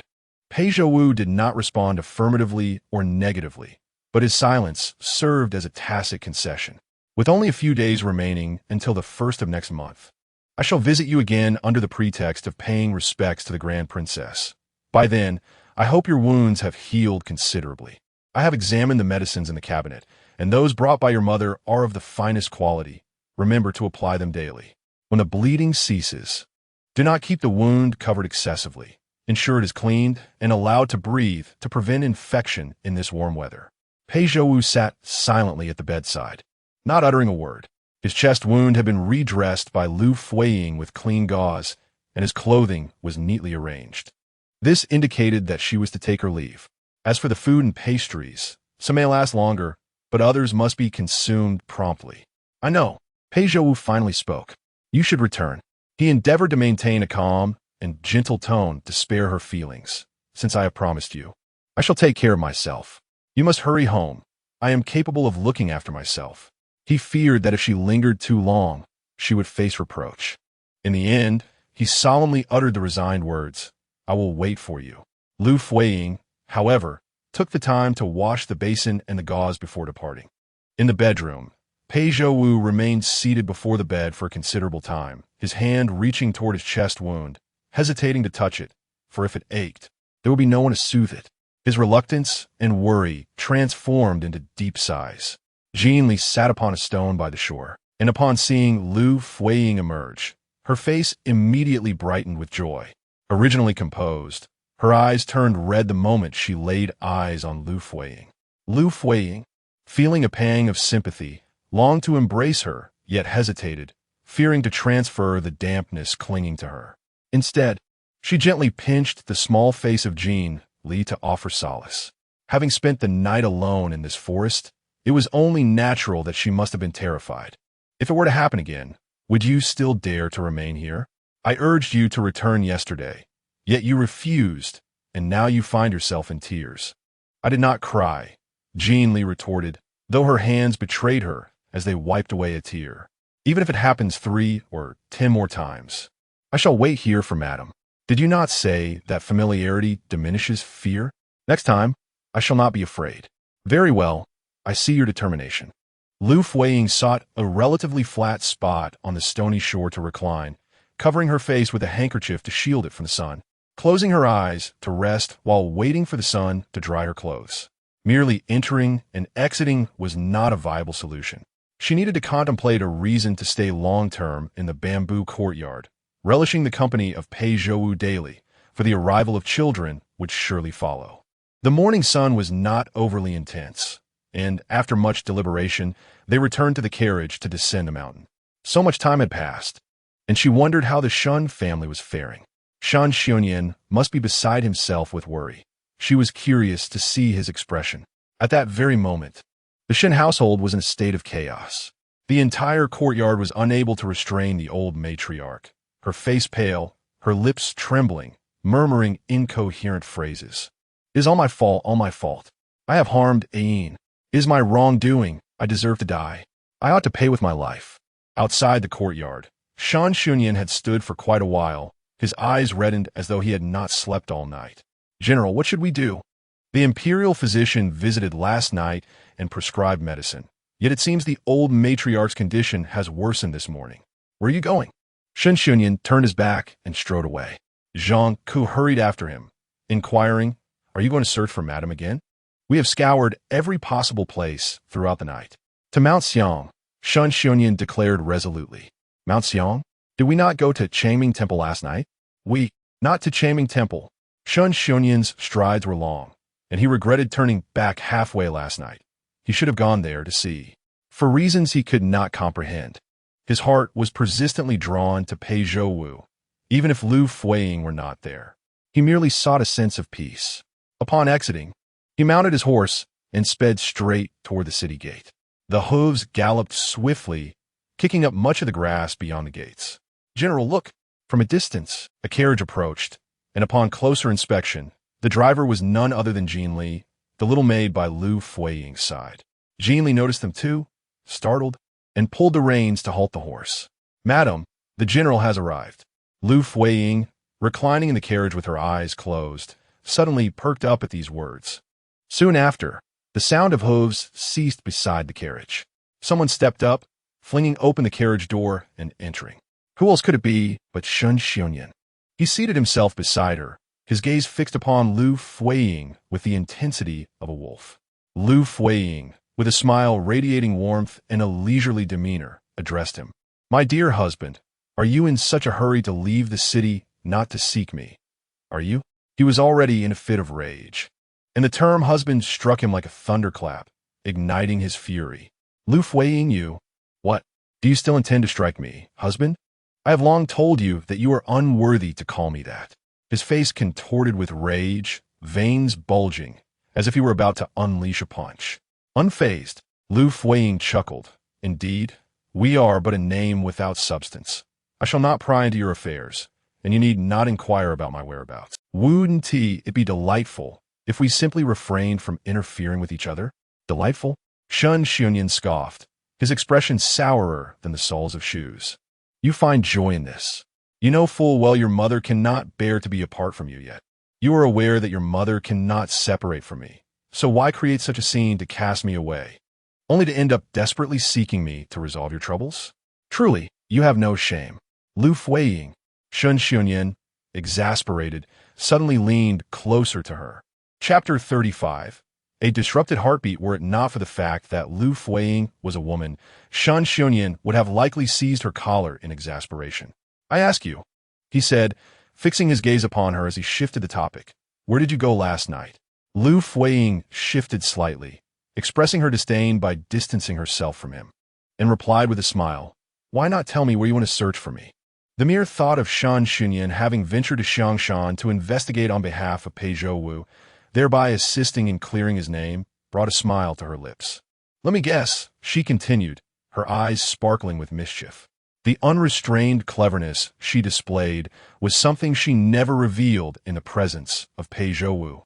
"Your mother must have been gravely ill, and in your haste, you would certainly scour the city for me. When you found no trace within the city, you likely ventured beyond its walls. Changming Temple must be the most significant place. Do you not think I've gone there to rendezvous with my lover?" Shen Xiongyan's expression darkened, perceiving Liu Fuyi's brazen demeanor as utterly shameless. She spoke so confidently of her tryst, as if it were an accepted norm. It was as though she and that man outside were the legitimate couple, while he, bound by propriety, appeared as a mere plaything. "Do you take me for a fool?" Liu Fuyi's smile faded, and she straightened her posture slightly. "You have already deduced where I might be meeting my paramour. Can you still be foolish enough to wait at Changming Temple for me to be caught in the act? The events of yesterday are not my responsibility. The chaos you recklessly instigated does not warrant my apology. It is quite magnanimous of me to refrain from demanding an apology from you. Do you think I am some servant you can summon at will, subject to your whims and reproaches?" Shen Xiongyan's face paled, his formidable demeanor waning. It was indeed true that he bore the burden of yesterday's events. Upon reflection, he had come to terms with this realization the night before. So why did he find himself riled up again today? Gradually, Shen Xiongyan composed himself, grappling with his own confusion. His search beyond the city was born of concern for his mother's ailment, not a desire to confront Liu Fuyi. Why had he felt a surge of anger upon seeing Li return with Liu Fuyi? "You have a sharp tongue, and no matter how you argue, you remain in the right." Ultimately, he could only utter this half-hearted statement, devoid of any conviction. Liu Fuyi chose not to respond. With Shen Xiongyan's obstinate nature, such words could be seen as an admission of defeat. Continuing to press him further would only lead to mutual embarrassment, which was entirely unnecessary. What kind of relationship did she share with Shen Xiongyan, expecting him to bow down and apologize for a harmonious life together? Returned to the city, Liu Fuyi called out, prompting the carriage to resume its journey. She had not compelled Shen Xiongyan to disembark, not out of consideration for his dignity, but rather out of a desire to inquire further. Shen Xiongyan felt similarly. "How is your mother?" Liu Fuyi asked patiently. Shen Xiongyan's temper had softened considerably, and when the subject of his mother arose, concern overtook him. He replied, "The imperial physician visited yesterday and stated that my mother is haunted by inner demons. The prescribed medicine may only help her sleep more soundly. She is indeed your biological mother. Regardless of the circumstances, you remain her closest confidant. Yet, I observe that your concern for her seems rather lacking. Are you truly intent on entrusting her care solely to me for the remainder of her days?" Her words were not laced with reproach, but rather imbued with genuine concern. Otherwise, Shen Xunyan might once again succumb to agitation. He cast a fleeting glance at her, pondering the implications of her statement, recalling how his subordinates had previously advised him not to overexert himself on the battlefield. For death is not the ultimate purpose of war. If he were to perish, what would become of the Shun family? What fate would befall his mother? Liu Fuyi likely wished to counsel him to show more care towards his mother. "She is my mother. How could I possibly be indifferent?" It was for her sake that he broke his vow of never marrying anyone but Jiang Susu and instead took Liu Fuyi as his bride. However, I recall you inquiring about my whereabouts last night. Did it only occur to you to seek me out for your mother after nightfall? Not quite. At that moment, his mother had fallen ill, and he had expended considerable effort to stabilize her condition. He had immediately set out to find Liu's family. Yet, at this juncture, Shen Xunyan began to probe further. "Yesterday, I was dispatched to Xiangshan by a royal edict." He regarded Liu Fuyi, feigning earnestness in his explanation while meticulously observing her reaction upon hearing the mention of Xiangshan and Pei Zhouwu, hoping to detect any signs of peculiarity. "The queen's brother, Duke Pei Zhouwu, allegedly killed the guards and is suspected of defection, and His Majesty has commanded me to investigate." Yet, how could he discern any anomaly in Liu Fuyi's demeanor? Her acting skills had been honed in the presence of Pei Zhouwu and had now reached an exquisite level. She maintained her composure regardless of the conversation. "That traitor, does he possess such audacity?"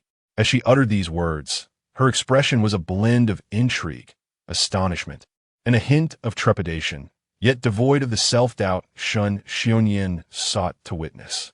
Indeed, was it merely his overactive imagination?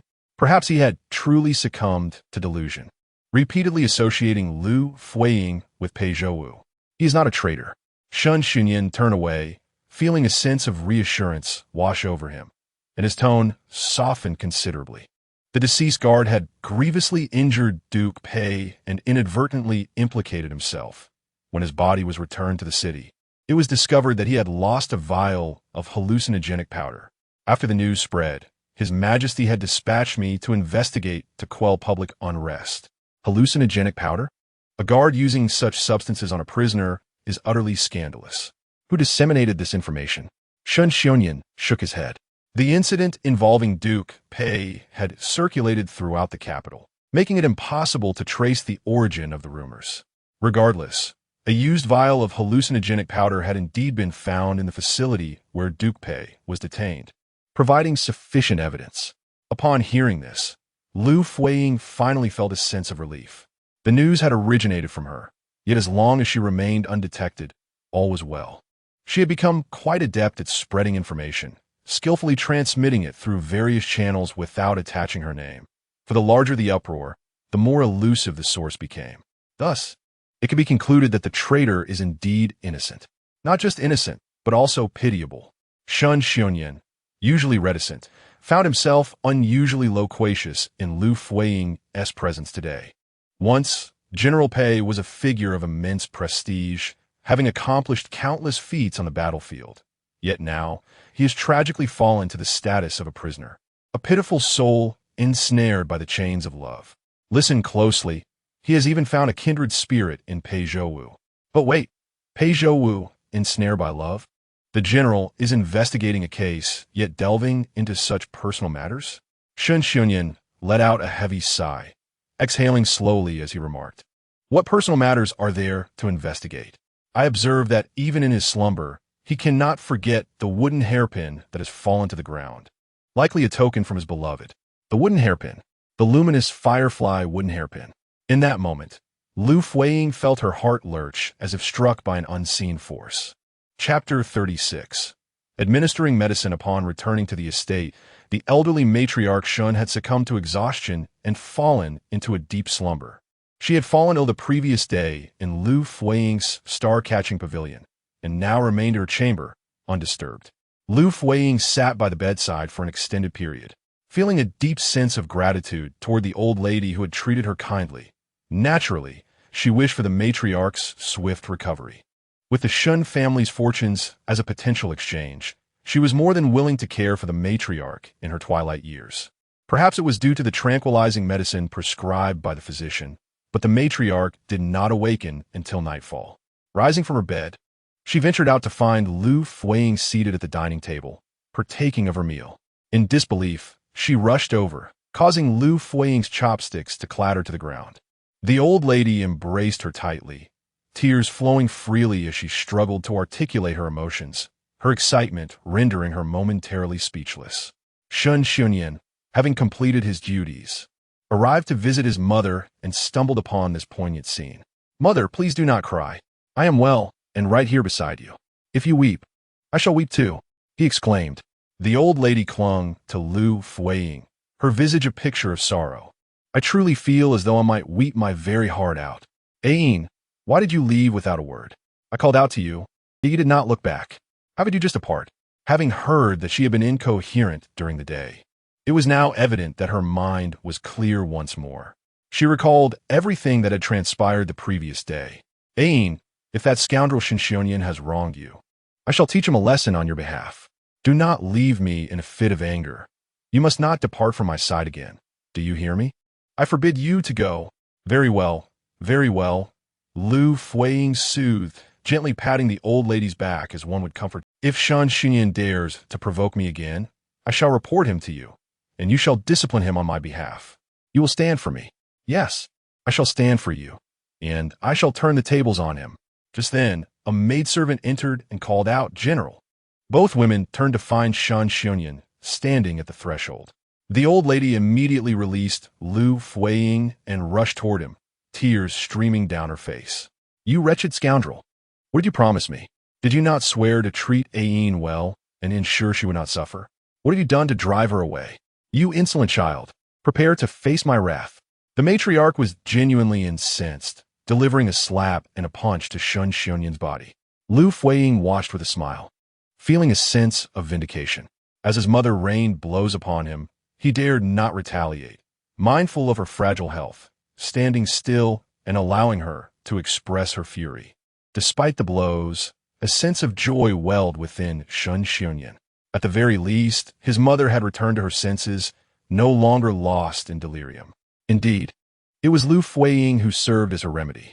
Reflecting on this, Shun Xunyan cast a seemingly casual glance at Liu Fuyi, his eyes betraying a complex, inscrutable emotion. Once the matriarch grew weary from her outburst, Shun Xunyan assisted her back inside and helped her settle down. Liu Fuyi had already arranged for a bowl and chopsticks, encouraging the old lady to partake of her evening meal. Outside the courtyard, Jean Li arrived with bird's nest porridge from the kitchen, bearing news that Lady Wang, from the maternal side of the family, had fallen ill. Madame Wang Huiyun, the wife of Liu Fuyi and the biological mother of Liu Xiyuan, has fallen ill. Ayan, although she is not your birth mother, she is nonetheless the legitimate matron of the Liu family, and according to societal customs, she assumes the role of your mother. Shouldn't you return to pay her a visit to prevent idle gossip? Indeed, a visit is warranted. Liu Fuyi smiled, yet unease stirred within her. Wang Huiyun, always radiant and robust in her speech, how could she have suddenly fallen ill? I should go first thing tomorrow morning. After dinner, Liu Fuyi escorted the elderly matron back to her quarters, soothing her for a considerable time before gently persuading her to take her medicine and rest. On the way back, Jean Li relayed news she had gleaned regarding Liu Xiyuan's public humiliation at the hands of Shun Xunyan. The streets were bustling with people. Liu Xiyuan had lost both dignity and reputation, and she would not easily let this transgression pass. Liu Fuyi was acutely aware of the nature of the Liu mother and daughter duo. However, it was likely that they would not vent their ire upon Shun Xunyan, as they still sought to climb the social ladder through him. Upon returning to the Liu household, there would undoubtedly be no pleasant reception awaiting Liu Fuyi. and it was possible that Wang Huiyun's illness was merely a ruse. The next day arrived as expected. Liu Fuyi prepared nourishing supplements and medicinal herbs, accompanied by Jean Li as they boarded the carriage to the Liu residence. Once settled, the carriage began its slow journey. Liu Fuyi occasionally reached into her bosom, as if concealing something of import. "Madam, I once thought that after your marriage you could escape the Liu family, especially considering how Wang Huiyun treated us in the past. I can endure it, but for you, madam, she was always either scolding or beating us, not to mention the lack of food and warmth. Now that she is ill, you must feign concern and return to visit her. It is infuriating." Liu Fuyi masked her anxiety with a smile, yet her heart was indeed heavy with apprehension. Perhaps it was the early rising that contributed to her drowsiness. Before long, she found herself struggling to keep her eyes open. Jean Li, too, leaned against the carriage, slipping into a deeper slumber. As the carriage turned a corner, Jean Li fell from her seat, landing at Liu Fuyi's feet.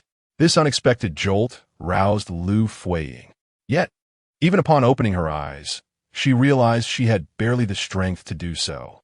"Jean Li," she managed to utter, her voice weak and feeble. With great effort, she lifted the carriage curtain, only to discover they were not headed toward the Liu family, but were instead entering an unfamiliar alley, where silence enveloped them, save for the sound of the wheels racing along the ground. Suddenly, the carriage came to a halt, and Liu Fuyi was thrown to the ground. A figure lifted the carriage curtain. It was not the original driver, but a robust man who ignored Jean Li and advanced directly toward Liu Fuyi. "Do not touch me." Unfortunately, her protests were utterly ineffective. A wave of dizziness overwhelmed her. As she was hoisted from the carriage, the nearby courtyard door kicked open, and she was being dragged inside. This, it seemed, was the Liu family's nefarious plot. Under the pretense of visiting her maternal home due to illness, she was actually being led to a clandestine rendezvous with a paramour, thus disgracing her family of origin while betraying her marital household. The outcome of such treachery was all too predictable. Liu Xuan would soon arrive with accomplices to catch her in the act. How splendid, truly splendid. She was troubled, pondering how to devise a method to allow her beloved Li to stay in the capital for a while, so they could spend more time together at the bamboo cottage in Xiangshan with Pei Zhouwu. Little did she expect that the solution would present itself unexpectedly. Summoning all her strength, she retrieved a dagger from her bosom, its blade shimmering coldly as she pressed it against the throat of the man holding her down. With a decisive thrust, she inflicted a deep wound. A sharp cry escaped his lips as he dropped her painfully, staggering backward toward the threshold. In an effort to remain conscious, Liu Fuyi inflicted a shallow cut on her own left wrist. "Help, help me," she cried, the pain invigorating her senses and diminishing the effects of the soporific. She struggled to rise from the ground, seized the reins of the carriage, and dashed out of the alley. The man who had fallen in the courtyard attempted to pursue her, but the severity of his injury rendered him unsteady, and he collapsed once more. The carriage burst forth from the alley and into the bustling street. Liu Fuyi, still somewhat dazed and unsteady in her driving, created quite a commotion, all the while calling for help, which drew the attention of many. Eventually, the carriage collided with a small stall, causing Liu Fuyi to tumble out. Coincidentally, Liu Xuan, accompanied by others, arrived on the scene. Witnessing the chaos, Liu Xuan appeared genuinely bewildered. I understand how much you long for your brother-in-law. If you wish to enter the general's residence, I would relinquish my position for you, even if it means becoming a concubine or the rightful wife. Why would you go so far as to set me up?" Liu Fuyi cried, her face streaked with tears, pointing with her bloodied finger toward the alley where the incident had occurred. Some onlookers, intrigued, slipped into the alley to witness the unfolding drama. "In this vast capital, if none of you could accept me, then I shall leave." Chapter 37. Departing from the capital, I. Liu Xuan shook her head and waved her hands, at a loss as she glanced at the circle of people surrounding her. "Sister, why do you speak like that?" She adopted an innocent demeanor and crouched before Liu Fuyi, only to see Liu Fuyi, seemingly greatly frightened, clutching the carriage as she stumbled back. Distancing herself from Liu Xuan. "Is your coachman also in your employ? Where has he gone?" Sister, what are you saying?" Jean Li is still unconscious in the carriage. It was you who had someone administer the sleeping incense in advance. Why would you harm me so? As daughters of the Liu family, we share in our misfortunes. I have lost my dignity and purity. How could anyone still hold the Liu family in high regard? How could the Shun family possibly accept a sister of someone so scandalous? Ultimately, you simply cannot tolerate me. As Liu Fuyi spoke, she feigned weakness, struggling to stand. Yet, it was not entirely pretense. Under the influence of the drug, she truly found it difficult to maintain her footing. Sister, you misunderstand. It is not. Liu Fuyi was profoundly pained, wishing to cease the quarrel. With great effort, she climbed into the carriage and grasped the reins once more. The general's residence will compensate for the damage. Whatever the costs, you may report to me. I shall not evade responsibility. With that, she tightened the reins and drove away in a cloud of dust. Could this be the much-discussed lady from the Shun general's household? From the tone of her words, it must be her maiden name being Liu indeed. The onlookers in the alley began to spread rumors. Outside a house that had opened its gates lay a man covered in blood. Liu Fuyi began to speak of schemes and entrapments, of sleeping incense and scandalous behavior. Who could fail to comprehend the implications? How pitiable, truly pitiable. Indeed, she had already suffered ridicule and bullying from her in-laws for being childless, nearly driven to despair. And now her family. No, Liu Shiwan, witnessing the unfavorable turn of events, cried out in desperation, "It is not like that. Things are not as you think. No. It was my sister who went to visit our family due to illness, and I was worried when she did not arrive, so I came to find her." It is not. Is that so? Yet the general's residence does not lie along the path to your Liu family. How could you conveniently find her here? Disperse. What is there to discuss? Which villain would confess to their misdeeds? The crowd gradually dispersed, leaving Liu Shiwan and her companions at a loss for words. How could this happen? Liu Shiwan fell to the ground, her body limp as if she too had succumbed to the effects of the drug. The embarrassment of falling from the stairs yesterday had already been enough. Today, how would she live and face others in the future? Upon arriving at the Shun household, Liu Fuyi finally reached her limit. The jolting of the carriage had intensified the effects of the drug within her system, and several times she nearly closed her eyes and tumbled off the carriage. She occasionally pinched the wound on her left hand, inflicted by a blade, using the pain to stave off dizziness, barely managing to hold on. Arriving at the entrance, she ultimately felt her body weaken and slump sideways. Across the street, Shun Shunyan, clad in official robes, emerged from the palace. Upon catching sight of Liu Fuyi, whose garments were stained with blood, his brow furrowed in concern, prompting him to hasten his pace. Dismounting his horse, he reached her just as she was about to fall. Instinctively, he extended his hand to catch her, preventing her from hitting the ground. "Call a doctor," he shouted behind him, as he swiftly carried Liu Fuyi inside. Though their relationship was not particularly close, she was, after all, his nominal wife. Appearances had to be upheld, especially considering that any misfortune befalling her could spell grave trouble for his mother. The doctor soon arrived, diagnosing Liu Fuyi's condition as a result of inhaling a narcotic, assuring that there was no serious harm. Her wounds were dressed, and she remained deep in slumber. Meanwhile, reports had circulated about the incident involving Liu Fuyi in the streets, creating quite a stir outside. Shun Xian sat quietly by her bedside for a long while, his emotions inscrutable. Eventually, he broke the silence with a soft remark. "I married you to ensure you would care for my mother, yet it seems your troubles eclipse hers." Upon closer examination, there was no trace of reproach in his words. Instead, they bore a hint of regret or perhaps sorrow. He understood that the Liu family's recent hostility towards Liu Fuyi was likely a consequence of his own actions, having inadvertently offended Liu Shiwan the previous day. In truth, he had caused this turmoil. However, the young lady emerging from her secluded upbringing was surprisingly bold.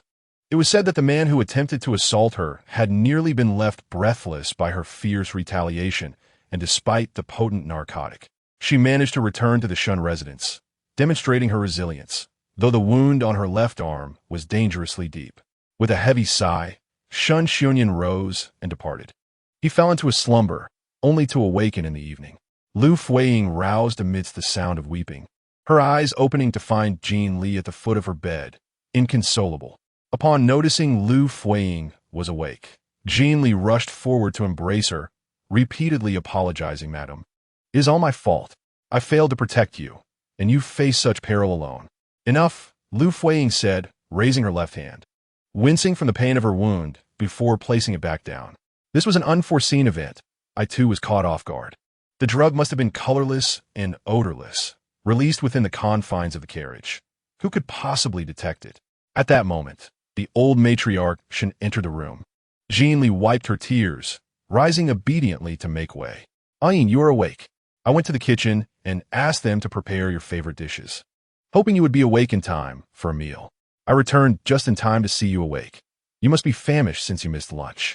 Liu Fuyi, still somewhat dazed, gazed at the old matriarch and was momentarily struck by the resemblance to her late mother. In the past, though life was challenging, her mother's love had the power to conquer all her sorrows. "Mifine," Liu Fuyi insisted, propping herself up and throwing off the covers to get out of bed. "I assure you, dear mother-in-law, there is no need for concern. But now that you mention it, I do feel quite hungry. My stomach is growling. Hasten, hasten, don your garments. It is time to dine and summon the dishes to the table." Once everything was arranged, they settled around the dining table. The venerable matriarch, Madame Shun, scarcely touched her own meal, continuously serving dishes to Liu Fuyi. As the meal progressed, Liu Fuyi set down her chopsticks and gazed earnestly at the matriarch, slowly articulating, "Mother, I may need to depart from the capital for a while." At once, Madame Shun's countenance shifted dramatically. "Do not fret, dear mother. I assure you, I shall return." "And what is the purpose of your journey?" After a moment, she continued, "Soon it will be the anniversary of my mother's passing. She departed this world while visiting my maternal grandfather's home in Izhou. My mother and I have never received our father's affection, and he cares little for her resting place in the Liu family grave. Thus, her remains rest in Izhou. As the memorial approaches, I wish to pay my respects." She, of course, could not openly reveal that her true intention was to seek out Pei Zhouwu. Chapter 38. Softness and embrace. Although the matriarch of the Shun family could not bear to part with Liu Fuyi, she was not a woman of unreasonable temper. In matters pertaining to honoring her deceased mother, she, being a mother herself, understood the profound bond that transcends life and death between a mother and her child. Thus, she would not restrain Liu Fuyi from departing, provided that Liu Fuyi returned on the agreed date. The matriarch regarded her as Su Liangyin, and Liu Fuyi had earlier acquiesced to the matriarch's narrative, claiming that she had been adopted by the Liu family after being separated from her own. Therefore, the matriarch harbored no doubts about Liu Fuyi's return to the Liu household or her journey to Izhou to pay respects. Regarding the incidents that transpired in the streets, both Liu Fuyi and Shan Xinyan had communicated their wishes to prevent anyone in the household from informing the matriarch, lest it cause her distress. They feared that if the matriarch learned of these events, she might assume that Liu Fuyi was heartbroken and thus chose to leave the capital, never to return, which would likely result in a protracted farewell. After several days of rest, Liu Fuyi finally set out on the first day of the lunar month. During these days, her father, Liu Ziyin, had frequently visited, only to be turned away each time. Liu Ziyin sincerely apologized, but seemed apprehensive about the implications of his presence at the general's residence. Shan Xinyan, occupied with affairs at the military camp, had resumed his duties in the court after recovering from his injuries. He was aware of Liu Fuyi's intention to return to her maternal grandfather's home in Izhou. Even though they were now husband and wife, they remained essentially strangers, rarely inquiring about one another's private matters. As long as his mother did not create a scene or oppose her departure, he felt it was of no concern. Yet, a sense of unease lingered within him.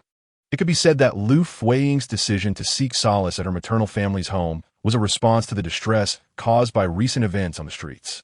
However, he instinctively felt that such occurrences would not deeply affect her. She did not strike him as someone easily troubled by such matters. Yet, he refrained from delving further, for any additional inquiry would cross the boundaries of their relationship. Once outside the city, Liu Fuyi discreetly parted ways with Jean Li. Having been married into the Shun family for over 2 years, she had cultivated a few loyal confidants. The attendants accompanying her back to Ezhou alongside Jean Li were trustworthy, though she could not reveal her true destination. "Madam, I hope your journey is smooth and that you ultimately achieve your desires," Jean Li expressed. "Yes," Liu Fuyi replied, embracing Jean Li and patting her head. "Upon my return, please light several incense sticks for my mother and inform my grandmother that I will bring the child to see her next year." Understood, Jean Li acknowledged. After their farewell, Liu Fuyi proceeded to the incense altar. She too hoped to see her wishes fulfilled, but she was aware that the path ahead held uncertainties. For instance, even if she were to conceive, she could not guarantee that it would be a male child. Nevertheless, such matters could be navigated in due course. For now, her priority was to meet Pei Zhouwu. The midday sun blazed fiercely, causing the water to become uncomfortably hot before it cooled slightly upon sinking. Upon reaching her destination, Liu Fuyi cautiously extended her hand into the water, ensuring that the area was safe. Upon spotting a figure standing on the shore, she was momentarily taken aback. Pei Zhouwu stood there, beads of sweat glistening on his forehead and nose, indicating that he had been waiting for quite some time. Despite the sweltering heat, he seemed unbothered by the sun's intensity. Liu Fuyi felt a sense of contentment, for she understood that Pei Zhouwu's presence was for her sake. She swam towards the shore, slowly emerging from the water, and stepped onto the scorching stones to stand before Pei Zhouwu, her face radiant with a warmth surpassing that of the sun, as she declared, "I have arrived just as promised." Before Pei Zhouwu could even muster a smile, she opened her arms and collided into his embrace. Caught off guard, he staggered, yet a smile broke forth upon his face. "It is truly wonderful to see you." Liu Fuyi tightened her hold around him, her words emanating from the depths of her heart. Those in the capital had caused her much vexation, unlike Pei Zhouwu, whose purity and clarity surpassed even the waters behind him, free from the muddled affairs that plagued others. The softness in her embrace mirrored Pei Zhouwu's own yearning. Since the moment she had uttered her intention to visit, he had been filled with anticipation. He too longed to see her. "It is truly wonderful to see you." Suddenly, Liu Fuyi gasped softly, retreating from Pei Zhouwu's arms. His smile faltered, confusion washing over him. "Why are you so foolish?" She continued to beam, brushing her palm and adding, "The sun is scorching. Your hair is practically burning. Why are you standing here?" Pei Zhouwu opened his mouth, yet found himself unable to articulate his reason for waiting here for her, fearing her laughter at his folly.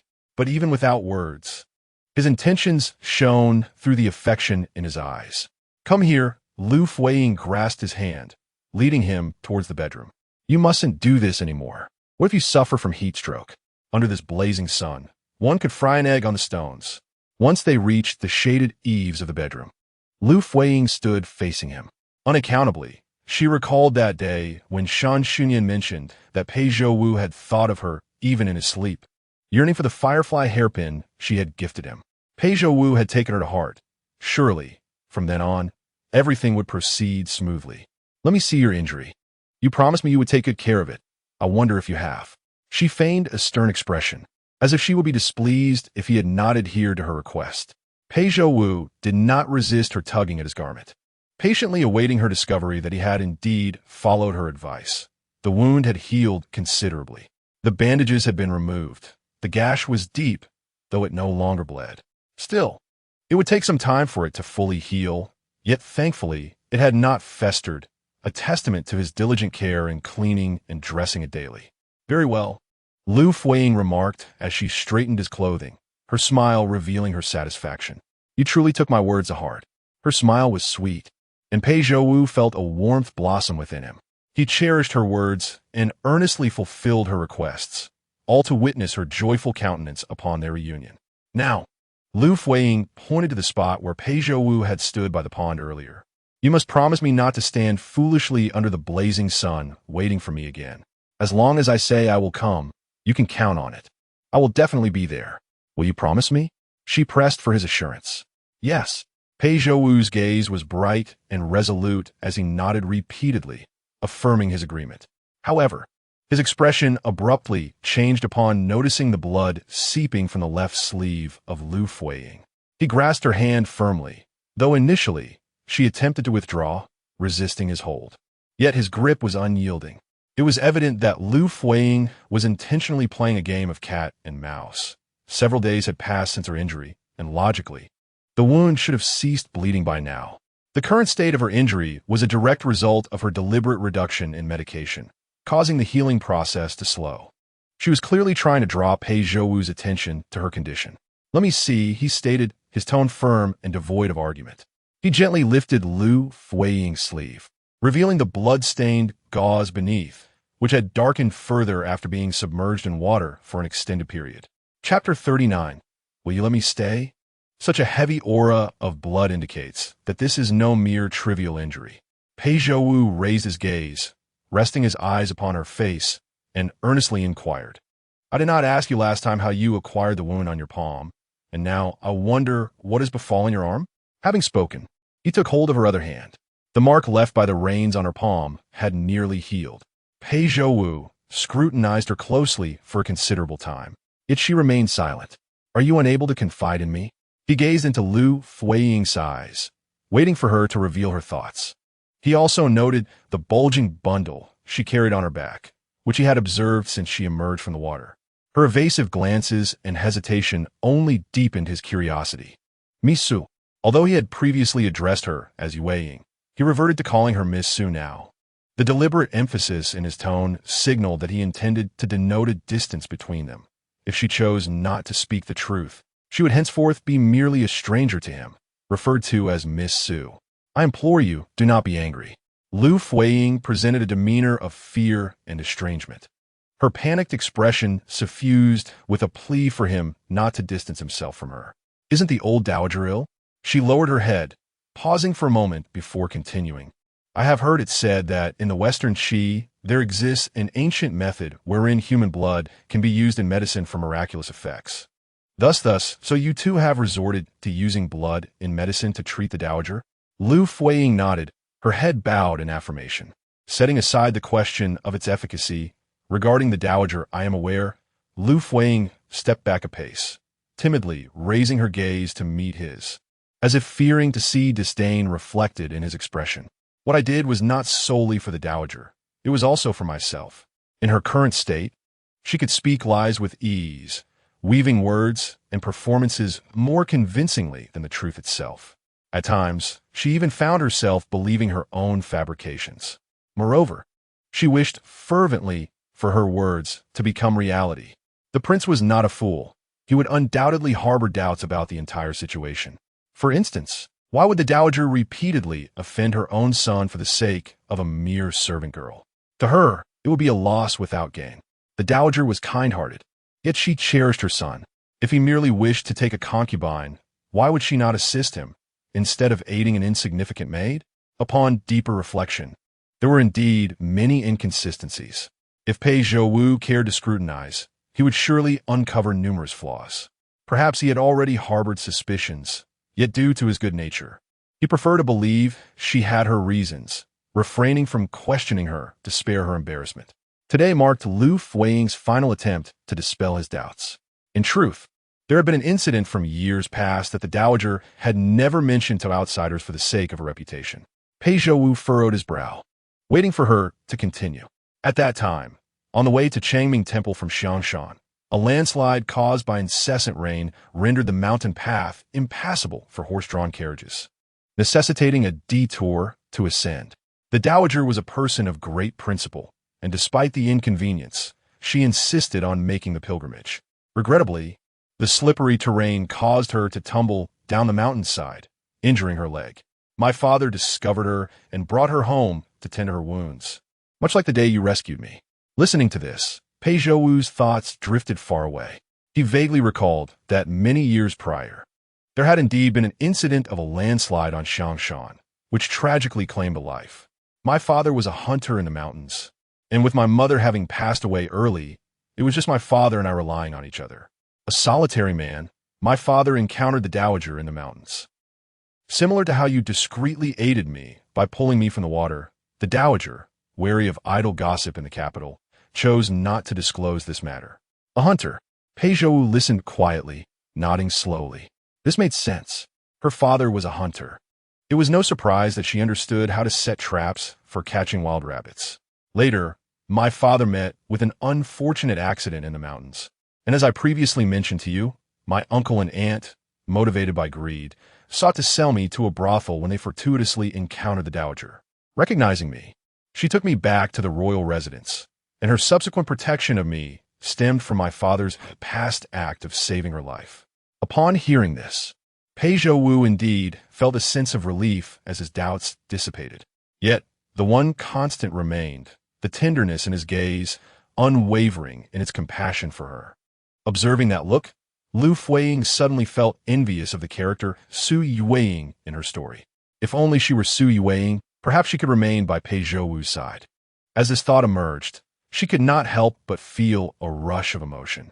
Speaking of which, Xiangshan truly is my blessed land. She smiled suddenly, diverting her unnecessary, sentimental musings. Once she encountered the dowager, and now you, both of you appearing in my life as saviors. What was she lamenting? Her sole purpose from the beginning was merely to bear a child with Pei Zhouwu. Along the way, she sought to indulge in the pleasures of men, to experience the thrill of maintaining a young lover. Now, this pleasure was about to reach its most intriguing phase. She tried her best to conceal it, yet the fleeting hint of tears had already been captured by Pei Zhouwu. He assumed she was distressed by her past experiences. Thus, with increasing tenderness, he reached out to gently caress her cheek in consolation. Eyeing, his soft utterance of her name sent Liu Fuying's heart racing. In the past, her mother would call her that. You have truly suffered, Pei Zhouwu spoke softly. Liu Fuying shook her head, smiling as she uttered sweet words. If the end result is encountering you, then all past hardships are worth it. Pei Zhouwu withdrew his hand, returning her a gentle smile, his gaze once again resting on the injury on her left hand. I used my blood as medicine to save the dowager, hoping she would allow me to leave once she recovered. Deeply touched, the dowager agreed to let me go in gratitude for my father's past rescue. Therefore, she released the burden she had been carrying, clutching it tightly in her hand. Thus, I have come today to seek your refuge. Listening to her words, Pei Zhouwu finally understood the unspoken sentiments she had held back the last time she departed. She had mentioned that perhaps there would be a resolution upon her next visit, and it dawned on him that this was indeed the result. Will you let me stay? Liu Fuyi took a couple of steps forward, gently grasping his sleeve and giving a light shake. This way, I could be with you always. However, Pei Zhouwu's expression did not reflect joy. Rather, a deep-seated sorrow lingered in his eyes. Eyeing, take a good look around. This is a prison, not a paradise on earth. He yearned for her companionship. Yet he was torn within, for this place was no sanctuary. It was rife with suffering and suffocating despair. He feared that one day she might regret her choice. No, this is undeniably the finest place in the world, for you are here. As long as you are by my side, even hell would be a welcome abode. Where one's beloved resides, even in the depths of despair, there exists a sweetness in the heart. Pei Zhouwu concealed his turmoil beneath a calm exterior. Yet beneath his garments, his heart raced as though it might burst forth. I beg you, please agree to my request. Chapter 40. Underwater affection. Seeing that Pei Zhouwu remained silent, Liu Fuying's eyes glistened with tears. If you're concerned about unforeseen circumstances, I can always construct a thatched hut outside. My swimming skills have improved significantly, so traveling back and forth would not pose a challenge. She tugged at Pei Zhouwu's sleeve, her demeanor pitifully endearing. However, Pei Zhouwu still harbored reservations. If she were to be discovered, the consequences would be beyond her capacity to bear. You have been outside. There's a vast open space by the spring where we could cultivate fruits and vegetables and even create a fish pond. A simple, untroubled life. Do you not yearn for such days?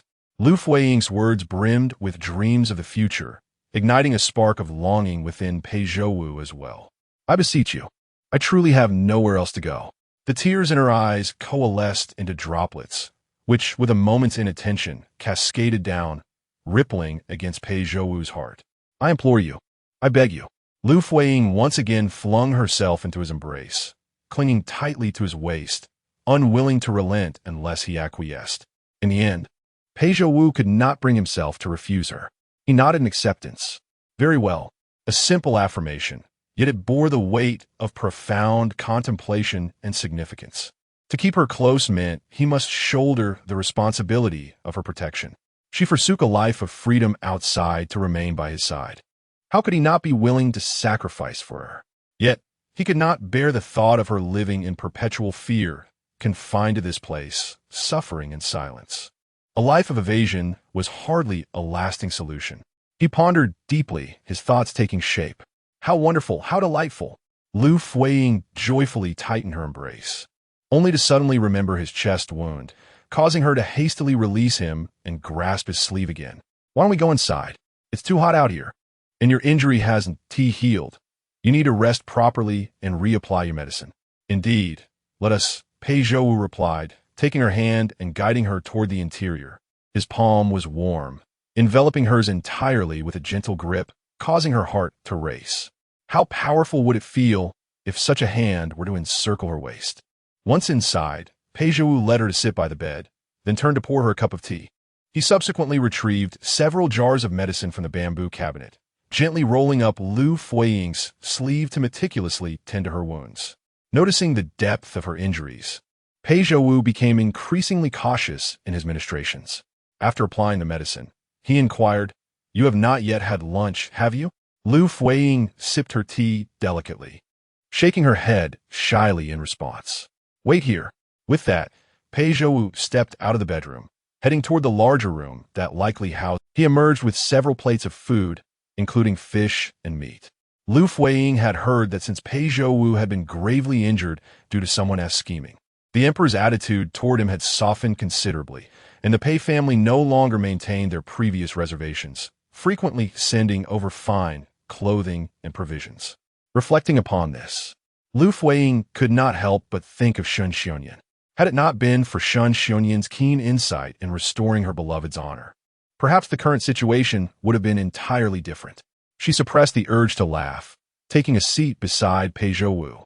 "I have already eaten," Pei Zhouwu said, nudging the food towards him.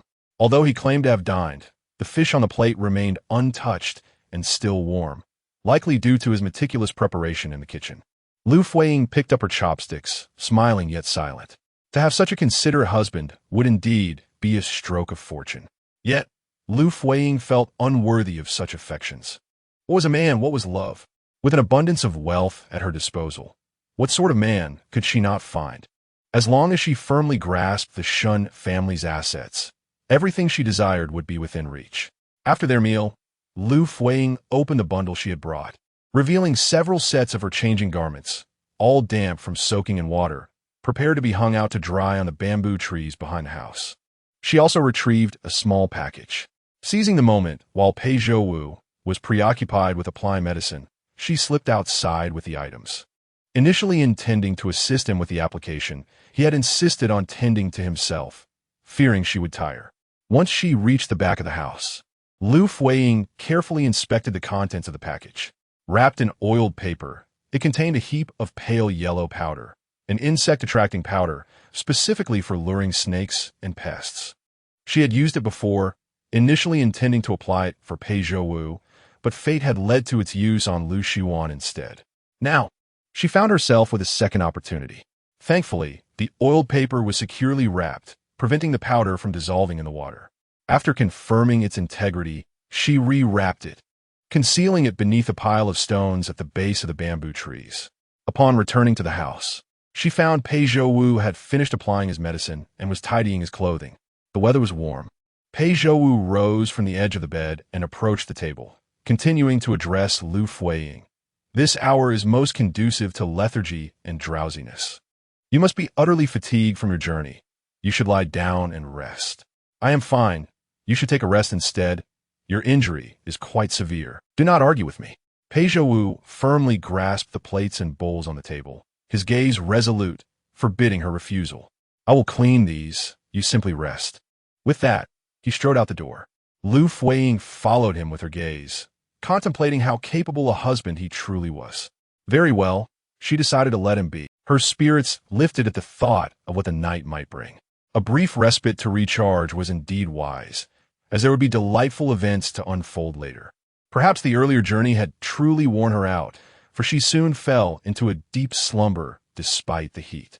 When she awoke, twilight was nearing.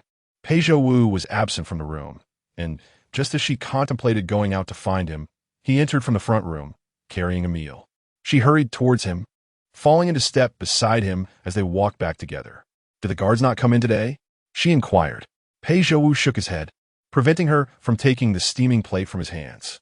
The newly arrived individuals seldom entered to check, merely placing the meals at the doorstep. It was likely due to the incident in which he had taken a life, causing the guards to refrain from engaging with him too closely. After the meal, Liu Fuyi shyly informed Pei Zhouwu of her intention to bathe in the pond behind the house. After a day spent without sun exposure, she felt the discomfort of perspiration clinging to her skin. I will keep watch for you in the courtyard," she stammered. The notion of bathing was inherently private and somewhat embarrassing, especially for someone as bashful as Liu Fuyi, which in turn made Pei Zhouwu's ears flush with warmth. Concerned about the guards intruding, he voluntarily offered to remain in the courtyard to safeguard her. Liu Fuyi nodded shyly and went to retrieve her dried clothes, while also fetching the insect repellent powder hidden beneath the tree. Upon reaching the pond, she was struck by its serene surface, yet her heart raced incessantly. Imagining the scene of intimacy with Pei Zhouwu beneath the water, a warm flush of excitement coursed through her.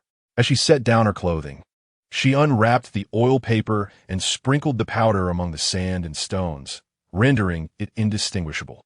She tore the oil paper into pieces and concealed it beneath a large rock submerged in the water, knowing it would dissolve in a few days. Turning back, she cast a glance at Pei Zhouwu, who sat with his back to her, deliberately avoiding any gaze in her direction. A mischievous smile played on her lips as she began to slowly disrobe. Her outer garments and trousers slipped away, leaving only a pale pink bodice and a pair of undergarments, revealing her smooth, delicate legs. As she entered the water, she intentionally loosened the straps of her bodice at the back. Chapter 41. The slipping apron. As night fell, the water in the pool grew slightly cold. When her entire body submerged, the chill raised goosebumps upon her skin. Quickly acclimating, she turned to glance back at Pei Zhouwu, who remained seated with his back turned, lost in contemplation. Although she was the one whose garments had nearly slipped away, he seemed to embody the bashfulness and tension, his silhouette steadfast and unmoving. He resembled the luminous moon in the heavens, high and unattainable. Reflected in the water, he appeared merely as an image. When she cupped her hands, the reflection scattered through her fingers, leaving only the cold water pooling in her palms. What significance did this hold? Without pulling him into her embrace, pressed against her heart, the yearning within remained unquenched. Her attention shifted to her surroundings, particularly to the areas dusted with insect attractants. The cliffs bordering the bamboo courtyard were thick with dense shrubs and flowers, prime hiding spots for snakes and insects. This time of year, when the nights cooled, snakes favored venturing out. She had witnessed Pei Zhouwu's remarkable ability to discern sounds and pinpoint locations, as well as his prowess in using bamboo leaves as weapons to slash through windows. Thus, she felt no concern for a potential snake bite. As she touched the injury on her left hand beneath the water, a faint pain lingered. Just moments ago, Pei Zhouwu had cautioned her against letting that hand touch the water, his worried expression strikingly handsome and difficult to ignore. Suddenly, her pupils dilated as she observed a long, pitch-black snake against the pale stones of the riverbank, its presence unmistakable. Fear was palpable, yet calmness was essential. She took a step back, glancing once more at Pei Zhouwu, her brow furrowing as she leaned back, splashing water with her arms to create a commotion. Pei Zhouwu did indeed turn his gaze slightly, though he did not fully face her, perhaps to avoid witnessing something inappropriate. However, the sounds of thrashing behind her grew louder and more frantic. If she were to twist her ankle and cramp, his heart raced, but he overcame the constraints of propriety and rose to investigate. Turning back, he saw Liu Fuyi had taken refuge behind a large rock at the edge of the pool, her expression one of terror, hands covering her mouth as if she had witnessed something dreadful. Her footing was unsteady. She had indeed twisted her ankle. He approached swiftly, and under the bright moonlight, he quickly spotted the black snake on the sandy shore. Instantly, his brows knitted together in concern. With a swift movement, he kicked a stone, sending it hurtling towards the snake, striking it precisely in its vital spot, causing it to flip and writhe. Liu Fuyi covered her eyes, unable to suppress the thrill coursing through her heart. The black snake no longer posed a threat, yet Pei Zhouwu remained rooted, unwilling to advance further. It was simply inappropriate to behold her in such a state. Fearing she would feel embarrassed, he turned his back once more. Reflecting on her previous demeanor, he felt a pang of sorrow. Despite her evident fear, she had stifled her cries, worried that it might attract the guards and create trouble for him. Had he not noticed her distress, what would have become of her? His heartache was a manifestation of Liu Fuyi's carefully orchestrated plan. At present, her averted gaze reveals her reluctance to look any further, a reaction she had anticipated long ago. Do not be afraid, it can no longer move. You may ascend to the shore at your leisure. Ascend to the shore? Liu Fuyi certainly would not comply so easily. But my foot hurts, it seems. Her voice trailed off, and once more the sound of splashing water resounded. Pei Zhouwu turned around, only to find her figure had vanished from the surface, leaving behind a lone hand desperately thrashing in the water, seeking salvation. At this moment, he hesitated no more. He plunged into the water and swiftly pulled her up. However, Liu Fuyi's undergarment had loosened, and amidst the tumultuous splashing, it nearly revealed. He had seen it. Pei Zhouwu stammered, releasing her and intending to leave. I will fetch you some clothes. Yet, the instant he loosened his grip, Liu Fuyi slipped beneath the surface once more. Panic and fear surged within him. Instinctively, he reached for her, but turned his head away, his entire being tense, even his gaze rigid. I cannot stand. Liu Fuyi's voice trembled with impending tears. Pei Zhouwu scarcely dared to breathe, his face and ears flushed as if painted with rouge. You must support me. He stiffly turned, preparing to make his way to the shore. After only a few steps, Liu Fuyi nearly stumbled again. I truly cannot walk. She appeared on the verge of tears, yet unbeknownst to him, her lips curled into a triumphant smile at an angle he could not see. Pei Zhouwu suddenly choked on his words. Had he been able to shed his clothes, he would have draped them over her without hesitation. Yet, his hands were bound by chains, making it impossible to do so. You, take your time.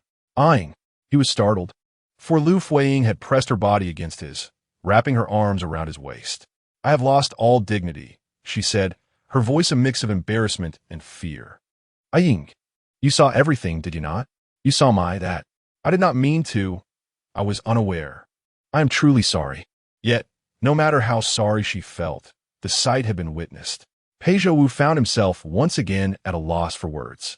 No matter how perilous the battlefield had been in the past, he had never encountered a moment of such helplessness. He had never experienced anything like it and did not know how to navigate such a situation. I'm sorry, I'm so sorry. He apologized repeatedly, oblivious to the blossoming smile on Liu Fuyi's face behind him. She loosened her grip slightly, gradually shifting to face Pei Zhouwu, wrapping her arms around his neck, compelling him to lower his head to meet her gaze. You must take responsibility for me. Her eyes sparkled as she looked at him, and upon finishing her words, she tugged at his neck and rose on her toes to kiss him. Pei Zhouwu's eyes widened, instinctively wanting to push her away. But when his hand brushed against her wounded arm, he recoiled immediately. Liu Fuyi's sweetness penetrated his lips, and his heart raced, entranced by the delectable aroma, gradually losing himself in the moment. What began as mere agreement slowly transformed into an intense fervor ignited within him. Unbeknownst to her, the chains that adorned Pei Zhouwu's hands had wound around her back, and as he embraced her, the cold iron links pressed against her skin, evoking a deeper stirring within her heart. Before she realized it, the strap around her neck had been deftly unfastened by Liu Fuyi. The delicate bodice slipped away entirely. Perhaps Pei Zhouwu was too enraptured to notice. The moon, which had once hung clearly in the night sky, now shyly concealed itself behind wispy clouds. The reflections in the water rippled in concentric circles due to their movements, somewhat blurred, yet still revealing the entwined silhouettes of the two. Liu Fuyi, in a state of blissful uncertainty about the evening, had tasted this fleeting joy though it was far from sufficient. Chapter 42. Unable to restrain, Liu Fuying's delicate hand ventured forth, reaching into his embrace. The torso of a martial artist is particularly firm, with clearly defined abdominal muscles that warmed her palm. As her hand descended further, Pei Zhouwu, as if awakening from a dream, recoiled and grasped her wandering hand. In that instant, Liu Fuying's belly wrap completely slipped into the water. This time, Pei Zhouwu did not shy away. Perhaps it was the sheer shock that clouded his mind, rendering him momentarily unresponsive. Under the moonlight, Liu Fuying stood exposed, droplets glistening on her skin. "You don't want me?" she inquired timidly, stepping closer. Pei Zhouwu fluttered his long lashes, breath quickening as he enveloped her in his arms. "No, we cannot." He inhaled deeply. This embrace bore no desire, only a heartfelt compassion. "Eyeing, we cannot." He held her gently, his voice soft yet laced with regret. "Such actions should not be taken lightly. We are not married. My earlier behavior was utterly inappropriate. I have disrespected you and taken you lightly. I am sorry, Eyeing. Truly sorry." He lamented his momentary lapse of judgment, almost losing his composure. Yet, Liu Fuying felt a profound helplessness. Was this the conundrum faced by a gentleman? How could he maintain such restraint when his body had reacted so evidently? Pei Zhouwu retrieved the belly wrap floating on the water's surface, averting his gaze as he returned it to Liu Fuying, meticulously fastening the straps. He then bent down and lifted her effortlessly into his arms. Her fair legs emerged from the water, and though he did not shy away from looking, he did not fixate either. Compared to her previous state, this was hardly significant. Upon reaching the shore, he gently set her down, waiting for her to steady herself before turning to fetch her clean garments, offering them to her from behind. Liu Fuying, feeling vexed, accepted the clothes in silence. She had promised old Madame Shan that she would return in a month. She could not afford to waste time with him. Once she had shed her damp attire and donned fresh garments, she moved forward. Pretending her ankles still pained her, she limped slightly, causing Pei Zhouwu to believe she was upset. Fearing she might think ill of him, he pursued her. "Eyeing," he called, but she swatted away his hand as he attempted to assist her. "I'm sorry, it's fine. You need not explain," Liu Fuying replied, not turning back. Pei Zhouwu became increasingly convinced she was angry and reached out again to take the wet clothes she clutched, but she evaded him once more. "I'll rest for a while until my ankle feels better. You need not concern yourself with me." She walked briskly, and Pei Zhouwu was anxious she might fall. Quickly closing the distance, he bent down and lifted her once more. "You need not worry. I knew you would misunderstand again." Pei Zhouwu held her tightly, and her struggles were in vain. "You, a girl of pure innocence. What would it signify if you were to find yourself in this desolate wilderness with me? What do I regard you as, and what have I become? Indeed, it is my frivolity, my self-deprecation that has led to this. That was not my intention." Pei Zhouwu paused, gazing into her tear-filled eyes. With a sigh, he softened his tone. "Eyeing, you did not act with malice. It was that snake that frightened you, leading to such an incident. Why must you speak so harshly of yourself? If there is blame, it rests upon me for failing to restrain myself. That is my fault." Liu Fuying fell silent, contemplating his character. He truly was a man of integrity. Should a day come when she discovers that this entire affair was of her own design, she wonders how he would react. Upon entering the room, Pei Zhouwu gently set her down on the bed and took the clothes from her hands. "Rest now. I shall wash your garments. I will stay in the front room tonight." As he left with the basin, he shut the door behind him, signifying that once he completed the laundry, he would not return. Liu Fuying sat quietly for a long while, troubled by what to do next. Perhaps there was no other course. Since he could not break free from the shackles of propriety, they must marry. Swiftly, they must wed and attend to their matters. By the pond, Pei Zhouwu stood before the water surface, his reflection revealing a face of complex emotions. The events of earlier echoed in his mind, each moment replaying endlessly. The more he urged himself not to dwell on it, the deeper the thoughts sank. Did he truly not desire her? How could that be? It was merely that the situation felt so improper, so unfair to her. He could not bear to hurt someone he cherished so dearly. As he pondered, just as he was about to crouch down, His peripheral vision caught sight of another snake crawling upon the sandy shore. Confusion washed over him. What was happening today? In the past, even if snakes were present, they would not come in such numbers. If they were to venture toward the bedroom, it would only frighten her anew. Though puzzled, he did not delve deeper into the matter, assuming it to be mere coincidence. Perhaps such occurrences had happened before, but he had remained indoors or seated on the stone bench, causing the snakes to avoid him out of fear. He picked up a rock and threw it at the snake, not with force, just enough to scare it away. The heat intensified, and as night unfolded, the number of snakes and insects venturing out increased. He would need to be more cautious in the future to ensure that Yu Ying remained unharmed. In the late hours of the night, Liu Fuyi lay in bed, unable to fall asleep. With no inclination to rest, she decided to rise.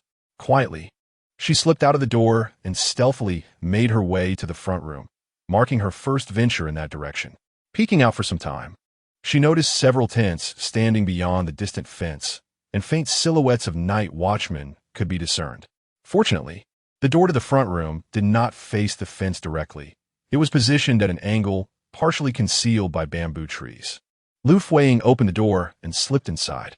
The room was devoid of light, yet the moonlight shone brightly, allowing her to see the general layout. The main room was divided into two spaces. To the left was indeed the kitchen. The space on the right, separated from the rest, resembles a modest study, albeit simple, adorned with ink and paper upon the desk. Further inside, there lies a bamboo couch, barely large enough for a person to lie sideways. Pei Zhouwu rests upon it. Such a diminutive couch makes even turning over a challenge for him. Liu Fuyi tiptoes closer, crouching before the couch. The darkness envelopes the room, obscuring Pei Zhouwu's face, leaving only the sound of his steady breathing to be heard. She squats there for a long while, contemplating when her desires might truly be fulfilled. Still not satisfied? Pei Zhouwu's voice suddenly breaks the silence. Liu Fuyi, though startled, had already surmised that he was not genuinely asleep. A man of his dignified demeanor, after their previous encounter. How could he possibly drift into a tranquil slumber? Even she, with her ulterior motives, could hardly find rest. It's so dark in here that I can barely see. She replies. Pei Zhouwu maintains his position, eyes still shut. With so many guards outside, are you not afraid? He queries almost teasingly. Liu Fuyi does not respond directly, but instead diverts the conversation, saying, I've heard tales about you, that you shun the company of women. It is said that even with a woman undraped upon your bed, you remain unmoved, that you are incapable. Is this true? Chapter 43. His dimensions. Pei Zhouwu abruptly opened his eyes, and after a moment, he turned over and sat up. He vaguely seemed to open his mouth. Yet after a prolonged silence, no sound emerged, likely because he found the situation too absurd to articulate. He attempted to respond, only to stifle his words in amusement. What is wrong? Liu Fuyi deliberately feigned innocence, inquiring further. Could it be that those rumors are true? Pei Zhouwu was engulfed in frustration, and after much contemplation, he finally spoke. So, is this the reason you couldn't sleep at midnight? He retorted. Not exactly. Liu Fuyi replied, unable to contain herself, rising to sit beside him. I was pondering whether, now that you have seen would you consider marrying me? Pei Zhouwu turned to face her, his eyes gleaming in the night. Ying, do you comprehend the weight of marriage? He asked with solemnity. His question left Liu Fuyi momentarily speechless. She understood, of course she did. But what other choice did she have? It was exceedingly difficult to deceive him into fathering a child. Shedding her clothes proved futile. I certainly understand, she expressed, her voice imbued with a yearning quality. Envisioning a partnership where spouses support each other through joys and hardships, sharing life and death, remaining together until old age. Then, have you thought this through? Pei Zhouwu inquired again. Absolutely. From the moment I decided to stay here, I have contemplated this clearly. It is you who. Liu Fuyi affected a melancholic demeanor, her speech hesitant as if fraught with fear. Do you truly wish to marry me? In response, Pei Zhouwu fell into another prolonged silence. I am aware of your concerns. Liu Fuyi turned towards him, reaching for his hand. You fear that I might be wronged, that I may not endure the hardships here, and you dread the consequences should the guards discover me. I have already considered these worries. I am willing. She grasped his hand tighter, urgently conveying her resolve. I genuinely wish to accompany you. I truly, truly adore you, enough to willingly embrace eternal downfall for you. After a pause, she continued with heartfelt sincerity. I want to marry you. I want to be your wife. Pei Zhouwu offered no immediate response, merely turning away gently. The night was tranquil, yet his heart was anything but. A tempest surged within him, preventing rational thought. Liu Fuyi ceased her insistence, granting him the space to ponder. He would surely reach a conclusion soon. After a lengthy silence, he finally spoke again, asking, if those rumors circulating in the capital are true, would you still willingly marry me? Of course, I would, Liu Fuyi replied swiftly, her heart steady and breath calm. I desire to marry you, not merely for that. This was, of course, a falsehood. Her intentions had always been to be with him in that manner. Moreover, I believe those rumors are unfounded. You have nothing to worry about. Pei Zhouwu turned back, his tone laced with surprise. What do you mean by that? How do you know? I just know. Liu Fuyi shifted her position, moving closer to him, wrapping her arm around his, nearly pressing against him. I already touched you underwater, she murmured. The words she wished to utter were stifled by Pei Zhouwu's presence. Reflecting on the earlier moment, her restless hand had indeed ventured down his abdomen. Your inquiry implies agreement. Does it not? Liu Fuyi tilted her head, her smile radiant even in the absence of light. Pei Zhouwu took a deep breath, having made a resolute decision. Having seen and touched, could he possibly evade responsibility? His tone bore a hint of reluctant affection mixed with exasperation. Wonderful, Liu Fuyi exclaimed, holding his arm tightly and affectionately, resting her head against him. Tomorrow, let us wed. Tomorrow? Pei Zhouwu replied, astonished, responding coolly. Is that not rather hasty? Not all. I have contemplated this matter for more than a day. I am not in a hurry, she chuckled, the night air sweetening with her delight. Yet, Pei Zhouwu remained indifferent, harboring numerous concerns that dampened his spirits. Ah-ing, he finally spoke after much contemplation. Our union will lack the grand hall's witnesses, the blessings of family and friends, and the formal ceremonies. Marriage is a momentous event, and I feel a sense of shame towards you. I care not, Liu Fuyi asserted, placing one hand in his palm and the other firmly atop his hand. You have already given me your word. You cannot retract it. Then, with righteous fervor, she added, with heaven and earth as our witnesses, is that not more romantic than mundane rituals? As for the ceremony, we may forego many things, but the bridal attire is a necessity. I shall descend the mountain tomorrow to procure it. Now stand up.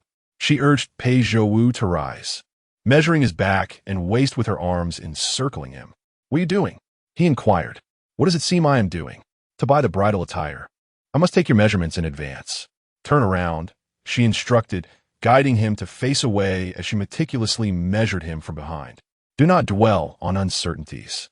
Since you have made your decision, our marriage is inevitable. If not tomorrow, it shall occur eventually. It is better to wed early and find peace of mind. Raise your arms, she commanded, her excitement for the impending marriage blossoming at that moment. Pei Zhouwu, feeling her enthusiasm, gradually yielded, willingly cooperating. You speak true, he mused. Having resolved to take responsibility and marry her, their union was destined to happen. Was he to wait until a day when he might be pardoned to claim her? Such a day seemed unlikely. The emperor was suspicious. Regardless of his innocence, it was better to err on the side of caution than to spare him. Contemplating this eased his heart considerably. A gentle smile crept upon his lips as his anticipation for their marriage grew stronger. Very well. After Liu Fuyi completed her measurements, she once again threw herself into his embrace, holding him tightly. Tomorrow, as we descend the mountain, I shall certainly procure for you a set of fitting wedding attire, along with celebratory candles and pastries. As for the wedding quilt, it is best left aside. It is too cumbersome to conceal. Regardless, as long as I am with you, I would willingly sleep on a stone slab. Pei Zhouwu listened in silence, his brow arching into a smile as her words unfolded. So, tonight? What about tonight? Pei Zhouwu suddenly tensed. The scene by the water pool resurfaced vividly in his mind, causing his entire being to stiffen. What are you so flustered about? Liu Fuyi withdrew from his arms, tilting her head to tease him. I am not flustered. Yet, the truth was evident, as his words stumbled forth. All right, I shan't tease you any longer. Typically, engaged couples are not permitted to meet on the eve of their wedding. But since we have spent the entire day together, let us retire to separate rooms tonight as a mere formality. Initially, I intended for you to sleep in the back room, even if it meant one on the bed and the other beneath it. Chapter 44. The wedding night with you looking like this. What shall we do tomorrow night? Despite her promise not to tease, Liu Fuyi couldn't help but jest at Pei Zhouwu once more. He, however, was momentarily bewildered, unable to grasp the implication. Tomorrow night? How so? Liu Fuyi's laughter was sweet yet mischievous as she playfully remarked, Tomorrow is the night of our wedding. If you are this flustered today, what will you do tomorrow? Sui Wang, he called her full name, though his tone lacked genuine anger. Your audacity has grown tremendously. The person who once trembled at the thought of speaking loudly seems almost unrecognizable now. Now that we are to be wed, what is there to fear? Liu Fuyi teased, tugging at his sleeve. However, if you prefer my former self, I can easily revert to that. With that, she cleared her throat and adopted an exaggeratedly delicate demeanor. Your Highness, I was wrong. I should not have spoken to you in such a manner. It was entirely my fault. Please do not be angry, all right? I truly understand my mistake. As long as you're not upset with me, I will comply with whatever you desire. Enough, Pei Zhouwu chuckled, grasping her hand that clung to his sleeve. No more mischief. It is late, and we should rest. Very well. Liu Fuyi obediently released her hold, shedding her playful tone for seriousness. I understand that there is a significant risk in sleeping here, so I shall not contest. However, you're injured and require ample rest. So I shall retract my previous words. Come with me to the back chamber. We shall sleep together. The phrase sleep together was laced with a hint of intimacy. Pei Zhouwu turned back, settling onto the bamboo couch. If that is decided, let us proceed as agreed. Why the haste? It was clear that Liu Fuyi was not in a rush. It was he who felt shy. His innocent demeanor was genuinely endearing to her. All right, I will heed your wishes, she said, leaning closer, slightly bending forward. After a brief exploration, her fingers found his cheek, and she planted a kiss upon his face. Now I shall return. Rising, she turned towards the door. Even after the door had been closed for quite some time, Pei Zhouwu remained seated upon the couch, unmoving. The heavy iron chains resting on his knees felt burdensome, yet his heart had never been so light. He caressed the cold iron, a smile blossoming at the corners of his lips. Liu Fuyi had once expressed that if the outcome was meeting him, then all past hardships were worth enduring. In this moment, he felt the same sentiment. If the conclusion was meeting her, then the suffering of his past confinement seemed to fade into insignificance. Suyuejin, thank you for gracing my solitary life. The following day, after breakfast, Liu Fuyi descended the mountain. Pei Zhouwu stood by the pond, repeatedly reminding her to be cautious and safe on her journey. Once her figure vanished beneath the water's surface, he turned to leave, not to the bedroom, but toward the kitchen. Taking a seat at the table on the other side of the partition, he began to grind ink. For now that they were to be wed, certain matters required early preparation. Regardless, he could not bear to let the one he cherished suffer in this place. The weather was hot today, and he could still move freely in the water. But what would happen in winter? The winters in the capital were particularly frigid, and the pond would certainly freeze over. How would she endure such long winter days? With only these 2 rooms, should any misfortune occur, there would be nowhere to seek refuge. Moreover, should they engage in intimacy, it would be inevitable for her to conceive. What then of the child? A newborn always cries. How could that be avoided? Should he truly leave her alone to dwell in a thatched hut outside? Thoughts swirled in his mind, each leading to more questions. He ground the ink and spread out the paper, resuming his writing. Descending the mountain, Liu Fuyi, adorned in a long hood, entered the city. She made her way directly to the bridal shop, eager to select 2 outfits and leave without delay, fearing any complications. The attendant at the door greeted her with a warm smile, enthusiastically leading her to the rack of garments, ardently describing the quality and craftsmanship of the bridal attire. Unfortunately, Liu Fuyi's attention was soon captured by 2 women engaged in idle chatter within the shop. Was General Shun leaving the city to pursue his wife? The mere mention of General Shun instinctively brought Shun Xiongyan to her mind. Was there another General Shun in this capital? What could he possibly be doing? She recalled that he had not donned armor when departing. Clearly, he was not on official business. It was said that after a day of duties in the army, he had set off early this morning with his belongings, reportedly urged by his elderly matriarch to accompany his wife back to their hometown, serving as her protector.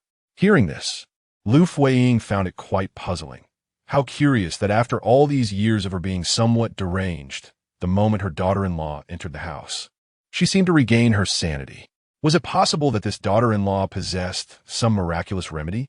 At this revelation, Liu Fuyi confirmed that the General Shan they spoke of was indeed Shun Xiongyan.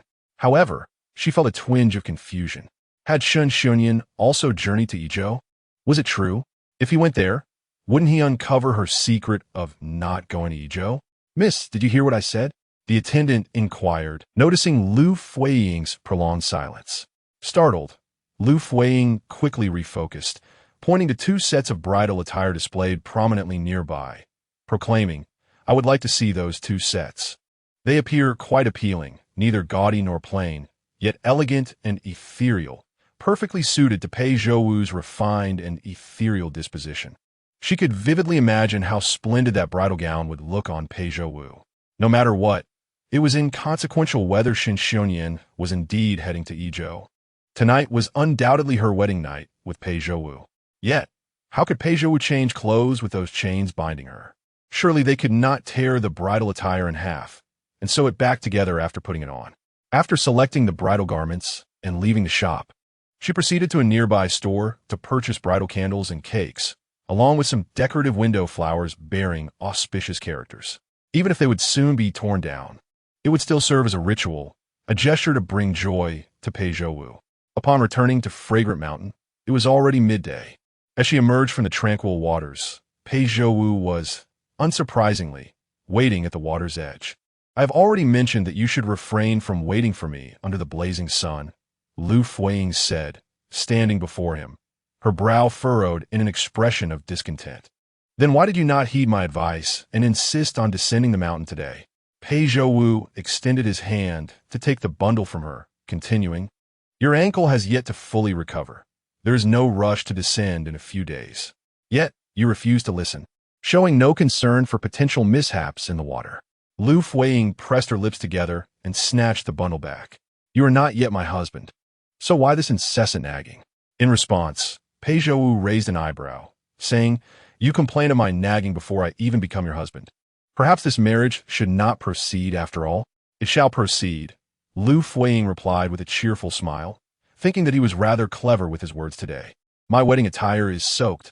I'll take it over there to dry." "Allow me," Pei Zhouwu said, taking the bundle from her hands and turning toward the small bamboo grove behind the bedroom. The sun was so bright that Liu Fuyi squinted her eyes, her gaze fixed firmly on Pei Zhouwu's retreating figure, contemplating the sturdy waist beneath his long robe that she had embraced and caressed the previous night. Tonight, she would strip him bare. Chapter 45, My Dearest. My husband Liu Fuyi had spent the last 2 days in the bamboo courtyard and observed that the guards outside indeed did not come in as frequently as before. This was, of course, a fortunate development. Yet, despite holding the bridal attire, she felt no joy. For Pei Zhouwu was unable to remove his clothing nor don the ceremonial garments, rendering the bridal outfit a mere waste. To her, it mattered little, for her intent was never truly to wed him. She merely needed to feign the sorrow expected from Pei Zhouwu. Why had she not considered this yesterday? Furrowing her brow, she sat at the edge of the bed, sighing as she clutched the wedding attire. "Did you not think of this either?" she inquired, glancing up at Pei Zhouwu, who stood before her. He raised an eyebrow, wearing a nonchalant expression, and nodded in response. "I did." "Then why did you not remind me? Were you afraid of causing me sadness or disappointment, choosing to remain silent?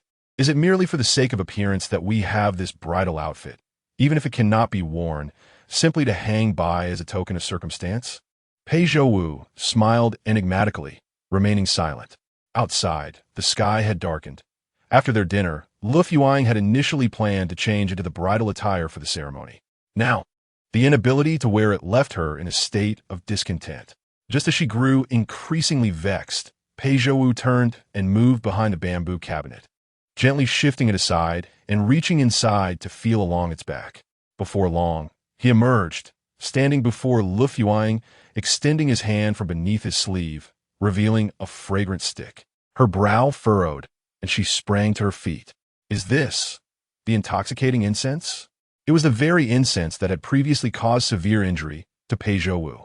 Upon closer inspection, she noticed traces of crimson still clinging to it. The last time, the guard named Yang had used the incense against her, and amid their struggle, one had fallen from his grasp, which she had hidden away. Liu Fuyi's mind raced with astonishment.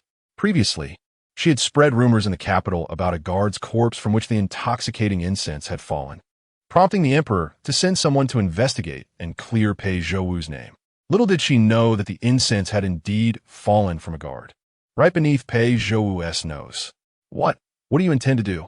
Liu Fuyi's heart raced, uncertain whether it was excitement or fear. The half-open window behind her was pushed wide by the wind, the rustling bamboo leaves intensifying the rapid beat of her heart. Pei Zhouwu withdrew his gaze from the window, offering her a comforting smile as he said, "Wait for my return."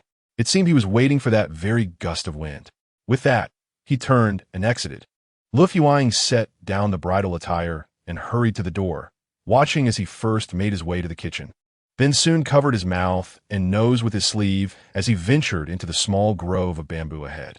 The guards at the camp had lit a bonfire, casting an even deeper gloom over the surroundings. From that vantage point, it was nearly impossible to discern any hidden figures, nor could one detect Pei Zhouwu concealed within the bamboo thicket. The wind blowing from the pond was gentle yet persistent, carrying on seamlessly. The potency of the intoxicating incense was considerable. Previously, Liu Fuyi had merely inhaled the remnants of the extinguished incense for a fleeting moment, and it had immediately left her feeling lightheaded. The cigarette was swept away by the wind, dissipating into the air, and the mere scent would surely provoke a reaction. On such a sweltering day, the guards would not remain confined within their tents. They would certainly seek the coolness outside. This place is far less strict than the capital, and the guards, unmonitored, would inevitably become more lax and idle, likely gathering in clusters to engage in conversation. Last night, when she ventured to the front room, Liu Fuyi had caught a faint glimpse of this. She had waited for an indeterminate length of time, anxiety gnawing at her heart. Unable to contain herself, she quietly approached, cautiously making her way behind Pei Zhouwu.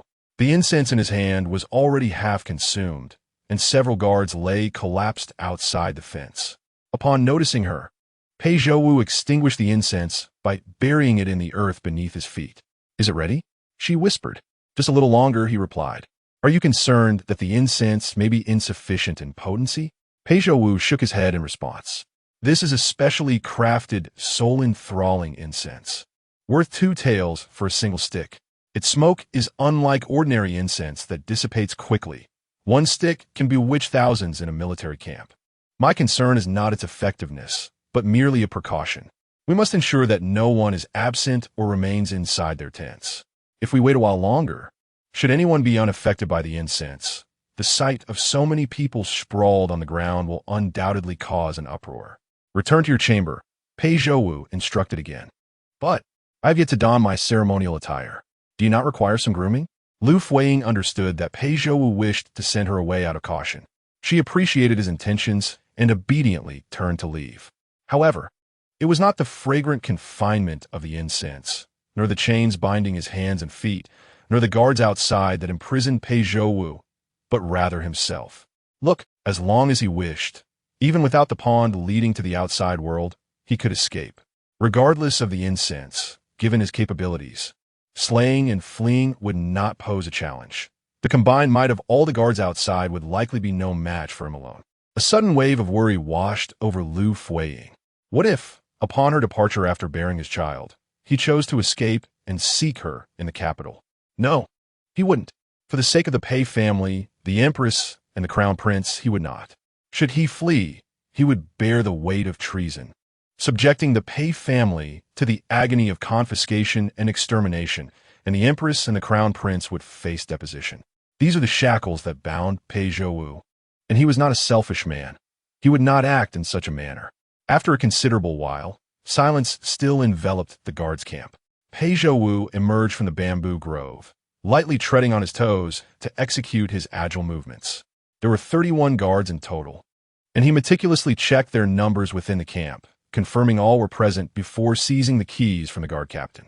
Upon returning to his chamber, he was met with Liu Fuying's astonished gaze, for the chains that had bound his wrists and ankles were now removed.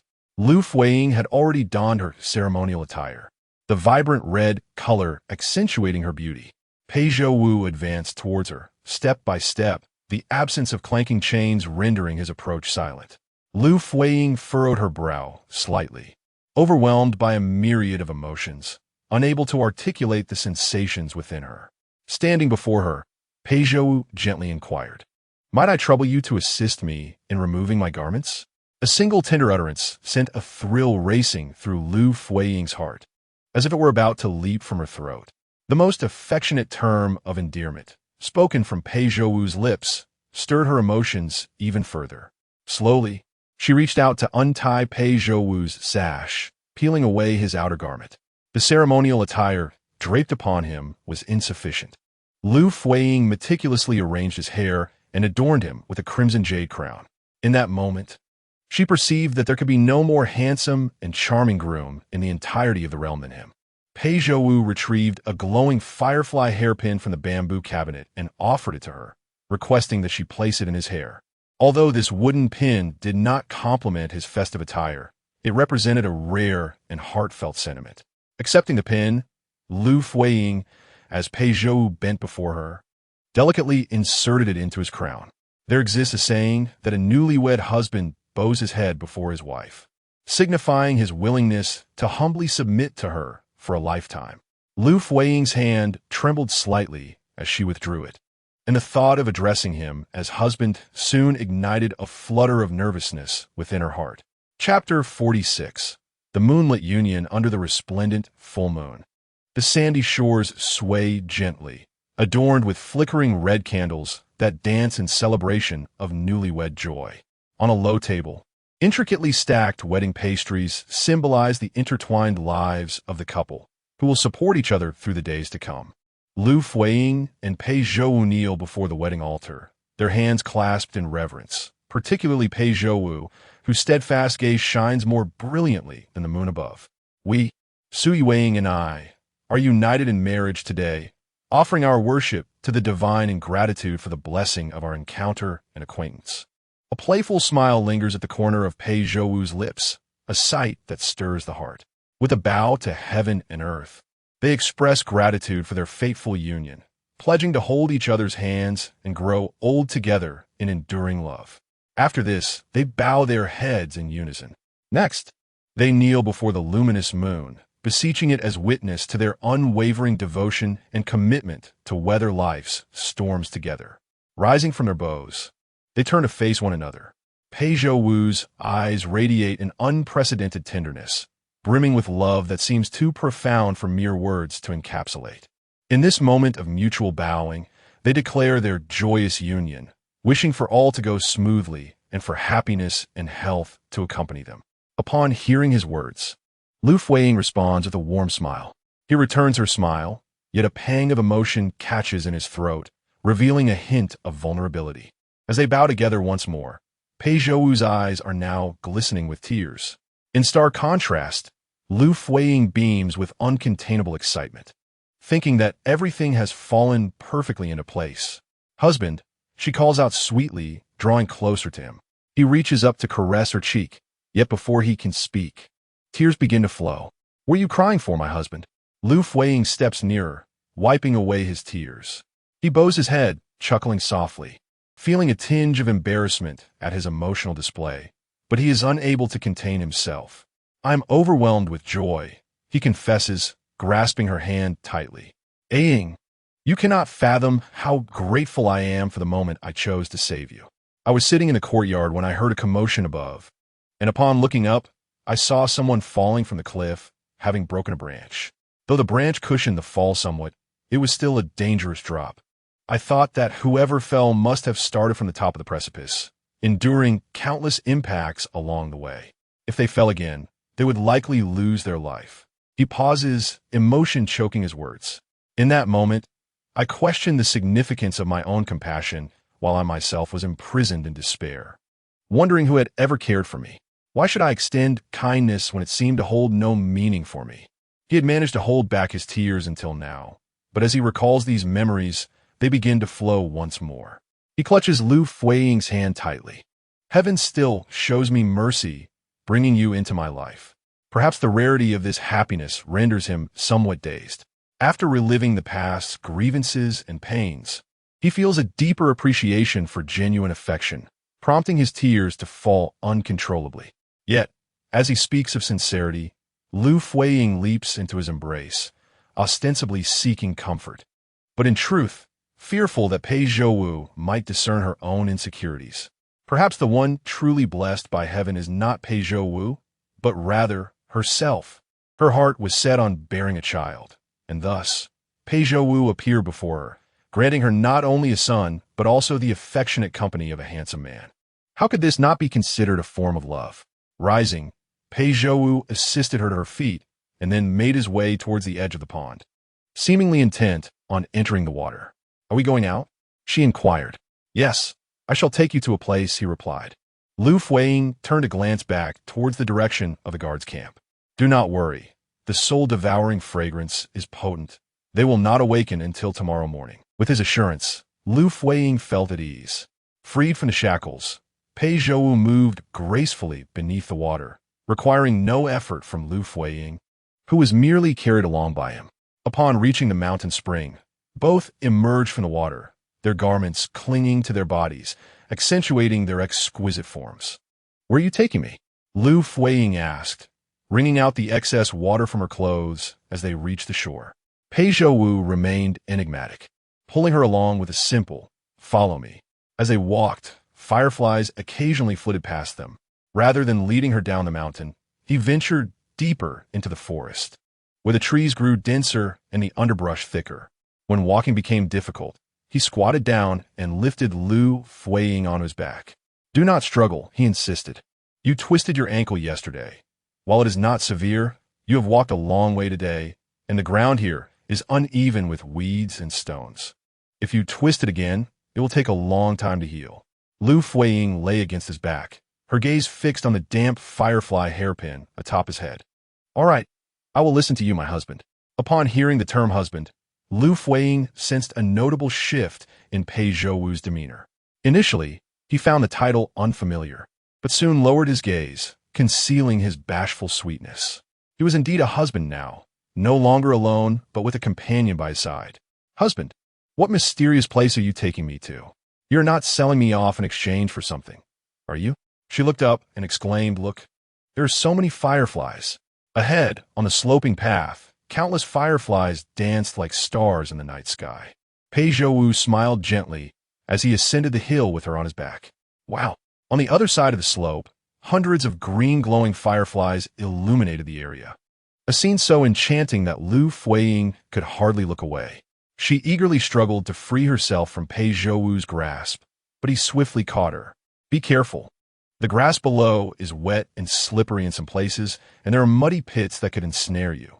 But it's so beautiful. I have never seen so many fireflies before.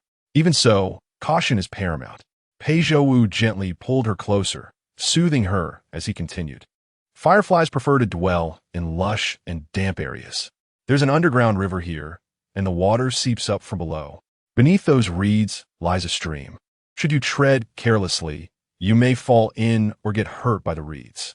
While fireflies are indeed captivating, they are best admired from a distance." Liu Fuying smiled, her face illuminated by the moonlight, shimmering with a radiant glow. Pei Zhouwu felt that she was far more enchanting than a myriad of fireflies dancing in the night sky. "How did you come to know of such a place?"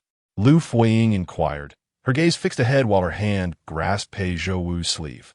"The first time I discovered the underwater passage, I ventured nearby and fortuitously arrived at this very spot. A few days ago, I recalled that this environment would be ideal for fireflies to thrive, and upon seeing it today, it is indeed as I imagined," he explained, guiding Liu Fuyi to sit upon the grass beside him, sharing in the exquisite spectacle of the fireflies. Liu Fuyi turned to glance at him, his profile exuding an ethereal grace. Surrounded by fireflies beneath the moonlight, such a scene must be one of life's greatest pleasures, far more delightful than lying in bed. Wouldn't you agree? My husband. Chapter 47. The most captivating sight of my husband in his undress, Liu Fuyi nestled against Pei Zhouwu, enveloped in his embrace. Her smiling visage seemed to waft with an intoxicating fragrance, and as the breeze stirred, the aroma intensified, ensnaring the senses and stirring the heart's desires. Pei Zhouwu's gaze fixated on her face, and though she offered only a subtle smile, her silence spoke volumes. Her smile was laden with seduction, urging him to cradle her face and bestow upon her tender kisses. "Ah, Ing," he murmured, his eyes flickering with an undeniable shyness. The more innocent he appeared, the more delightful it became for Liu Fuyi. "Why still call me that? Shouldn't you change your address for me?" She regarded him intently, her demeanor suggesting that unless he acquiesced, she would not relent, yearning to hear the words she longed for. The cool moonlight could not obscure the flush that crept upon his ears. Slowly, he parted his lips, yielding to her expectant gaze. "Madam, please sit properly." "No," she insisted, drawing closer and wrapping her arms around his neck in playful defiance. "I wish to remain in your embrace, unless you utter another phrase." "What phrase?" "Love me," Liu Fuyi repeated, her fingertip caressing his neck, her gaze and demeanor imbued with allure. "I desire to hear you say you love me." Heaven knows how long she has craved Pei Zhouwu's sweet words. From the moment she first laid eyes on him, his beauty, coupled with his melodious voice, had ignited a longing within her that had persisted far too long. Now, at this moment, she felt she should finally have her way. "I do not wish to hear mere expressions of affection or admiration. I demand that you declare your love." Pei Zhouwu hesitated, not out of reluctance, but because he had never before spoken of love, let alone held a girl's hand or dared to meet her gaze in such a manner. This moment felt profoundly intense for him. Yet Liu Fuyi's subsequent words swiftly unsettled him. "I want to know that you are marrying me not out of obligation after seeing my body, but because you truly love me. Why is it so difficult to hear you say you love me?" She prodded at his heart, insisting on the truth. "Yes, you. It is not solely because of a sense of responsibility," Pei Zhouwu replied instinctively. Her words pierced his heart. For what agony it must be for a woman to wed a man who does not love her. He was determined she should not feel that her marriage to him was a matter of compulsion. "I truly love you, I love you." Falling in love may occur in a fleeting moment. He could not pinpoint when his affection for her blossomed. He only knew that when he awoke from a fainting spell, fearing she might lose the luminous wooden hairpin she gifted him, he realized he had unknowingly fallen for her. At that moment, the hairpin lay in the hands of Shun Xiongyan, and he felt a tempest of anger and sorrow, unwilling to let anyone else touch it. Yet the word love bore a weight he feared to utter lightly. Indeed, as he finally spoke the word, his voice trembled, revealing how deeply he cherished its significance. Love is the most precious and elusive treasure in this world, deserving to be cherished deeply within one's heart, where even the utterance of a word may seem sacrilegious. He gently caressed Liu Fuyi's cheek, his fingertips imbued with warmth and tenderness. "Yet, if Ing wishes to hear it, I could profess my love for you every single day, reiterating that my affection for you is as unchanging as the rise and set of the sun and moon." Listen, are not these sweet words beautifully spoken? However, Liu Fuyi, feeling a twinge of guilt, nestled into his embrace, reflecting upon herself and then upon him.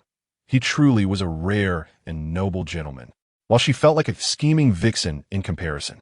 Nevertheless, having accomplished so much, the most crucial matter of the evening remained unaddressed.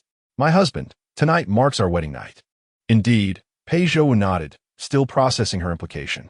Liu Fuyi, nestled in his arms, lifted her gaze to remind him more explicitly. "The wedding night also signifies the consummation of our union." Pei Zhouwu froze, his gaze flickering in embarrassment. He was certainly aware that tonight was the night of the nuptial chamber, yet the prospect of conceiving a child thereafter cast a shadow of concern. Their current circumstances might not be conducive to such a development. Perhaps it would be better to wait. Suddenly, his eyes widened in surprise. For Liu Fuyi, unanticipated, pressed her lips against his. Her bold advance rendered him momentarily speechless. Liu Fuyi, unaware of his inner turmoil, recalled that the physician had previously examined her, implying that her health was sound and there were no impediments to conception, meaning that engaging in marital relations would likely result in pregnancy. There could be no further delay. She had vaguely overheard the guards in Shan Xunyin's courtyard mention that he would soon embark on a military expedition next month. If she were to conceive a child long after his departure, she would be unable to escape the stigma of bearing an illegitimate offspring, and her uncle's household would not easily forgive her.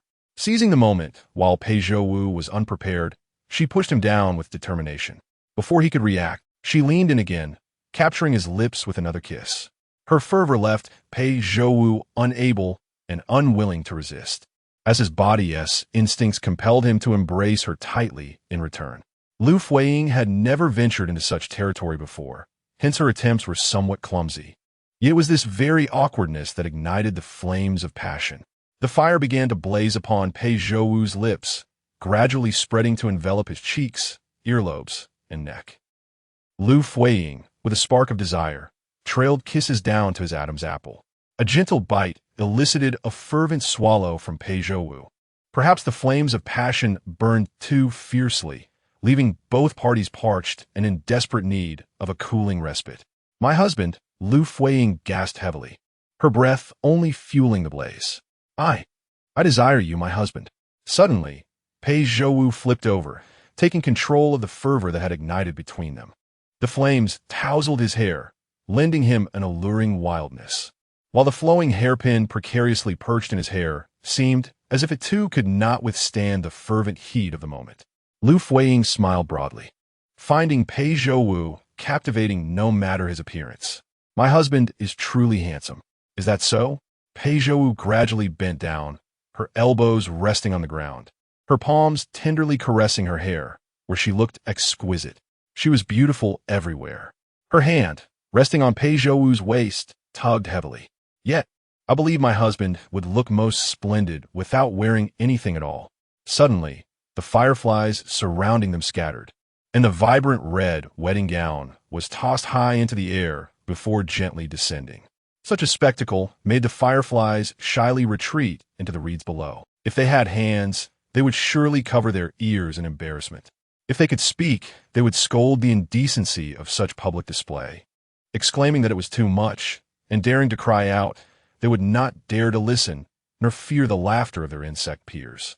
The glowing hairpin, a delicate embellishment, eventually fell from her hair due to their movements. Chapter 48. Expecting on a sultry summer night, the gentle breeze felt pleasant. But once one began to move, it became a torrential sweat. Moreover, Liu Fuyi lay in Pei Zhouwu's embrace, her body merely draped in her wedding gown, her exposed skin glistening with beads of sweat, her hair thoroughly drenched, resembling someone just pulled from the water. Pei Zhouwu appeared equally disheveled.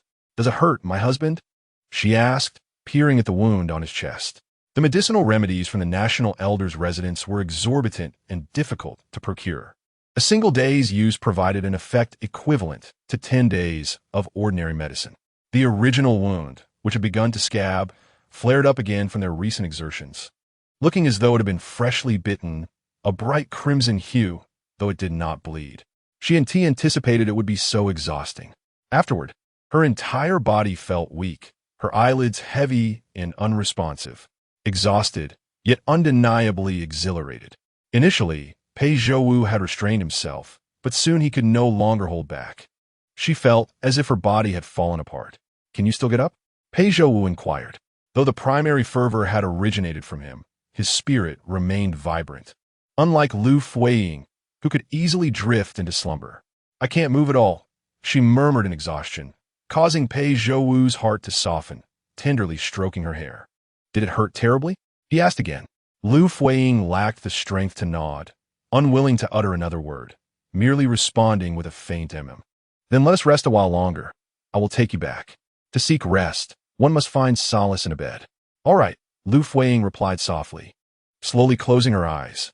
The previously scattered fireflies returned, their flickering lights weaving an unspoken melody, resonating with the gentle breeze to create an atmosphere thick with romance. As the night air grew cooler, Pei Zhouwu wisely sat up, holding Liu Fuyi close. After such profuse sweating, a cool breeze could easily lead to a chill, and soon they would need to bathe, ensuring warm water awaited them upon their return. Sit still, do not move, Pei Zhouwu instructed, one hand supporting her frame while the other assisted her in dressing. She was utterly fatigued, uncontrollably leaning into him. Huan, address me as madam. Very well, madam, she acquiesced. Sitting up straight to don her attire, we should return. Liu Fuyi mumbled as she sat up, wrapping her arms around his neck and leaning against him, her gaze drawn to his lips, marked by the evidence of their earlier passionate encounter. A sudden wave of desire washed over her as she reminisced about their fervent intimacy. Perceptive as ever, Pei Zhouwu sensed her intentions before she could act. He gently covered her eyes and leaned down to bestow a tender kiss, a gesture meant to soothe her. Be good, let us return, he urged. He feared that indulging in their entangled affection once more would leave them both unable to part. She was already weary. Another bout might prove too much for her, and he dreaded the thought of causing her harm. After donning his clothes, Pei Zhouwu carried her back along the path they had come. Upon reaching the bamboo cottage, he immediately helped her change from her damp attire into something dry. Don't go, she implored as he prepared to fetch water. Liu Fuyi tugged him back. Let us rest. I am truly exhausted. You sleep first. I shall return shortly, he replied. No, I want you to hold me while I sleep.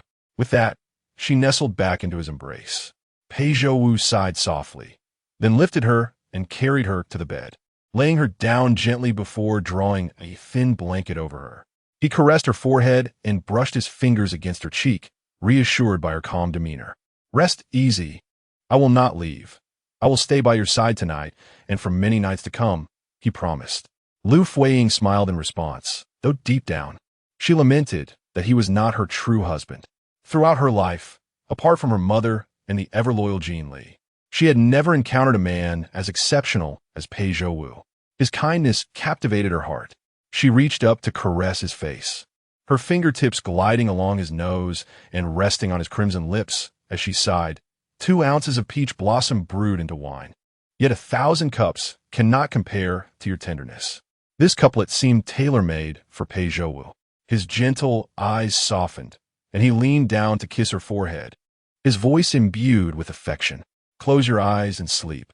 Liu Fuyi complied, her smile lingering as she drifted into slumber, unaware of the moment she succumbed to dreams, nor of when Pei Zhouwu settled beside her, holding her close. The following day, when Pei Zhouwu awoke, Liu Fuyi was still lost in her dreams. Stepping outside, he noted that the guards who had fallen asleep outside the tent the previous night had yet to rouse. Once all was in order, he returned to the courtyard and made his way to the kitchen in the front house. Sitting at the table, he retrieved the papers he had brought back with him.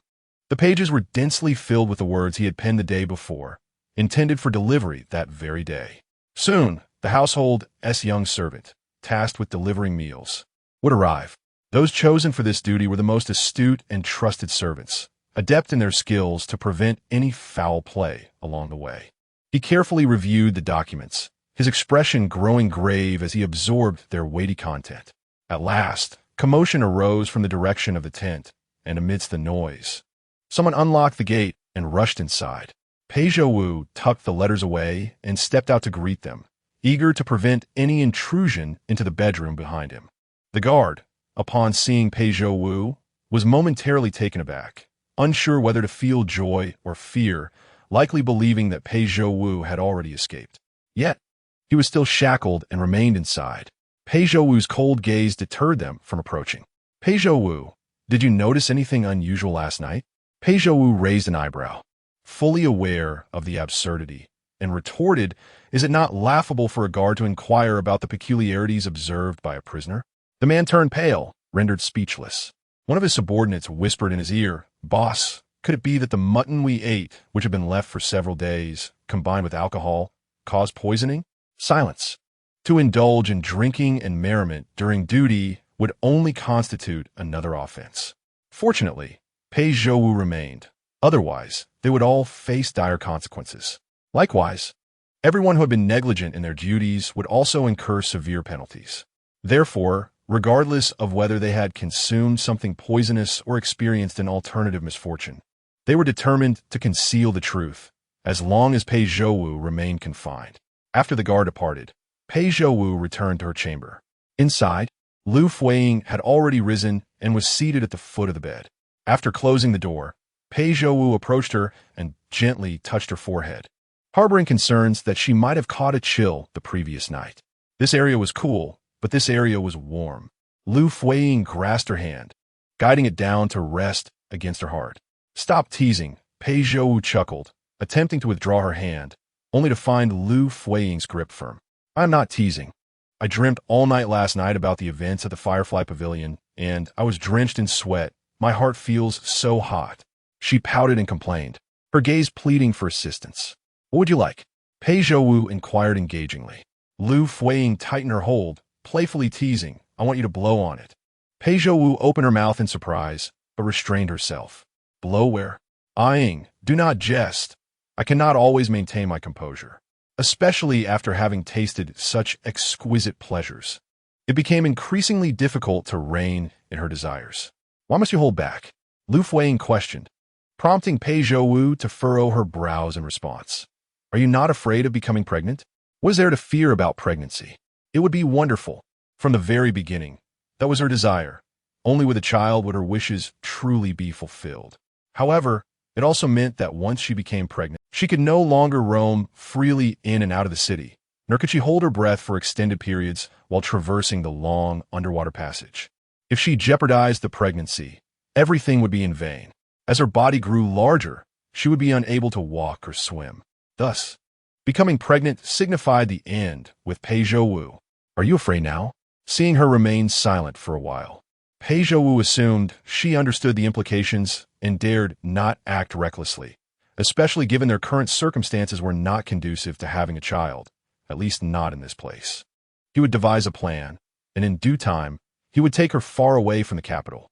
For her sake, some dangers must be confronted. Chapter 49. The day of departure, I do not care. Liu Fuyi entwined her arms around his neck and pulled Pei Zhouwu closer.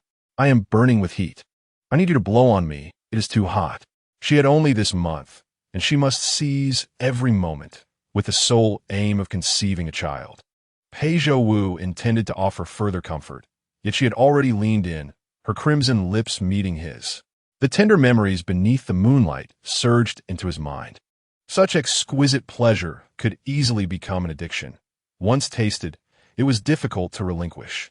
A mere spark ignited the fire within, and before he knew it, he had fallen into Liu Fuyi's embrace, the bamboo bed creaking under the weight of their fervor. "Husband, husband!" Liu Fuyi gazed at him with a pleading look, greedy for more than just this parched kiss. "Ah, Ingyu!" Suddenly, a loud shout pierced the air from outside. It was the guards announcing mealtime. Upon hearing this, Pei Zhouwu regained his composure. He attempted to rise, but the arms around his neck refused to loosen. "Why not just go outside? Yesterday, I retrieved it myself." Liu Fuyi would not allow him to leave. The fire had only just been kindled, and she could not let it extinguish so easily. "I have matters to attend to today. I must step out for a moment." Pei Zhouwu, ever the embodiment of restraint, decided to endure the current delight for the sake of a more relaxed future. "What is it?" "Do not worry. Someone from the Pei family has arrived, and I need to relay some instructions." He stood, gently lifting Liu Fuyi with him, his fingers brushing aside the stray locks of hair from her forehead, restoring her appearance to its former elegance. Gradually, his desire faded, and his eyes returned to their serene, gentle demeanor. "I will return shortly." After adding this assurance, he turned and exited the room. Liu Fuyi watched the door close, letting out a soft sigh. With an entire month ahead of them, how could they not have opportunities to be together? In the front courtyard, the servant delivering meals from the Pei family, having seen Pei Zhouwu, turned to leave with a sense of relief. The matron had instructed him to observe Pei Zhouwu's condition and report back should anything seem amiss. Just as he was about to depart, he heard Pei Zhouwu call out to him, "Young master." The servant, startled, turned back and hurried over, asking through the railing, "What instructions do you have?" Though the Pei family maintained strict rules, the masters were not harsh, especially Pei Zhouwu, who was known for his kindness and humility, never showing disdain or anger towards the servants.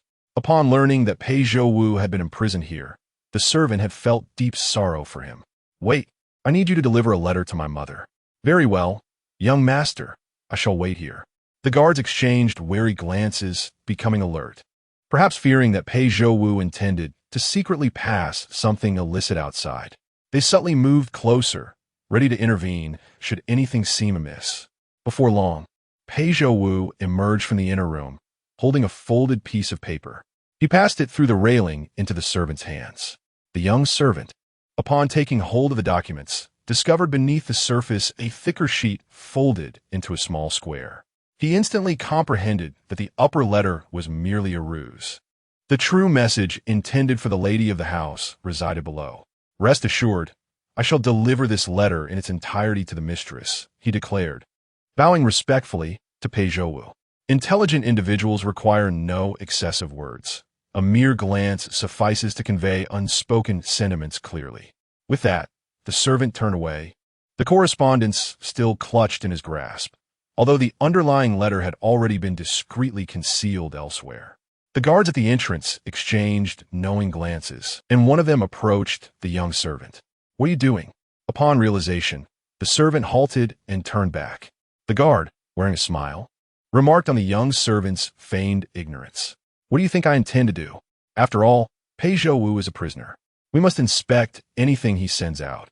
Should there be any oversight, the emperor would hold us accountable, and you would find it difficult to explain." The servant tucked the papers behind him, a forced smile on his face. "As you saw earlier, it is merely a family letter. What oversight could there possibly be?" However, his attempt at concealment only heightened the guard's suspicion. "How can we know without examining it? On the surface, it appears to be merely a family missive. Who knows what clandestine messages might be concealed within?" Before he could finish speaking, the guard lunged to seize the letter. "You dare! You think you are worthy to view the correspondence of the Grand Prefecture?" The mention of the Grand Prefecture startled the guard, for it referred to Pei Zhouwu's mother, the birth mother of the current empress and the emperor's mother-in-law. Yet, the more one exerted pressure through status, the more suspicion arose. The guard's expression darkened, firmly convinced that the letter contained something dubious. He forcefully attempted to snatch it, calling upon others to assist in pinning the servant to the ground. Despite this, the young servant clung fiercely to the letter. It took several hands to pry his fingers apart before the document was wrested from him. "You wretched scoundrels! Do you think you can bully my master just because he has fallen on hard times? If you are willing to seize even a mere family letter in such a manner, it is evident how much suffering my master has endured at your hands. I shall report this matter in full to the Duke Consort. Even the Emperor has yet to determine my master's fate. How dare you treat him with such disdain?" The guard who had taken the letter unfolded the paper and began to read, his complexion paling as he did so. The letter was filled with Pei Zhouwu's expressions of guilt and apologies to his family, devoid of any insidious plots or schemes. "Our master is merely facing temporary misfortune. Yet the Duke Consort's household is not to be trifled with. If you desire this letter, so be it. We shall gladly entrust it to you." "Wait." The servant began to leave, and the guard hastily pursued him. The Duke Consort's household was not to be underestimated. Dealing with these minor guards was, after all, a trivial matter. "Young brother, please do not take offense. This is our duty. Should anything go awry, our heads would be at stake as well." The servant remained silent, resolutely pressing forward. "Young brother." The guard seized the individual and decisively thrust the letter into the servant's embrace. Spitting in disdain, the servant strode away once more. This commotion effectively obscured the matter of the other letter. In the kitchen, Pei Zhouwu silently withdrew his gaze, continuing to portion the food from the stove onto a round platter. Upon returning to the chamber, he found Liu Fuyi lost in thought, her head resting on the table. Upon seeing him, her face lit up with a smile. "Husband, if you hadn't returned, I would have gone out to search for you. I thought the incident with the perfumed incense from last night had been discovered. Rest assured, I would not undertake such actions without certainty." After placing the platter down, Pei Zhouwu methodically arranged the dishes on the table, then handed the chopsticks to Liu Fuyi. "Eat," he said as he took a seat beside her. "Husband." Liu Fuyi twirled the chopsticks in her fingers, hesitating to make a move. I wish to tell you that I will be going out for a while soon, and I may not return for several days thereafter. Chapter 50. Nausea and Morning Sickness. Where to go? Pei Zhouwu merely followed Liu Fuying's lead in questioning, giving it little thought. Curiosity was certainly present. After all, her family was no longer around, and she had already departed from the Prince Chi's residence. She had explicitly stated that she had nowhere to go. If that were the case, where could she possibly be going for 2 or 3 days? It's just a neighbor from my home, a childhood friend with whom I've grown up, Liu Fuyi replied, feigning nonchalance while concealing an unperceived sense of guilt. After leaving the Prince Chi's residence, I went back to seek her out, intending to bid her farewell. However, she informed me that she was getting married and hoped I could attend her wedding. She has no other siblings, and I am her closest friend. I wish to assist her, including in the preparations before the wedding, which will likely take 2 or 3 days. All right, Pei Zhouwu responded affirmatively, placing a piece of meat into her bowl, harboring no suspicion regarding her words. It is only natural considering. He paused momentarily. After all, you have grown up together. Your bond is extraordinary, so it is only right to lend your support. He planned to inform her of their imminent departure once everything was settled, believing she would be pleased. The vast world outside surely offered more comfort than being confined here. When do you intend to go? He inquired further. Perhaps in a little over a month, she replied. The notion of a childhood friend getting married was, of course, a fabrication. A month was the date she had promised the old matriarch of the Shun family to return. Though she claimed a month, upon calculating the predetermined date, it would likely take around 40 days. Traveling to Ezhou for the ancestral rites and then returning would require such time. Once they departed, it was uncertain whether they would return. If she were to conceive, perhaps. Pei Zhouwu lowered his gaze, murmuring softly, a month. What is wrong? Is something amiss? She asked. Not at all. Pei Zhouwu smiled, raising his eyes and slowly shaking his head. I was merely contemplating how a month is still some time away. There's no rush. In truth, he was reflecting on how his plans would need to be postponed. Initially, he intended to take her away in about 10 days. Having shared a bed last night, while uncertain, the possibility of her becoming pregnant could not be dismissed. If she were to conceive immediately, a month later, her condition would likely begin to show. Departing at that time would undoubtedly complicate matters. His primary concern was the arduous journey and the potential strain it might place on her and the child she might carry. He recalled his mother mentioning that a cousin's wife from a collateral branch of the Pei family had been diagnosed with pregnancy, with the timing coinciding perfectly with their wedding night. Yet, he could not compel her to leave prematurely. In all likelihood, her sole desire in the capital remained that wedding banquet. To deny her attendance would likely leave her with a lifelong regret. Furthermore, there was no guarantee of conception. Many couples wed for years without bearing children, which was not uncommon. Having resolved his thoughts, he no longer hesitated and simply asked, "Is the journey back far?" "Yes, it is." Liu Fuyi swallowed a mouthful of vegetables and spoke without a moment's hesitation, weaving a falsehood.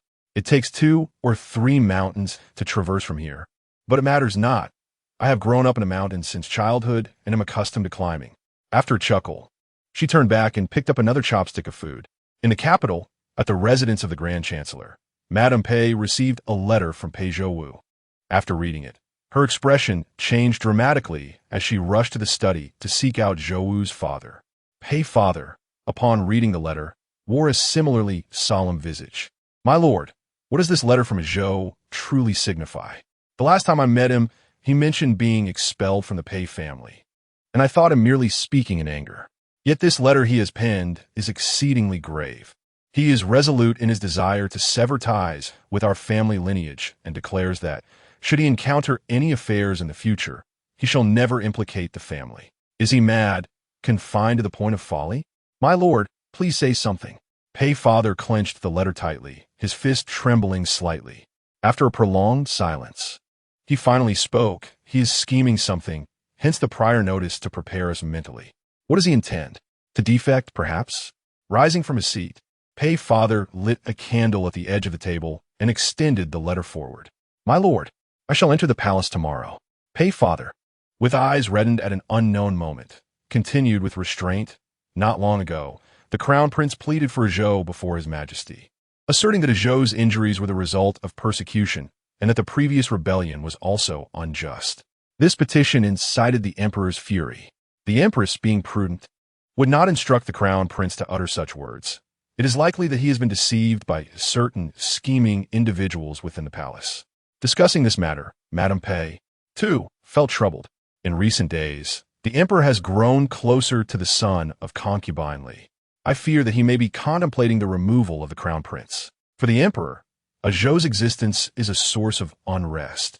If I inform him of Zhou's expulsion from the family lineage, declaring him no longer a son of the Pei family with no chance for redemption, then the emperor shall find peace and in turn secure the crown prince's position.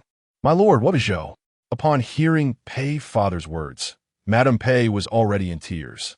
Although she had imposed strict expectations on Pei Zhouwu since childhood, he was nonetheless a part of her very being. How could she bear to part with him? If I convey to the emperor my resolve to relinquish Zhou in exchange for the crown prince, he shall not doubt my intentions in expelling Zhou from the family, thus fulfilling Zhou's desire to avoid burdening us. As a father, witnessing his suffering without the power to save him, if one day he can find freedom, I am willing to grant him that. Madame Pei was already inconsolable.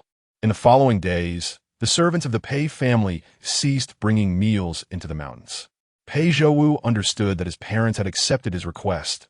Thus, he could confidently proceed with his plan. When his beloved Ying returned from the wedding banquet a month later, he would be free to leave this place without worry. Days passed one after another, enduring the hottest days of summer, and autumn was soon approaching. Liu Fuyi often languidly reclined on her bed, reluctant to rise, requiring Pei Zhouwu to coax her for an extended period each time. In the mountains, she lost track of the passage of time, often drifting into a daze where she believed herself and Pei Zhouwu to be a genuine couple, entwined in affection, blissfully forgetting the world outside. It was only occasionally that the fleeting nature of their days would strike her, from 15 days remaining to 10, and then to a mere 5. This morning, as she sat down for a meal, the realization that only 3 days remained hit her abruptly, causing her face to flush and rendering her breathless. Are you still unwell? Pei Zhouwu inquired, bringing a cup of tea to her bedside. Liu Fuyi reclined lazily, lifting her gaze to him with a sluggish Still choked earlier, are you? Pei Zhouwu gently stroked her cheek, concerned by her pallor, perhaps due to the severity of her earlier coughing. You should drink some water to soothe your throat. He extended the teacup towards her. Liu Fuyi shifted slightly, but upon catching a whiff of the liquid, she felt a wave of nausea wash over her, as if the water were tainted, and she was seized by the urge to vomit. Chapter 51. Fool, I will not return. What is the matter? Pei Zhouwu set the teacup aside and helped Liu Fuyi to sit up. His greatest fear was that she would fall ill. If she were to become unwell in this place, it would truly be a calamity. Ying, are you still feeling unwell? His face was etched with concern, eager to understand the reasons for her current discomfort. Perhaps due to his anxiousness, he completely overlooked the glimmer of sorrow in Liu Fuyi's eyes. Men, after all, are often less perceptive than women. Drowsiness, loss of appetite, nausea, these are evidently common symptoms experienced by many women in the early stages of pregnancy. However, it was only when she suddenly felt nauseous that she realized what was happening. No, Liu Fuyi replied, lowering her gaze and pressing down on his anxious hand, patting it gently as she reassured him, perhaps I'm just a bit dizzy from lying down for too long. In her heart, she thought it was quite a coincidence. In just a few days, she would be returning to the Shun family. How fortuitous indeed. This way, she could avoid the anxiety of returning with uncertainty about whether she had conceived. She could always return, but leaving again would prove more difficult. After all, she had confided in Pei Zhouwu that she was an orphan with nowhere to go. This time, she could use the excuse of celebrating her dear friend's wedding. But what about next time? At least for now, she need not worry about such matters. Then let's get up and take a walk. Pei Zhouwu assisted her to her feet, feeling even more distressed. The courtyard was too small to provide a suitable place for a stroll. The gravel path behind the house was uncomfortable to walk on, and the sun was harsh, with the added concern of being spotted by the guards outside. Spending all day indoors was indeed stifling. As he spoke, Pei Zhouwu's tone began to sound peculiar. Each word was laden with guilt, and every breath seemed to express a sense of indebtedness toward Liu Fuyi. Yet suddenly, a smile crept onto his lips, revealing a sense of relief. Fortunately, in a little while, it will be better. Liu Fuyi was lost in her myriad of feelings about leaving and did not catch the underlying meaning of his words. Instead, she playfully queried, "What do you mean it will be better? Are you planning to flatten the mountains outside and create a flower path for me to stroll upon?" Pei Zhouwu's smile widened in response. He did not deny her jest, but rather played along, saying, "For you, I would be willing to try." "Very well," Liu Fuyi said, linking her arm through his with a playful demeanor. "Then I shall await my husband to move mountains and pave the way for me." Pei Zhouwu turned slightly, embracing her tenderly. Though he lacked the power to move mountains, he was not merely trying to amuse her. While he could not create a path here, the vast world beyond offered boundless freedom, far beyond the confines of this small path in the mountains. "Good," Pei Zhouwu replied emphatically.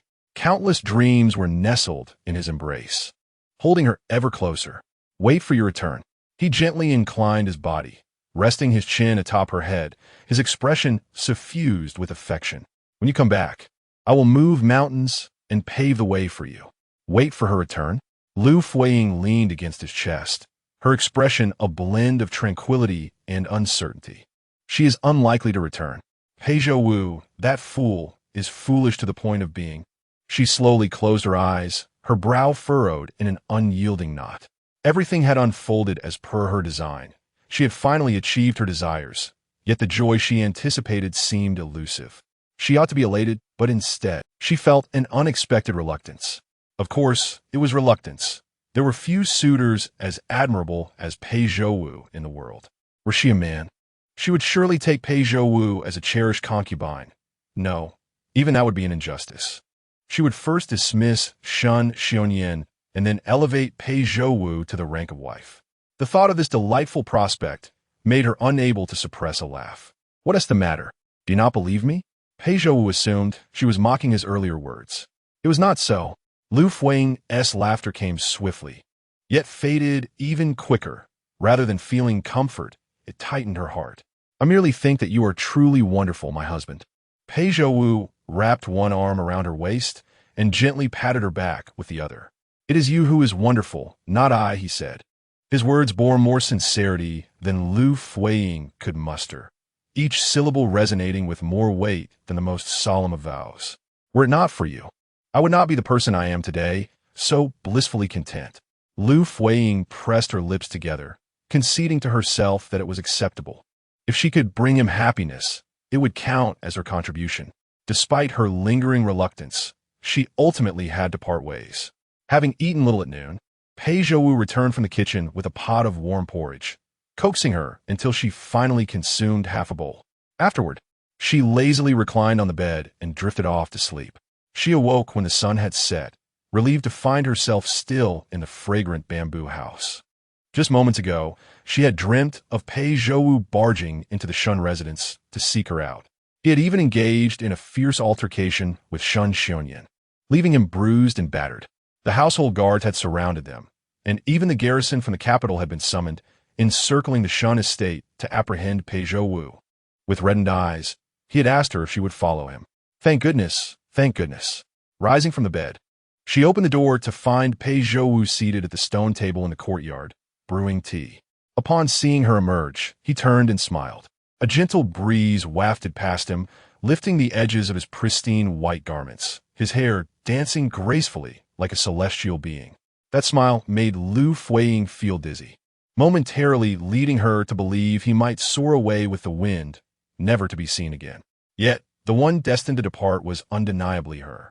Pei Zhouwu was, after all, the luminous moon in the sky, and it was she who, in her greed for that ethereal coolness, had drawn him into her embrace, only to cast him aside once acquired. She was indeed that sort of person, a self-serving individual with cunning intentions. The conclusion had been scripted from the very beginning. Acceptance was her only recourse, whether she wished it or not. "My husband," Liu Fuyi said, a smile gracing her lips as she sat beside him, playfully declaring, "I still wish to visit the glowworm field." The glowworm field. Speaking of which, Pei Pei Zhouwu instinctively recalled their wedding night. He did not refuse outright. Rather, he expressed his concerns, saying, "I have noticed that your complexion has not been well these past few days. I wonder if the recent drop in nighttime temperatures has caused you to neglect your blanket, resulting in your illness. If you were to go into the water and catch the wind, I fear your health may not withstand it." Observing the worry etched on his face, Liu Fuyi suddenly came to the realization that she was indeed pregnant. In the early stages of pregnancy, the fetus is quite fragile, and it is best not to exert oneself excessively. The weather has indeed grown increasingly cool, and should illness strike without access to medicine, it is even more critical to avoid taking any medication that could endanger the unborn child. Additionally, if she were to enter the water, holding her breath for that duration would surely have an effect. Furthermore, in just a couple of days, she would need to venture into the water again, followed by a long trek through the mountains. It is prudent to minimize exertion whenever possible. Are you feeling down? Pei Zhouwu observed her silence as she looked down for a considerable time. Not at all. Liu Fuyi leaned on the table, resting her head on her arm, smiling at him. You are right, my dear husband. Perhaps we should not go after all. Chapter 52. Farewell, Pei Zhouwu. After such a lengthy slumber, are you hungry? Pei Zhouwu set down the cloth wrapped around the teapot handle and rose, making his way toward the kitchen. Yes, a little. The dishes are warming in the pot. Please wait for me here. With that, he advanced, but after a few steps, he turned back to admonish her. The tea needs a little more time. It's very hot, so do not touch it. I know, I'm not a child. She feigned displeasure, which elicited a tender smile from Pei Zhouwu. As he turned again, Liu Fuyi's feigned annoyance suddenly morphed into genuine discontent. She glanced at the teapot on the small stove, steam rising eagerly from its spout, the water on the brink of boiling. Yet, she couldn't help but think that she would never again sit with Pei Zhouwu in the courtyard, brewing tea and conversing. Forget it, forget it. I shall think of something else. She turned her head in another direction and lay down. Thoughts of Sun Xianyan filled her mind. She wondered how he would react upon learning of her pregnancy. Sun Xianyan had never been fond of her, so would her future child suffer from his harshness? But it mattered little. He seldom resided at home, spending only a few months each year. He would always be as fortunate as he was last time, narrowly escaping death on the battlefield. She would often pray to the heavens, wishing for Sun Xianyan to reunite with his Jiang Susu sooner rather than later. Those two unfortunate souls had been separated for far too long and deserved to be together again. Once he passed, the Shun estate would be hers. Just imagining such immense wealth and riches brought her joy. Before long, Pei Zhouwu returned with dinner. After they had eaten, he brought a chair for Liu Fuyi to sit on the sandy shore outside their bedroom to enjoy the cool evening air. She had never noticed before, but today Liu Fuyi suddenly found the scenery of the courtyard quite beautiful. The pond was lovely, its clear waters shimmering under the moonlight, truly enchanting. She had never realized it before. As the night deepened, Pei Zhouwu carried her back inside. Though the sun had long set, she felt drowsy as soon as she nestled into his embrace. Pei Zhouwu pulled the quilt over her snugly, but felt puzzled. Why have you been so sleepy these past few days? He touched her forehead, finding no signs of fever. Is there anywhere else you feel unwell? Husband. Liu Fuyi opened her mouth slightly, but could not articulate her thoughts, merely wishing to sleep. What do you feel discomfort? Pei Zhouwu tucked the quilt around her more securely, contemplating that once they departed from this place in a few days, he must promptly find a doctor for her. Husband. What is it? Speak. Husband. I am here. Sleepy. Pei Zhouwu sighed and gently patted her head. You may sleep. Husband. What is it, little darling? If you're sleepy, it is all right to rest. I am here, holding you as you sleep. Husband. Farewell. Pei Zhouwu. Farewell. No, never again. On the day of departure, Pei Zhouwu rose even earlier than Liu Fuyi. He meticulously checked the provisions and water pouch he had prepared the previous night, ensuring everything was packed for her to take along on their journey. He recalled her mentioning that her family once lived as hunters in the mountains. To reach the east, one must traverse 3 peaks. If they hurried, they could arrive by afternoon. However, should they delay, they might not make it until nightfall. Thus, it was imperative to prepare ample provisions. After breakfast, Pei Zhouwu accompanied her to the edge of the pool. He insisted on escorting Liu Fuyi on her journey. "Let us depart. The sooner we set out, the sooner we shall arrive. The mountain paths at night can be treacherous." He urged Liu Fuyi to leave promptly. Yet, as she considered departing, Liu Fuyi was at a loss to articulate the tumult of emotions that surged within her upon hearing his words. It was indescribable. "Very well, let us go." Once in the water, Pei Zhouwu embraced her waist and dove beneath the surface. It felt as though an eternity had passed, yet also as if it had been merely yesterday when Pei Zhouwu first led her into those depths. The memories intertwined, blurring the lines between reality and illusion. Resolutely, she closed her eyes, choosing not to see. Midway through their swim, she unexpectedly choked on water, reminiscent of that first time. On that occasion, she had fainted.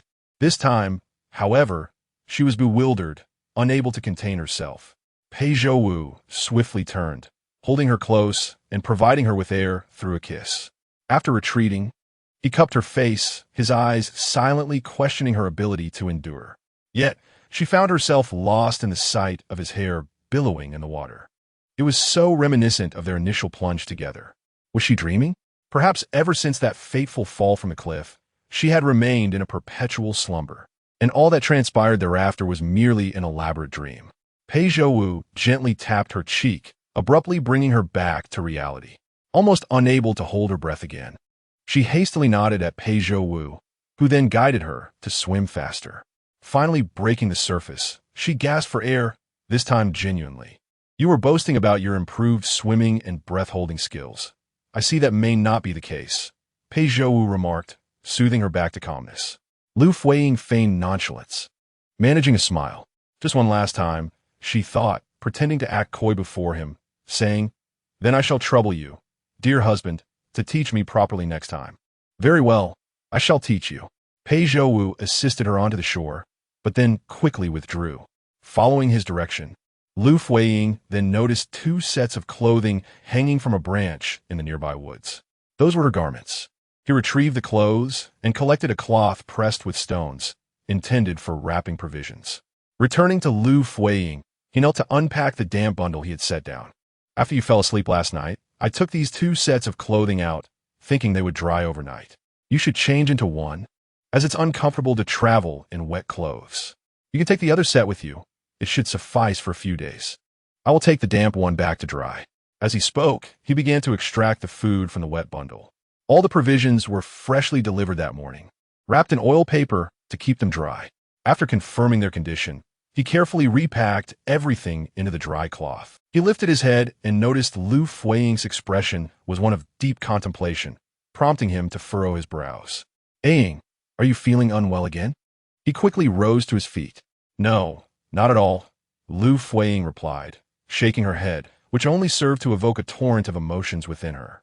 "I was merely pondering how you could be so attentive and considerate." His thoughts were indeed thorough. He had silently undertaken so much that she had remained entirely oblivious to it. Pei Zhouwu took her hand, feeling its coolness, and gently rubbed it to warm her. "You are my wife, the one I cherish most dearly. Thus, it is only natural that I meticulously arrange everything for you." He led Liu Fuyi behind a large rock by the shore. "Change your clothes here. There's no one in the woods, but I shall keep watch for you." As he turned his back, Liu Fuyi lingered for quite some time at the garments. At last, having changed, Pei Zhouwu draped the bundled package over her shoulders and couldn't he help but begin to admonish her. "Be cautious on the road. Do not venture into steep or treacherous areas for the sake of convenience. If you grow weary, do pause and rest adequately before continuing your journey. And strive to seek out shaded spots, for the sun is still harsh, and you must guard against heat stroke. I see your swimming skills have regressed. Upon your return, I will be here waiting for you, lest you struggle to hold your breath underwater. And remember to return early." Chapter 53. My Lord, do not wait for me any longer. Go forth. Pei Zhouwu gently urged Liu Fuyi to turn away, unaware that this parting would feel akin to a permanent farewell. Even though they would only be apart for 2 or 3 days, the thought of her absence made his heart heavy. If it were possible, he would wish for her company on his journey. Yet, she had assured him that she would return in 3 days, just a brief interlude that would soon pass. He did not want her to perceive him as overly clingy, fearing that she might worry about being constrained by him in the future. Thus, he restrained his reluctance, gently pushing her forward. "My lord, do not worry about me. Just remember to stay safe on your journey and complete your tasks before returning," she implored. "But if you keep talking, I might just prevent you from leaving," Pei Zhouwu replied, causing Liu Fuying's heart to flutter. This was the first time he had uttered such words since she revealed her impending departure. Previously, he had always spoken with kindness and understanding, emphasizing that her attendance at social gatherings was a duty, encouraging her to go without concern. She hesitated, turning back towards him. Pei Zhouwu stumbled slightly, instinctively catching her in his embrace, chuckling. "What is it? It's merely 3 days. Are you truly that reluctant to part?" Liu Fuyi suddenly found herself at a loss for words, unable to articulate a response to Pei Zhouwu's kindness. Although he jested about her reluctance, it was he who truly struggled with the thought of her leaving. Yet he dared not express his feelings openly, afraid of burdening her with pressure. Instead, he concealed his sentiments within playful banter. "I am leaving, truly leaving," she managed to utter after a prolonged silence. Speaking more might complicate matters. What if she truly could not bear to leave? "Go ahead. I shall wait for your return." Wait for her return? If she did not come back, it would be best not to wait too long. She needed to let go, to forget. Taking a deep breath, Liu Fuyi steeled her resolve and stepped out of his embrace, turning decisively to leave. She did not even utter a single word urging him to take care of himself. She lacked the courage to do so. At this point, being soft-hearted was the most dangerous of all. She strode away briskly, not daring to look back as she entered the woods. Watching her silhouette fade into the distance, Pei Zhouwu could no longer contain his emotions. Tears welled in his eyes, and his heart raced uncontrollably against his chest. He pressed his hand over it, only to feel it beat even faster in its turmoil.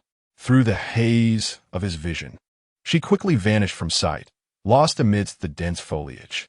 He took a few steps forward, but the chain dragging behind him caught on a sharp stone, nearly causing him to stumble. Just 3 days, she would soon return. She had promised to always be by his side. She would not break her word. Thus, all he needed was a little patience to await her return. Under the blazing sun, his clothes had dried halfway. Yet the dampness in his heart caused by their separation would likely not dissipate, even after a day in the sun. The figures in the forest have long since departed. Fading from sight, Pei Zhouwu turned back, gathering the damp garments and wet wrappings strewn across the ground, and then stepped into the water, slowly wading deeper. From time to time, he felt the urge to glance back.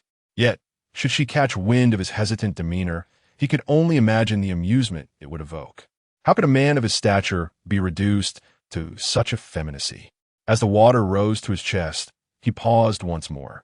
The tumultuous beating of his heart had persisted since he first glimpsed her departing silhouette, and it showed no signs of abating even now. What could possibly be the cause of such longing? After all, it had only been 3 days since their last encounter. What agony was this? With a resigned sigh, he submerged himself, returning to the bamboo courtyard.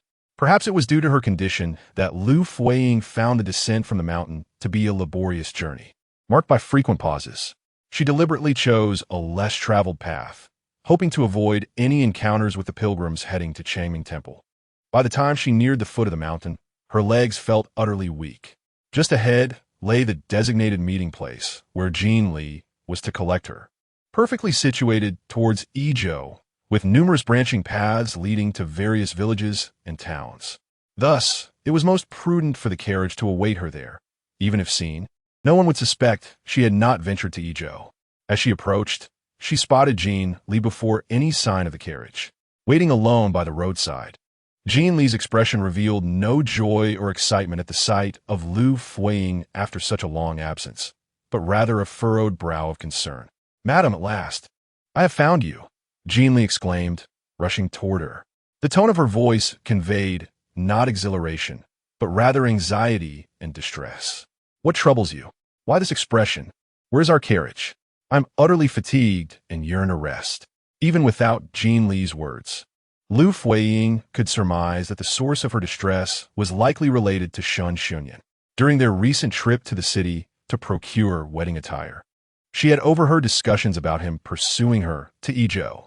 At the time, she had been skeptical, but now, witnessing Jean Li's demeanor, it seemed those rumors might hold some truth. Liu Fuiying's gaze drifted toward the main road, her voice laced with tentative inquiry. Shun Xiongyan is also here?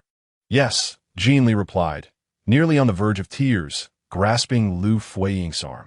The general caught up with us shortly after we departed. Yet, Liu Fuiying felt no fear. In fact, a smile tugged at her lips in amusement. And then, after discovering my absence, what transpired? He did not cause any trouble. He merely accompanied our carriage all the way to Ezhou and stayed for a month. Well then, Liu Fuiying continued, striding forward, what can he truly do? What audacity does he possess? It was a suggestion to seek out a man, and while others are a child, I did not oppose him. To prevent any scandal that might tarnish the Shun family's reputation, I must keep this under wraps. What else could I do? Alongside the broad thoroughfare stood a tea pavilion, a resting place for weary travelers.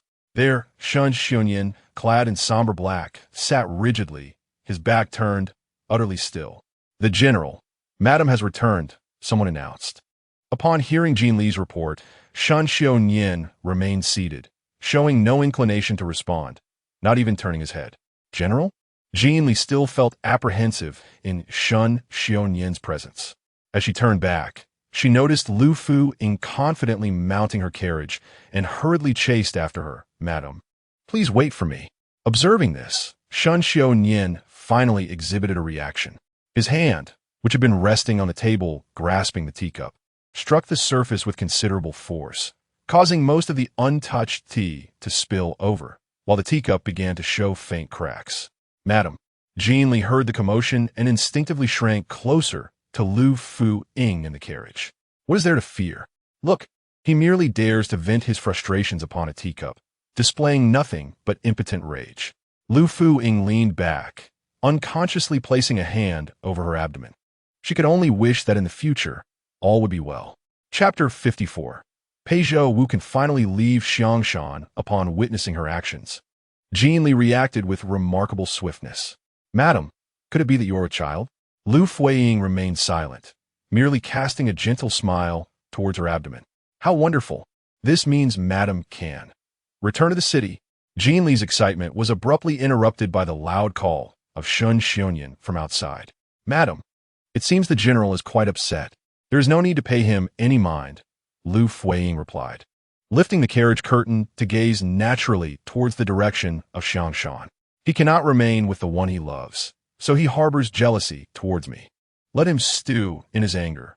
I wonder for whom he is putting on this display and who would care to witness it. At this moment, she lacked the energy to concern herself with Shun Xiongyan's feelings. She also pondered what Pei Zhouwu might be doing at this very moment. Left alone without anyone to converse with, he would likely be sitting in solitude, lost in thought as he once did. Yet, he still had decades of life ahead of him. Why does Madam sigh? Is it because you are unhappy about the child? Jean Li's reminder made Liu Fuyi realize her frequent sighing. She opened her mouth but found herself a loss for words, ultimately transforming her thoughts into a self-deprecating smile. It's nothing. Let us return. The carriage gradually made its way along the dirt path in the mountains. The tracks from their earlier journey had long since been obscured by dust, and the marks left behind would eventually fade with time. All traces would be erased by the passage of time, slowly forgotten and eventually vanishing, much like the impression she had left in Pei Zhouwu's heart. They would all disappear. Upon arriving in the city, the carriage came to a halt outside the general's residence. Shun Xiongyan dismounted and hurried inside, not uttering a single unnecessary word, which Liu Fuyi naturally did not require. However, she noticed that the pots of rowan pine that had previously adorned either side of the entrance were now absent. The deeper she ventured inside, the more an unsettling feeling permeated the air. It felt as though the house had been stripped bare. The bustling servants were not as lively as before. She encountered very few people on her way back to the Shushan courtyard, and everywhere was enveloped in a profound silence. Madam, why do I find this atmosphere rather peculiar? Indeed, it is quite strange. Before she could even step through the courtyard gate, the voice of the old matriarch Shun resonated from within. I shall not rest. I shall not rest. Aine is about to return. I want to see her at the very first moment. It has been over a month already, and I feel as if I might perish from missing her. Old madam, the general is also returning today. Do you not wish to see him? That lad. I have seen him for over 20 years. Who would care to see him? I am quite weary of him. The old matriarch's words sounded like those of a child. Ah, old madam, look. Is that not the young madam? Huh? Aine, let me take a look. Old Madam Shen rushed around the window and out the door, and indeed she spotted Liu Fuyi in the courtyard. Overcome with excitement, she nearly stumbled over the threshold. Aine, you have returned. Tears streamed down the old matriarch's face as she hurriedly approached Liu Fuyi and enveloped her in a warm embrace. Heaven be praised. You have finally returned. You made it in time. Made it in time? Liu Fuyi, with a gentle smile, continued to pat the old lady's back as if soothing a child. Mother, why are you crying again? It has only been a month since I left. Do you miss me so much? What do you mean by caught up? What have I caught up with? The old lady wiped her tears and stepped back, blinking her innocent, tear-filled eyes as she replied, We are leaving the capital. Didn't Tishunyan tell you? Leaving the capital? Leaving what capital? The sudden emptiness of the courtyard struck Liu Fuyi, and she gasped, Are we departing from the capital city? Yes. I, and you truly do not know, came the reply. I. What does she not know? Liu Fuyi felt bewildered, her mind clouded as if ensnared in a thick fog. Where are we going? She asked, trembling. To some frontier, the southern frontier, yes. That's right. Shunyan has already submitted a petition to relocate our family from the capital. He intends to remain stationed at the southern frontier to safeguard the borders and will never return to the capital. Such a significant matter. Why had Shen Shunyan not informed her? When had this decision been made? And when were they leaving? She inquired further. The old lady, oblivious to her unusual distress, smiled and replied, We leave in 3 days. 3 days? The words thundered in Liu Fuyi's ears like a bolt from the blue. 3 days. Wasn't that the very day she had promised Pei Zhouwu she would return? How absurd. What a ludicrous twist of fate. One might think this was a tale from a storybook. 3 days to depart. Wasn't that a bit hasty? Not at all, the old lady reassured her. Preparations have been underway for a month. After you left, the family has been busy with this matter, and everything is now ready for departure. You traveled a long distance to return, take a few days to rest, and we shall set off in 3 days. Eyeing, Shunyan mentioned that the frontier boasts vast landscapes and beautiful scenery, unlike the strict customs of the capital. That place. Eyeing, where are you going? I'm going to find Shunyan. Liu Fuyi strode out of the courtyard with urgency, and Jinli ran after her. Madam, going to the southern frontier is not so bad. Distancing yourself from this place of strife will allow the secrets of Xiangshan to remain buried here forever. No, it's not like that. Liu Fuyi quickened her pace. In truth, she had not fully resolved whether to return and seek out Pei Zhouwu.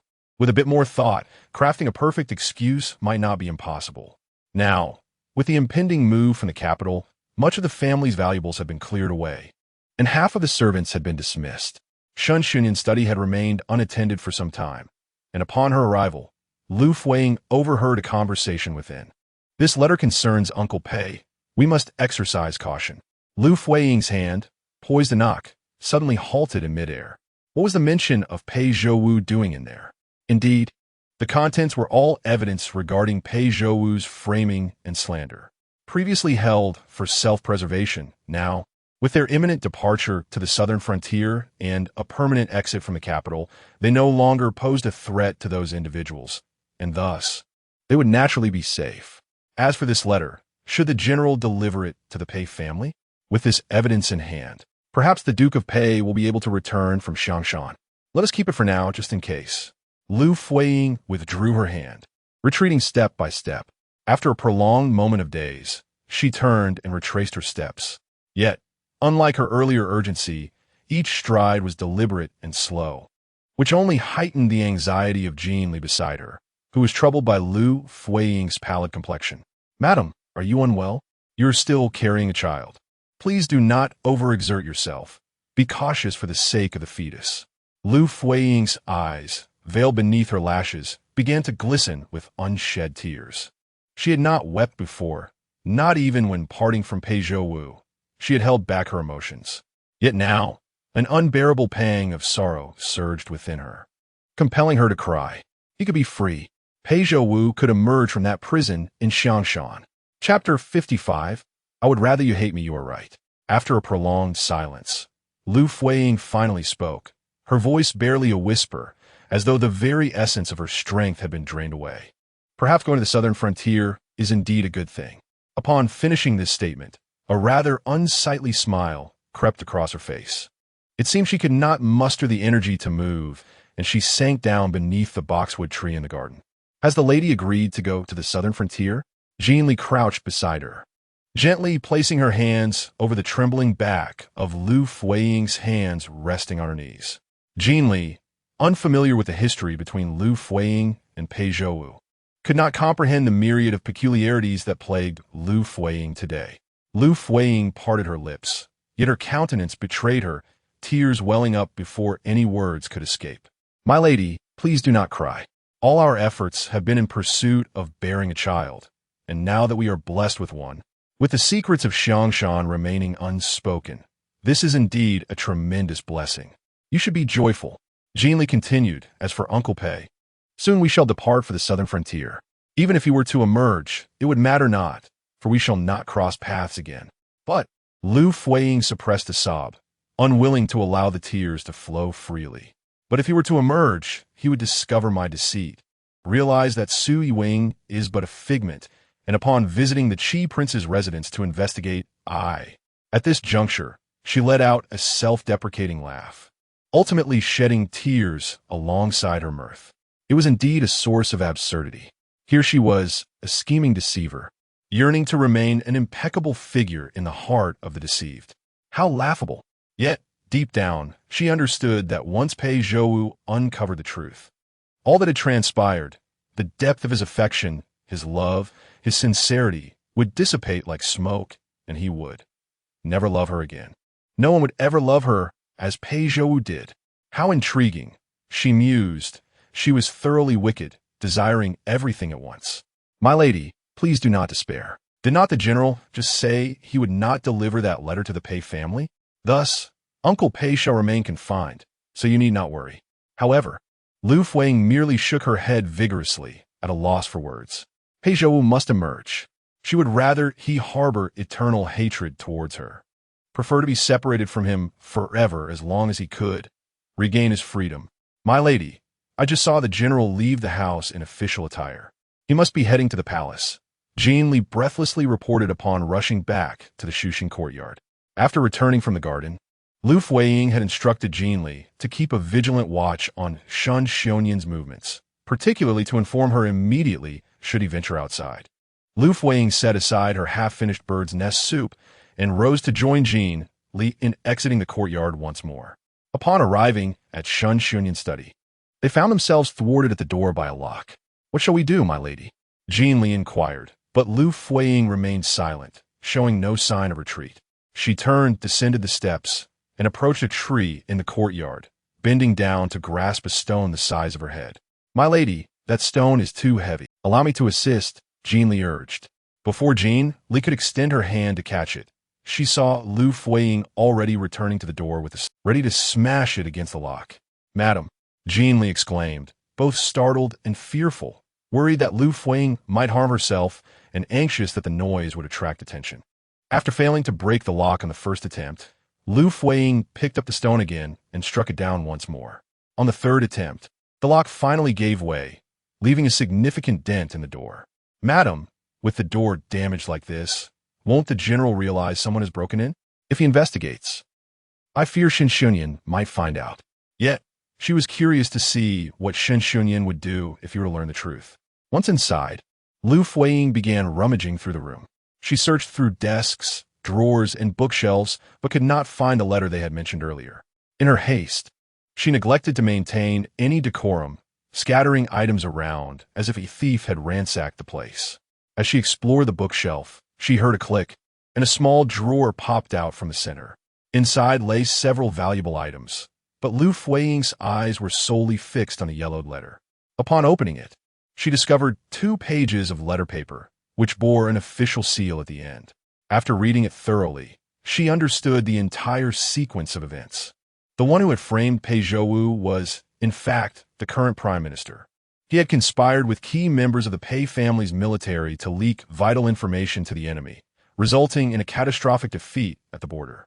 Clutching the letter, Liu Fuyi furrowed her brow, her heart racing. Though she had little interest in court affairs, she knew that the favored concubine, Li, was the prime minister's daughter. And besides the crown prince, the emperor's affection was most pronounced towards her son. This realization illuminated the underlying dynamics for Liu Fuyi. The empress and the crown prince relied not only on the emperor's favor, but also on the strength of their maternal family. With Pei Zhouwu's illustrious military achievements and the Pei family's unparalleled prestige, as long as the Pei family thrived, the positions of the empress and the crown prince would remain unchallenged. If Pei Zhouwu fell, the Pei family would decline, and the empress's favor would wane, jeopardizing the crown prince's position. The crown prince, the future sovereign, who wouldn't covet that opportunity? Madam, Jean Li gently called, reminding her not to remain in a daze. Coming to her senses, Liu Fuyi carefully placed the letter back into its envelope and strode out of the study, leaving the disarray behind without any intention of tidying up. Upon exiting the estate, she hailed the most ordinary carriage and set off towards the Pei family. Across the street from the Pei residence was a renowned jewelry shop in the capital, and Liu Fuyi feigned an interest in browsing jewelry. After selecting 2 exquisite pieces, she completed the transaction just as Jean Li entered the shop, carrying several packages. Approaching her, Jean Li said, "Madam, I have brought back your favorite sweet date cake. I queued for quite a while. Would you like to eat it while it's warm?" "Of course, I've been craving it," Liu Fuyi replied. The shopkeeper respectfully ushered them out, and as they settled into the carriage, Jean Li leaned closer to Liu Fuyi and whispered, "Madam, the letter has been delivered to the Pei family. No one discovered you, did they?" "No, I entrusted a child selling candied hawthorns on the street to deliver the letter, instructing him to say it was given to him by a white-bearded old man, and that he should ensure it reached the hands of the Pei family." From across the street, I feigned interest in purchasing something to personally verify that someone from the Pei household accepted the letter at the door. Later, I inquired with the child again, and there were no discrepancies. The child appeared quite ordinary, with no remarkable features to recall. Even if one wished to locate him, it would be a challenge. "That is well. My lady, what shall we do next?" Liu Fuyi leaned back in contemplation before responding. "What happens next is no longer my concern. I have done all that I can." The Pei family is renowned for its strict adherence to rules and vigilance, and even the gatekeeper serves with utmost caution, fearing negligence. At this hour, both Lord and Lady Pei are at home and will receive the letter promptly. What transpires thereafter is beyond my control. My lady, once they inform the truth to the emperor, will the Duke of Pei not be liberated immediately? Chapter 56. My lady, you have returned. How is that possible? Liu Fuyi closed her eyes, a sigh escaping her lips. Such a significant matter could not be presented directly. After all, it was merely a letter, which could easily be dismissed as a forgery. Knowing who had set her up, it was essential to investigate thoroughly first. Once a target was established, further evidence could be collected, leaving her adversary with no room for denial. After a moment of silence, she pursed her lips and spoke again. It would likely take months, and if her opponent was cunning, it could even take years. However, the Pei family had stood firm in the capital for many years and would not be easily underestimated. They had only one son and would undoubtedly do everything in their power to rescue him. My lady, let us return home. Liu Fuyi wished to say no more. She was already fatigued after traversing the mountain roads for so long. On the way back, she succumbed to sleep. Upon arriving at the Shun residence, Jean Li gently roused her, then sent someone to fetch a doctor. Although Liu Fuyi had come to suspect she was pregnant, a doctor's confirmation was still necessary. Hearing that Liu Fuyi had summoned a doctor, the old matriarch of the Shun family hurried to her courtyard. Just as she stepped into the yard, she encountered the doctor exiting the room, his face beaming with joy as he congratulated her. "Congratulations, old matriarch. You shall soon hold a grandchild." This confirmed that Liu Fuyi was indeed with child. "Splendid, splendid." The old matriarch entered the room, eagerly examining Liu Fuyi from head to toe. Even if there was nothing to see at this moment, she felt a surge of joy. I knew sending that boy was not a mistake. The old matriarch's cheerful words made Liu Fuyi raise an amused eyebrow. She understood the matriarch was referring to Shen Xunyan accompanying her to Yizhou. In truth, she owed a debt of gratitude to the old matriarch. Otherwise, she would have had to concoct an elaborate scheme, claiming that she had become pregnant after returning from Xiangshan, with the doctor determining she was 1 month along. However, that timeline wouldn't align, as she had been separated from Shen Xunyan for that month. Thus, this child could not possibly be his. Should someone loose-lipped divulge this, her future would be in jeopardy. Shen Xin likely understood this as well, which is why he suppressed his feelings and went to Yizhou to assist her in this charade. Nevertheless, Shen Xunyan was not doing it for her, but for the sake of the Shun family's reputation. The thought of Shen Xunyan's silent suffering and helpless demeanor struck her as amusing. The journey to Yizhou must have been quite uncomfortable for him. A husband of such stature, so humbly shielding his wife and her lover from scandal. It would be hard for anyone to believe. Ayin, you must take good care of yourself. By the way, if that is the case, should we postpone our departure to the southern frontier? The long journey may be taxing for you, and what if? Not at all. Liu Fuyi firmly rejected, averting her gaze to suppress her unspoken emotions. The doctor had assured her that her pulse was stable and there was no cause for concern, as long as she rested frequently and slept well during the journey. It was not an urgent trip. They could afford to take their time on the road. Having made her decision, she resolved not to leave room for regret. It was time to bring this to an end. The relationship between her and Pei Zhouwu was initially intended to conclude at this juncture. Lady Shen had given her prolonged admonitions, and it was only when the time for her medication approached that she reluctantly departed from the Shuxing courtyard. Subsequently, Liu Fuyi remained reclined on the couch, resting. Uncertain of how long she had slept, the commotion outside suggested that Shen Xunyan had arrived. Upon raising her gaze, she noticed that the sky had darkened. With a loud bang, the door was flung open, and indeed, it was Shen Xunyan bursting in with a tempest of fury. "General, Our Lady, get out!" Jin Li, fearing that Shen Xunyan might harm Liu Fuyi, attempted to intervene, but was met with a roar that left her trembling. Casting a sympathetic glance at Liu Fuyi and receiving a reassuring look in return, she nodded and withdrew. "Where are the items?" Shen Xunyan strode purposefully towards Liu Fuyi, halting before her couch. "Do not attempt to deny it. In this household, I cannot conceive of anyone else daring to vandalize my study." Liu Fuyi, lying on her side, propped her head with her elbow and smiled. "If you have already deduced that I am responsible, why would I leave the items behind for you to claim? Have you sent them to the Pei residence?" Liu Fuyi refrained from answering, merely raising an eyebrow in response, which could be interpreted as acquiescence. At this, Shen Xunyan fell silent. He had not even taken the time to change out of his official attire, having likely rushed here immediately upon learning of the incident in his study. Liu Fuyi noticed a movement in his sleeve, suggesting that his fist was tightly clenched beneath the long fabric. It was he. It was indeed him. Liu Fuyi pondered the implications of his words. What did he mean by it was really him? She had presumed that Shen Xunyan would only deduce her connection to Pei Zhouwu after confronting her regarding the letter sent to the Pei household. However, his current words implied that he had suspected something between her and Pei Zhouwu prior to that. That day, I overheard him, even in his slumber, calling out the name Ayin. At that moment, I thought I had lost my senses to associate that person with you. It was only upon seeing that luminescent hairpin that I realized the Ayin he spoke of was not you, Ayin, yet it turned out to be true. Liu Fuyi brushed a strand of hair from her forehead, realizing the depth of his intuition. It seemed he had harbored suspicions about her and Pei Zhouwu from that time.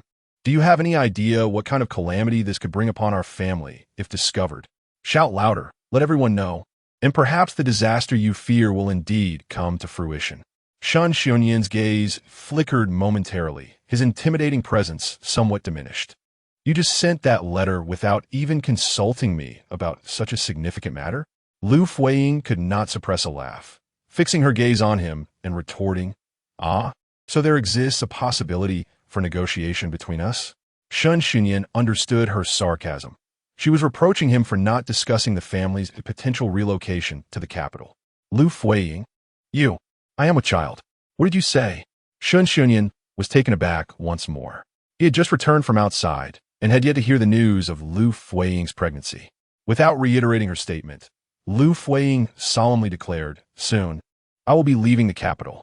As long as you remain silent about my affair with Pei Zhouwu, no one will ever know. I have sent my letter, and I am indeed with child. This matter ends here, and I shall not bring it up again. If you're truly aggrieved, then draft a divorce decree and send it my way. But do you dare?" He did not dare. He had a mother who could erupt at any moment. He could not afford to take such a risk. "Liu Fuyi, you are truly ruthless," he remarked coldly after a prolonged silence. He genuinely found her merciless. She regarded him, his mother, and even Pei Zhouwu as mere tools for her ambitions, discarding anyone without a second thought. Her cruelty left him somewhat in awe. He clenched and unclenched his fists beneath his sleeves, ultimately yielding no resolution.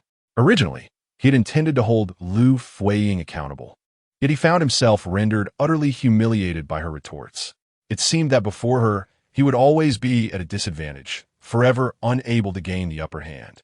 He could only swallow his indignation and turn away, leaving her in a state of disarray. In the bamboo house at Xiangshan, the bedroom remained unlit, illuminated only by the sparse moonlight filtering through the window. The door creaked open, and light footsteps entered, slowly making their way to the bedside. Delicate, warm fingers traced the bridge of the sleeping Pei Zhouwu's nose before finally resting on the cool corner of his lips. Awakened, Pei Zhouwu opened his eyes to see the figure before him and sat up abruptly. "Madam, you have returned." He extended his arms to embrace her, only to find himself grasping at emptiness. This time, he was genuinely startled awake. The silent room, devoid of light, exuded an overwhelming sense of emptiness. The meal on the table had been there since noon. He had only taken a few bites. Since Sui Weiying's departure, he had lost all appetite. Sitting up, he gazed down at the Liu Qing with hairpin tightly clutched in his hand. "What should I do? I miss you so much." Chapter 57. Why haven't you returned yet? Pei Zhouwu sat alone by the bed, his silhouette more serene than the moonlight outside. It had barely been a day, yet his longing reached the point of being unbearable. For the past month, he had shared meals with companions, finding joy even in the simplest fare. Suddenly, stirred by a thought, Pei Zhouwu rose and, guided by the moonlight, strolled to the dining table. Sitting down, he picked up his chopsticks and diligently savored each bite of his meal. He thought of Sui Weiying, convinced she must be thinking of him as well. If she knew he had been unable to eat properly since her departure, she would undoubtedly be both heartbroken and angry. How could he let her worry? Therefore, despite the coldness of the food making it difficult to swallow, he consumed it bite by bite. The room was shrouded in darkness, and without Liu Fuiying's presence, he had no desire to light a lamp. After finishing, he tidied up the dishes and moved to the front room. When he emerged again, his steps grew heavier, and standing before the stone table in the courtyard, he gazed at the bright moon, recalling the vows made under its glow on their wedding night. "May our hearts remain true, and may we weather all storms together." Now, he longed for the moon to convey his yearning, hoping she would remember to return soon. The following days passed in a similar lonely wait, filled with both anguish and anticipation. On the fourth day, the day of her return, he awoke before dawn. His Luoyang hairpin nestled in the half-bun of his hair. He stepped outside, heading directly to the pond behind the bedroom. Just as he was about to enter the water, he recalled her previous words cautioning him against foolishly waiting in the sun for her. Considering her early departure, she would likely not return until the afternoon. It was indeed too early to be outside. "Ah Ying, if you dislike my actions, I promise to cease." He turned around and returned to the bamboo house. Though he appeared calm, his heart had been fluttering with excitement since the previous night. Upon her return, he intended to initiate his escape from Xiangshan. Entering the bedroom, he crouched before the bamboo bed and retrieved a half-burned, soul-devouring incense from beneath it. Once he incapacitated the guards outside, he would stage the room to appear as though a struggle had occurred. To make it convincing, he would need to shed some blood, tear a few bloodied rags, and create the semblance of splattered blood on the walls. Finally, he would leave the burnt incense as evidence. The soul-devouring incense, worth 2 gold pieces each, was not something an ordinary guard could afford. Yet, the last time a captain had acted, he had produced 2 sticks. Even if he had become the captain, it would take years of abstaining from food and drink to save that amount. With no enmity or grudge against him, why would he go to such lengths? It was evident that someone was backing him. Using the incense to commit murder was not a clever scheme.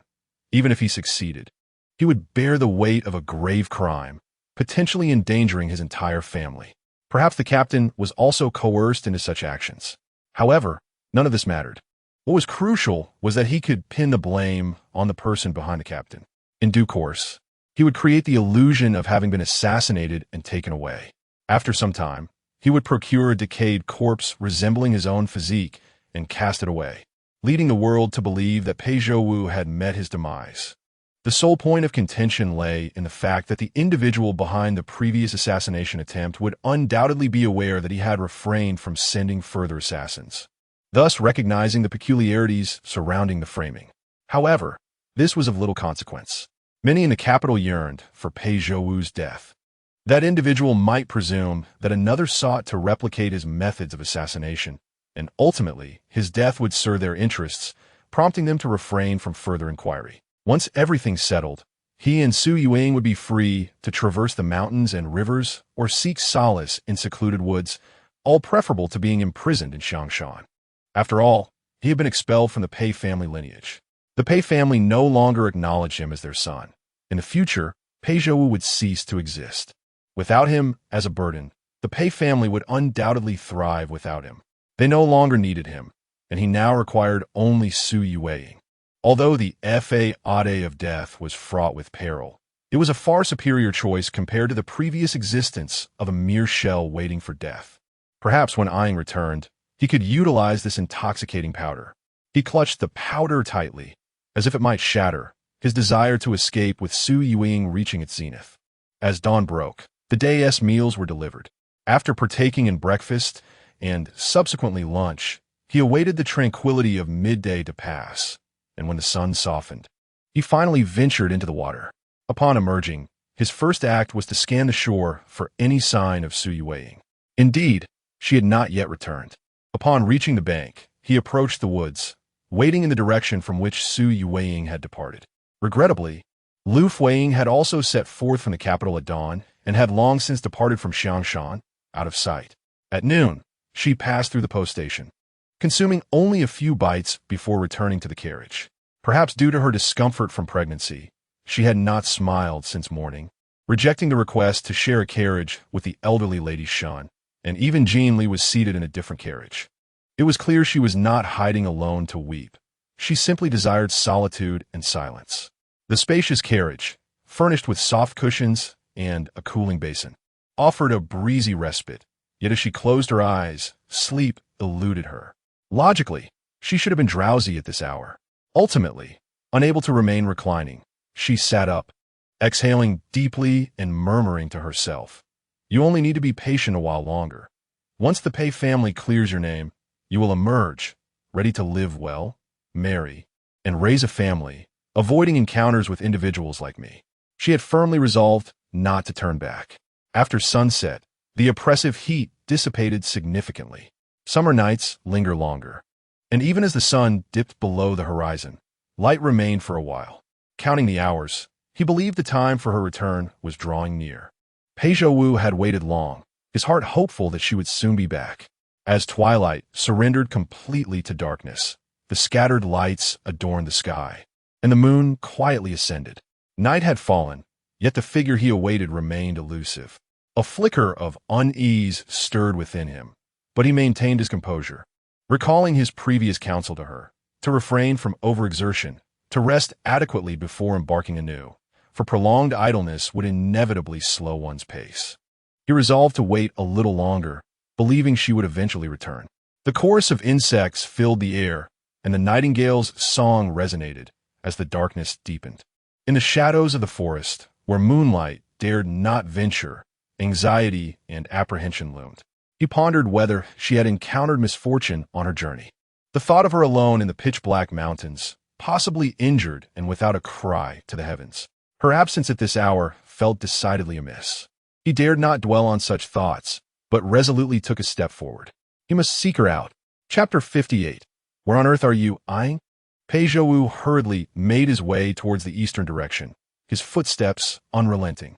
He recalled her words, that her dwelling lay beyond 3 mountain peaks, and all he needed to do was proceed eastward. The forest was thick with weeds and withered branches, and before long, his chains became ensnared with debris. Yet, he paid no heed, his mind solely focused on finding Su Yueying. Upon emerging from the woods, he realized he had ventured farther than he had since discovering the underwater passage. However, as he stepped into the open, regret washed over him, not for leaving, but for not returning to the bamboo hut to retrieve the key with the incense, which would have expedited his journey. His sole desire was to locate Su Yueying swiftly. Yet, having reached this point, retracing his steps would entail the arduous task of navigating the waters once more, and waiting for the incense to take effect would consume precious time. His anxiety could scarcely bear the thought of further delay. Dragging the chains was cumbersome, yet allowed him to move forward. The once radiant moonlight had dulled, its ethereal glow diminished, leaving only the remnants of love's sacrifices, sweat unyielding, the cycle of falling and rising, and the blood from the cuts upon his face. The shadows concealed countless dangers, relentless in their pursuit to seize all that he possessed. As his hair was swept aside, the luminous hairpin fell from his grasp. He quickly turned, searching for it amidst the darkness, only to find his neatly styled half-updo disheveled. In that moment, he appeared increasingly ragged, crouched low to the ground. The night was too dark to discern clearly, and as he felt around for the sharp stones and thorny vines, his hands soon bore the marks of his struggle. Yet, fortune smiled upon him as he ultimately found the pin. Clutching it tightly, he dared not place it back in his hair, but instead concealed it deep within his garments. This was a desolate mountain, devoid of any signs of human activity, leaving him puzzled as to how Su Yueying had navigated her way through. Even he, a man skilled in combat, found the endeavor daunting. How could she endure such trials? Having scaled 2 mountains, his clothing was now tattered and soiled, a sight unfit for view. Regret gnawed at him for not insisting that Su Yueying take more clothing, as the single outfit she had was insufficient for changes. Perhaps, however, she was well acquainted with the mountainous paths. As the daughter of a huntsman, she had claimed to have roamed these hills since childhood, likely familiar with the terrain far better than he.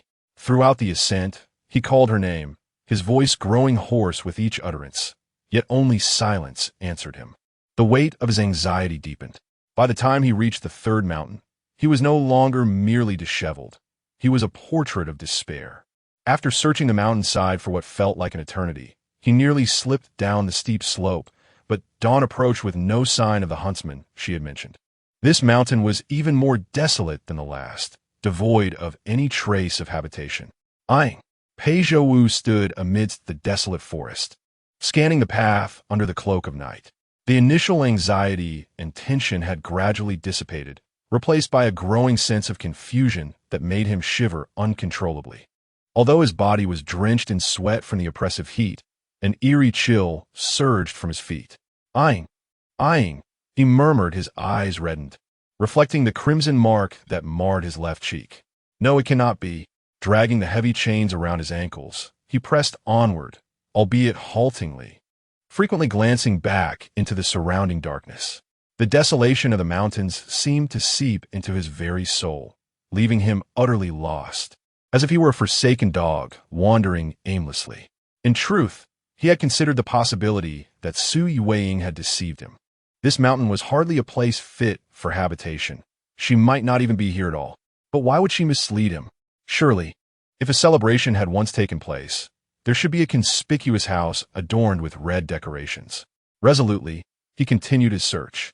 He traversed the mountain summit, mid-slope, and base, yet not a single trace of a dwelling could be found. Su Yueying. He called into the empty expanse, sweat streaming down his cheeks and mingling with fresh wounds. Come out, don't frighten me. I am truly worried for you. Perhaps, a sudden thought struck him, and he turned sharply, hurrying in a new direction. He speculated that she might have returned to the Xiangshan bamboo courtyard. They may have crossed paths on the way, and she could have reached the bamboo house long before him. If that were the case, it would be his fault. If Eyeing returned and found him missing, She might assume he had been taken by the guards and, in her panic, fall into further trouble. He dare not dwell on such thoughts. By the time he made his way back to Xiangshan, dawn had already broken. Upon arriving at the bamboo courtyard, the sun was nearing its zenith. Emerging from the pond, he hurried back to his chamber, but the room remained unchanged from when he had left. The bed and teacups were precisely as he had left them. As he stepped outside, he bypassed the front courtyard and rushed directly to the guard post. The guards on duty gaped at him in shock. Pei Zhouwu, is it you? What has happened to you? How did you end up in such a state, covered in weeds? Surely you didn't attempt to scale the cliff to escape, only to fall in a pond? Pei Zhouwu, I haven't finished speaking. Calm yourself, do you hear? The cliffs surrounding us are sheer and perilous. You cannot climb them. And what are the meals sent to you this morning? Are you disregarding them entirely? You become quite unhinged. Haven't you? You've been emerging late every day to collect food, and today you simply don't want any at all. Have you truly lost your mind? Pei Zhouwu did not inquire further. The guard's demeanor made it clear they had not seen Sui Weiing. But Aing, where could you possibly be? A day had passed. Aing, how could you have broken your promise? Pei Zhouwu stood at the edge of the pond, where the water mirrored the wounds upon his face with unsettling clarity.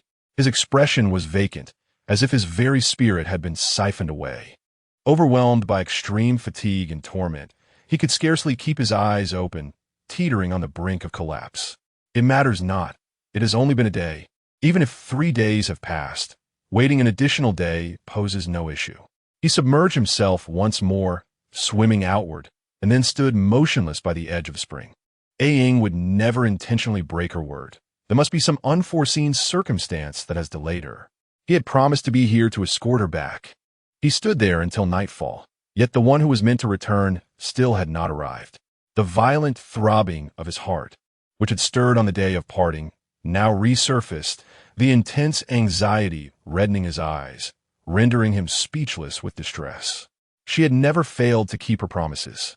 Whenever she vowed to arrive on a designated day, she always did. Given the current circumstances, it is likely that something has indeed gone awry. Pei Zhouwu clenched his fists, the once dispersed pupils gradually gathering a chilling resolve. The Qi Wangfu. He should have realized it sooner. The old Prince Qi was not one to be trifled with. It was said that not even the daughters of official families were spared from being ensnared by him, let alone a girl of humble background. If he had already made up his mind, how could he easily let Aang go? Perhaps, from the very beginning, they never intended to allow her to leave. She must have been coerced, compelled against her will, yet unbeknownst to her, she agreed to be released for a month. Upon the expiration of that time, she would be required to return to the Qi Wangfu. Thus, the notion of attending a wedding banquet was mere pretense, and the home beyond the 3 mountains was a fabrication. It was for this reason that he had scoured the entire mountain without finding her. I have vowed, even if the entirety of this world forsakes you, I shall not abandon you. As long as you are in need, I will remain by your side. The once fervent oath echoed thunderously in his mind, overwhelming him with a sense of helplessness, and he began to murmur once more. She did not intend this. He took a step forward, continuing his mantra. The Qi Wangfu. I must go to the Qi Wangfu. Chapter 59. The absence of Lady Sui Weiing at the Wangfu. Within the dimly lit window of the inn's 2nd floor, Liu Fuyi reclined on a chaise lawn, gazing at the moon, while Jean Li fanned her gently at her side. As you have stated, madam, you and Duke Pei have pledged your vows to one another in the presence of heaven and earth. Given Duke Pei's deep sense of loyalty and affection, might he not, in his urgency, descend the mountain to seek you if he were to wait in vain for your return? That will not happen, Liu Fuyi replied instinctively. That is a relief. Should Duke Pei make an appearance now, he would be committing an act of rebellion against imperial decree, which would be punishable by law. He must await the confirmation of the truth and the issuance of a royal edict permitting his departure. Only then would his actions be justified. Otherwise, any incriminating letter against him could easily be deemed a mere fabrication, and even if presented, it could be misconstrued as evidence of his guilt. Indeed, Liu Fuyi's gaze lingered on the moon, seemingly lost in thought. You understand this principle. How could he not? He is a man willing to forsake his own well-being for the sake of his family. He would never jeopardize his kin for the sake of a woman. I have faith in his feelings for me. Yet I know he is also a man of integrity, and thus his heart is not solely mine. Ultimately, she did not believe that Pei Zhouwu would risk everything to escape Xiangshan for her sake, nor did she dare to entertain such thoughts. From the very beginning, she had anticipated the inevitability of their separation, and so she had never allowed herself to ponder the depths of what Pei Zhouwu might do for her. What purpose does such contemplation serve, but to add to one's worries? She was unwilling to think, and indeed, she was afraid to think. Let's not speak of him again, nor pay heed to any news from the capital. Upon our arrival in the southern frontier, I shall focus on bringing forth the child, and then we shall find ourselves in a different realm altogether. Moreover, if it is a girl, there will be those who claim she cannot inherit the family estate, and we will need to devise another plan. Once the time is right, we shall invite a physician to ascertain the child's gender. Some skilled doctors can discern such matters. Even if it is a girl, it matters not. I shall exhaust every effort to ensure she faces no cruelty. At worst, we could persuade the doctor to declare it a twin pregnancy. And then conceiving through borrowed means is, after all, a gamble. Who can blame a world that is unjust to women, where only a male heir is deemed a winning bet? Thus, genially, we have our own tribulations to navigate, and we cannot concern ourselves with anything else. In the capital at Xiangshan, Pei Zhouwu returned to the bamboo courtyard, retrieving the soul-devouring incense from beneath the bed. Originally intended for use on the day of his escape, its purpose had become futile without Ah Ying by his side. Just as he lit the incense and prepared to conceal it in the bamboo grove, he realized the futility of his actions. The wind was not in his favor tonight. The smoke from incense was being blown toward the pond behind him, failing to reach the guard stationed ahead. Moreover, even if the guards were incapacitated, breaching the Qi Wangfu undetected would be an impossibility. Any noise would surely reveal his identity. Ah Ying could no longer afford to wait. It had already been nearly 2 days. Time was slipping away. In frustration, he discarded the soul-devouring incense and crushed it into the earth. At the fence, he effortlessly sprang over with the lightest touch of his toes. Pei Zhouwu swiftly incapacitated the guard who had just spoken, seizing the fallen sword and turning to deliver a swift blow to the neck of another guard stationed to the left, rendering him unconscious as well. Hurry, sound the alarm. The bell at the mountain gate, once struck, will echo throughout the entire capital. A distant guard shouted in alarm. The bell was immense, requiring the strength of 4 or 5 men to ring it. Yet, as the guards rushed towards the sound, one by one they fell, struck by the precise blows of stones and sword hilts aimed at their vulnerable spots. Those trained in martial arts are well aware of where to strike for maximum effect. Pei Zhouwu, having confined himself within these walls, could easily escape if he wished. These guards posed no real constraint on him. Once all the guards lay incapacitated, he located the captain and acquired the keys to free himself from his restraints. While this was manageable here, escaping the capital with Su Yueying would be impossible while bound by chains. He then retrieved a dark long robe from the tent, donned it, and casually picked up a straw hat. Finally, he led a swift horse from the stables at the foot of the mountain and galloped down the path. After more than half a year, he had finally left the mountain, though not in the manner or mood he had anticipated. Before curfew, the city gates remained open. However, given his peculiar attire, it was likely he would be stopped, especially since he had torn a piece of cloth to cover his face to avoid detection. As expected, the guard stationed at the city gate approached him, signaling for him to halt before he even drew near.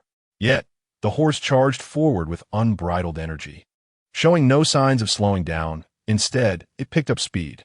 Everything transpired in an instant. The guards instinctively scattered, and by the time they attempted to pursue, they could only watch helplessly as the horse's rear disappeared down the long street. Once inside the city, pursuing him would prove difficult. The horse halted at the side gate of the Qi Wangfu. Pei Zhouwu stood outside the wall, listened intently to ensure no one was nearby, then leaped onto the horse's back for leverage, propelling himself onto the lofty eaves of the royal residence. This entry led directly into the back garden of the palace. However, the estate was vast, and searching each area was not a viable strategy. Concealed among the shadows, Pei Zhouwu unexpectedly seized a servant carrying an empty bowl. The bowl nearly slipped from the servant's grasp, but Pei Zhouwu's quick reflexes saved it.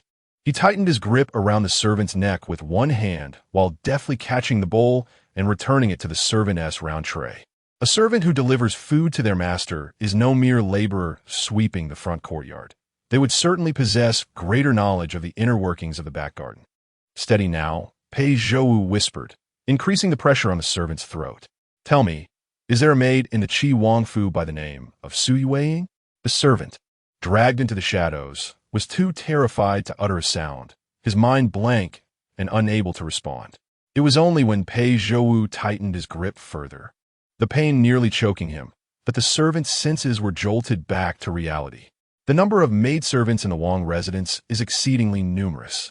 Are you referring to those serving in the front courtyard, the back courtyard, or perhaps in the quarters of the young ladies? Or is it the maid named Su Yueying who attends to the esteemed Taifei Qi? The steward, with a shrewd glint in his eyes, pondered deeply before responding. There is no maid by that name in the vicinity of Taifei Qi, and no new maidservants have been admitted to the household recently. Could it be that you are fabricating a tale? Pei Zhouwu harbored doubts about his words. Your venerable Wang Yi is known for his indulgent and lascivious nature, leaving no maidservant in the quarters of his mother unscathed. Is it possible that Su Yueying, steadfast in her refusal, encountered some misfortune and in fear of scandal? A decree was issued forbidding anyone in the manor from mentioning her name? You, esteemed young sir, while it is true that our Wang Yi possesses a certain romantic inclination, he holds the Taifei in the utmost reverence. Surely you must be mistaken. Chapter 60. I want only her. Pei Zhouwu suddenly tightened his grip, his voice a harsh whisper laced with an undercurrent of fear that even he was unaware of. The servants of the Qi Wangfu displayed such unwavering loyalty, even in the face of death? Surely not.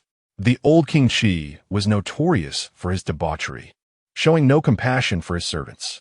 Rumors had long circulated about him executing servants for trivial matters. To risk one's life for such a master was, quite evidently, absurd. This servant must believe that Pei Zhouwu would not dare to actually kill him. When faced with the King of Hell, I hope you retain such composure. As he tightened his grip, the servant's temples bulged with the strain. If you do not believe me, you can check. I have been in the Wangfu for 7 or 8 years and have never. The servant's face flushed crimson. If this continued, he would truly suffocate. Killing was not Pei Zhouwu's intention. His escalating anxiety was unintentional, further compounded by an uncontrollable fear that stirred within him, causing turmoil in his heart. Take me to see Qi Wang. He released his grip, but did not let the servant go. Just remember not to shout or call out. I will not expose you to punishment. With a sigh of relief, the servant gasped for air. As long as you do not kill me, I will take you through the back paths to the prince's chamber. They avoided crowded areas, and after winding through much of the garden, the servant finally halted behind a rockery outside a courtyard. Before them lay the prince's residence. The servant trembled, wishing to hide, but too fearful to do so. Cleverly, he added, I won't shout or call out. I shouldn't even be here. If I do, they will surely know it was me who brought you here. And they won't spare me. You promised not to kill me. Pei Zhouwu ignored him, shaking him off as he leaped onto the roof. Looking down, he found the courtyard empty, save for the faint sound of weeping emanating from within the main house, draining the color from his face. When the door was pushed open, it startled those inside.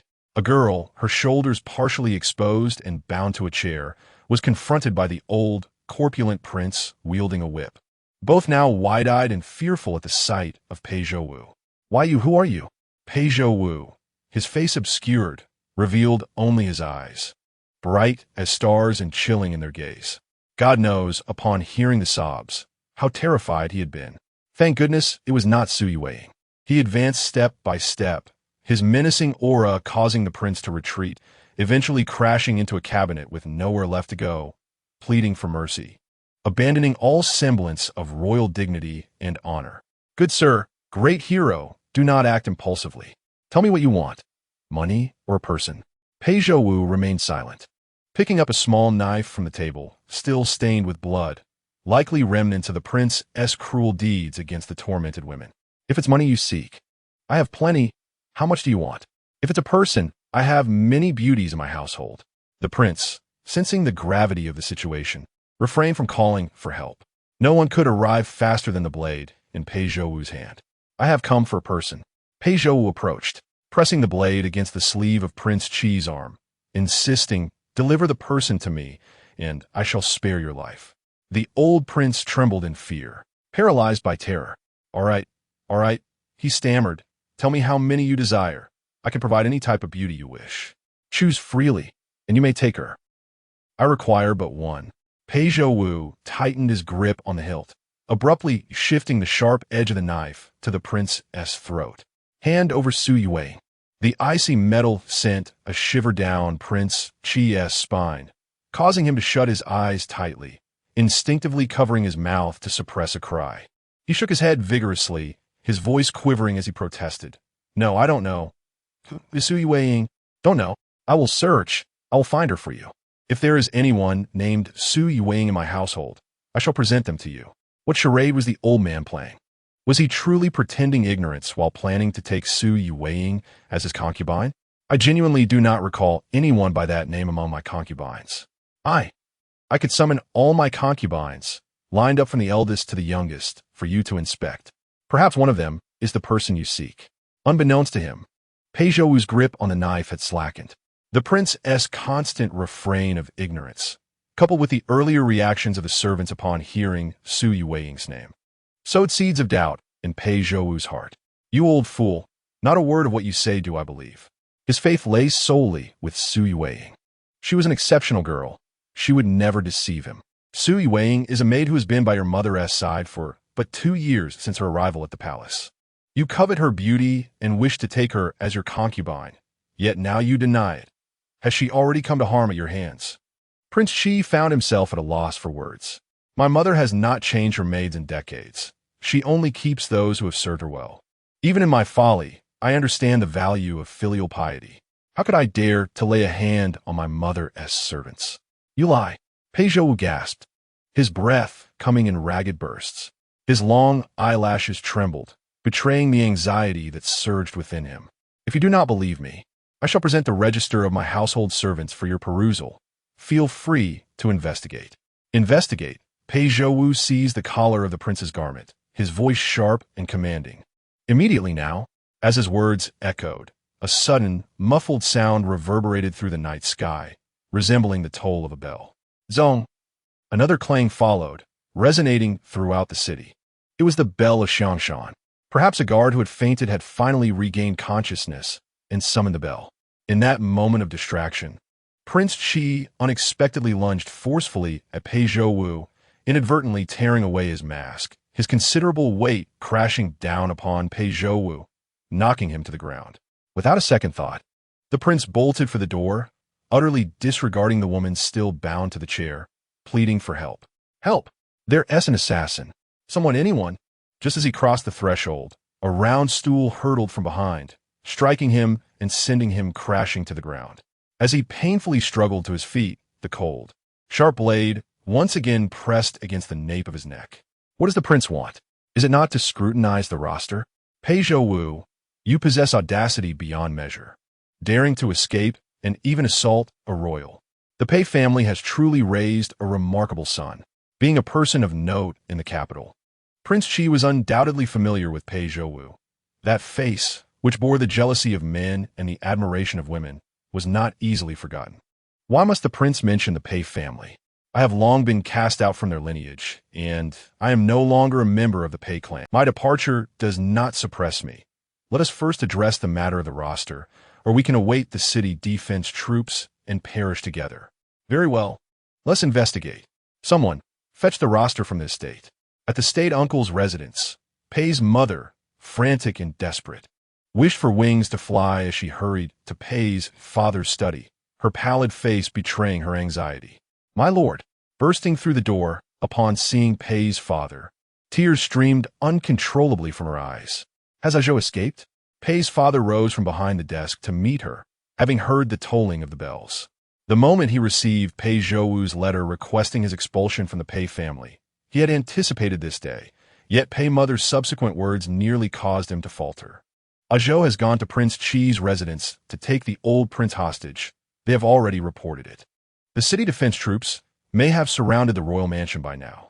My lord, is there still hope for Zhou? If he falls into the hands of the city guards, his fate will be imprisonment. In truth, Pei's mother understood that the Pei family had severed ties with Pei Zhouwu. They could not intervene, they could not rescue him. Otherwise, the entire Pei family would face punishment. My lord, where are you going? Pei's father remained silent, hastily striding from the study towards the main gate of the Pei estate. Meanwhile, within Prince Qi's residence, guards and archers from the city defense troops had encircled the courtyard. Prince Qi, trembling, sat at a stone table beneath a tree, flipping through the numerous account books laid before him, several volumes in total, including the roster of the household servants and records of years of buying and selling slaves. Pei Zhouwu stood closely behind him. Pei, Uncle Pei, I have gone through these account books numerous times. There are many individuals with the surname Su, yet not a single one named Su Yueying. You have examined them carefully as well. Look, Prince Qi pointed to a specific section of a list, and then, taking advantage of Pei Zhouwu's momentary distraction, he suddenly lunged to the side, shouting, "Loose the arrows." Dozens of sharp arrows were instantly released, flying towards Pei Zhouwu. Reacting swiftly, he rolled aside and took refuge under a tree. Though his body responded quickly, his mind was somewhat dulled. Having grown numb from repeatedly searching the roster without finding the desired name, he still refused to believe it. Rosters could be fabricated. Perhaps there were additional records yet to be brought forth. In any case, without Ying's explicit acknowledgement, he trusted no one. Just then, a familiar voice rang out from beyond the courtyard. Pei Zhouwu. The commanding voice sent a jolt through him, causing his pupils to constrict. It was his father. Emerging from behind the tree, his previously numb expression began to soften upon seeing the long-lost family member. You wretched scoundrel. You have long been expelled from the Pei family and are no longer one of us. However, should you dare to commit violence here under the guise of the Pei name, I shall not spare you. Pei Fu seized an arrow from bystander, drew back his bow, and aimed it at Pei Zhouwu, releasing the arrow with lethal intent. Pei Zhouwu did not evade. Perhaps he was taken aback by his father's willingness to take such drastic action against him. The arrow flew with astonishing speed, piercing deeply into his shoulder as he stumbled. Blood spattered forth, and a ringing filled his ears. The pain of the wound was excruciating, yet it paled in comparison to the torment in his heart. He could not falter, not until he found Ying. Chapter 61. Ying is my wife in the dimly lit dungeon. A pungent odor permeated the air. Pei Zhouwu leaned against the wall, his white garments stained crimson with blood. An arrow remained embedded in his shoulder, its tip pressed against the wall, blood trickling down from it, leaving a trail of dark red on the stone. After a sleepless night and day, the exhaustion of his body, coupled with the torment of his heart, rendered him especially haggard.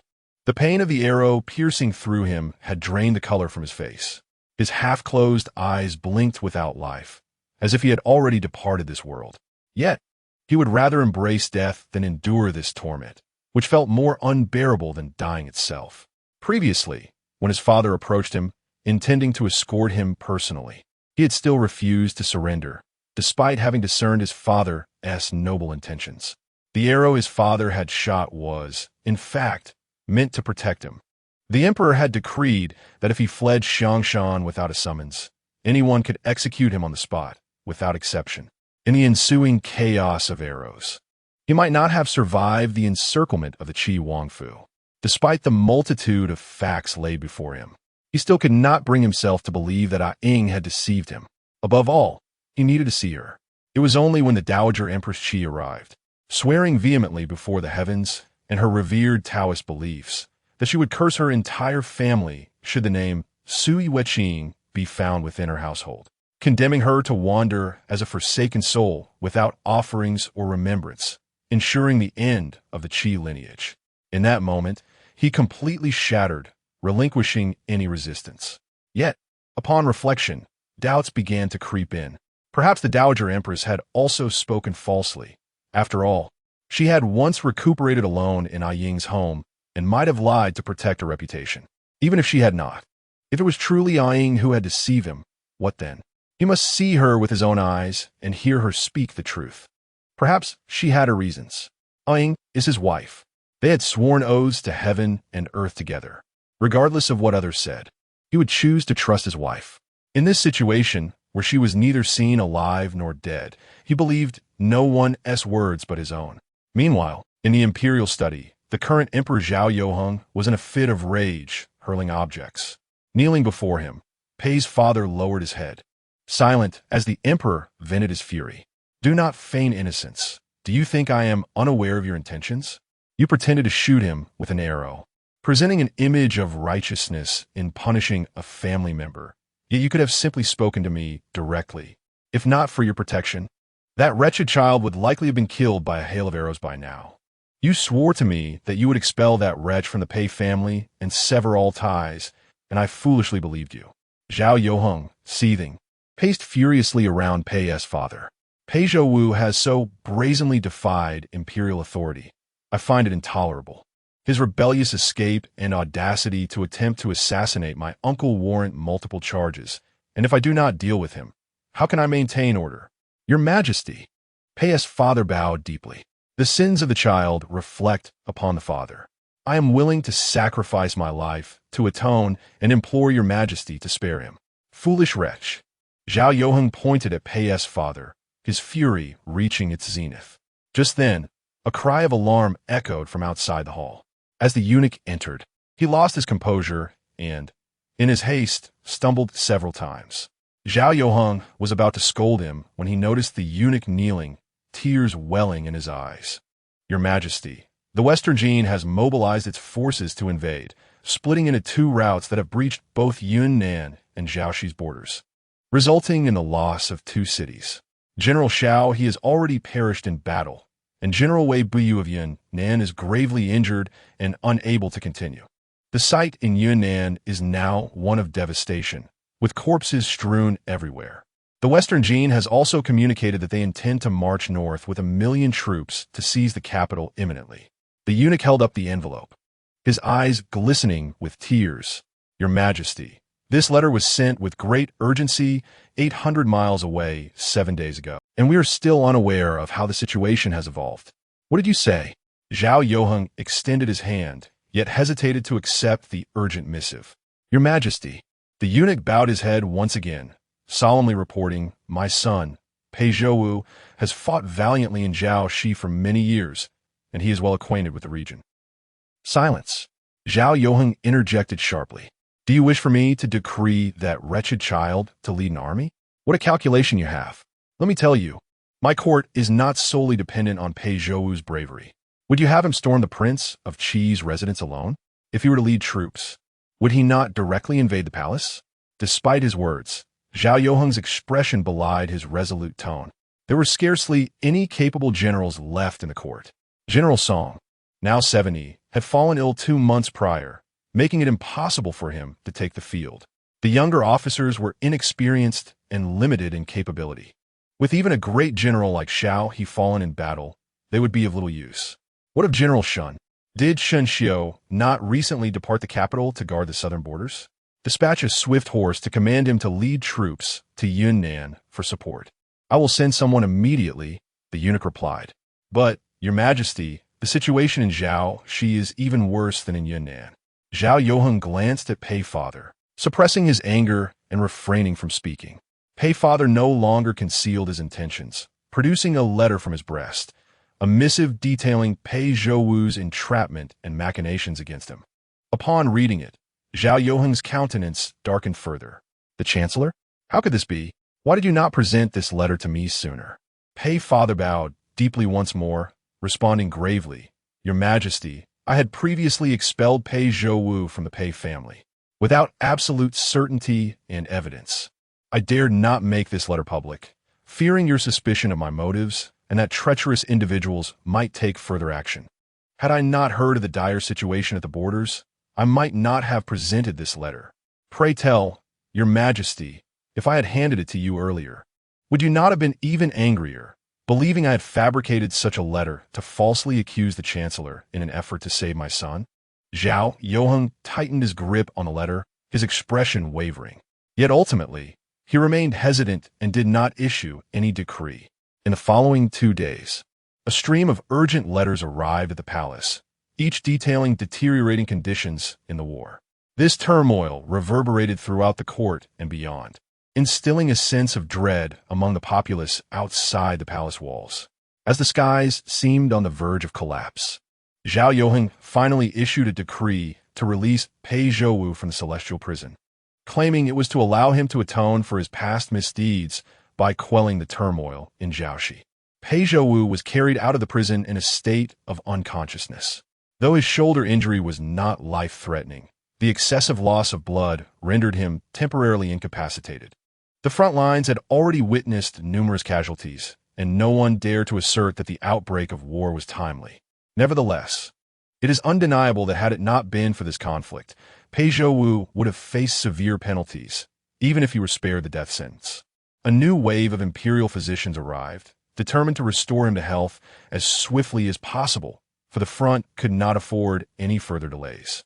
Even if his injuries remained unhealed, he would have to endure the journey while simultaneously recuperating. Yet, on the eve of their departure, Pei Zhouwu mysteriously vanished. Chapter 62. 3 years. Reunion at Xiangshan Bamboo Courtyard. Pei Zhouwu returned here alone. The guards outside had already withdrawn, allowing him to come and go as he pleased. He stood in the very spot where he had once pledged his vows under the heavens. That night of his wedding felt as though it had transpired only yesterday. Yet doubts began to gnaw at him, questioning whether he had truly lost his sanity from prolonged confinement. What of Su Yuwang? What of his wife? Were they mere figments of his deranged imagination? Otherwise, how could he search all of Kyoto and find no trace of her? After his imprisonment in the dungeon, his sister, the queen, had begun the search for her, yet after several days, they could not uncover anyone in the capital who matched his description of Su Yuwang. They all asserted that he had been locked away too long, that he had developed some sort of delusion. But if everything was a fabrication, if Su Yuwang were indeed a mirage, then what of the hairpin he held? With his head bowed, tears glistened as they fell onto the wooden hairpin in his palm. Could it be that he had carved this pin in a moment of madness?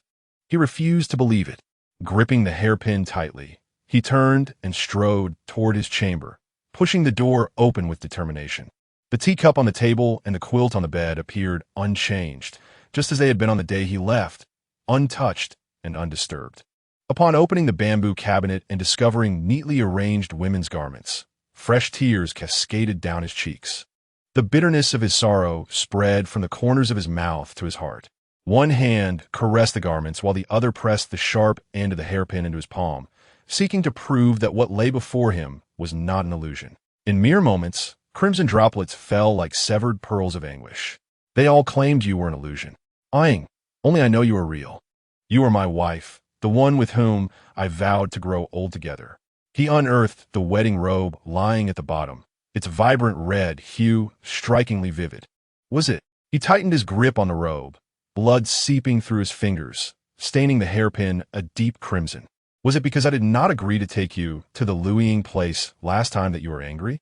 She had mentioned wanting to revisit the place of their wedding on that night, but he had refrained, fearing for her health. You are punishing me for my negligence. Are you not? Aing. I was wrong. It is all my fault. I implore you, do not leave me.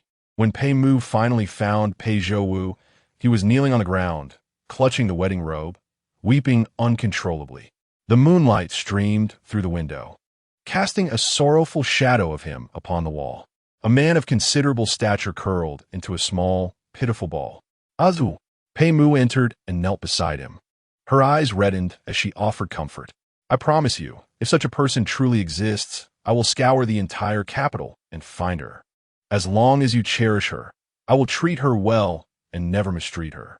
Pei Zhouwu offered no response. His tears stained the wedding robe, deepening its hue to a somber red. Last time, for the greater good, I said many hurtful things to you. It was my fault. You are a young man, and your mother has been strict with you since childhood, hoping you would grow into a virtuous and capable son, embodying filial piety, loyalty, and integrity. You have never disappointed her. In fact, you have surpassed her expectations. Yet, her unyielding sternness has overlooked your innermost needs and feelings. Now, realizing her mistakes too late, She wishes to make amends. She embraces Pei Zhouwu, her voice trembling with suppressed sobs. This time, she will not obstruct or oppose you. When you seek her out, she will ensure that you marry her with pomp and grandeur. Mother, Pei Zhouwu clenches his teeth, swallowing the bitterness as he speaks. I am not mad. What I say is true. Ying is real. I have worshipped the deities and revered the heavens with her. She is my wife. She is genuine. His voice is filled with anguish, helplessness akin to that of a child. I understand, and she understands. She steps back, facing Pei Zhouwu with a look of sincere pleading. But Zhou, the people of the West are currently enduring great suffering. The Jin army ravages the border towns, committing heinous acts of violence and cruelty. The land is filled with lament. The populace is displaced, families torn apart. They await your salvation. Tomorrow, you must go forth with courage. I swear, regardless of the chaos in the capital or beyond, I shall bring your beloved wife back to you. I will wait for you at home. If it were her, she would not wish to see you in such despair. For her sake, strive to earn great military honors. And upon your triumphant return, you can be together openly and without restraint. Nothing shall hinder your union henceforth. Zhou, you must persevere. The moonlight is tranquil, its gentle glow unwavering in illuminating the mortal realm. Regardless of the changing skies, the moon remains suspended in the heavens, occasionally shrouded by clouds, but inevitably revealing its brilliance once more. Its chill, its radiance, is forever untainted. Very well, Pei Zhouwu finally concedes. On the day of departure, nearly the entire city comes to bid him farewell, placing their hopes of repelling the enemy upon his shoulders. The battle is fierce and prolonged, lasting 3 arduous years. The retreating Jin forces pull back from Zhaoxi and redirect toward the territory governed by Xinxian, who has valiantly held his ground for 3 years, but is now weary and despondent. Just as despair sets in, Pei Zhouwu arrives like a divine warrior, bringing reinforcements. Xinxian had thought he would never see Pei Zhouwu again, and indeed, he was unwilling to do so. However, with the war pressing on, it is impossible to avoid daily encounters without Pei Zhouwu's support. Yet, every time he sees Pei Zhouwu, he recalls the words of Liu Fuyi from 3 years past, claiming she was with child by Pei Zhouwu. In the final battle, the two unite to deliver a decisive defeat to the enemy. Yet, Xinxian sustains grave injuries while saving a subordinate, falling into a deep coma for several days. General, leave the post-war matters to us. You have sustained considerable injuries. You should accompany General Shen to the rear town to see a physician and recuperate. Pei Zhouwu's loyal soldiers sincerely advise him. He sets down his pen, drying the ink on the paper before sealing it in an envelope, ready to dispatch it swiftly back to the capital. Meanwhile, he remarked, I have heard that General Shen has relocated his entire family to Yunnan. His wife and children are now here. Tomorrow, I shall personally escort him back, as a gesture of gratitude for the favor he once bestowed upon me in Xiangshan, where he helped clear my name. General Shen is indeed a rare talent in military affairs, and I hold him in the highest regard. As for Liu Fuyi, she was unaware of his impending visit to the Shen household. 3 years had passed, and she seldom thought of Pei Zhouwu anymore. Just as she had once mused, even the most profound memories would inevitably fade with the passage of time. At that moment, she was reclining in the courtyard of a neighboring house at the end of Shen Street.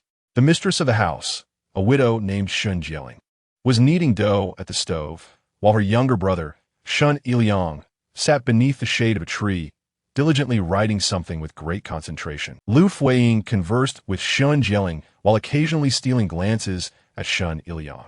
She vividly recalled the first time she met Shen Iliang, when she could scarcely contain the tumult of emotions within her, a moment forever etched in her memory. For there was an undeniable resemblance between his features and those of Pei Zhouwu.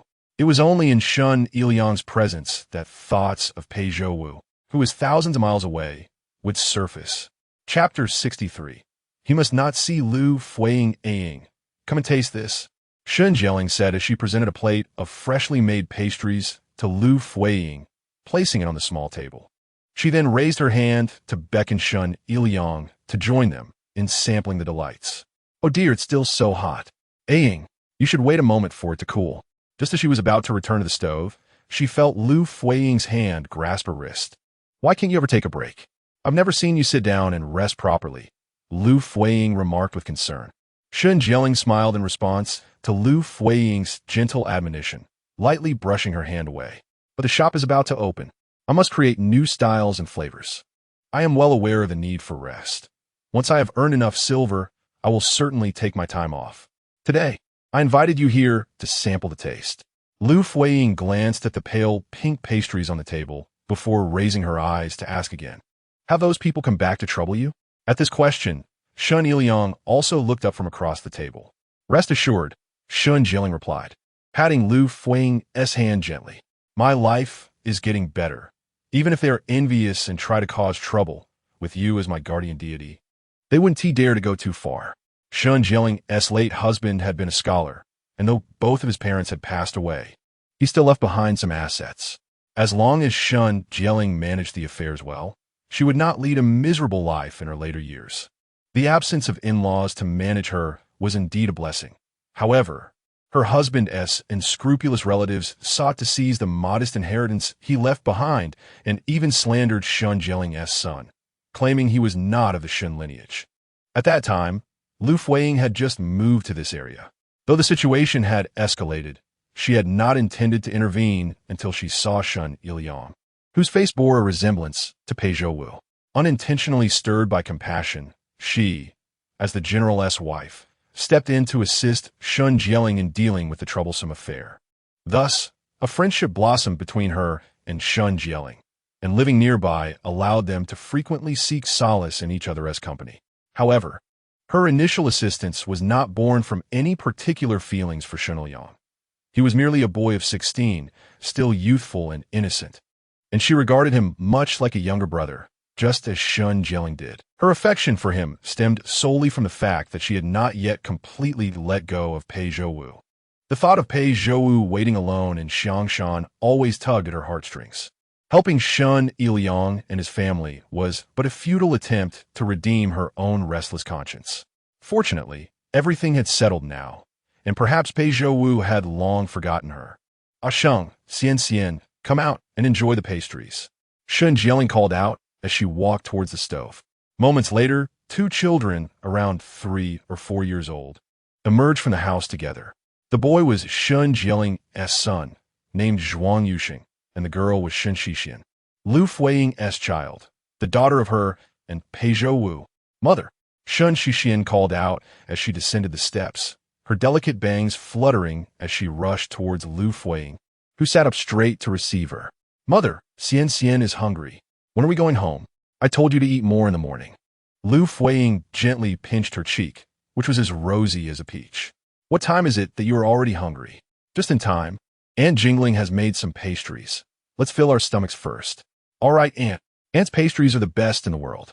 At the tender age of 2 or 3, her speech was still somewhat halting, and her vocabulary was limited, yet she was particularly fond of talking. Just as she reached out to grab a pastry, Liu Fuiying hurriedly stopped her. "It's hot. Let me blow on it for you first." Shun Shishan watched eagerly as Liu Fuiying picked up a piece of pastry and blew on it, her mouth watering in anticipation. Once the pastry had cooled, she stretched out her hands to receive it. Her chubby little hands firmly grasped the pastry, and just as she was about to take a bite, she suddenly paused, as if struck by a thought. She turned and dashed away, running to Shun Iliang's desk. "Brother Iliang, this is for you." She was not tall enough to reach the desk, so she struggled to tiptoe and place the pastry on the edge. Shun Iliang glanced at the pastry and then at her, slightly furrowing his brow as he corrected her. "You should call me uncle." "Brother." Shun Shishan insisted on her choice. The maids in the household had taught her to call those younger than her brother and those older uncle. While Shun Iliang was indeed not very old, it was reasonable for her to call him brother. However, Shun Jieling's son, Zhuang Yuxing, was to be addressed as brother by Shun Shishan, making it improper for her to call Shun Iliang the same. Such little disputes over the titles of uncle or brother often occur between the two. "It is Uncle Iliang." Shun Iliang never relented on this matter. "Mother?" Shun Shishan turned back, her little face scrunched up in a seeking expression towards Liu Fuiying. Liu Fuiying found it amusing and waved for the child to return, advising her not to disturb Shen Iliang while he was writing. If you wish to continue hearing your uncle Iliang read to you, do not provoke him. She smiled, clearly addressing Shen Shishan. It was Shen Iliang who responded. Shen Iliang curved his lips slightly, a subtle smile warming his eyes, which blushed with an indescribable shyness, quickly lowering his gaze to conceal it. Sister Shishan, come quickly and look at the little rabbit my mother made. From the kitchen, Zhuang Yushin called out with a dough rabbit in hand, and Shen Shishan's eyes lit up as she rushed over. Liu Fuyi leaned back, cherishing such tranquil days, hoping to live in this comfort for a lifetime, free from any storms. At the entrance of the general's residence in the alley, a large number of people had gathered. The curtain of the carriage in the middle was lifted, revealing Shen Xianyan's pale face. General Pei, he called out to Pei Zhouwu, who was preparing to dismount. Upon hearing his name, Pei Zhouwu pulled the reins back and halted outside the carriage window. General Pei, I am truly grateful for your assistance in this journey. Shen Xianyan had awakened the previous night and, upon learning that Pei Zhouwu was escorting him home, had spent the night anxiously awake. They were now close to the town, just about to enter the city, and he could not simply send him away at that moment. Now, his heart was filled with unease. In his heart, there lingered but a singular thought. He must absolutely prevent Pei Zhouwu from encountering Liu Fuyi. General Shen, in his courtesy, reminded him that it was thanks to the general's integrity during the incident at Xiangshan that he was absolved of his charges. He had long sought an opportunity to express his gratitude. Shen Xianyan pressed his lips together, pondering the very notion of gratitude. How ironic it was, for he had once felt a twinge of sympathy for Pei Zhouwu, believing him to be a fellow romantic ensnared by love, which had rendered him empathetic towards the man. He had witnessed Pei Zhouwu's lingering attachment to the lucent firefly hairpin gifted by his beloved and had felt an ache for him. Little did he know, Pei Zhouwu was, in fact, the paramour of his own wife, engaged in an affair. Here he was, a man betrayed. Yet he found himself feeling compassion for the very man who had led to his own humiliation. It was utterly absurd. Though he had been the one to send Liu Fuyi away to seek her lover, the recollection left him feeling perpetually unsettled. Chapter 64. The Dragon and Phoenix Twins. Resembling him, Shen Xianyan's expression darkened, rendering him speechless. If Pei Zhouwu truly wished to repay him, the best form of gratitude would be to never appear before Liu Fuyi again in this lifetime. General Shen, after your arduous journey, please dismount and enter the manor, he urged. General Pei, Shen Xianyan called out once more, halting Pei Zhouwu, who was about to turn his horse. Surely, General Pei has endured his own hardships in travel, and given your injuries, you require ample rest. I have heard that you prefer solitude and dislike disturbances. Therefore, I would not dare impose upon you to stay in my home. I have already arranged for your accommodation in a quiet place, so perhaps you should accompany my servant there and rest early. With such a commotion outside, news of his return would soon spread, and he feared that Liu Fuyi might emerge at any moment. His words of farewell were filled with consideration, hoping that Pei Zhouwu would leave swiftly to avoid any trouble. Very well, Pei Zhouwu acquiesced without insistence. Although they had arrived at the Shen family gate, he should have paid a visit to the old matriarch. However, having heard in previous years that she had succumbed to madness, he feared that a sudden encounter with a stranger might further agitate her. Thus he agreed to Shen Xianyan's suggestion. The young servant stationed at the gate had been waiting for quite some time and now interjected, General, the lady has gone to the widow Shen's house at the end of the alley. I shall fetch her and inform her of your return. No need. Shen Xianyan quickly rejected the idea. To avoid raising suspicions, he softened his tone. I have been away at war all these years, with only my wife managing the household. She has truly borne much hardship.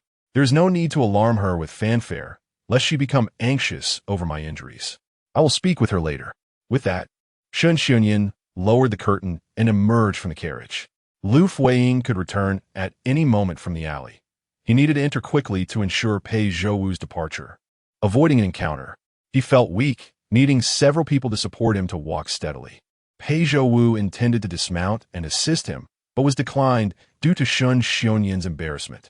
After exchanging a few more polite remarks, he turned and ascended the steps into the manor. A throng of attendants surrounded Shen Xiongyan as he entered, swiftly disappearing from view. "General, let us take our leave," one of Pei Zhouwu's subordinates reminded him. Pei Zhouwu nodded, tightening the reins as he prepared to depart. "Father," a tender voice called from behind, brimming with barely contained excitement. "Father, you have finally returned." Pei Zhouwu's brow furrowed slightly. The voice seemed to be addressing him, though he wondered which child had mistaken him for their father. Turning around, he saw a small boy, no more than 3 or 4 years old, running eagerly towards him with a beaming smile. "Father!" The boy was followed by a maid, urging him to slow down. Pei Zhouwu held the reins and turned back, intrigued as to why this little boy, having already seen his face, continued to call him father. Upon reflection, it occurred to me that we were currently situated before the general's residence. If this child were indeed the son of Shen Xiongyan, it would not be entirely implausible. Recently, with the arrival of Yunnan, I had learned quite a bit about Shen Xiongyan during my time in the military. It was said that shortly after Madame Shen became pregnant, Shen Xiongyan departed for the battlefield, and in the span of over 3 years, he had only managed to return home twice. If that were the case, it was entirely possible that the child had only a vague recollection of his father's visage. "Father, a Yun misses you so much." The young boy rushed forward, attempting to embrace the horse's leg. Fortunately, the maid behind him reacted swiftly, pulling him back. "Young master, that is not your father. You have mistaken him for someone else." The maid's face flushed with embarrassment as she turned to Pei Zhouwu to offer an explanation. "I sincerely apologize, General. This is the son of our General Shen. Due to the General's prolonged absences on the battlefield, the child, being so young, has had limited encounters with him, and it is only natural for him to forget his father's appearance. However, the young master is aware that his father is a general who wears armor. Upon seeing you clad in full armor at the gate, he mistakenly assumed you were his father and called out to you. I hope you can forgive this misunderstanding." Pei Zhouwu nodded, contemplating the situation. Indeed, Shen Xiongyan was fortunate to have a pair of twins, a fact he had heard during his time in the military.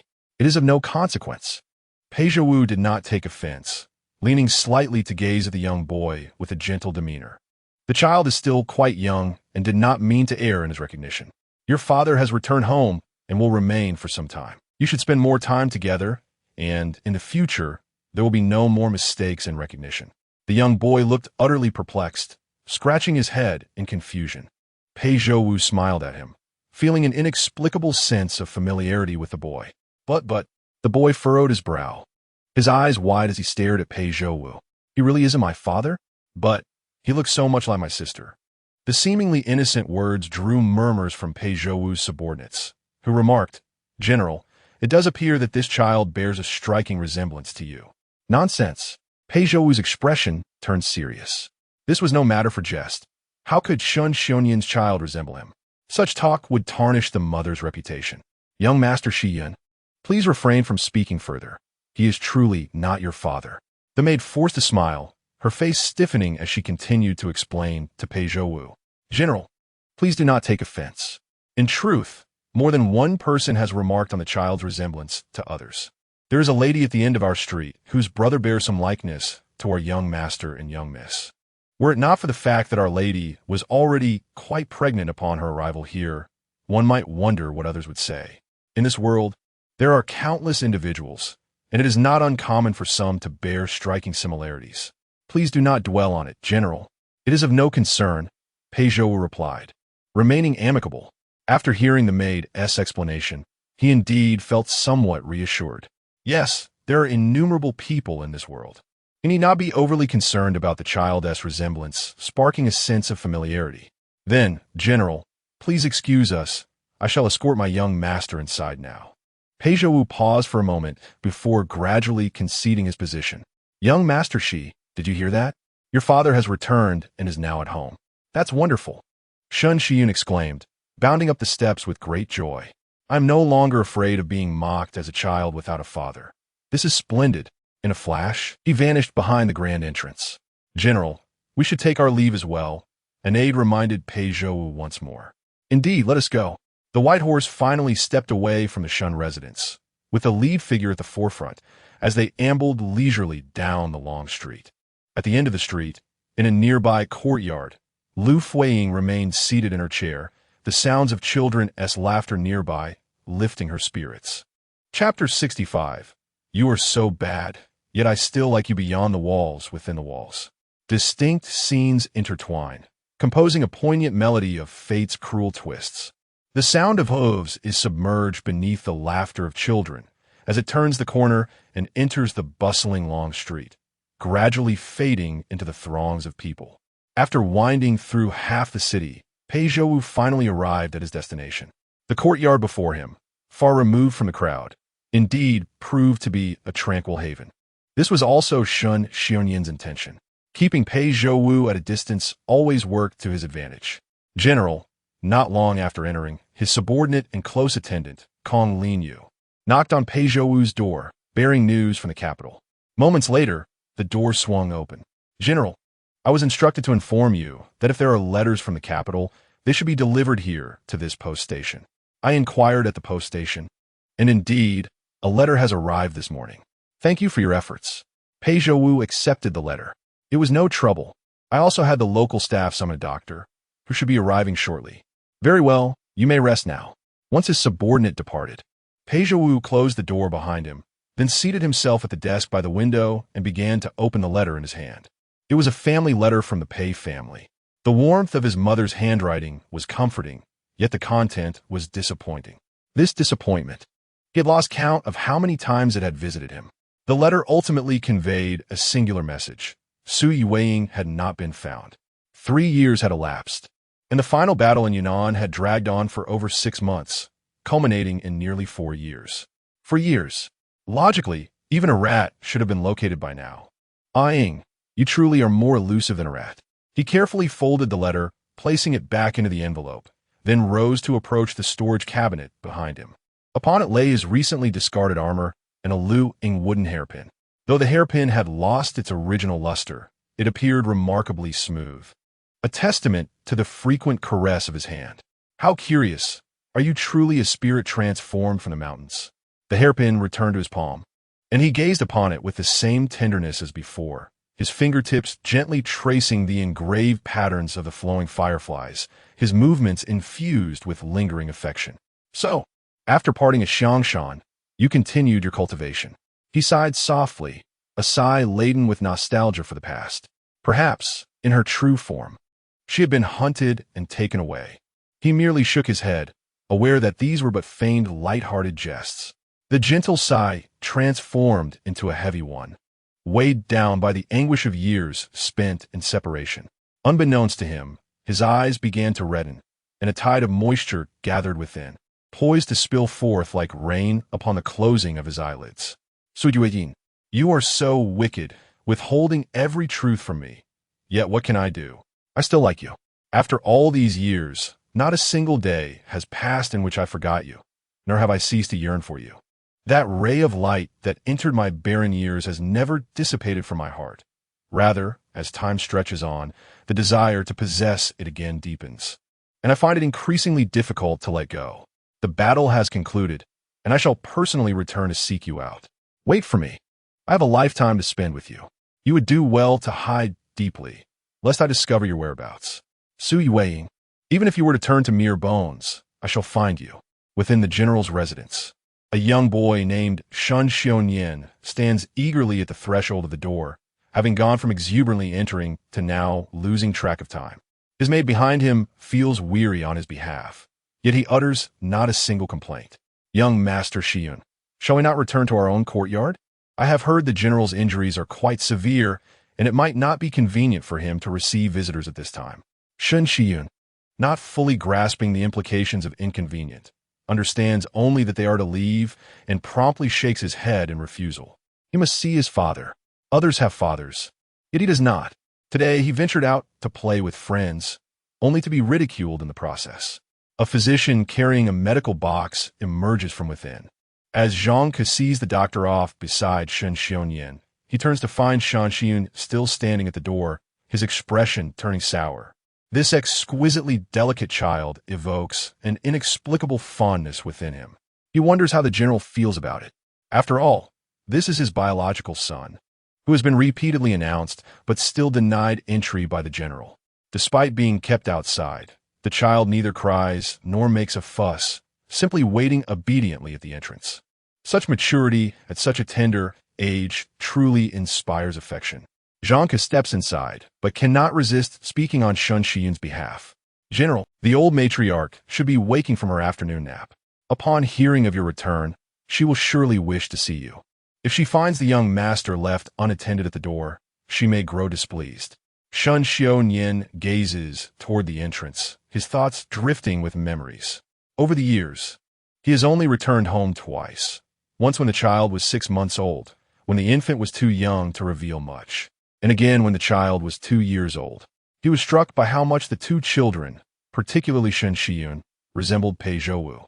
Since then, even when he has had the opportunity, he has preferred to stay away from home. Seeing the child's face reminds him of Pei Zhouwu, of the foolishness of his past sympathies for her. Whoever the child's father may be, it must not be Pei Zhouwu. General? Shen Xiaonian adjusts his collar and, for his mother's sake, finally concedes, let him in. Very well, Zhangke replies with a smile, guiding Shen Shiyun into the room. Quickly, you must be yearning for your father. Go to him. Zhangke gently encourages the child to overcome his fears. However, after being denied an audience with his father multiple times, Shen Shiyun feels apprehensive, worried that his father may not like him, thus becoming somewhat reserved. Shen Xiaonian, maintaining his composure, finds his displeasure growing upon seeing the child's face. Why you stand so far away? Speak up. His tone is harsh, almost scolding. You should return to your courtyard and focus on your studies. In just a few months, you will turn 3 and should begin your education. Father. Shen Shiyun takes small steps closer, nervous as he stammers, Uncle Iliang has taught me to recognize characters. The tender and crisp utterance of father from his lips softened the hearts of those who listened, yet it failed to soften the heart of Shen Shiyun, whose eyes gleamed with envy. It must be noted that one could attribute this to the presence of that individual, Shen Iliang. Upon his return, he had encountered Shen Iliang, whose visage bore a resemblance to Pei Zhouwu, and the children also shared certain similarities in appearance. Thanks to him, people were more amenable to the notion that resemblance could exist even without blood ties. Otherwise, how could Pei Zhouwu's situation be so easily justified? A significant portion of the household staff had been brought from the capital and had, to varying extents, seen Pei Zhouwu. Thus, they might harbor suspicions upon noticing the children's likeness to him. You may leave now. I wish to rest, Shen Shiyun stated, dismissing others after only a few exchanges. Shen Shiyun was reluctant to depart, but upon observing his father's fierce demeanor, he dared not provoke his ire, his conflicted eyes welling with tears. Sensing the tension, Zhangke swiftly took Shen Shiyun by the hand and led him away to take their leave. Chapter 66. A dip in the hot springs upon stepping outside. Shen Shiyun pouted and let the tears flow freely. With each breath, he sobbed, his small frame trembling, yet his tears cascaded like a relentless stream, evoking deep sympathy. Little master, please do not cry, Zhangke implored as he crouched before him, anxiously wiping away the tears. Your father is in pain from his injuries, which has put him in a foul mood. You mustn't be disheartened. However, Shen Shiyun's sobs only grew louder and more heart-wrenching. Ayun. A familiar voice resonated from outside the courtyard. Shen Shiyun, with tear-filled eyes, glanced over and vaguely saw Liu Fuyi's silhouette, prompting him to cry even more vehemently. Mother! Woo-woo! Mother! He hurled himself into Liu Fuyi's embrace, clutching her neck tightly as he wept inconsolably. What has happened? Who has wronged you? She asked, but even as the words left her lips, she realized they were redundant. It was evident what had transpired. Shen Xiaonian had a notorious temper. That cowardly man had returned only to unleash his frustrations on the children, yet he dared not confront Pei Zhouwu. Liu Fuyi crouched down, her heart shattering at the sight of her child's sorrow. On ordinary days, it was manageable, but in terms of appearance, Shen Xian and Pei Zhouwu bore a closer resemblance to one another. Yet, whenever Ayun cried, she was instantly reminded of Pei Zhouwu. The tear-filled gaze of her son was a trait he had inherited. Two children, one resembling the other, yet differing in temperament. Ayun's disposition was calm and gentle. Much like Pei Zhouwu, this pair of fraternal twins had indeed been a challenging pregnancy, but the reward was immeasurable. The moment the two were born, her previous worries dissolved. Heaven truly favored her, and she was grateful to Pei Zhouwu. Do not cry. Let's return home. Your sister is playing at Aunt Jingling's house and is now resting in the courtyard. Will you wake her for lunch? Okay. Liu Fuyi lifted her child, choosing not to enter Shen Xunyan's chamber again, and turned to leave. Mother, does father dislike me? She choked on her words. Of course. Shen Xunyan had little affection for the children, yet she could not teach them to harbor hatred for their own father. Legally, Shen Xunyan was their father, and regardless of his sentiments, he fulfilled that role. To be despised by one's own father was a painful experience, one Liu Fuyi had endured herself. She truly wished to spare her children from such anguish. As she contemplated this, she glanced back at Shen Xunyan's courtyard from the corner of her eye. He had returned triumphantly, his demeanor hardened compared to before. Did he believe he alone had the right to be angry? He must swallow the consequences of his own actions. No matter how bitter, let your father rest. He is weary from his journey. He will recover in a few days, she assured Shen Xian. Shen Xian obediently dried his tears, but soon furrowed his brow, lost in thought. What is it? Liu Fuyi noticed his unease. He rubbed his eyes and replied, Mother, there's a man at the gate who looks just like father and sister. What? Liu Fuyi was taken aback. I refer to him as father. Yet he insists he is not. It is improper to call someone father so casually. Nevertheless, he rides a horse as a grand general, and the lovely sister next door, Yu Jiao, bears a striking resemblance to him. Indeed, the general and the sister share an uncanny likeness, do they not, Mother? Shen Xiyun's words, sticky and muddled, reflect the struggles of a young mind to articulate such precise thoughts. Liu Fuyi comprehended the meaning. Today, Shen Xiyun had encountered a man dressed as a general at the door and mistook him for the father of his sister, hence believing him to be his own father. Truly, the city of Yuchuan is remarkable. Liu Fuyi mused. One Shen Ilyang is not enough. Now, there's another who bears an even closer resemblance to Pei Zhouwu. She began to suspect whether Pei Zhouwu's father had hidden an illegitimate child. One instance might be coincidence, but two could hardly be deemed an accident. What is Mother saying? Nothing of consequence. How about we take you and your sister up the mountain to enjoy a hot spring? All right, I love hot springs. Thank you, Mother. Shen Xiyun placed a kiss on Liu Fuyi's cheek, prompting a smile to bloom on her face, allowing her to dismiss the earlier incident of mistakenly calling out for father. Earlier, when Shen Xiyun entered, he had sternly instructed those present not to divulge the matter of Pei Zhouwu escorting him home, even to his own family, ensuring that the news did not reach Liu Fuyi's ears. After lunch, while the matriarch Shen Xunyan engaged in cordial conversation with Shen Xunyan, Liu Fuyi took the two children and stepped outside. Their destination was the hot spring situated on the rear mountains of Yuchuan City. She had not informed the matriarch or Shen Xunyan of her plans, even intending to linger on the mountain for a few more days. If Shen Xunyan was to make her life difficult, she certainly intended to reciprocate in kind. His persistent lack of memory was becoming quite tiresome for Liu Fuyi. Within the serene halls of the southern city, Pei Zhouwu emerged from his medicinal bath. Kong Linyu approached him, walking alongside as he spoke. General, the prepared medicine has been warmed. You should drink it now. Very well. Furthermore, I have learned that the rear mountains of Yuchuan City are renowned for their hot springs, and an elegant inn has been established there. Would the general care to indulge in the hot springs? The physician has also mentioned that soaking in hot springs promotes circulation and expels cold, beneficial for your injuries. I understand the general longs to return. Yet it may be wise to recuperate on the mountain, where the air is conducive to healing. Pei Zhouwu paused, placing a hand on Kong Linyu's shoulder before responding. You may make the arrangements. I appreciate your efforts. It is no burden. It is my duty. I shall organize this forthwith, and we shall ascend the mountain today. Kong Linyu smiled brightly as he hurried away, leaving Pei Zhouwu deep in thought, his pace slowing. Following their victory, an imperial decree had arrived at the court, permitting him and Shen Xunyan to delay their return to the capital. Both were gravely injured and required time to recuperate. While there were concerns that the enemy from the Western Jin might not relent, potentially launching a surprise counterattack, The decree specified their return should be in 3 months. However, with the conflict quelled and the Western Jin significantly weakened, it was unlikely they would pose a threat for at least several years to come. He could not bear to wait for 3 long months. He resolved to return swiftly to personally search for Su Yueying. As soon as his health improved slightly, he would write a letter to petition the emperor for an earlier return. Thus, he did not dismiss Kong Linyu's suggestion of soaking in hot springs to aid his recovery. The sooner he regained his strength, the sooner he could return.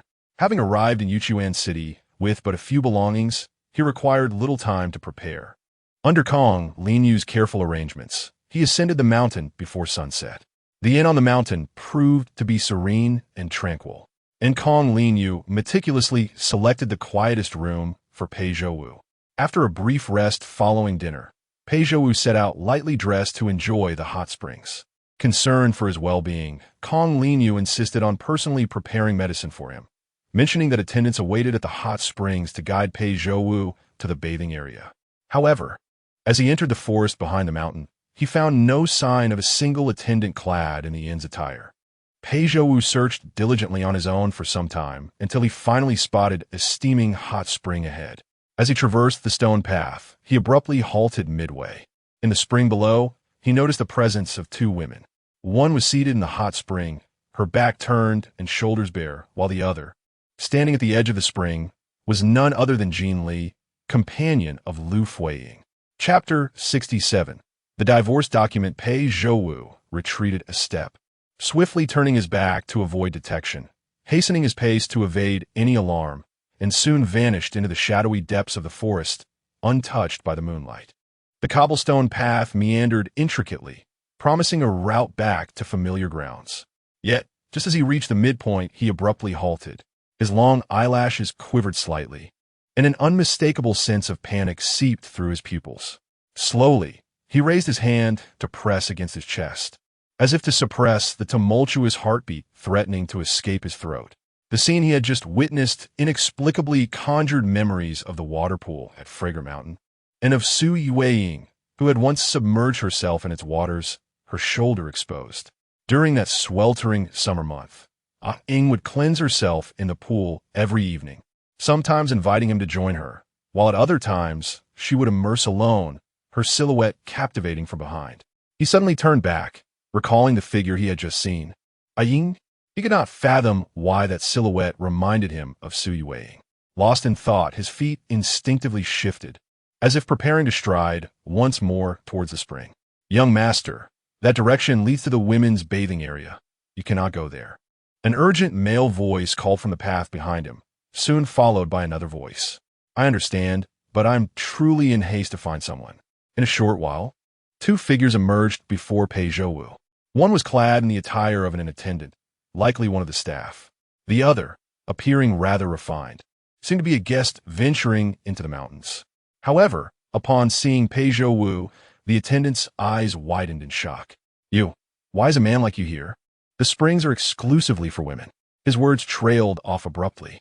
The attendant's gaze darted between Pei Zhouwu and the other man, and then, as if suddenly enlightened, he inquired of the latter, You must be looking for him, right? You two bear such a resemblance. Are you brothers? The man beside the attendant was none other than Shun Iliang. Not at all, he denied, taking a step forward. As he passed by Pei Zhouwu, he offered a courteous nod. If there was any astonishment, it was most palpable for the two involved, aside from familial relations. Encountering a stranger who bore such a striking resemblance was enough to warrant a lingering gaze. Yet, they exchanged merely a few extra glances. Ultimately, they were still strangers. It would be inappropriate to engage in inquiries about their likeness. Such occurrences were not rare. In a world teeming with people, even within Pei Zhouwu's military ranks, it was common to find individuals who resembled one another without blood ties. Hey, you can't go over there. The attendant hurried after him.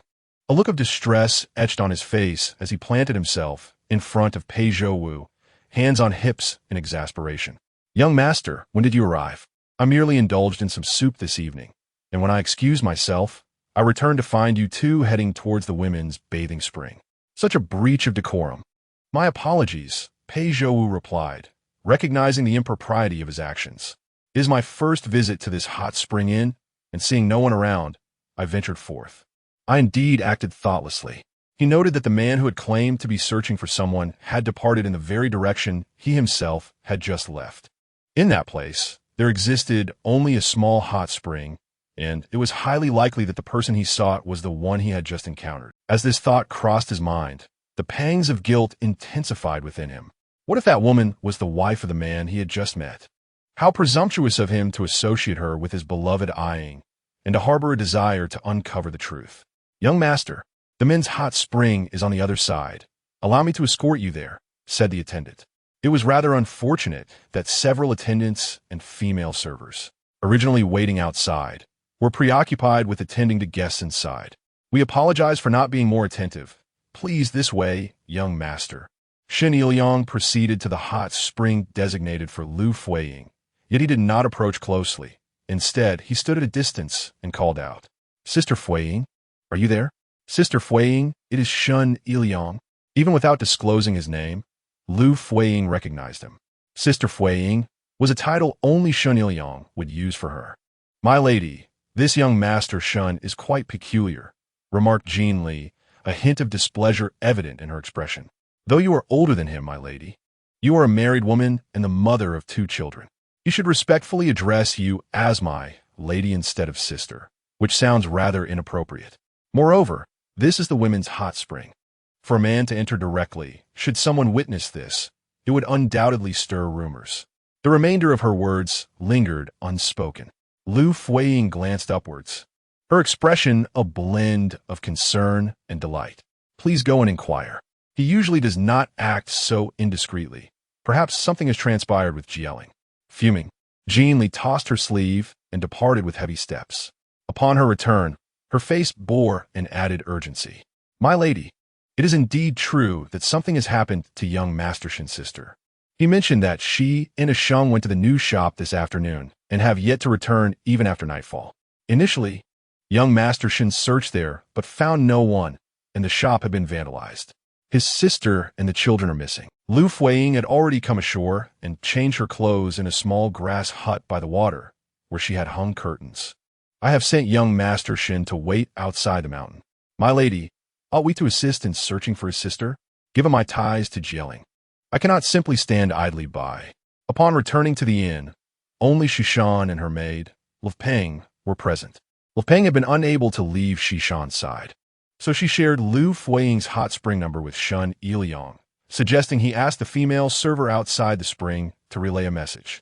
Unbeknownst to them, the spring's entrance was unattended at that moment, and in his haste, Shen Yiliang entered alone.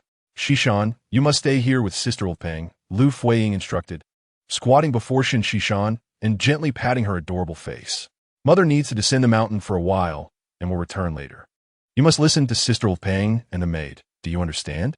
"Yes." Shishan nodded obediently, assuring her mother need not worry. "Shishan is the most well-behaved child in the world." Liu Fuyi smiled and playfully poked her little nose. After rising, she descended the mountain with Jean Li.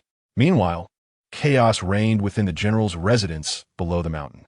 Madame Shen wept throughout the afternoon, and after fainting for a considerable time, she awoke clutching a length of white silk, poised to take her own life. Upon witnessing this distressing scene, Shen Xiongyan felt an overwhelming headache. It was all the doing of Liu Fuyi. In the afternoon, she had left with the child, leaving behind only a letter of divorce. Upon discovering this letter, Madame Shen had become hysterical. "Get out," she shouted, as a group of people restrained her, yet she did not forget to scold Shen Xiongyan. "You wretched scoundrel, you do not even care for your own child. You drove Ayin away, and still dare to come before me. Mother, do not call me mother. For all these years, it has been Ayin who has cared for me, not you. Since the day you enlisted, how many times have you returned to see me? How much time have you spent with me? How much space in your heart have you reserved for me? That year, when I was drenched in the rain and suffered a fever for several days, nearly losing my life, it was Ayin, herself heavy with child, who stayed awake all night to care for me. And you? Reflect upon your own conscience and ask yourself." Chapter 68. "Ing, I have found you." Shen Xiongyan was rendered speechless by the scolding. He indeed felt a pang of guilt towards his mother. However, Liu Fuiying's harshness was rather excessive. Simply because he had shown indifference towards her son, she resorted to such coercion. While she might manage to survive outside the Shen family, his mother would genuinely be at risk without Liu Fuiying. Liu Fuiying was truly something. If he were to refuse to accept the two children and allow them to suffer, then his mother's fate would matter little to her. This was precisely her intention. After all these years, had his mother truly treated her poorly? What was her heart made of that could be so unyielding? In the past, even when angered, she would never have resorted to writing a divorce letter, indicating that this time, her heart was genuinely wounded. Shen Xunyan, you may be a fine young man with ambitions that reach far and wide. I bear you no grudge. However, I cannot live without Ayin. If she leaves, I will have no purpose left in this world, and it would be better for me to meet your father sooner. Shen Xunyan remained silent. The tears in his mother's eyes tugged at his heart with a profound ache. Ultimately, he succumbed. I understand, mother. I will personally seek her out and will treat the children well from now on. He accepted this. After all, it was he who had initially allowed Liu Fuiying to seek out other men. Whether it was Pei Zhouwu or someone else, it mattered little. As long as she severed all ties with Pei Zhouwu for this lifetime, he would accept everything else. Caring for any child was still caring for a child. As long as Liu Fuiying could take good care of his mother, he would concede. At the hot spring inn, Liu Ping was carrying a basin of foot-soaking water for Shen Shihan, while also planning to fetch some food from the kitchen, as Shen Shihan had just mentioned her hunger. Shen Shiyun was in the adjacent room, playing with grasshoppers, drenched in sweat while the maid was assisting him with his bath. At this moment, Shen Shihan sat alone in her room, shaking a ceramic rattle, the delightful sound bringing her much joy. Suddenly, a glowing firefly flew through the window, capturing her attention. She immediately set down her rattle and chased after it. Mother would love this. The little girl wanted to catch the firefly to gift it to Liu Fuiying, who adored them. However, she was still quite small and unsteady on her feet, making it impossible to catch the flying creature. Before long, the firefly had flitted out of another window. The door stood slightly ajar, and with a gentle push, it opened. She crossed the threshold, hurried down the steps, and out into the courtyard. The firefly darted in one direction, and she followed suit. Unbeknownst to her, she passed by several courtyards, and as she glimpsed inside one with an open gate, she paused, forgetting all about the firefly. Iliang Gij. The fleeting figure she had just seen in the courtyard made her think she had encountered someone familiar, prompting her to turn back and dash into another courtyard. Iliang Gij. The person in the courtyard, having just turned away, was momentarily taken aback by the sound of the child's innocent voice. However, he was not Shen Iliang. He was Pei Zhouwu. As the little one saw his face upon his turn, she realized that although he bore a resemblance to Shen Iliang, he was not him. Shen Shiran paused in the courtyard, displaying remarkable boldness as she directly inquired, "Who are you?" He pondered the same question about her. This child bore an uncanny resemblance to his sister as a young girl, and since he shared a likeness with her from childhood, it followed that this little girl mirrored him as well. How peculiar was that two children should resemble him so closely. Could they perhaps be from General Shin's family? After all, they had a pair of twins. "Why are you not speaking?" Shen Shiran tilted her head, her eyes widening in admiration as she became entranced by Pei Zhouwu's handsome visage. Pei Zhouwu smiled gently and crouched down, gesturing for her to come closer. Upon seeing his beckoning, Shen Shiran forgot the admonitions from Liu Fuiying and the nursemaids about keeping a distance from strangers. With her round, sparkling eyes, she rushed over to him. Once at his side, she scrutinized his face even more intently. "Is your elder a certain Shen Xunyan?" Pei Zhouwu asked her. She tilted her head in confusion, seemingly unable to comprehend. Who is Shen Xunyan? Shen Xunyan seldom returned home, and Liu Fuiying never explicitly mentioned his name, leaving her in ignorance of her father's identity. "And who are you? I thought I saw Brother Liang." Her innocent confusion only heightened her charm, and her striking features evoked a sense of familiarity in Pei Zhouwu, prompting a broader smile to grace his face. "What is your name?" he gently inquired. "I am Shen Shiran, but not the year in abundance, though it is pronounced the same. Brother Iliang taught me today," she replied sweetly, her smile as delightful as her words. With her answer, Pei Zhouwu felt a sense of clarity.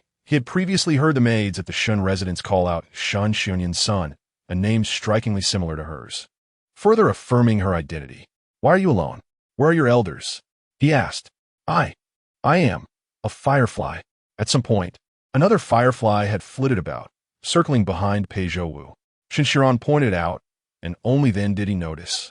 This is my mother's favorite. I adore them as well.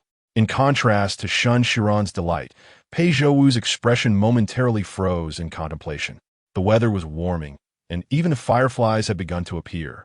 I like them too, he murmured softly. Originally indifferent to them, his affection had blossomed upon meeting Su Yuwei. He cherished the fireflies even more. But the mere thought of Su Yuwei brought a bittersweet pang to his heart. A rumbling sound interrupted his reverie, and he glanced at Shun Shiran's belly. Are you hungry? Shun Shiran nodded and unabashedly asked, Do you have anything to eat? My stomach is quite empty. How silly. Pei Zhouwu chuckled, ruffling her hair. He stood and added, You shouldn't accept food from strangers. Hasn't your mother told you that? She has, but I like you, Shun Shiran replied, causing Pei Zhouwu to smile again. Charmed by her innocent and endearing nature. In less than half a tea's worth of time since their first meeting, she had already expressed her fondness. He would need to be cautious, for such naivety made one vulnerable to deceit. You are quite beautiful. You are even more handsome than Brother Iliang. Upon hearing this, Pei Zhouwu raised his brows in surprise. Such a young child, captivated by beauty. What would she be like when she grew up? Nevertheless, it was not his daughter. Guomin, I shall fetch you something to eat. As he turned, a small, soft hand grasped his. Glancing down, he saw Shun Xiyin beaming at him. Have you seen many fireflies? She inquired with a smile.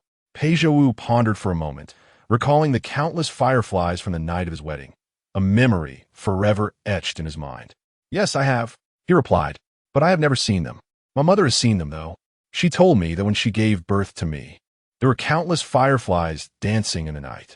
Pei Zhouwu paused, slowly retracting his foot that was about to cross the threshold. Her words struck a familiar chord. Ah Ying had once recounted a similar tale, describing how the night of her birth was filled with fireflies fluttering beneath the moonlight, which inspired her mother to name her Ying. What is your mother's name? He asked casually, stepping across the threshold. My mother is called Ying. Shun Xiyin replied without hesitation, but Pei Zhouwu froze at the mention of that name. What did you say your mother's name is? He turned back, his expression now grave. Ying. My mother is called Ying. Pei Zhouwu opened his mouth, his heart thundering like a war drum, rendering him momentarily speechless. He crouched before Shun Xiyin, grasping her small arms. What is the complete name? Which character is Ying? Please tell me your mother's full name. They all call her Ying, just like that, she answered innocently. I mean, would you like me to take you to see my mother? Let her decide who is more beautiful, you or the person in the painting. Shun Xiyin tugged at his wrist, attempting to lead him outside.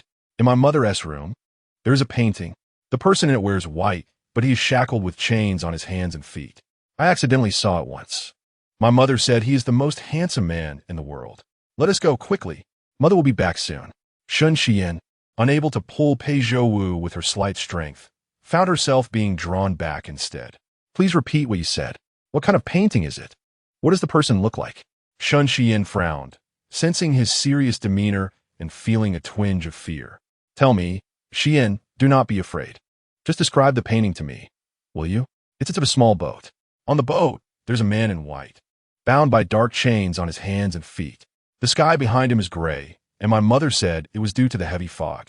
White clothing, iron chains. Boat Zhouwu. Chapter 69. The incineration of the firefly hairpin mother. Suddenly rising from the stone steps of the mountain gate, Shun Shihan was beaming with exuberance. The carriage of Liu Fuyi had returned, gently coming to a halt outside the inn. Mother, Shun Shihan dashed forward, lifting the curtain of the carriage, only to find not Liu Fuyi, but Shun Iliang. Upon seeing Shun Shihan, he smiled at her, though his expression shifted when he heard her address him. Brother Iliang, what brings you here? Oh, uncle. Very well. Uncle Iliang, where's my mother? Upon her concession to call him uncle, Shun Iliang's smile returned, and after disembarking from the carriage, he gestured for her mother, indicating that she was inside. The next to emerge was Jin Li. Jin Li regarded Shun Iliang with vigilant eyes, denying him the opportunity to assist Liu Fuyi. As she stepped down from the carriage to shield herself in front of Shen Ilyang, wary of any overly familiar gestures that might attract gossip. Mother, Shihan has been waiting for you for so long. Shen Shihan bounced around, urging Liu Fuyi to emerge more swiftly. What hour is it? Why have you not gone to bed yet? Liu Fuyi lifted the curtain, feigning anger as she looked at Shen Shihan. However, from this angle, those lurking in the shadows could not discern her face. Behind the tree at the side door of the inn stood a figure. Shen Shihan had been outside for as long as he had stood there. Naturally, it was Pei Zhouwu.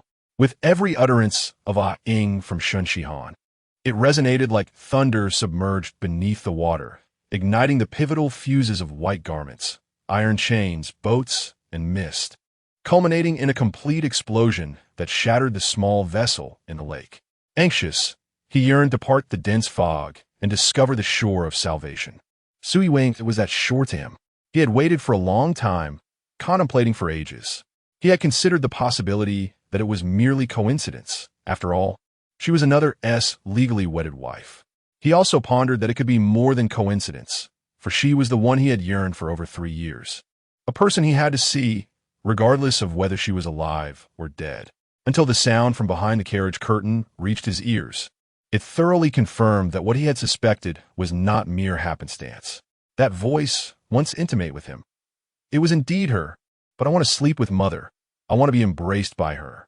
As Shen Shihan's words fell, the person within the carriage leaned down and emerged.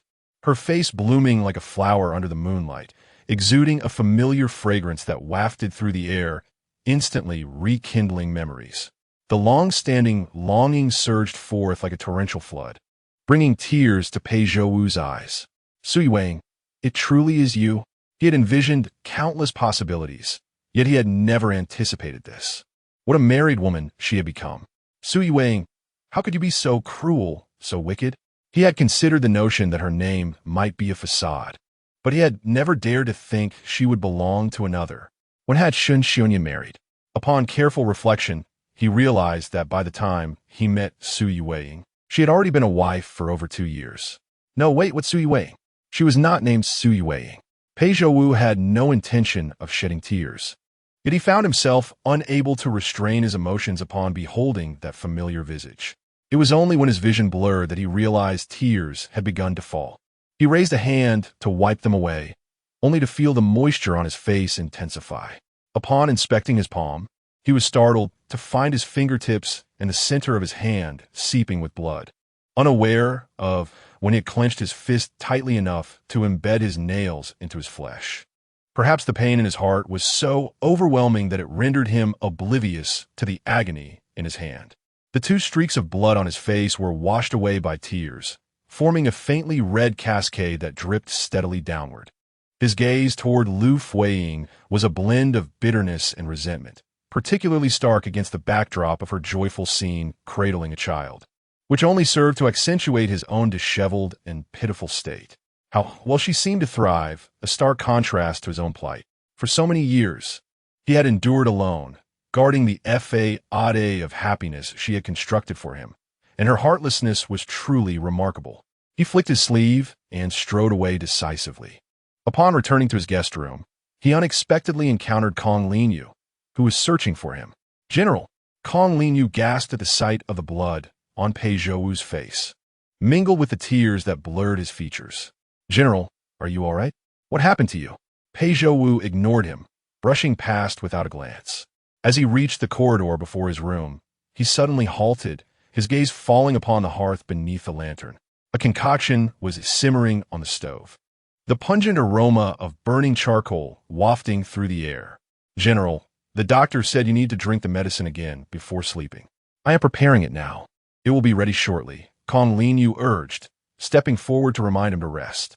To his surprise, Pei Zhouwu sidled over and lifted the medicine pot, carelessly tossing something into the fire. His retreating figure appeared rather nonchalant, yet he ultimately paused just before crossing the threshold. Pei Zhouwu's eyes were bloodshot, and fresh tears cascaded down the paths of the previous ones. Moments later, he unexpectedly turned back toward the hearth, his actions infused with a frenzy and urgency. In his haste to retrieve the pot, he accidentally overturned it, shards scattering across the floor. But even more shocking was his reckless plunge of his bare hand into the blazing coals. General, Kong Linyu's face paled in horror as he rushed forward, only to see Pei Zhouwu retrieving something from the embers. He gripped it tightly, leaving Kong Linyu unable to discern what it was. However, the rapid reddening of Pei Zhouwu's fingers was unmistakable. General Yu, nothing to worry about. Pei Zhouwu murmured the two words in a low voice before stepping directly into the room. Kong Linyu, anxious to follow and assess his injuries, found himself thwarted by the closing door. Frustrated, he bit his teeth and hurried down to fetch medicine for Pei Zhouwu. Inside the room, Pei Zhouwu clutched the object in his trembling hand, his body quaking not from pain, but from fear. He had nearly burned the luminous wood hairpin that Aang had gifted him. Yet, the flames had been too fierce, scorching the back of the pin until it was charred and blackened. Why should I have to burn it? Su Yueying is not as simple as burning the wooden hairpin to settle matters between them. He does not desire a clean break with her. The harshest aspect of her influence is that he cannot even bring himself to hate her. Much like the wooden hairpin, cast into the coal, yet retrieved with bare hands despite the pain, he cannot let go and is unwilling to relent. He insists on meticulously settling every account with her, questioning her motives. The children are mine. Why do those two children resemble him so closely? What could be the reason? Because they are not Shun Xionyin's children at all. They are the offspring born after he and Su Yueying had pledged their vows and shared a month of marital bliss. Since they are his children, why must they call Shun Xionying father? It is no wonder that Shun Xionying barred him from entering the Shun family home. He feared a meeting between him and Su Yueying, for he knew everything. Regardless of the nature of her relationship with Shun Xionying, Su Yueying, you are also mine. Chapter 70 Aying. It has been a long time, called Shun Xionying as he strode through the courtyard entrance, startling the two individuals within. With purposeful steps, he advanced, fixating his gaze upon the person standing opposite Liu Fuyi. It was none other than General Shun Iliang. Sensing the tempestuous aura emanating from Shun Xionying, Shun Iliang hastily interjected. General, please do not misunderstand. It is not as you think. Not as I think. Shun Xionying bypassed Liu Fuyi, coming to a halt before Shun Iliang, his eyes sharp as a hawk, scrutinizing him intently. Why is it that none of you return home at such a late hour? His words, laced with an insinuation, hinted at an illicit rendezvous between Liu Fuyi and Shun Iliang. He then turned towards Liu Fuyi, seemingly demanding an explanation. General, allow me to elaborate. In truth, Fuyi? What is this Fuyi? Shun Xionying furrowed his brow, his gaze returning to Shun Iliang, realizing the audacity of their familiarity in his presence. Have you reached such a level of impropriety that you dare to address her so intimately before me? What might you be doing in private? Liu Fuyi, taken aback by Shun Iliang's use of her name, contemplated the unusual circumstance. Previously, he had never referred to her as Sister Fuyi in public. Today, for reasons unknown, he had made this slip in front of her husband, perhaps due to a moment of urgency. As she pondered this, Shun Iliang continued, Madam, there is nothing between us. My sister is also here in the room to the east. Today, Madam has been of tremendous assistance to us. My sister and my nephew were quite frightened, and Madam brought them to the mountains to recuperate. I merely accompanied them here and shall depart shortly. Please, General, do not misconstrue Madam's intentions. She is the most virtuous of individuals. With that, he bowed respectfully to Shun Xionying. His gaze lingered on Liu Fuyi, filled with concern, igniting a further flame of anger within Shun Xionying. Upon their departure, Shun Xionying let out a cold laugh. Liu Fuyi, however, was disinterested in deciphering the meaning behind his mirth, turning to enter the house. This only served to exacerbate Shun Xionying's fury. I have said before, as long as you do not create a scene, you may do as you please outside. But you are being exceedingly reckless. This inn is bustling with people. What would happen if someone were to see an unfamiliar man entering your courtyard? What would become of the Shun family's reputation? Liu Fuyi remained silent, poised to step inside. Her lack of response only further fueled Shun Xionying's ire, and he rushed forward, attempting to grasp her arm. However, she was quick to evade. turning to face him as she exhaled, taking in his pallid visage. In the moonlight, his complexion appeared even more fragile. "General, your wounds are not yet healed. Why must you become so agitated? You question why I should be agitated. You deem me shameless. Yet you were well aware of my frequent visits to their household. Why did you not voice your disapproval then? Did you not hear earlier? His sister was present as well, and many witnessed that I had invited her. He simply delivered her and departed immediately. I truly do not comprehend your current state of mind. If I am not mistaken, you have come to request my return with you. Is this the demeanor one expects when seeking a favor? There is no need for such complications, General. If you return and sign that divorce document, henceforth, regardless of whom I consort with, it shall not tarnish the reputation of the Shun family." Shun Xionyin's face darkened, rendered speechless by her retorts. This scenario repeated itself time and again. She was always in the right, and he consistently found himself at a disadvantage before her. Yet, he was aware that Liu Fuyi frequently visited the widow Shun's residence, which inevitably led to encounters with Shun Iliang. However, the crux of the matter lay here. Why was it specifically Shun Iliang and not another? Was it not because he bore a striking resemblance to Pei Zhouwu? In the past, he refrained from voicing his thoughts as Pei Zhouwu was distant, unreachable. Now, however, his sudden outburst was prompted by the very presence of Pei Zhouwu. Deep within, he questioned, "Did you still harbor feelings for Pei Zhouwu?" Shun Xiongyan, after much restraint, finally posed the question. Liu Fuyi's expression turned frigid. Something about Shun Xiongyan tonight felt amiss. His unexpected hostility towards Shun Iliang, coupled with the sudden mention of Pei Zhouwu, an issue they had agreed to leave unspoken, made her wonder if he was somehow provoked. Did he slay enemies on the battlefield with Pei Zhouwu in mind? If, he continued, if we were to indeed part ways, and if you were to fortuitously encounter Pei Zhouwu again, would you choose to follow him? Shun Xiongyan. Liu Fuyi sighed heavily, her head throbbing. If one is ill, they should seek medicine or a doctor, not burden me with such words. I shall not divorce, Shun Xiongyan declared with utmost finality. However, almost immediately, he averted his gaze as if fleeing from something, hastily adding, "Do not forget the promise made at our wedding.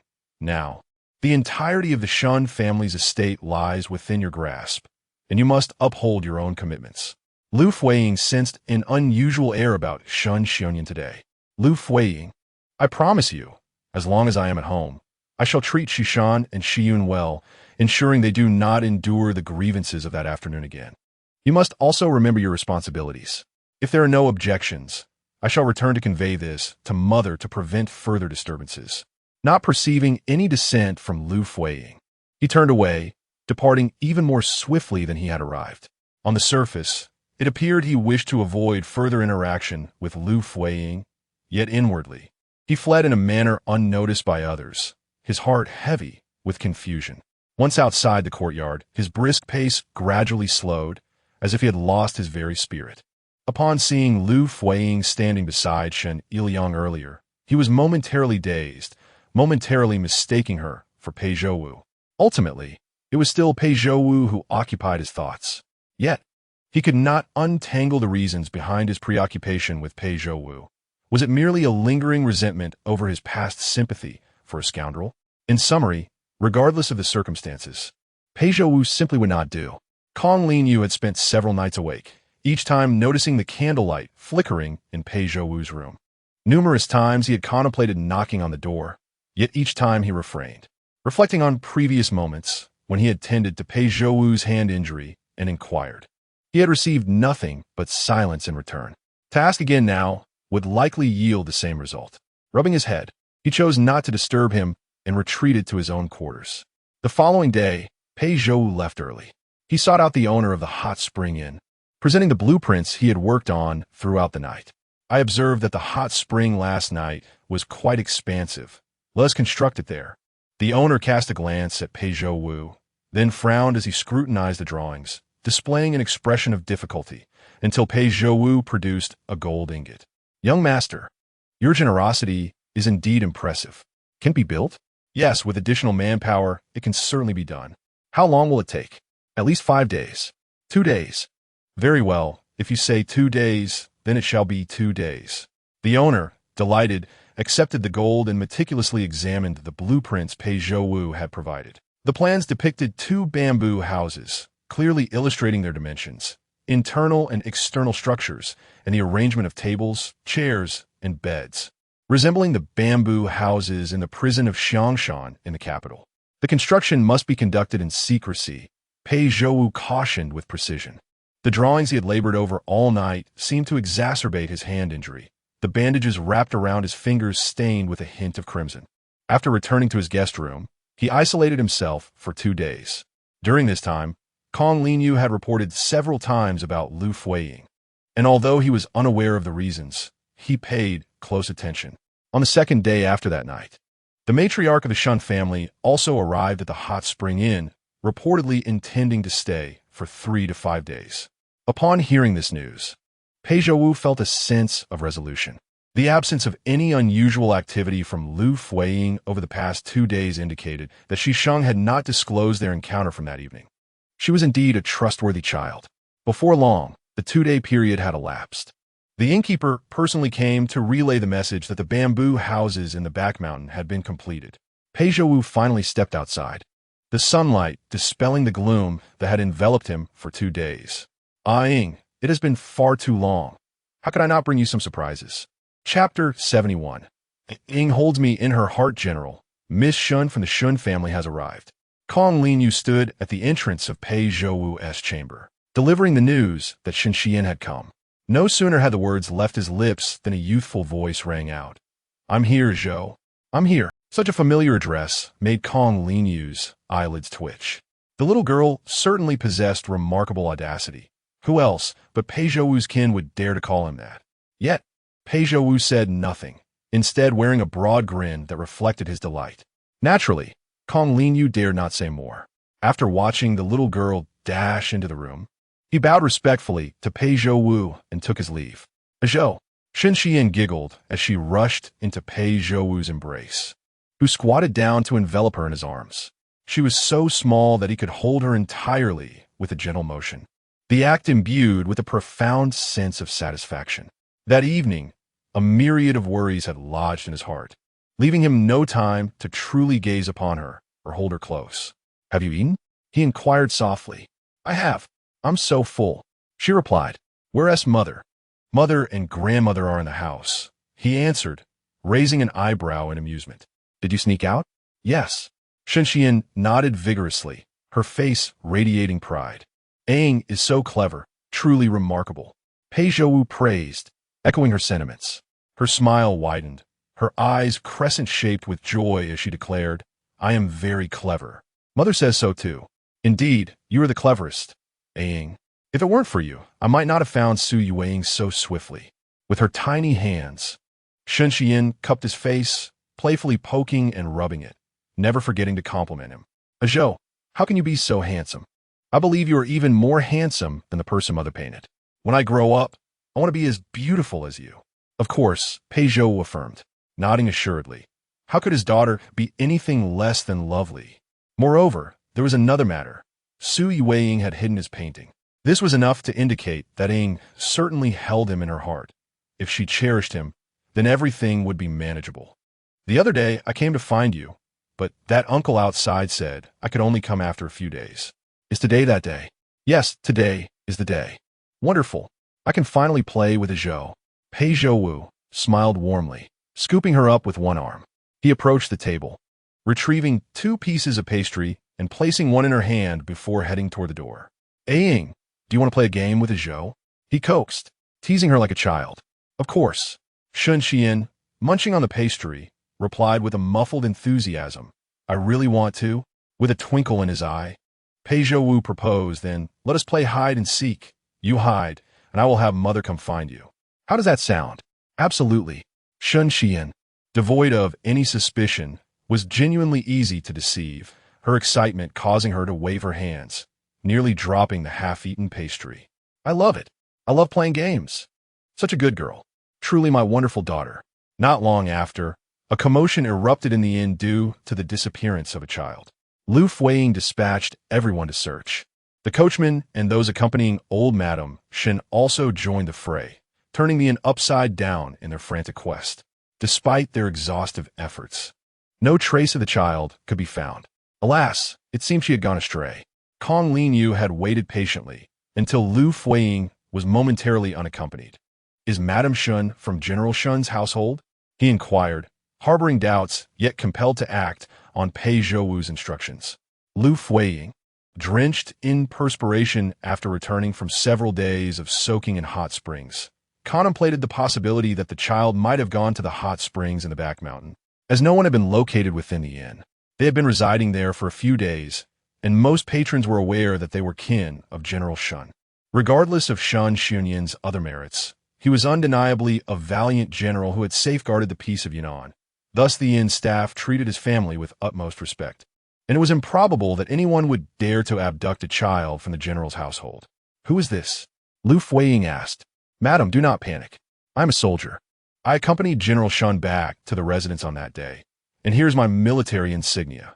Liu Fuyi lowered her gaze to the insignia he presented. It bore his name and rank within the military, identifying him as a deputy. The doctor mentioned that soaking in hot springs is beneficial for healing, which is why I also came to this hot spring resort. To my surprise, I encountered Madame Shun. "I noticed you from a distance yesterday, and the innkeeper informed me you were General Shun's wife. I overheard the commotion regarding a lost child, and, seeing your anxious expression, inferred it was your child that was missing. I recalled seeing a young girl ascending the mountain towards the hot springs earlier. Do you know which direction she went?" Liu Fuyi inquired urgently, realizing that if it was a young girl, it could possibly be her sister. "That way," Kong Linyu replied, pointing towards a winding path leading up the mountain. Liu Fuyi looked in that direction, her brow furrowing. That path was not open to the public. Indeed, I found it strange as well, but I assumed there was an adult accompanying her. By the way, it seems that child was wearing a light yellow outfit. "Yes, indeed. That light yellow dress is what I personally changed my sister into this morning. Madame Shun, do not fret. I am swift of foot. I shall return to the inn to summon the others for a collective search. You may proceed ahead." "Thank you very much," Liu Fuyi replied. Kong Linyu nodded and withdrew, his expression unreadable as he turned to leave. In truth, he had rarely told a lie in his life, but for the sake of the general, he was willing to take such risks. Behind him, Liu Fuyi set off in the direction he had indicated.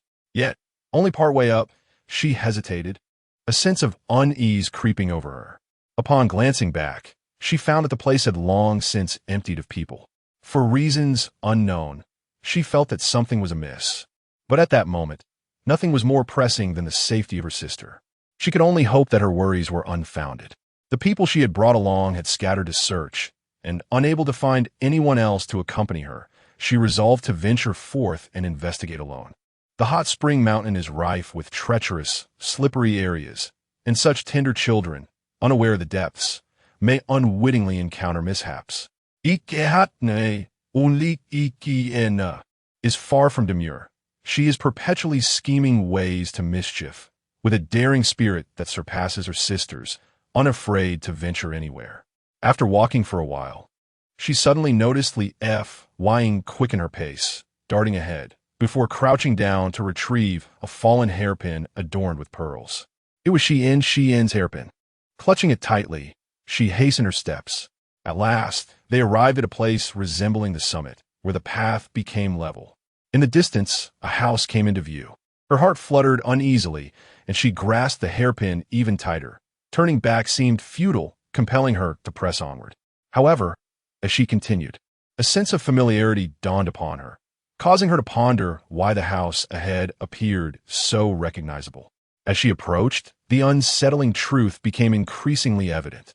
It was a bamboo dwelling, and that intense sense of familiarity stirred her heart, setting it racing uncontrollably, imbued with a mixture of dread and an instinctual desire to flee, leaving her breathless. Chapter 72. "Madam, may I have a hug?" Beijing. Fragrant mountain. Bamboo cottage. Liu Fuyi, breathless and pale, dared not exhale. The cottage bore an uncanny resemblance to the bamboo house in her memories. Its structure, dimensions, window placements, and door orientations were identical, as if it had been transported directly from the fragrant mountains of the capital. It is impossible, she thought, denying the notion internally. This was Yunnan. at the southernmost edge of our territory, separated from the capital by over 1,000 miles. Perhaps it was merely coincidence. She had not encountered many bamboo houses in the mountains. Perhaps they were all constructed in such a manner. Surely, there could not be another smaller cottage behind this one, identical to the one in Fragrant Mountain. To validate her hypothesis, she quickened her pace. As she circled the bamboo cottage, she was taken aback to find another one indeed behind it. Her brows furrowed, disbelief etched on her face. Turning, she approached the nearby outer bamboo house and pushed the door open, only to be met with an interior so familiar it nearly caused her legs to weaken. The kitchen, along with the small study separated from it, the placement of the writing desk, the ink and brushes atop it, and even the diminutive bamboo couch in the corner, all mirrored the very room from her time in the Fragrant Mountain bamboo courtyard. In a daze, time seemed to twist, transporting her back to those bygone days. She suddenly lost track of the year and felt as if she had fallen into a chasm of time, landing back in that sweltering summer. Pei Zhouwu.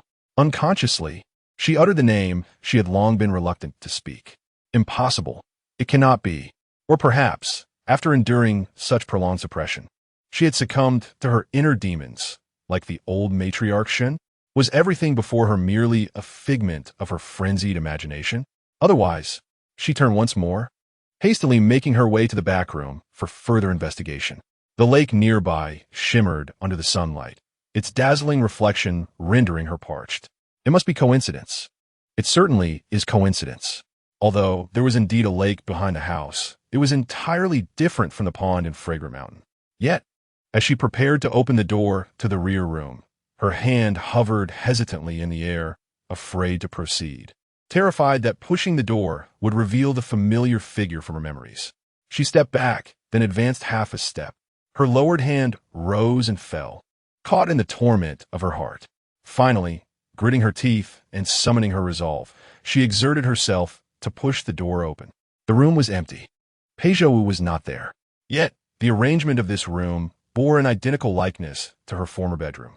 The placement of the bamboo wardrobe, the neatly folded corners of the bedding on the bed, and that bamboo table where she had shared countless meals. All these recollections flooded back, though there was no one within. Liu Fuyi beheld vivid scenes from her past that had unfolded in this very chamber, beginning from the moment she first met Pei Zhouwu. Many details, gradually forgotten over the passage of time, suddenly blossomed in her mind.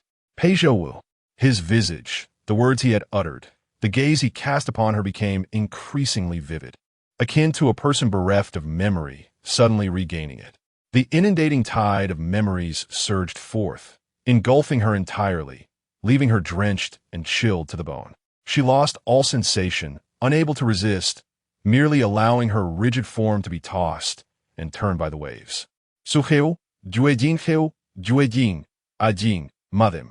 Each distinct moment, every gentle invocation reverberated repeatedly in her ears, awakening emotions she had long sealed away, rendering her utterly defenseless, with tears cascading like a tumultuous tide. Madam. Suddenly, a voice unlike any recollection resonated from behind her. She lifted her eyelids, her heartbeat seemingly on the verge of cessation. You have returned. Softly, tenderly. The genuine voice of Pei Zhouwu. Liu Fuyi stiffened her neck, moving slowly and laboriously backward, her vision obscured by... Yet the figure at the doorway remained strikingly clear, even creating an illusion that pierced her eyes like a bright light. It was midday. Are you hungry? He entered with a tray of food, placing it on the table before approaching Liu Fuyi, who stood before the bed. What is wrong? Why are you crying? He paused before her, slightly bending down with a smile, his expression affectionate as he gently wiped the tears from her face. The warmth of his touch jolted Liu Fuyi, causing her to instinctively retreat 2 steps. Have you missed me so much that you cried, prompting your early return today? He stood upright, his gaze still gentle. In truth, I have missed you dearly. During your 3-day absence, I thought of you incessantly, standing by the pond each day, yearning for your prompt return. Upon finishing his sentence, he suddenly smiled. Fortunately, you received my thoughts and returned. Liu Fuyi held her breath, fixated upon him, struggling to discern whether this moment was a mere illusion or stark reality, with tears flowing incessantly. His words, even if fabricated, pierced her heart like sharp knives, leaving her breathless. 3 days?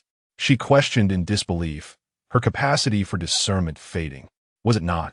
Had it not been over 3 years? 3 days. What 3 days? Yes, 3 days ago, you attended a wedding banquet, promising to return today. Ying, thank you for keeping your word. What? Liu Fuyi furrowed her brow and took another step back, nearly stumbling when she struck the corner of the bed, only to be swiftly caught by Pei Zhouwu. Yet his touch filled her with fear, and she withdrew her hand, distancing herself from him. Ying, what is the matter? Do not come closer. Liu Fuyi forbade him from approaching, her pale face etched with doubt. It was impossible. It was not real. None of this was true. Was not real. Ying, do not frighten me. Pei Zhouwu's expression mirrored concern, his eyes attempting to soothe her into calmness. Ying, look at me. I am your husband. We have vowed to each other under the heavens, promising a lifetime of affection and unwavering loyalty through the tempests of life. We are companions, the closest of souls in this world. He spoke softly, inching closer. His performance was so genuine that even he began to believe it. One wonders if she, during her past performances before him, ever lost herself in the role, believing it to be real. They once promised to hold hands and grow old together. Yet she disappeared without a trace, and their reunion came after many years. Her face remains as beautiful as ever, yet he finds himself unable to comprehend her now. Unbeknownst to him, his eyes began to glisten with unshed tears. Ying, I truly miss you. He gazed at her with deep emotion, hoping she might show compassion for his vulnerability. Would you embrace me, please? Ying, please hold me. He adopted the most humble demeanor, almost pleading for a hug that had been missed for 3 long years. Yet she turned away, feigning ignorance and attempting to leave. Ying. He could not simply let her go. He grasped her wrist tightly and lifted her sleeve, revealing her bloodied hand, marred by the sharp clasp of her jewelry. She held on tightly, but Pei Zhouwu forcefully pried her fingers apart. After removing the bloodied ornament, he gently wiped the blood from her palm with his pure white sleeve. The gesture was tender, yet his tone bore a hint of coldness. Ying has truly changed. Now, she will not even grant me a mere embrace. Chapter 73. Which husband do you love more? Liu Fuyi withdrew her hand and distanced herself slightly from Pei Zhouwu. At that moment, her eyes were clear, as if she had finally come to a realization. The memory of Pei Zhouwu, bound by iron chains, with every movement echoing in her dreams during countless sleepless nights, flooded her mind. The Pei Zhouwu before her was indeed the same man, yet he was no longer the one from 3 years ago. It was precisely for this reason that she deliberately mentioned Shenzina, attempting to evade the situation, yearning to escape the meticulously crafted vortex surrounding her. The tumultuous waves within her heart surged higher and higher, crashing against her until she felt utterly exposed and vulnerable. The long-standing deception was laid bare before her without warning, leaving her no opportunity to prepare her words. Don't come any closer. As Pei Zhouwu approached step by step, her heart raced uncontrollably, forcing her to retreat further. That Officer Kong is your man. He took Zeno away. I always found it strange that he was so eager to help me, as if he were trying to lead me somewhere. Moreover, he mentioned going to hot springs, yet he appeared completely dry without a trace of. As she found herself with no retreat left, Pei Zhouwu stood firmly before her. With his broad frame blocking her escape, she felt cornered. The intense pressure radiating from his gaze rendered her speechless, leaving her stuttering. From the moment he entered, his eyes had never strayed from her, and now they were fixated on her face, drawing closer until his body nearly pressed against hers. He lifted his hands, gently caressing her face with his fingertips before cradling it tenderly. Say that you miss me, he whispered. Liu Fuyi pressed her lips tightly together, finding herself at a loss for words. Suddenly, her cheeks grew wet as crystalline tears slipped down her face. Yet, these tears were not her own. They belonged to Pei Zhouwu. He held her face so closely that when he cried, his tears fell upon her skin. Ying, say that you regret it, that you did not mean to abandon me.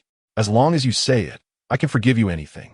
His tears flowed in a continuous stream, each drop like a broken pearl, bitter and sorrowful, revealing the depth of his pain.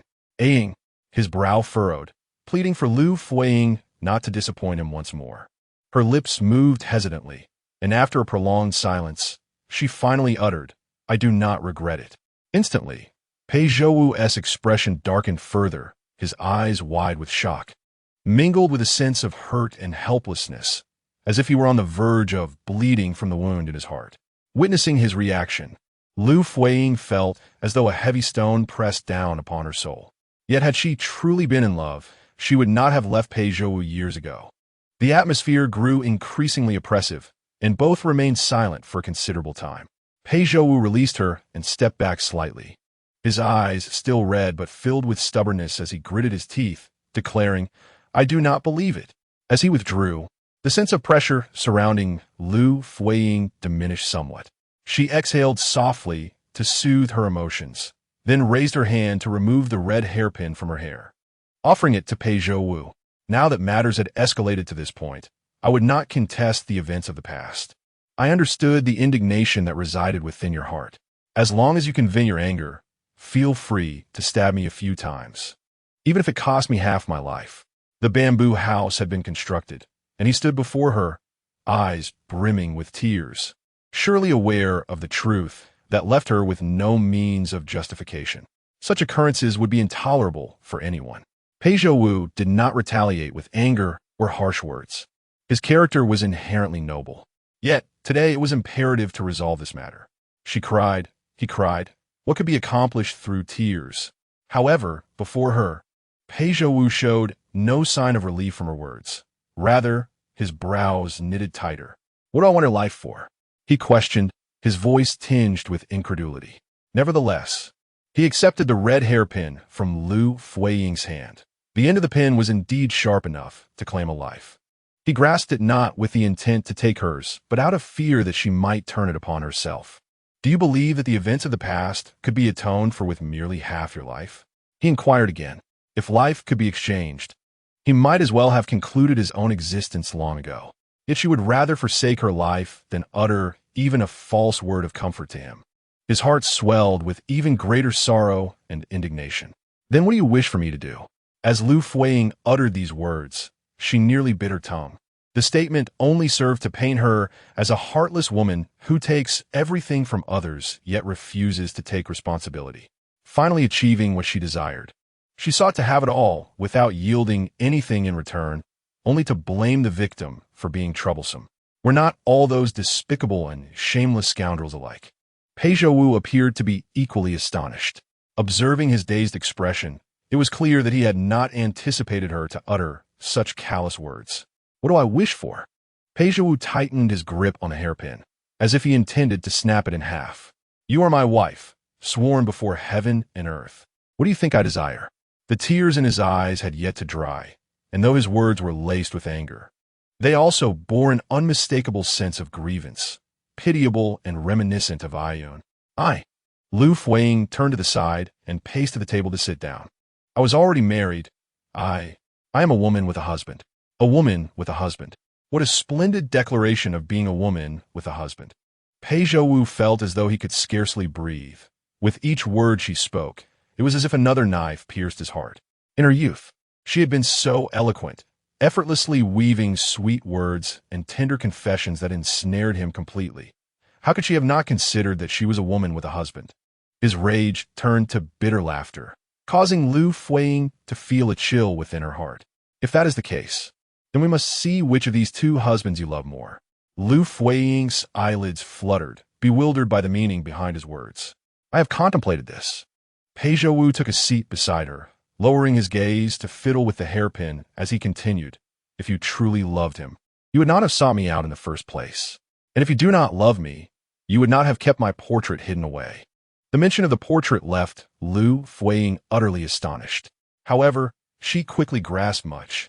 Indeed, during her time in Yunnan, she had painted a portrait of Pei Zhouwu, a piece that only she and Jean Li had seen, aside from the mischievous Xixing who had rummaged through her belongings. With Xixing now missing, it was likely the work of Pei Zhouwu. Xixing had already encountered Pei Zhouwu, and it was reasonable to assume that the secret of the portrait had been divulged to Pei Zhouwu by Xixing. Furthermore, what of Shen Xunyan? Did he not also possess prior knowledge of our affair? Was that not the reason he sought to prevent me from entering the Shun household, fearing a chance encounter between us? Given that he was already aware, yet never mentioned a word of it within the military, even maintaining a calm demeanor while discussing strategies with me. What does that reveal about him? As he clenched his jaw, words slowly escaped his lips. It suggests he holds no affection for you, thus remains indifferent to your infidelity. At the utterance of the word infidelity, he abruptly paused. Did not these two syllables imply his acknowledgement as the third party in their union, a mere adulterer? Chapter 74. Once again, a paramour, Liu Fuyi, silently pressed her lips together, daring not to utter a word. After all, was it not true that she had once committed adultery with Pei Zhouwu? Furthermore, Pei Zhouwu had been unwittingly thrust into the role of a paramour, and with his disciplined and principled demeanor, had he been aware, he would have never engaged in such an act. She recalled how, even when she stood before him in her nakedness, he had managed to restrain himself. Such an upright and honorable man could never partake in such deeds. One could only wonder the turmoil he endured within himself, battling the conflicts between morality and propriety upon discovering that he had inadvertently become another's paramour. "Please, listen to me," Liu Fuyi implored, inching her chair closer to him and gently placing her hand over his, which had tightened around the red hairpin. "My relationship with Shun Xiongyan has been one of mutual exploitation, devoid of any marital intimacy. Throughout these years, I have never shared a bed with him. Moreover, it was he who suggested that I seek companionship elsewhere. I sought his wealth, while he desired my filial piety towards his mother. Shun Xiongyan has long resigned himself to death. He will not live much longer. Were it not for the recent calamities that nearly brought ruin to his family, he would have likely departed this world, clutching the memorial tablet of his beloved." As she spoke, Liu Fuyi meticulously observed Pei Zhouwu's expression. Noticing his earnest attentiveness, she continued, his relocation to Yunnan with his mother was also a prelude to his final arrangements. Yunnan, with its tranquility, devoid of the treacherous intrigues of the capital, is indeed the most suitable place for retirement. Besides, his beloved met her demise here. It is only fitting that he be laid to rest alongside her. A profound silence enveloped them, lingering long after her words had dissipated. Pei Zhouwu studied her face intently, digesting her revelations. Finally, as if clarity had dawned upon him, he spoke slowly. "If that is the case, then it becomes easier to resolve. Since you two share no emotional bond, it would be best to part ways. Concerning wealth, I am not inferior to Shun Xiongyan. I shall provide you with all that you desire." "Absolutely not." Liu Fuyi recoiled, her voice laced with vehement rejection. "No way. No way at all." She turned away, refusing to meet his gaze, her countenance resolute and unyielding as she confronted the matter. "Over the years, I have endured countless tribulations. At long last, I have escaped the clutches of the Liu family abyss, yet I find no respite with the Shun family, where I am equally subjected to torment. Shun Xiongyan, cold as stone, is silent, and the Liu family revels in my misfortunes, seeking every opportunity to undermine me while attempting to leverage my ascent for their own gain. The second branch of the Shun family has mocked me for years over my lack of offspring, and they relentlessly scheme to seize my inheritance. Still unwilling to relent even now, covertly gathering evidence against me. The mere recollection of these grievances brought her to the brink of despair. Not to mention, the Shun family harbored an elderly matriarch prone to madness, who required my ceaseless care. Turning her head back to Pei Zhouwu, she added, "And you, I have risked everything, even the threat of family annihilation, to seek you out, weaving lies and committing unspeakable acts. What have I done this for? It is to one day seize control of the Shun family fortune. That is the condition upon which Shun Xiongyan and I struck a bargain. It is mine, and no one shall dare to disrupt it. The effort I have poured into achieving the present result. Can it be so easily dismissed? When one can simply say, let it go, or do not want, what does that render my years of toil? Is it merely a jest? And what my own worth?" As Pei Zhouwu posed these questions, Liu Fuyi's previously resolute heart trembled uncontrollably. "Am I destined to be deceived and exploited by you?" Listening to his voice, It seemed she was on the verge of tears once more. Liu Fuyi lowered her head and softly replied, I owe you an apology. You owe me an apology? Pei Zhouwu's lips quivered, his voice trembling. So, in the end, it all amounts to my misfortune, does it not? That is not my intent. Then what is your intent? Liu Fuyi, unwilling to confront the reality, tightly shut her eyes. After a moment, she slowly opened them, turned to grasp Pei Zhouwu's hand, and said, If you are willing, we can return to the way we were. He abruptly stood up. Su Yueying. He still addressed her as Su Yueying. Yet the astonishment in his expression was genuinely distressing. Are you preparing to have me be your clandestine lover once more? His heart swelled with both anger and pain, and his eyes reddened instantly. Please do not be agitated. Since you refuse to divorce, I shall seek out Shun Xianyan. With that, he turned to leave. Liu Fuyi, rising in haste, stamped her feet anxiously and rushed to wrap her arms around his waist. Husband. Initially, Pei Zhouwu intended to push her away, but the tender, soft utterance of husband halted him. Seeing him relent slightly, Liu Fuyi pressed her advantage, maneuvering in front of him, tightening her embrace around his arm, resting her chin against his chest, and gazing up at him with doe-like eyes. Husband, in my heart, you are my true husband. Pei Zhouwu furrowed his brow, yet his gaze softened, and with it, tears began to cascade down his cheeks. Truly, he was deserving of being Shiyun's father, forever prone to tears. You're lying. He accused her of falsehood, desiring her to affirm the truth of her words. Liu Fuyi had always possessed a knack for understanding hearts. Having once coaxed him into unwavering loyalty, how could she falter now? Husband, did you not say that if I did not love you, I would not have kept your portrait hidden for so long? You are so handsome, gentle, and considerate, and you love me so dearly. How could Shun Xianyan compare? In my heart, there is no place for him. She tilted her face, her cheek gently brushing against the spot on his chest where she had once been wounded. Beside it was his heart. When she closed her eyes to listen, it always evoked memories of those summer nights long ago when she would lie on him, even amidst the heat. In terms of affection, she truly had no feelings for any other man. Pei Zhouwu, he was the one she cherished. As for love, she was uncertain. She did not comprehend what love truly was. Just as Pei Zhouwu, aware of her deceit, still chose her. Was that love? And what of her? Her lack of an equally steadfast choice for him. Did that signify a lack of love? Yet, as he had stated, if she did not love him, why had she safeguarded his portrait for so long? My beloved, you are the one I cherish above all others. I simply do not wish for my years of effort to be in vain. The promises made to me are treasures I must secure, for I cannot bear to dishonor the struggles of these past years. My dear, would you grant me this wish? Even if it leads to our separation. I implore you for time to contemplate my future. I assure you, I shall provide you with the recognition you deserve. For now, I must merely bide my time. She never imagined that she and Pei Zhouwu would have the chance to meet again. My beloved? She lifted her gaze to him, her eyes meeting his tear-filled ones. Please, do not weep. Your tears cause my heart to ache. Were these words meant for her? Speaking them felt profoundly strange. My dear, you are truly mischievous. Did you know that I was utterly startled upon seeing a bamboo house that resembled the one in Shangshan? Mischievous?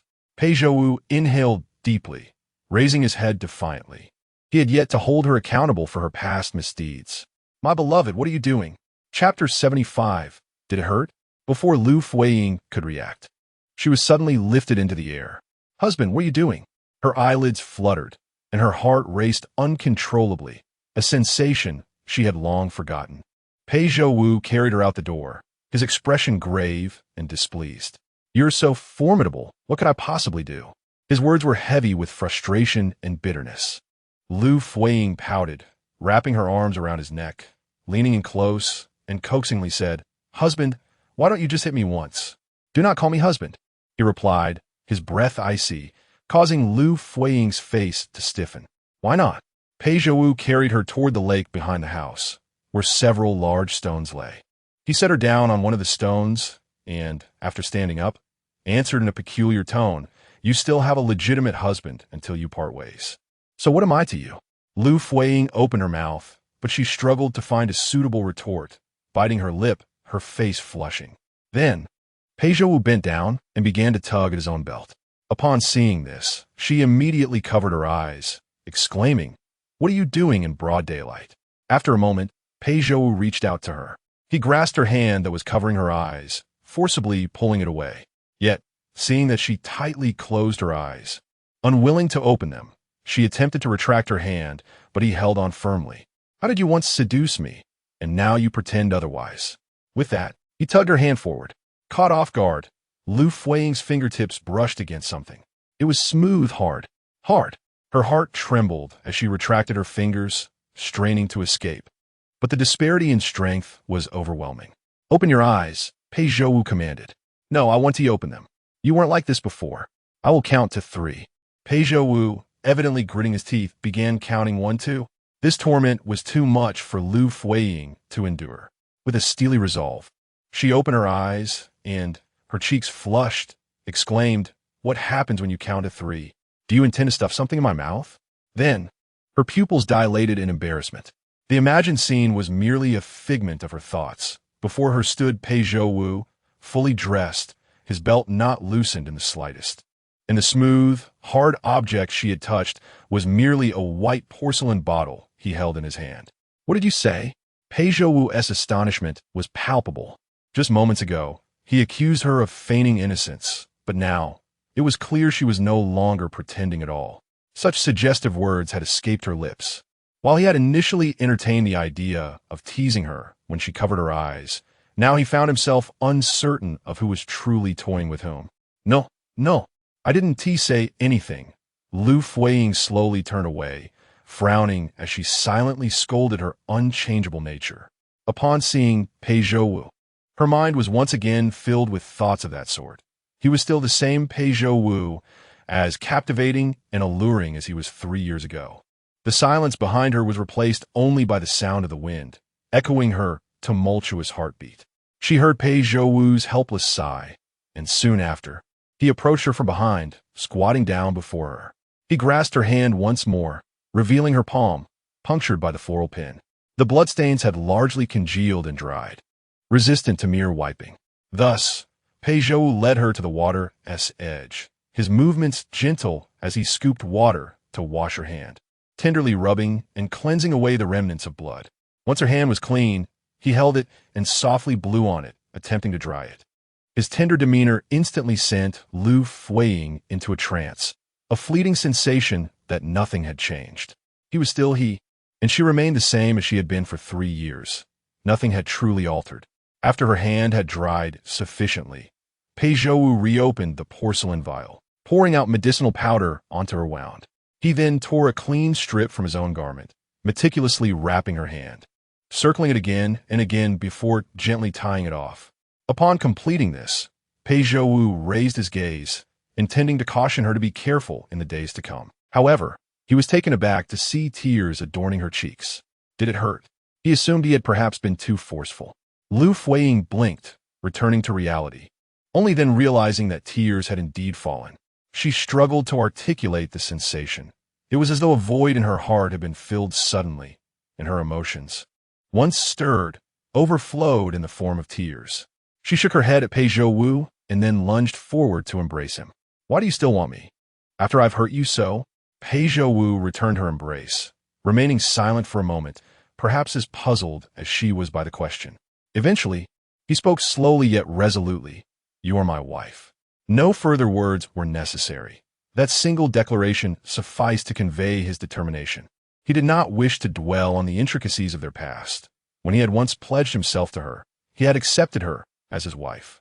That had been the case then, and it would remain so forevermore. Liu Fuyi sniffled, gathering her composure, and after stepping back from his embrace, she took hold of his hand. It was then that she noticed the severe redness and swelling at the tip of his right middle finger, indicating a serious injury. That vial of medicine must have been intended for his wound. "How did you injure your hand?" Just as she was about to investigate further, Pei Zhouwu withdrew his hand. "It's just a minor injury," he dismissed nonchalantly. This was the scar left from the night he had recklessly retrieved the luminescent wood from the coal. In retrospect, he considered his actions rather foolish. Clearly unwilling to discuss it, Liu Fuyi refrained from probing further, mindful that his temper had not yet fully dissipated, and she wished to avoid provoking him. "Hubby," she cautiously called out again, and indeed, he stiffened at the title. "Do you enjoy being called hubby?" he inquired. "Not all." Liu Fuyi understood the implication behind his words, playfully tugging at his sleeve. "I've only ever called you hubby. I've never addressed Shun Xiongyan that way." He said I wasn't worthy of such a title. Upon hearing this, Pei Zhouwu's expression darkened further. The notion of unworthiness ignited his indignation. Despite the extent to which Aang deceived him, he still hesitated to utter a harsh word to her.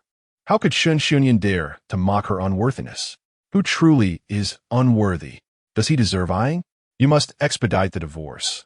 If this drags on, I shall personally intervene. Very well, I understand. Liu Fuyi verbally assented, yet her heart was laden with worry. Divorce is not so simple. Once severed from the Shun family, would the wealth she has schemed for so long still belong to her? My dear husband, should we not descend the mountain for now? The moment these words escaped her lips, Pei Zhouwu's expression shifted dramatically.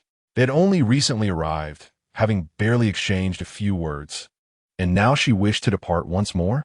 My dear husband, I fear the two children may weep and wail, to prevent anyone from disturbing us.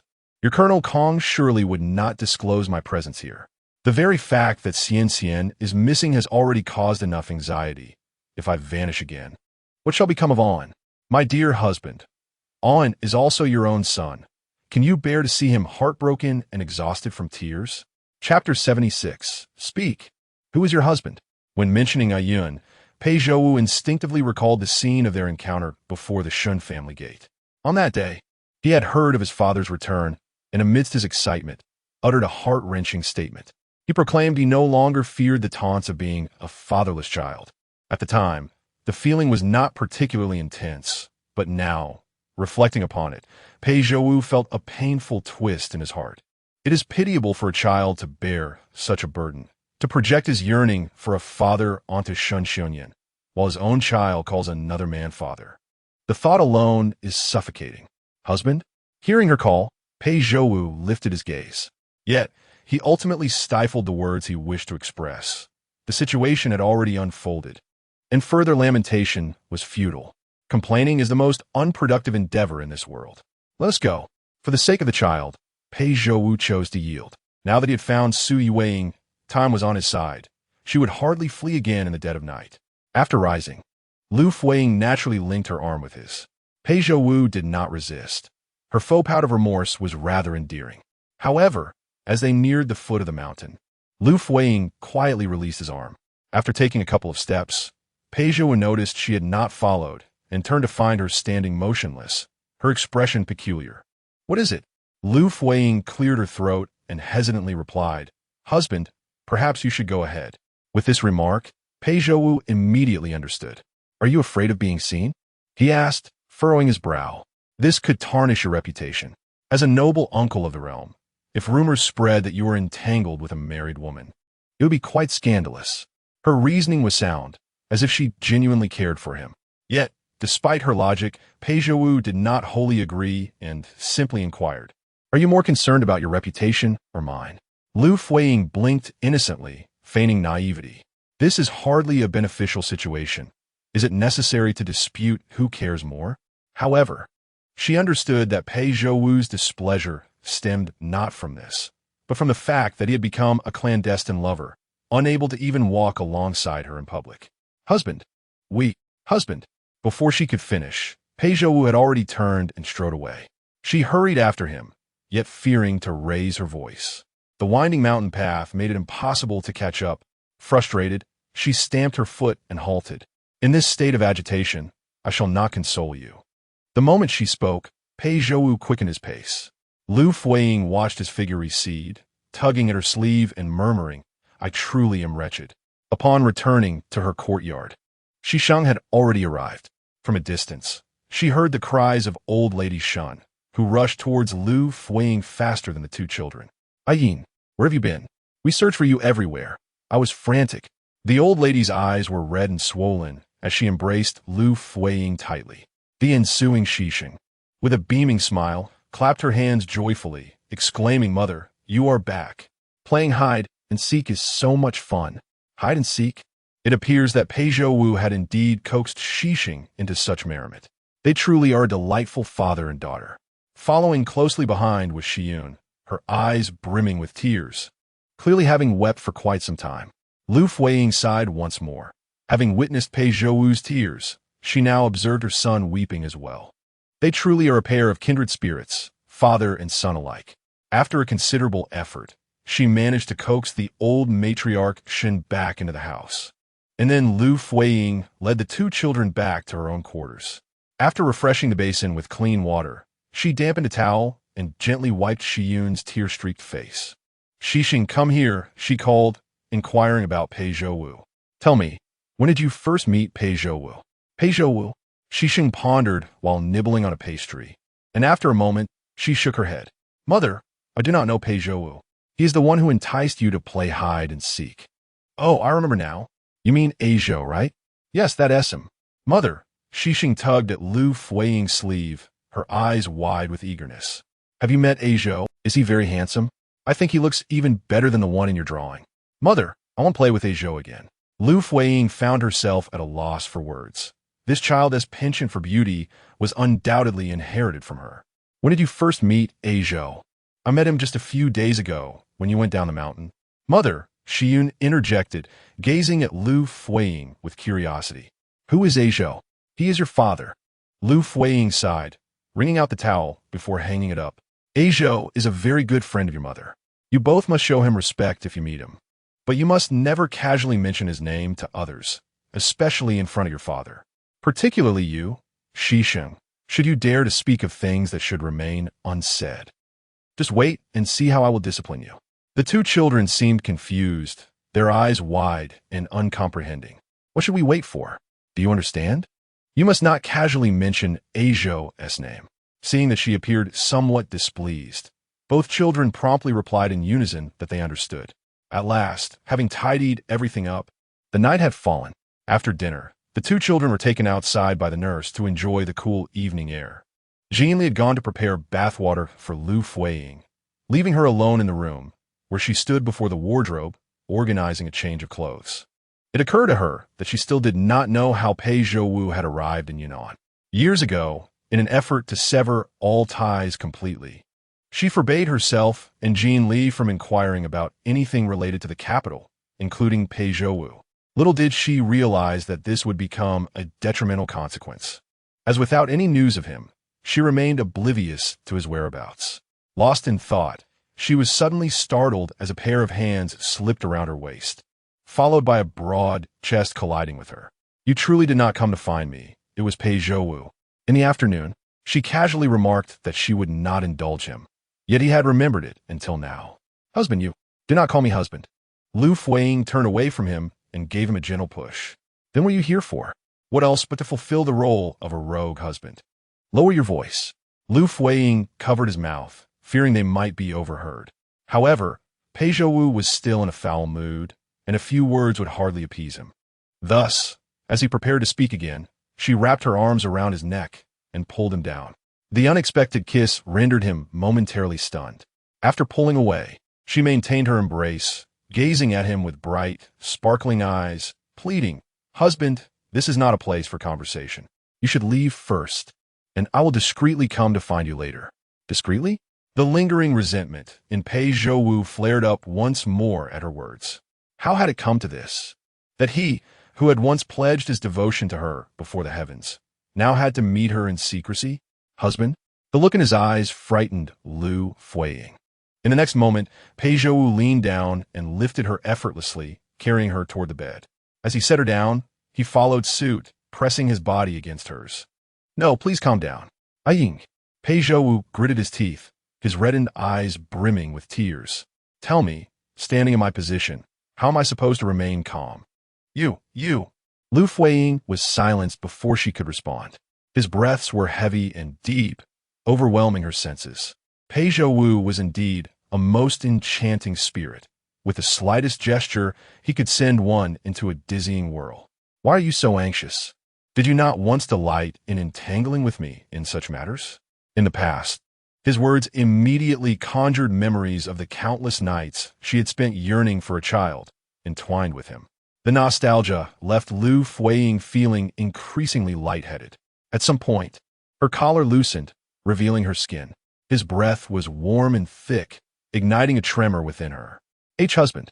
Pei Zhouwu exhaled heavily, his warm breath enveloping her neck, making her limbs feel weak. His fingertips pressed firmly against her lips while a sharp pain shot from her collarbone.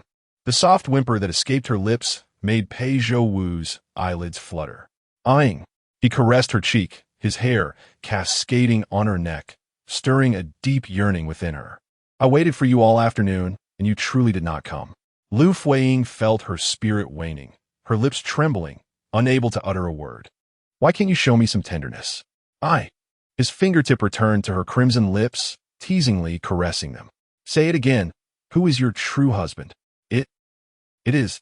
Before she could finish, a sudden knock at the door interrupted, followed by a voice that sent Liu Fuyi into a panic. Liu Fuyi. It was Shun Xianyan. Hearing his voice, Pei Zhouwu's bright eyes darkened, a flicker of wrath threatening to shatter the night as tranquility. You may enter. I have something to discuss with you. Shun Xianyan knocked once more. Inside the room, Pei Zhouwu remained ensconced, seemingly disinclined to rise, yet remarked, Your husband has arrived. He is calling for you. Will you not respond? Liu Fuyi's heart raced, almost lodged in her throat.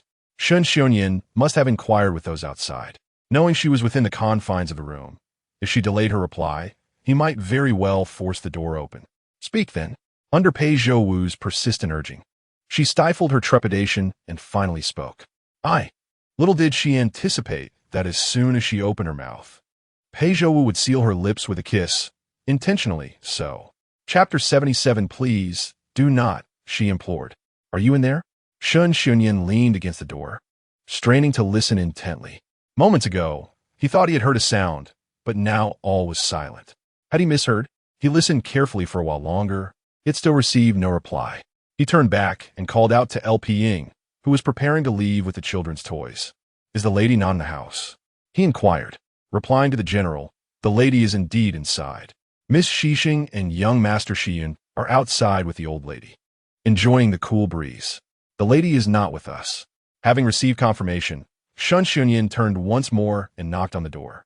We had agreed upon this, that if you're still upset, there is no need to hide away. Speak your mind face to face. He believed that Liu Fuyi was still angry with him for having upset Shiyun the other day. However, inside the room, Liu Fuyi was pinned tightly to the bed, unable to move. Her luminous eyes were clouded with mist, whether from anger or fear, she could not tell. Get up, she whispered, lowering her voice to the barest whisper. Pei Zhouwu seized the opportunity for revenge.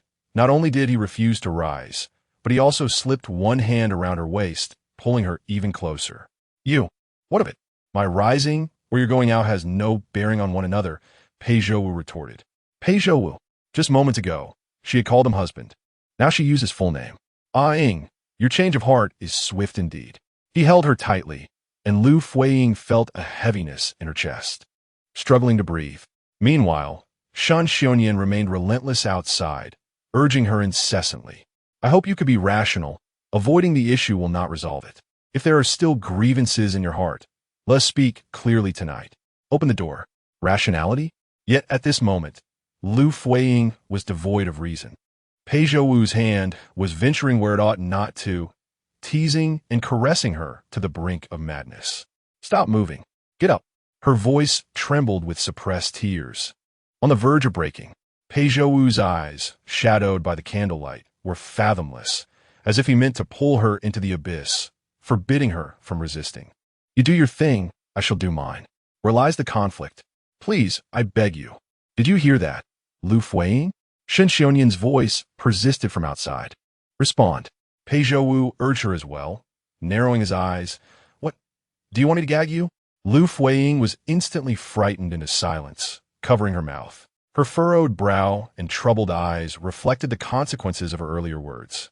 It was all her fault for having said that thing in the afternoon. Pei Zhouwu, once so pure and upright, would never have considered such things. Now, her one utterance had led him astray. Do not speak. Liu Fuyi turned her head, still covering her mouth, fearing that if she opened it, he would interrupt her again. Shun Xiongyan, do not call out. I am changing. Outside, Shun Xiongyan halted his hand mid-knock, stepping back slightly, his brows knitting together. Liu Fuyi's voice sounded peculiar, heavy and muffled. Even through the door, it should not have carried such a tone. Listening to her change clothes while hiding in the cupboard was peculiar. However, since she had expressed her discomfort, he naturally refrained from intruding. After he positioned himself in the courtyard, Jin Li approached from the side room. Upon seeing Shun Xiongyan standing with his back turned, she thought he might be there to admonish her mistress for not keeping an eye on the children. Yet, she always felt timid around Shun Xiongyan, rarely daring to speak, and thus did not greet him. She had grown up alongside Liu Fuyi as a maid, who had always indulged her, making her less constrained than other maids. When she reached the door, she pushed it open. Madam, the bathing water is prepared. Ah? The sight of intertwined figures on the bed immediately caught Jin Li's eye. Her scream was instinctive. Jin Li. Liu Fuyi looked up at her, her complexion draining of color in response to Jin Li's outcry. Shun Xiongyan was still outside. What if he were to walk in? However, Pei Zhouwu appeared unperturbed, even casting a glance back that bore no trace of fear, as if to say, what if I am seen? Or perhaps he secretly relished the thought of being observed. What is wrong? Shun Xiongyan heard the commotion and turned back, noticing Jin Li standing in a daze. Instinctively suspecting something was amiss with Liu Fuyi, he hurried back, having sensed something odd in her voice moments ago. As he approached, Jin Li finally regained her composure. My foot. She bent down, feigning pain, simultaneously grasping the doorknob to close the door just as Shun Xiongyan reached it. I kicked the threshold. It hurts terribly. Once the door was secured, she pretended to crouch down, cradling her toes. Shun Xiongyan paused there, caught in indecision, before finally uttering, is she not dressed yet? Yes. Indeed, the madam is still changing. Jin Li dared not lift her gaze, fearing he might discern her anxiety and guilt. The memory of the scene she had witnessed caused her to tremble uncontrollably. How could they live this down if word got out that a man was in her mistress's bed? Then I shall wait for her. Shun Xiongyan replied with a composed expression, retreating to the courtyard, his eyes occasionally glancing toward the door, leaving his thoughts shrouded in mystery. Inside, Liu Fuyi had made several attempts to push Pei Zhouwu away, but no matter how forcefully she tried, she could not budge him. You must get up first. Let me go out and send him away. Go out? Pei Zhouwu's face clouded with displeasure as he tugged at his clothes. I asked you to respond, not to step outside. Can't you just let him leave? I am still here. Do you wish to confront him? Husband. Who is your husband? Pei Zhouwu abruptly rose, a hint of moisture flickering in his gaze. Of course, it is he. He is your husband, and you must regard him as such. As for me, I am merely your what was she?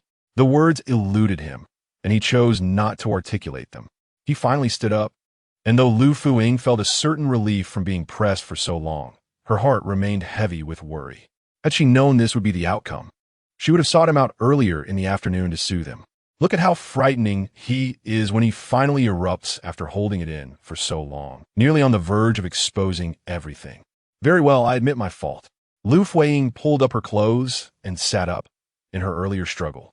One of her shoes had fallen off, but she paid it no heed. Barefoot, she leapt into Pei Zhouwu's embrace, whispering gently, do not be angry. I will let him go. What is he, after all? Merely holding a nominal title, while you are the true husband with whom I shall bear children. In my heart, you are of utmost importance. As she looked up at Pei Zhouwu, her attire was hastily gathered, and upon rising, it had loosened considerably once more. Chapter 78.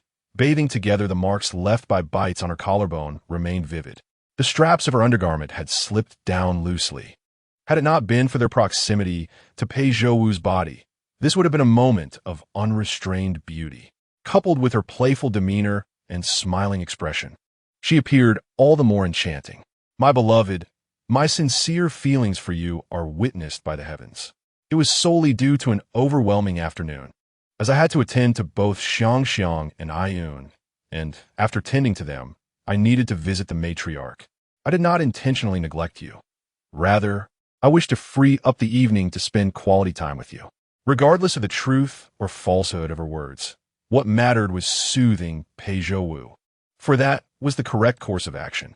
I was just about to bathe, thinking to freshen myself up before meeting you for a warm embrace. Recalling the sight of him, eyes glistening with emotion, pleading for her embrace, she found it rather amusing. Did you not desire my embrace? Shall we indulge tonight? Setting aside all else, since fate had once again brought Pei Zhouwu to her side, she resolved to savor this moment of beauty, for such exquisite beings were not commonplace. With that, she turned and called toward the doorway, genially, "Yes, my lady, what is your command? Is the general still outside? Kindly ask him to return. Telling him I am weary and wish to rest." Understood. Genially nearly ground her teeth in trepidation. Earlier, the lady had indeed mentioned her reunion with the Duke of Pei, yet she never anticipated their hurried escapade would unfold so soon. If they were to engage in such activities, they ought to at least lock the door. The young master and mistress could intrude at any moment. Not to mention the old matriarch often wandered into her quarters.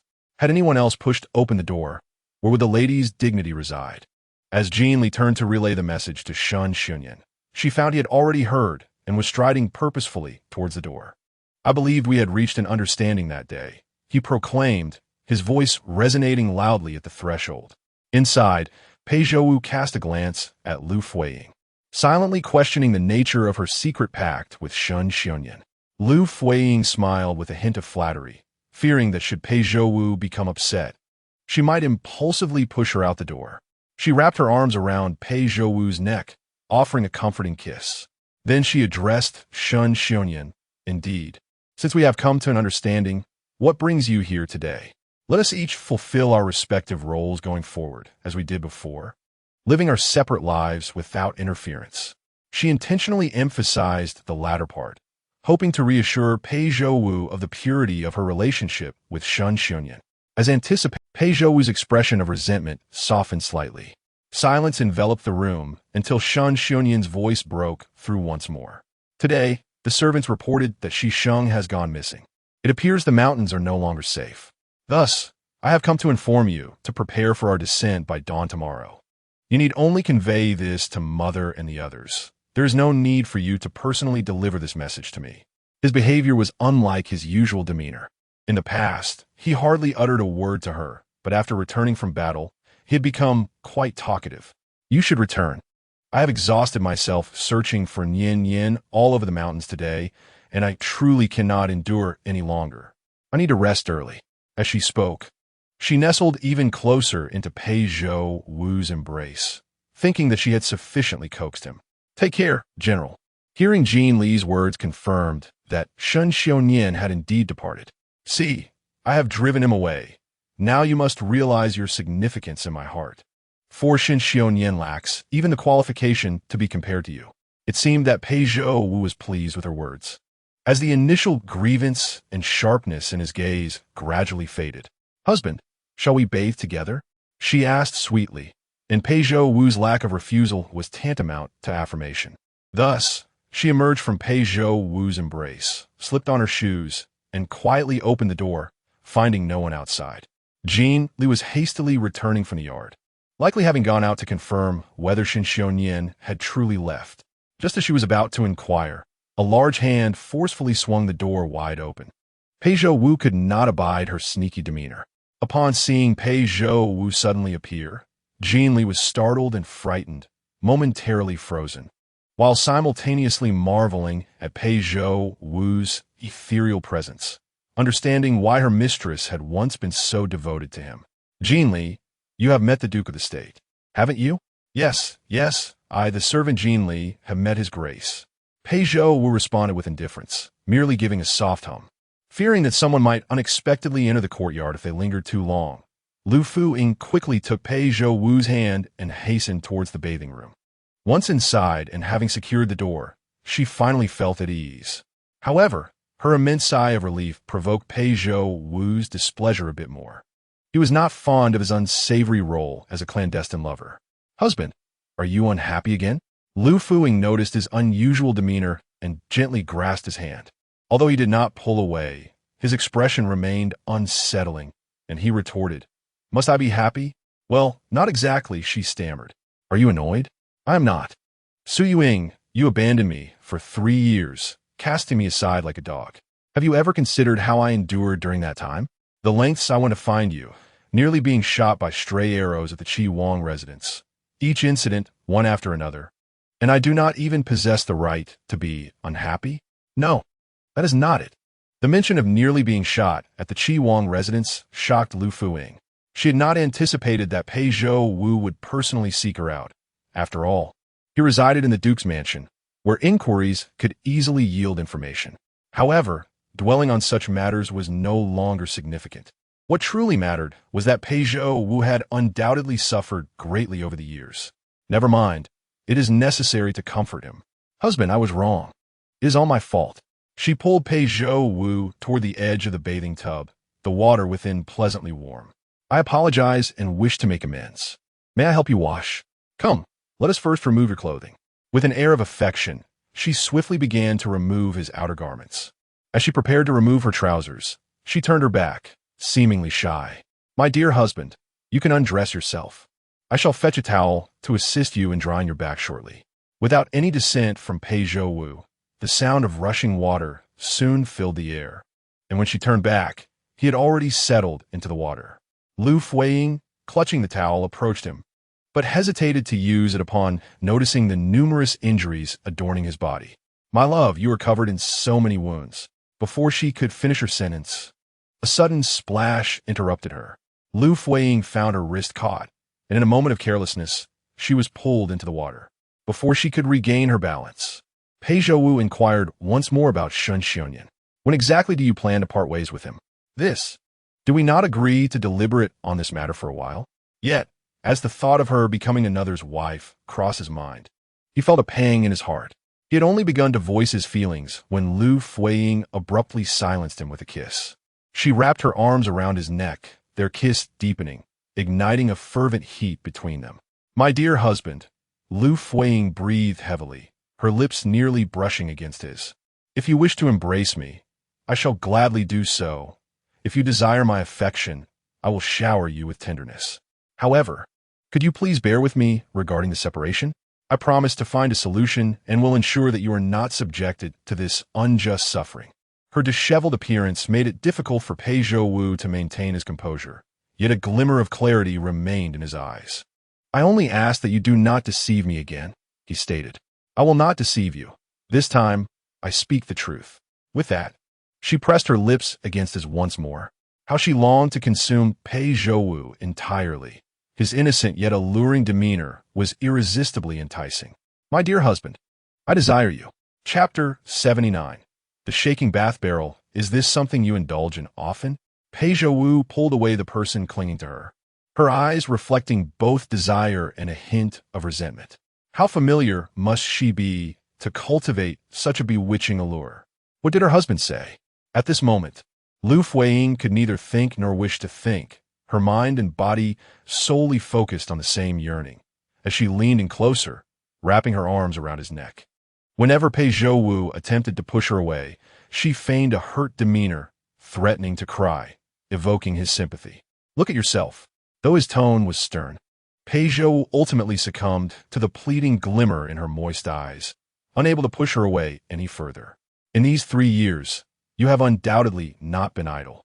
At this, Liu Fuyi finally grasped the implication. It was a delicate balance. Being indifferent to him was impossible, yet appeasing him was equally challenging, truly a difficult task. How can you say such things about me, my husband? Do you perceive me as such a frivolous and wayward person? Pei Zhouwu averted his gaze, unwilling to meet her enticing expression. His meaning was abundantly clear. He was evidently awaiting her explanation, particularly regarding her adeptness in such matters. Especially that one phrase about putting things in her mouth. He felt embarrassed even contemplating it. How could she dare to utter such words? In the past, at Xiangshan, they had never engaged in such acts.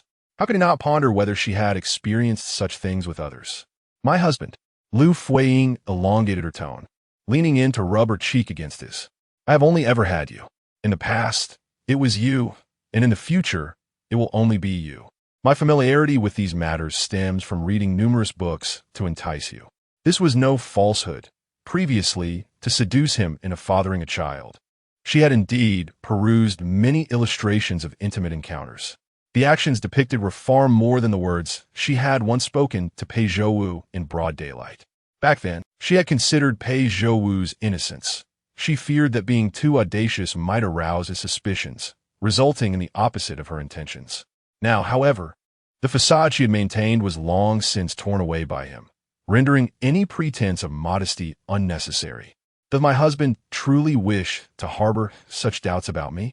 Pei Zhouwu turned his face, his brows knitting together as he spoke. So it seems you imply this is somehow my fault? No. Liu Fuyi, with one hand around his neck and the other caressing his face, insisted. How can my husband be at fault? It is because you love me too deeply, unwilling to let others encroach upon me, that you feel distressed and speak thus. I can sense your affection, my husband. Sweet words. Pei Zhouwu had long been aware of her silver tongue. He recalled how he had been deceived by her in the past. Had she ever spoken anything unpleasing? She had even sworn never to abandon him. Yet what was the outcome? She had walked away for more than 3 years. Very well. Since my husband does not trust me, I shall say no more. I will take my leave. She pretended to walk away, but Pei Zhouwu discerned her ploy of feigned retreat and in acquiescence pulled her back.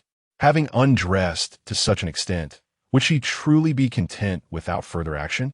Indeed, as soon as he grasped her arm, she clung to him like a serpent entwining its prey. I knew my husband could not bear to part with me. Settle down. Why, even in such a state, do you still refuse to accept me? She pouted, ready to turn away once more. Pei Zhouwu inhaled deeply, his heart softened by her plight. After pulling her back, he firmly grasped her chin and kissed her passionately, their bodies colliding with the edge of the bathtub, producing a creaking sound. Be gentle, my husband. This bathtub in the inn is rather fragile. Yet, before the impact, Pei Zhouwu had supported her back with his hand, alleviating any discomfort. However, she smiled at him coyly and provocatively remarked, I like it when my husband is like this. Her hand beneath the water was undeniably mischievous, exploring places that rendered him momentarily stiff. Do you truly enjoy this? Pei Zhouwu earnestly wished to know. In the past, and still now, she appeared equally enamored. I do, Liu Fuyi replied, playfully biting his wet Adam's apple, and added, I adore you the most. I love doing this with my husband. Pei Zhouwu was both astonished and amused. Who could deny her? That very term was likely coined for her. Soon, they were engulfed in a flurry of kisses, igniting a fervor that seemed to warm the bathwater itself.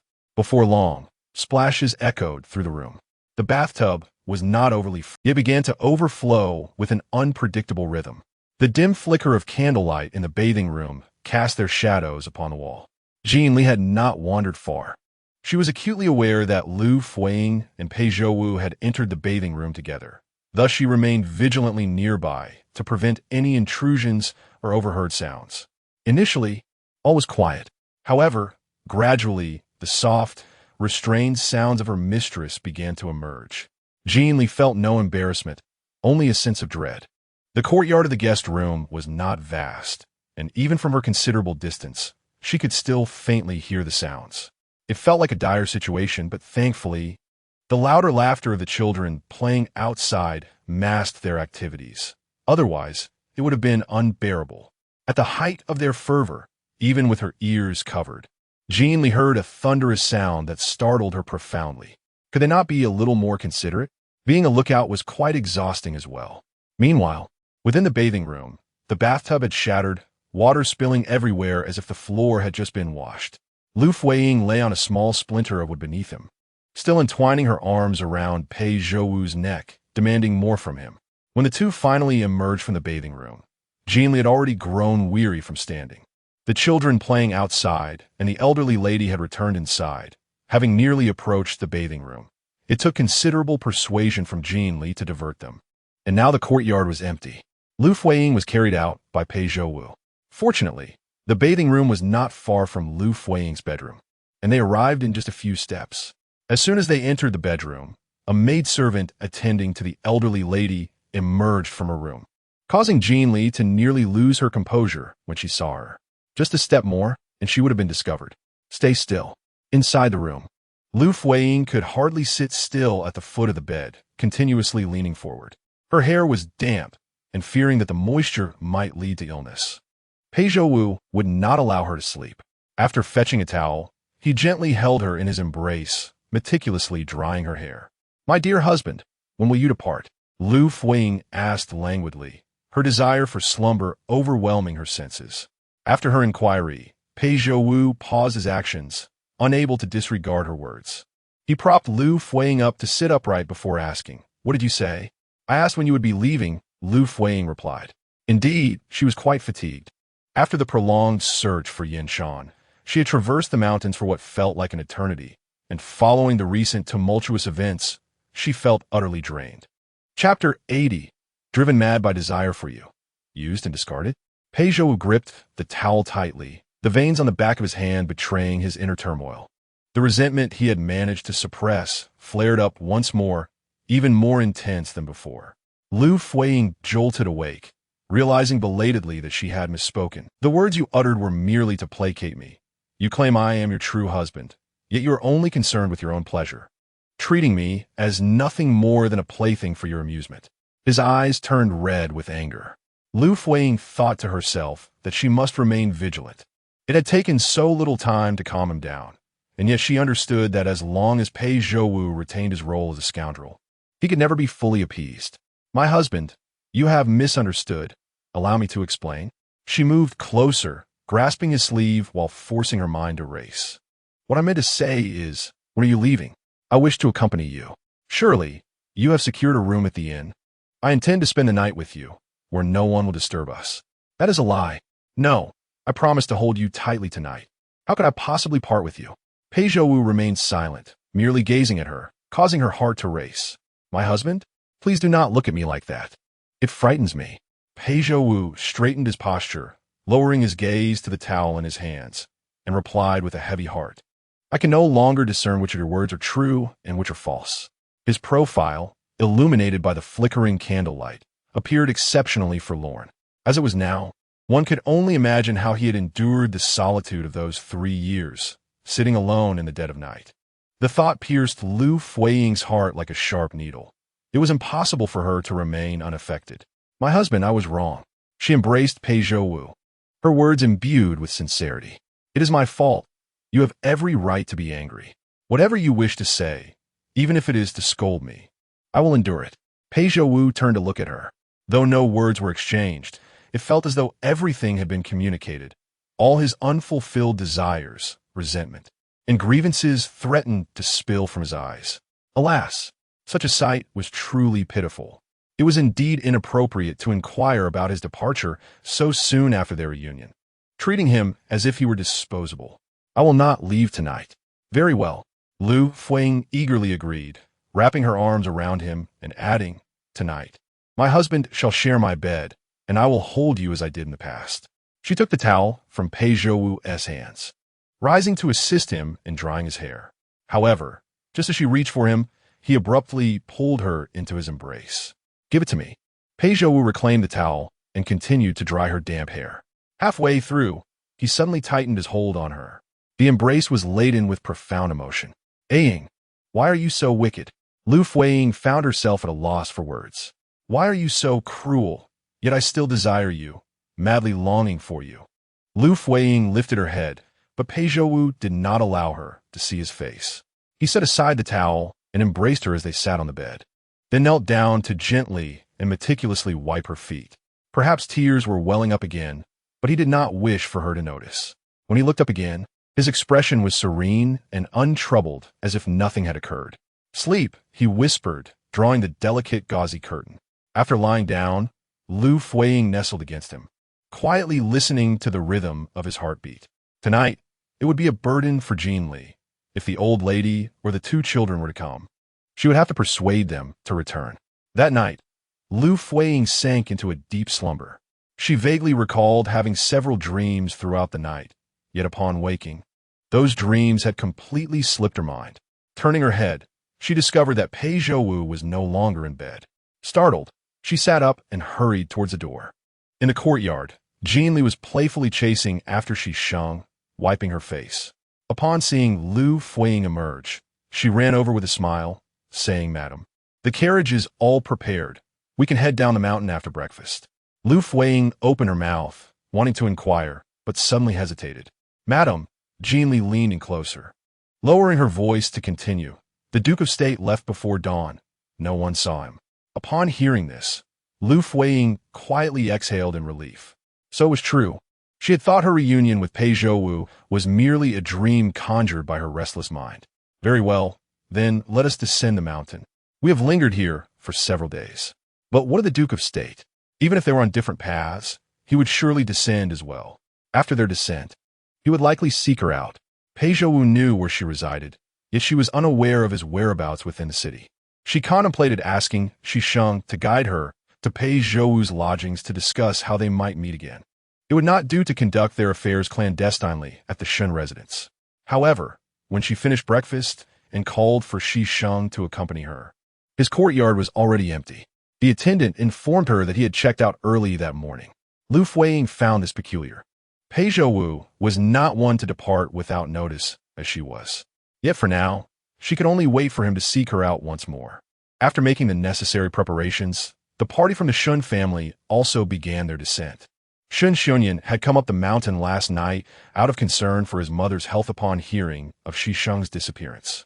He then hurried back down to the Shun residence and did not accompany Liu Fuyi and the others in the morning.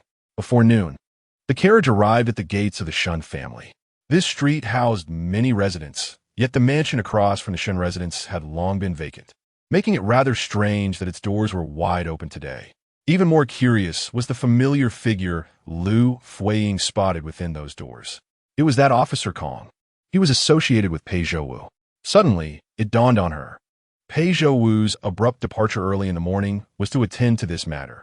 He had moved across from the Shun residence. Did he really have to make such a dramatic spectacle? Liu Fuyi pressed her hand against her heart, feeling a surge of anxiety as she entered and returned to her courtyard. Not long after taking her seat, Li approached with a note, claiming it had been secretly passed to her from outside, intended for Liu Fuyi. Upon unfolding it, the words made her eyelids flutter incessantly. "Come swiftly, or I shall visit personally." It was evident that this was penned by Pei Zhouwu. What did he possibly want? Liu Fuyi murmured to herself, clutching the note. "What do the ladies say? Xian and Shiyun, as well as the old matriarch, are all present?" Xian and Ayun had expressed their longing for the goldfish in the garden pond, urging El Peng and the others to take them there, while the old matriarch, weary from the bumpy journey, should now be resting in her courtyard. Very well then. Liu Fuyi rose and made her way toward the courtyard. If she were to delay her visit, it would take considerable effort to pacify Pei Zhouwu later.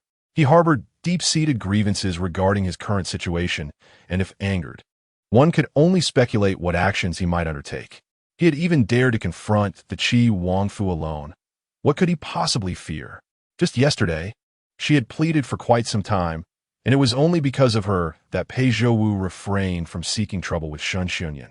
Upon reaching the entrance, Li concocted an excuse to send away the gatekeeper, and Liu Fuyi cautiously ensured that no one was passing by before stepping through the opposing gate.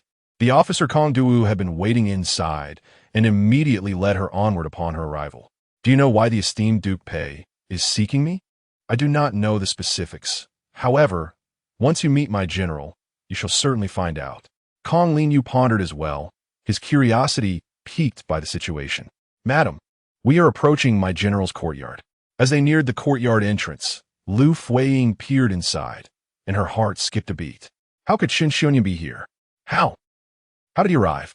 Liu Fuyi sidled aside, whispering to Kong Linyu, "When did Shun Xuanyan come?" "General Shun? He has been here for quite some time." "For quite some time." So, Pei Zhouwu had deliberately summoned her at this moment. What on earth was his intention? "Madam, please follow me." Chapter 81. The joy of infidelity. Liu Fuyi was led towards the back gate that circumvented the courtyard. She felt a slight sense of relief. Pei Zhouwu still seemed to harbor some reservations. After entering through the side door and traversing a short pebble path, she pushed open a door, revealing a bedroom that must belong to Pei Zhouwu. His actions were remarkably swift. He had descended the mountain earlier that day, and now, as this thought crossed her mind, she was suddenly startled. The room was impeccably tidy, and the arrangement of furnishings suggested that it had not been prepared in a single day. Could it be that he had been planning this for several days? It made sense, after all. The bamboo house on the hot spring mountain could not have been constructed overnight. It was likely that while he had commissioned the building of the bamboo house, he had simultaneously begun to make arrangements for matters below the mountain. And this residence had probably been cleaned and organized in anticipation of his arrival for the past few days. After bringing her in, Kong Linyu left without a word. Liu Fuyi found herself alone in the room, tiptoeing cautiously, wary of making any noise. Peering through the gauzy window, she could vaguely make out the silhouettes of two individuals seated in the courtyard, though their conversation remained inaudible. Kong Linyu had circled around to the entrance of the front courtyard, allowing Pei Zhouwu to catch sight of him. Upon seeing him, Pei Zhouwu understood immediately that Liu Fuyi was now within his quarters. The news of a national uncle residing here still surprised me. When the subordinates reported this to me in the morning, I initially thought I had misheard. Shen Xiongyan lifted his teacup and took a gentle sip. When Zhang mentioned that someone had moved into the opposite door, I paid little attention at first, but upon hearing that the occupant was Pei Zhouwu, my heart surged, nearly causing me to drop the tablet of susu that I held. I immediately wanted to investigate further, but then realized that being overly eager might seem contrived, as if I were unduly concerned about Pei Zhouwu. After lingering for quite some time, I arrived here slowly, yet I could not ascertain the reason for Pei Zhouwu's presence. I only hinted at it indirectly, and his responses were rather nonchalant. Thus, I had yet to discern whether Pei Zhouwu's visit was indeed related to Liu Fuyi.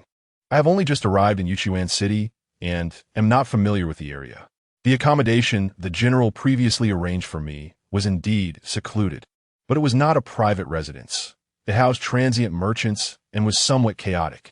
Pei Zhouwu spoke in a neutral tone, while Shen Xiongyan lowered his eyelids, striving to conceal his unease. The place I had arranged for Pei Zhouwu was the farthest from the general's residence, precisely to avoid any encounters with Liu Fuyi. The emperor's decree stated that my return was due in 3 months, a duration neither excessively long nor short. I thought it essential to find a private dwelling in order to recuperate properly and avoid delaying my return, so I had someone inquire and arrange it. I was unfamiliar with the streets of the city, only to discover upon moving in today that it was directly opposite the general's residence. Pei Zhouwu observed Shen Xiongyan's demeanor with keen interest. Shen Xiongyan was indeed a rather intriguing character. According to Qing, it was Shen Xiongyan who had initially suggested that she venture out to seek a man for a clandestine affair. Now he was circling around, probing with subtlety. What? Was he now concerned about Qing? Was that the case? Shen Xiongyan set down his teacup, raising his gaze with a hint of probing. Perhaps it was fate. The mention of fate by Pei Zhouwu caused Shen Xiongyan's lips to twitch slightly. Whether it was destiny or mere circumstance remained uncertain. Moments later, he heard Pei Zhouwu continue with his unfinished thoughts. His mother had sent a letter stating that he was no longer young and should marry soon. Upon his return, she would arrange for his wedding, eagerly anticipating the arrival of grandchildren. The mention of grandchildren instinctively reminded Shen Xiongyan of the 2 children, Xingyin and Shiyun. Suddenly feeling parched, he lifted the teacup he had just set down. Observing this, Pei Zhouwu's eyes sparkled with amusement, and after Shen Xiongyan placed the cup down, he thoughtfully refilled it for him. General Shen has a pair of twins. Perhaps the heavens have whimsically arranged for me to reside across from the general's mansion to share in your family's fortune. Who knows, upon my return, I might also be blessed with a pair of twins, Pei Zhouwu remarked. Upon hearing this, Shen Xiongyan involuntarily tightened his grip on the teacup. Was he overthinking? Why did it seem that Pei Zhouwu's words insinuated not merely a future marriage and children upon his return to the capital, but rather a desire to take the twins of the Shen family away? General Shen has not seen his wife and children for many years. How is his relationship with Madame Shen? The sudden mention of Liu Fuyi caused Shen Xiongyan's heart to tighten. Why bring up Liu Fuyi for no reason? General Shen is adept at military strategy, and I believe he must possess considerable insight into the marital bond. I have heard your wife manages both household and external affairs with diligence and care. Surely, General Shen treats her well, allowing her to be so selfless in her duties.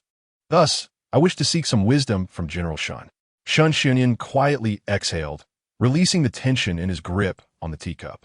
Clearing his throat, he replied, "My wife and I are undoubtedly affectionate." Huh, undoubtedly affectionate. Pei Zhouwu raised an eyebrow, thinking how adept Shen Xunyan was at feigning. Just then, a noise suddenly erupted from the bedroom, resembling the sound of furniture colliding. Both turned their heads in unison. "Is there someone else in the Duke's quarters?" "Indeed," Pei Zhouwu replied lazily with a smile. "I have a mischievous cat that is prone to mischief. Please, General, remain seated. I shall take a look." Pei Zhouwu rose and made his way towards the bedroom. He suspected that Ayin could not resist eavesdropping, likely believing he was confronting Shen Xunyan, which would surely have her worried. Upon entering, he found her crouched beneath the window, propping up a fallen round stool. Their eyes met, and Liu Fuying's nervousness was palpable. Pei Zhouwu approached her but did not close the door. Instead, he pulled her up and pressed her against the small table beneath the window. "What are you doing?" Liu Fuying felt her heart racing, speaking in a hushed tone. "What do you think I am doing? Is this not what you desire?" Pei Zhouwu pressed her against the table, and as she struggled, the table's edge and window frame clashed noisily. "What are you talking about? What do I desire? You have made me your illicit lover. Is this not the thrill of secret rendezvous you long for?" Pei Zhouwu's gaze was filled with melancholy, conveying a clear message. As long as she remained married, neither would find peace. He had waited for 3 years, enduring the passage of time, reaching a point where he could no longer bear it. "Listen to me, Wei." Pei Zhouwu was not inclined to hear her silver-tongued pleas. He pressed his lips against hers, silencing her words. You." Liu Fuying's heart raced, and she struggled fiercely. The table swayed unsteadily, causing the elongated vase upon it to rock back and forth, ultimately succumbing to gravity and shattering on the floor as no one was there to catch it. Liu Fuying's eyes widened in fear. Meanwhile, Pei Zhouwu's expression remained unchanged, his passionate kiss unwavering. In the courtyard, Shen Xunyan, hearing the commotion, turned back. But the open door revealed no trace of Pei Zhouwu.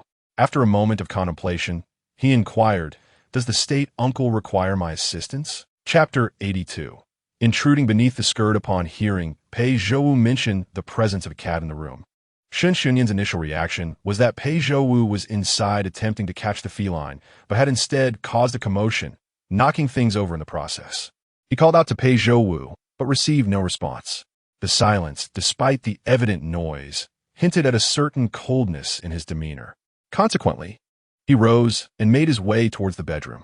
Inside, Liu Fuying found herself utterly restrained, the disparity in size and strength leaving her no room for escape.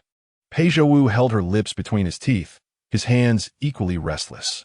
If they were to engage in such activities, it had always been Liu Fuying who had initiated their entanglements. His sudden shift in behavior indicated intention. While struggling, she kept a wary eye on the door. Having also heard Shen Xunyan's call, with no reply forthcoming, it was natural for Shen Xunyan to harbor suspicions and seek clarification. As anticipated, Shen Xunyan soon arrived at the door, even daring to step inside. Their positions were precariously close to the entrance, and if he were to turn his head, he would see everything.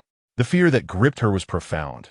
She pushed against Pei Zhouwu's chest with all her might, unable to suppress a sound.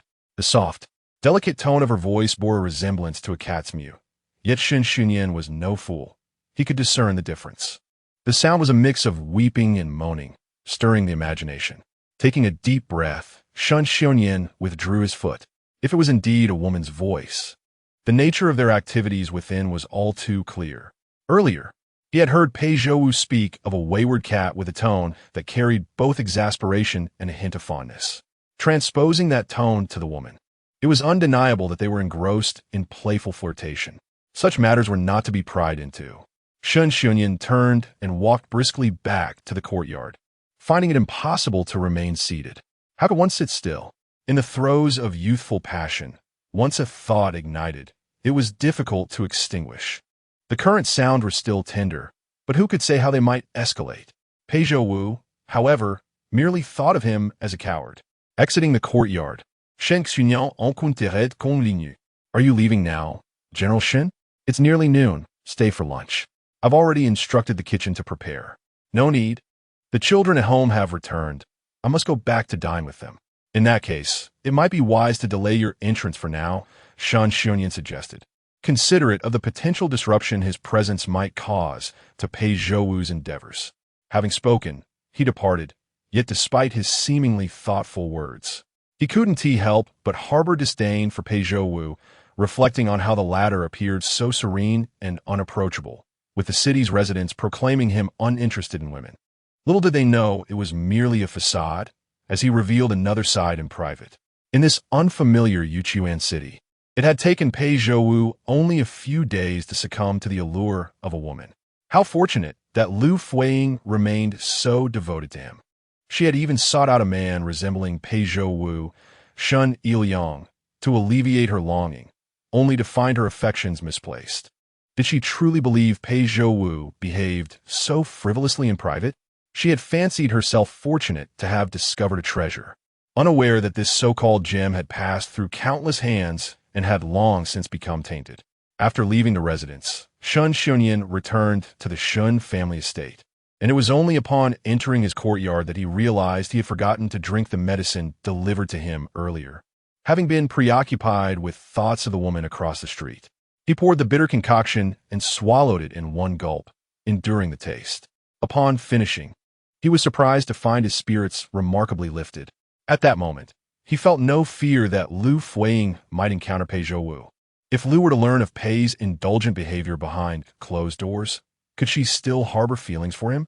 Liu Fuyi, with her lofty self-regard, would surely look down upon someone as frivolous and outrageous as Pei Zhouwu.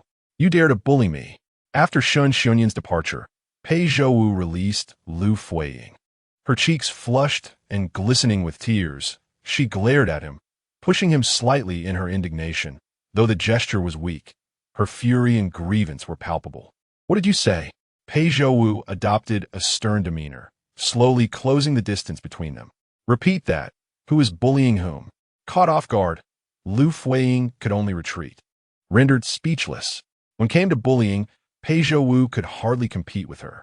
I want to go back. She fled hastily, and Pei Zhouwu, momentarily distracted, found himself grasping at thin air. Sui Weiing, did I grant you permission to leave? By the time he spoke, Liu Fuyi was already out the door. After gaining a considerable distance in the courtyard, she dared to stop and glance back. It's nearly noon. I must return to tend to the children's meals. Your son requires my assistance to eat. Come back here. Husband, let's meet again later. Pei Zhouwu opened his mouth to retort, but the figures in the courtyard had already turned and dashed away, and in no time, their silhouettes vanished from view. How old is he? Pei Zhouwu murmured to himself. Still needing someone to feed him? How could a boy be so delicate? Meanwhile, the Shen household was preparing for a meal, a rare occasion when everyone was gathered. The kitchen had laid out the dishes in the front hall, intending for the family to sit together and enjoy a hearty feast. By the time Shen Xiongyan arrived, the two children were already present. Father, Daddy, both children rushed towards him with enthusiasm. Recalling the agreements made with Liu Fuyi, he felt compelled to set aside his grievances and smile at the children, though thoughts of Pei Zhouwu's earlier remarks still lingered in his mind. Why are there only the two of you? Where is your mother? Mother is not in the courtyard. Is she with grandmother? But grandmother is asleep. Where could mother be? In an instant, Shun Xiongyan's mind erupted with realization. Understanding dawned upon him, and he promptly turned, striding purposefully towards the main entrance. What a gluttonous, unfaithful cat. It is Liu Fuyi who is straying. Anyone would do, even Shun Iliang, but it absolutely could not be Pei Zhouwu. He rushed to the doorway, and before he had even descended the steps, he spotted Liu Fuyi approaching from the end of the alley, a food box in her hand. That direction led to the widow Shen's home. I have long heard of the delectable pastries crafted by the widow of the Shun family. Could it be that I am merely overthinking? Perhaps Liu Fuyi has simply paid a visit to the widow's home? A figure approached gracefully, carrying a food box, pausing momentarily on the steps before Shen Xiongyan. Are you heading out? She inquired. However, Shun Xiongyan's countenance was ashen, and he offered no reply. Then go ahead. Liu Fuyi said, choosing not to engage further. With her skirts lifted, she stepped over the threshold and entered, her fade of composure faltering as she exhaled a long sigh. After lunch, Liu Fuyi decided to take a brief nap. The day's earlier fright had left her feeling unusually fatigued, even without any substantial activity. Time slipped away, and when she finally turned over and opened her eyes, she was nearly startled out of her wits by Pei Zhouwu, who sat before her bed. You are here. I came to see the painting you made for me. Pei Zhouwu scooped her up from the bed and carried her towards the desk piled high with books. The warm weather alleviated any concern about her bare feet growing cold. Take it out, I wish to see. Once she was placed down, Pei Zhouwu leaned lazily against the desk, eager to discover how she had depicted him over the years. How did you get in? No one. Before she could finish her sentence, the voice of the old matriarch of the Shun family echoed from outside. Ayan is inside, right? I specially made the soup she loved as a child. I will bring it to her. No need, dear matriarch, let the maid take it in. Jean Li waited outside, her voice trembling, clearly aware of Pei Zhouwu's presence within. No, I want to personally deliver it to Ayan. Inside, Liu Fuyi was in a state of acute anxiety, pulling Pei Zhouwu and pressing him beneath the desk. Su Yuing, you again. Shou, I beg you, please do not make a sound. When the old matriarch entered, Liu Fuyi sat upright, pen poised, flipping through the account book. Ayan, you must try the peanut rib soup I made for you.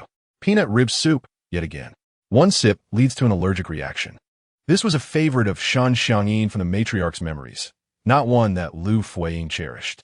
Mother, I have mentioned numerous times that such tasks can be handled by others. There is no need for you to tire yourself. Liu Fuyi watched as the old matriarch approached, casting furtive glances at Pei Zhouwu beneath the desk. The space below the table was cramped, and Pei Zhouwu sat sideways, unable to stretch his legs. The frustration within him had no outlet. A dignified uncle of the nation, seasoned by encounters with thousands, now found himself in such a concealed and precarious position. Ayan, do taste it. The old matriarch placed the bowl of soup before her, although she was reluctant to drink. She felt compelled to appease the matriarch to ensure her swift departure and avoid exposing Pei Zhouwu, leading her to sip a few spoonfuls. As she took the spoon, it slipped from her grasp, splattering the broth and plunging into the bowl. Beneath the table, a large hand ventured beneath her skirt, slowly gliding along her skin. Further up, Chapter 83. Weeping until dawn. Are you all right, Ain? No, I'm fine. Liu Fuyi's heart raced, yet she forced a strained smile for the old lady. Perhaps due to her prolonged grip on the pen, her hand ached slightly. These past few days have been spent reveling at the hot spring resort. While at home and in the shops, numerous accounts remained unattended. It seemed unlikely that she would finish them all today. Then perhaps you should take a break and resume once you feel refreshed. No need. The more I rest, the more tasks will accumulate. It would be easier to handle everything at once, and then I can truly spend time with my mother-in-law. Her words served both as a comfort and a gentle nudge for the old lady to depart sooner. Upon hearing this, the old lady nodded in agreement. Very well, but Ain, if you truly cannot endure, do not force yourself. By the way, drink this bowl of soup. It will help replenish your strength. All right. Liu Fuyi wore a smile, yet her heart was filled with bitterness. Seeing the old lady's eager anticipation for her to finish, evasion was futile. It was better to be swift. She lifted the bowl and gulped it down. Ain, why are you drinking so quickly? Be careful not to choke. By the time the old lady finished her sentence, Liu Fuyi's bowl was already empty. Mother-in-law, please return to rest. The soup is delicious, but your health is fragile. Next time, let someone else prepare it. It's nothing. The old lady was completely oblivious to Liu Fuyi's distress and continued cheerfully, since Ain enjoys it, I find joy in making it for you. I will prepare it again next time. Liu Fuyi could no longer muster a smile. The symptoms of her allergy had begun to manifest, making her breathing increasingly labored. Enduring the discomfort, she picked up her pen and urged, Please, mother-in-law, go rest. I will continue with the accounts. All right, I shall take my leave. Take your time. With a joyful demeanor, the old lady departed Liu Fuyi's chamber, carrying the empty bowl with a light step. As soon as the door closed, Pei Zhouwu emerged from beneath the table. Previously, he had done nothing more than extend his hand to startle her. You. Pei Zhouwu's gaze lingered on her for a brief moment before he noticed her unusual state. He immediately bent down to inquire, "What's wrong? Are you feeling unwell?" That bowl of soup was thick with the taste of peanuts. The quantity of peanuts was considerable, as it was said that Su Liangyin adored them, prompting the old lady to always add a generous amount. Consequently, Liu Fuyi's allergic reaction was even more severe. She was struggling to breathe, and the exposed skin on her neck began to swell with itchy welts. Aying, the medicine, it's over there on the shelf in a red box, a golden bottle. Before she could finish, Pei Zhouwu had already rushed to the storage shelf, retrieved the red box, and opened it to find a golden bottle among the array of medicine. As he uncorked it and prepared the remedy, he swiftly poured a glass of water at the round table. Aying, take it slowly. Pei Zhouwu gently placed the pill into Liu Fuyi's mouth. His concern for her breathing overwhelming as he feared that she might choke on the water she was about to drink. As he anticipated, a significant portion of the water was expelled in her struggle to swallow the medicine. Anxiously, Pei Zhouwu lifted her and laid her upon the bed, hoping that a supine position would offer her some comfort. Yet, she resisted, clinging to him while seated at the edge of the bed, burrowing deeper into his embrace. "Do not move. Just hold me for a moment," she murmured, her voice trembling softly, reminiscent of a mewling kitten, eliciting a pang of sympathy from him. Adjusting his hold to ensure her comfort, Pei Zhouwu wrapped his arms around her gently, cradling her close. "Do you understand now?" Liu Fuyi asked quietly. He offered no verbal response, yet the anguish reflected in his reddened eyes spoke volumes in place of words. "For all these years I have endured this, and the pain extends far beyond this single instance. The old lady treats me well, yet she sees another person when she looks at me. Marrying into this life, living as a widow, was one thing, but being cast as a substitute to fulfill roles I detest is another. I loathe this sensation. It is a choice I have made. The thought of receiving substantial rewards allows me to swallow any bitterness. I cannot accept this." Liu Fuyi tightened her grip around Pei Zhouwu's neck, tears cascading down her cheeks, cooling against his skin and dampening his heart. I am sorry." He silently tightened his embrace, his furrowed brow betraying his guilt. "Pei Zhouwu, my husband, I truly cannot bear to relinquish this. I cannot endure the thought of enduring to the end only to find it all in vain. I do not want this. I truly cannot accept it." As her words trailed off, her voice grew increasingly frail. I understand now. It is my fault. I should not have placed you in such a difficult position. Everything is my mistake. You do not comprehend." Liu Fuyi's voice quavered, her body gradually succumbing to fatigue. "Those are the things I initially forsook to possess. I cannot accept this." "I know, I understand everything," Pei Zhouwu softly inhaled. He lifted her gently, cradling her until she could recline, her eyes heavy with sleep. As he draped the blanket over her, he heard her murmur 3 blurred words, "I am sorry." Struggling against her drowsiness, she raised her hand, reaching slowly toward Pei Zhouwu's face. "You are the kindest person in this world to me, aside from my mother, yet I have wronged and hurt you. It is all my fault. I have let you down. Zhou, please forgive me. I deceive myself daily. I miss you dearly. So much that I cry in secret from dusk until dawn. Yet, I dare not speak to anyone, nor can I face the truth within myself. I am sorry. I am sorry, Zhou." At this, Pei Zhouwu suddenly smiled, not with scorn, but with a sense of release. He loved her deeply, yet he was human, possessing emotions like any other. He too felt anger, resentment, and injustice. He could hate as well. Upon discovering the truth, he was consumed by a profound hatred for her deception and contemplated revenge. Yet, when he beheld her standing before him, tears streaming down her face, all animosity and resentment seemed to dissipate, overshadowed by the flutter of longing that surged within him. In recent days, she had spoken many words to him, half-truths that rendered him skeptical. But today, at this very moment, he finally heard her heartfelt confession. I am sorry. Indeed, he too yearned for a sincere apology. With genuine contrition, he could lay aside all grievances and start anew with her. Tears, akin to precious pearls, cascaded down her face. intertwining with the remnants of her sorrow. While Liu Fuyi had already succumbed to slumber, he remained, tenderly caressing her cheek, whispering soft words into the stillness. I once wished to dissolve into the wind, yet you have anchored me to this world. His love for her far surpassed his hatred. No matter what, I shall forgive you. You have pulled me from the abyss of despair. Even through these excruciating years, the mere thought of you fills my heart with hope. You have made me feel alive. I truly love you. Chapter 84. The resurrection of the white moonlight. When Liu Fuyi awoke, Pei Zhouwu had already departed from the room. Barefoot, she stepped down from the bed and circled the room, ensuring she was alone before returning to her place on the bed. Memories of her slumber began to resurface, and she recalled uttering many heartfelt words to Pei Zhouwu, such as "I'm sorry, I miss you, I cried until dawn." Only now did she acutely feel a pang of embarrassment, pondering whether he would mock her in the future. She bit her lip, wrestling with her inner turmoil. In truth, she was well aware of Pei Zhouwu's exceptional qualities, yet the matter of their separation could not be resolved by mere words. If Shan Xunyan were to learn of her reunion with Pei Zhouwu, he would undoubtedly deduce that Pei Zhouwu was aware of whose children they were. There was no way Pei Zhouwu would allow his children to call another man father. Even if secrets were kept, it would be impossible to conceal the truth if the children acknowledged Pei Zhouwu as their father and returned to the Pei household, given their resemblance. The circumstances would be all too evident.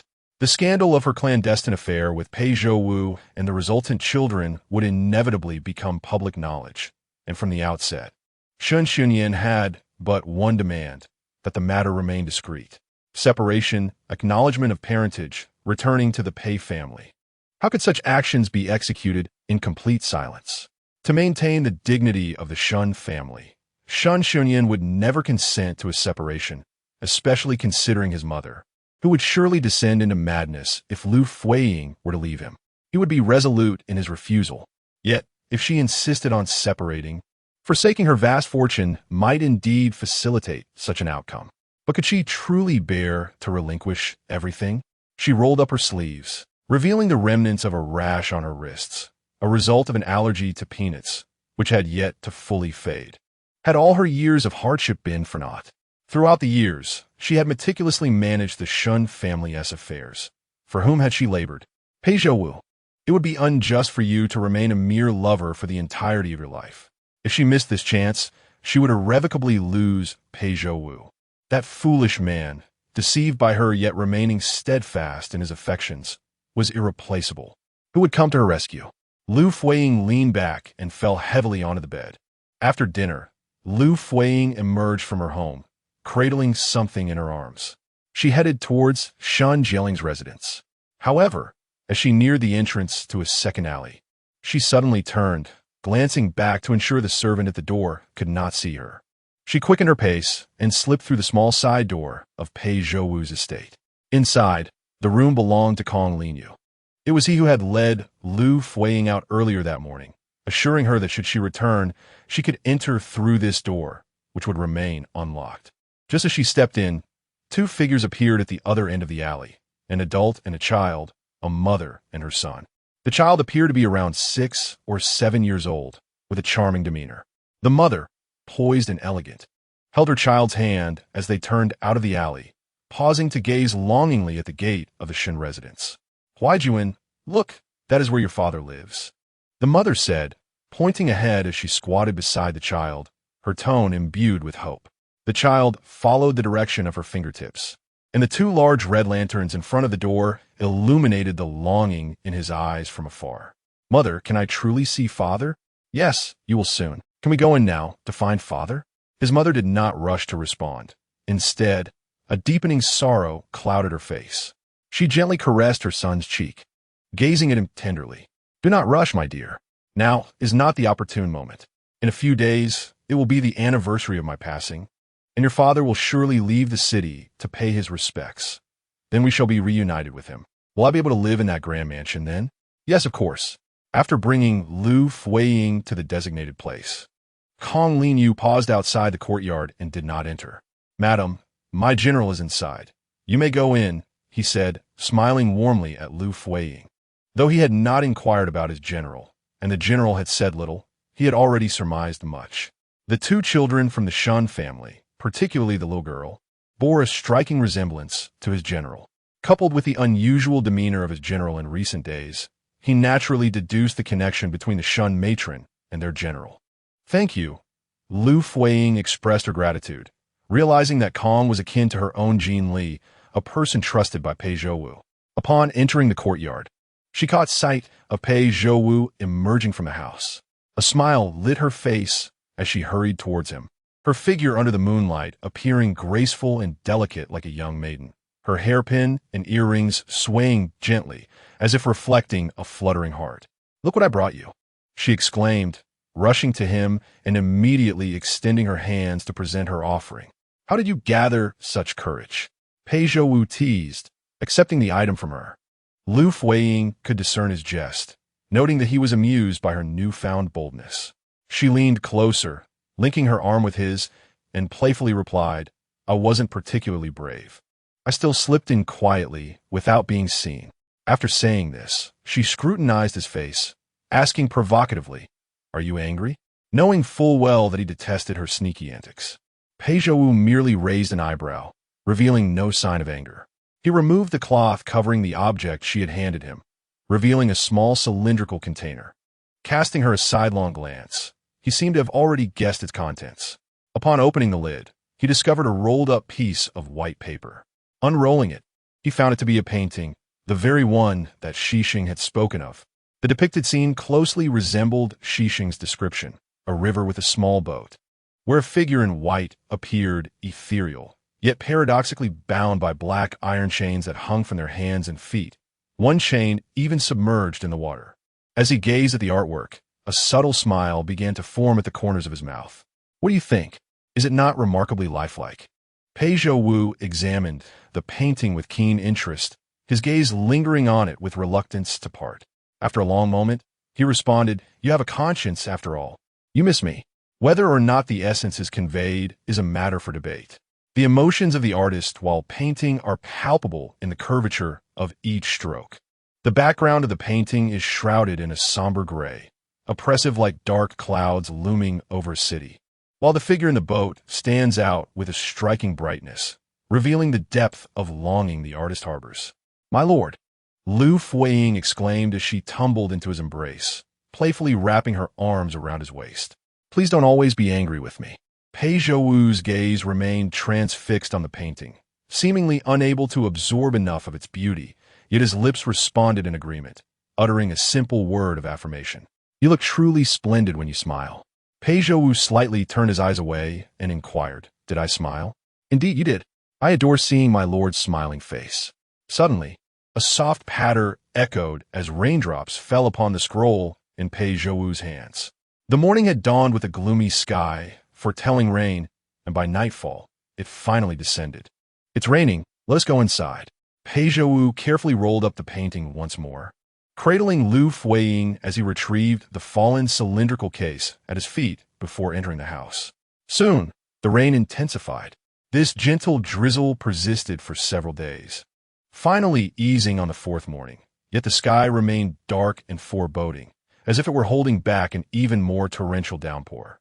After breakfast, Shun Xunyan stepped outside. 7 years ago on this very day, Jiang Susu had passed away. She had died in Yunnan, with her gravestone situated beyond the city limits. Chapter 85. The farewell letter. After several days of continuous rain, the grasslands outside the city were drenched. The mountain paths were muddy, with the wheels and hooves caked in thick yellow earth. At the edge of the dense forest lay Jiang Susu's grave. Shun Xunyan sat quietly in the carriage, his eyes closed, surrounded by an array of offerings: paper money, incense, candles, fresh flowers, pastries, and 2 jars of plain wine. Each year on this day, his heart bore the heaviest weight, but not solely for Jiang Susu. "General, it seems someone is at the grave." Zhang Ke's voice startled Shun Xunyan into opening his eyes, instinctively furrowing his brow. Jiang Susu was an orphan. He knew no one else would come to pay their respects on this day. The figure appeared to be a woman, wearing a long hood. Upon hearing this, Shun Xunyan leaned forward and drew back the carriage curtain. Through the overlapping trees, he indeed saw a woman in plain attire, standing before the gravestone, her head adorned with a hood. Perhaps she had heard the approaching sound of the carriage, as she suddenly turned in alarm. The wind blew her hood aside, revealing half of her delicate face. Startled, she swiftly turned and fled. For a moment, Shun Xunyan stood in a daze. But as the figure vanished from sight, he quickly urged Zhang Ku to hasten in pursuit of her. Faster, we must catch up. The carriage and horses, with their 4 sturdy legs, swiftly overtook the frail woman. Before long, they navigated through the woods and closed in on the fleeing figure. The pressure of the chase often incites panic, and in her haste, the woman stumbled, perhaps due to the slippery mud, and fell heavily to the ground, her hood flying off, leaving her unable to rise. The carriage halted behind her, and Shun Xiongyan immediately leapt out. The woman, now without her hood, dared not look back, instead crawling forward with her head bowed low. Upon grasping her hood, she attempted to rise, but the thick mud beneath her betrayed her, causing her to falter again. Shun Xiongyan approached her side. She curled into herself in fear, her body trembling slightly. Yet, after a prolonged silence, he remained motionless, not uttering a word. If not for the horses behind them, still breathing heavily, she might have believed herself to be utterly alone. This torment was equally agonizing for Shun Xiongyan. He knelt on one knee, reaching out a hand yet hesitating to touch her, slowly withdrawing, uncertain if he had indeed seen correctly just moments ago. Finally, the woman lifted her head. In that instant, a flood of long-buried memories surged forth like a burst dam. Susu. The visage before him was unmistakably that of Jiang Susu, who was supposed to have perished 7 years ago.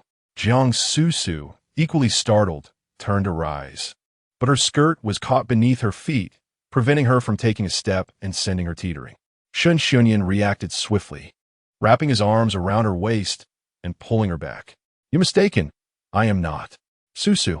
Jiang Susu struggled to escape, yet Shun Xiongyan held her tightly, disregarding Zhang Ku's astonished gaze, only tightening his embrace further. "Let me go. You're mistaken. I will not release you." Shun Xiongyan's eyes were blurred with tears, evoking a profound sense of fragmentation. "You have finally, at long last, returned to my dreams." He choked back his emotions, believing that everything before him was merely an illusion. Upon hearing his words, the person in his embrace ceased to struggle, allowing him to hold her close, both shedding tears together. In the carriage, Zhang Ku turned away. The general thought it was a dream, yet he saw clearly. Even if it were a ghost, it could not possibly manifest in broad daylight. The notion of resurrection was utterly implausible.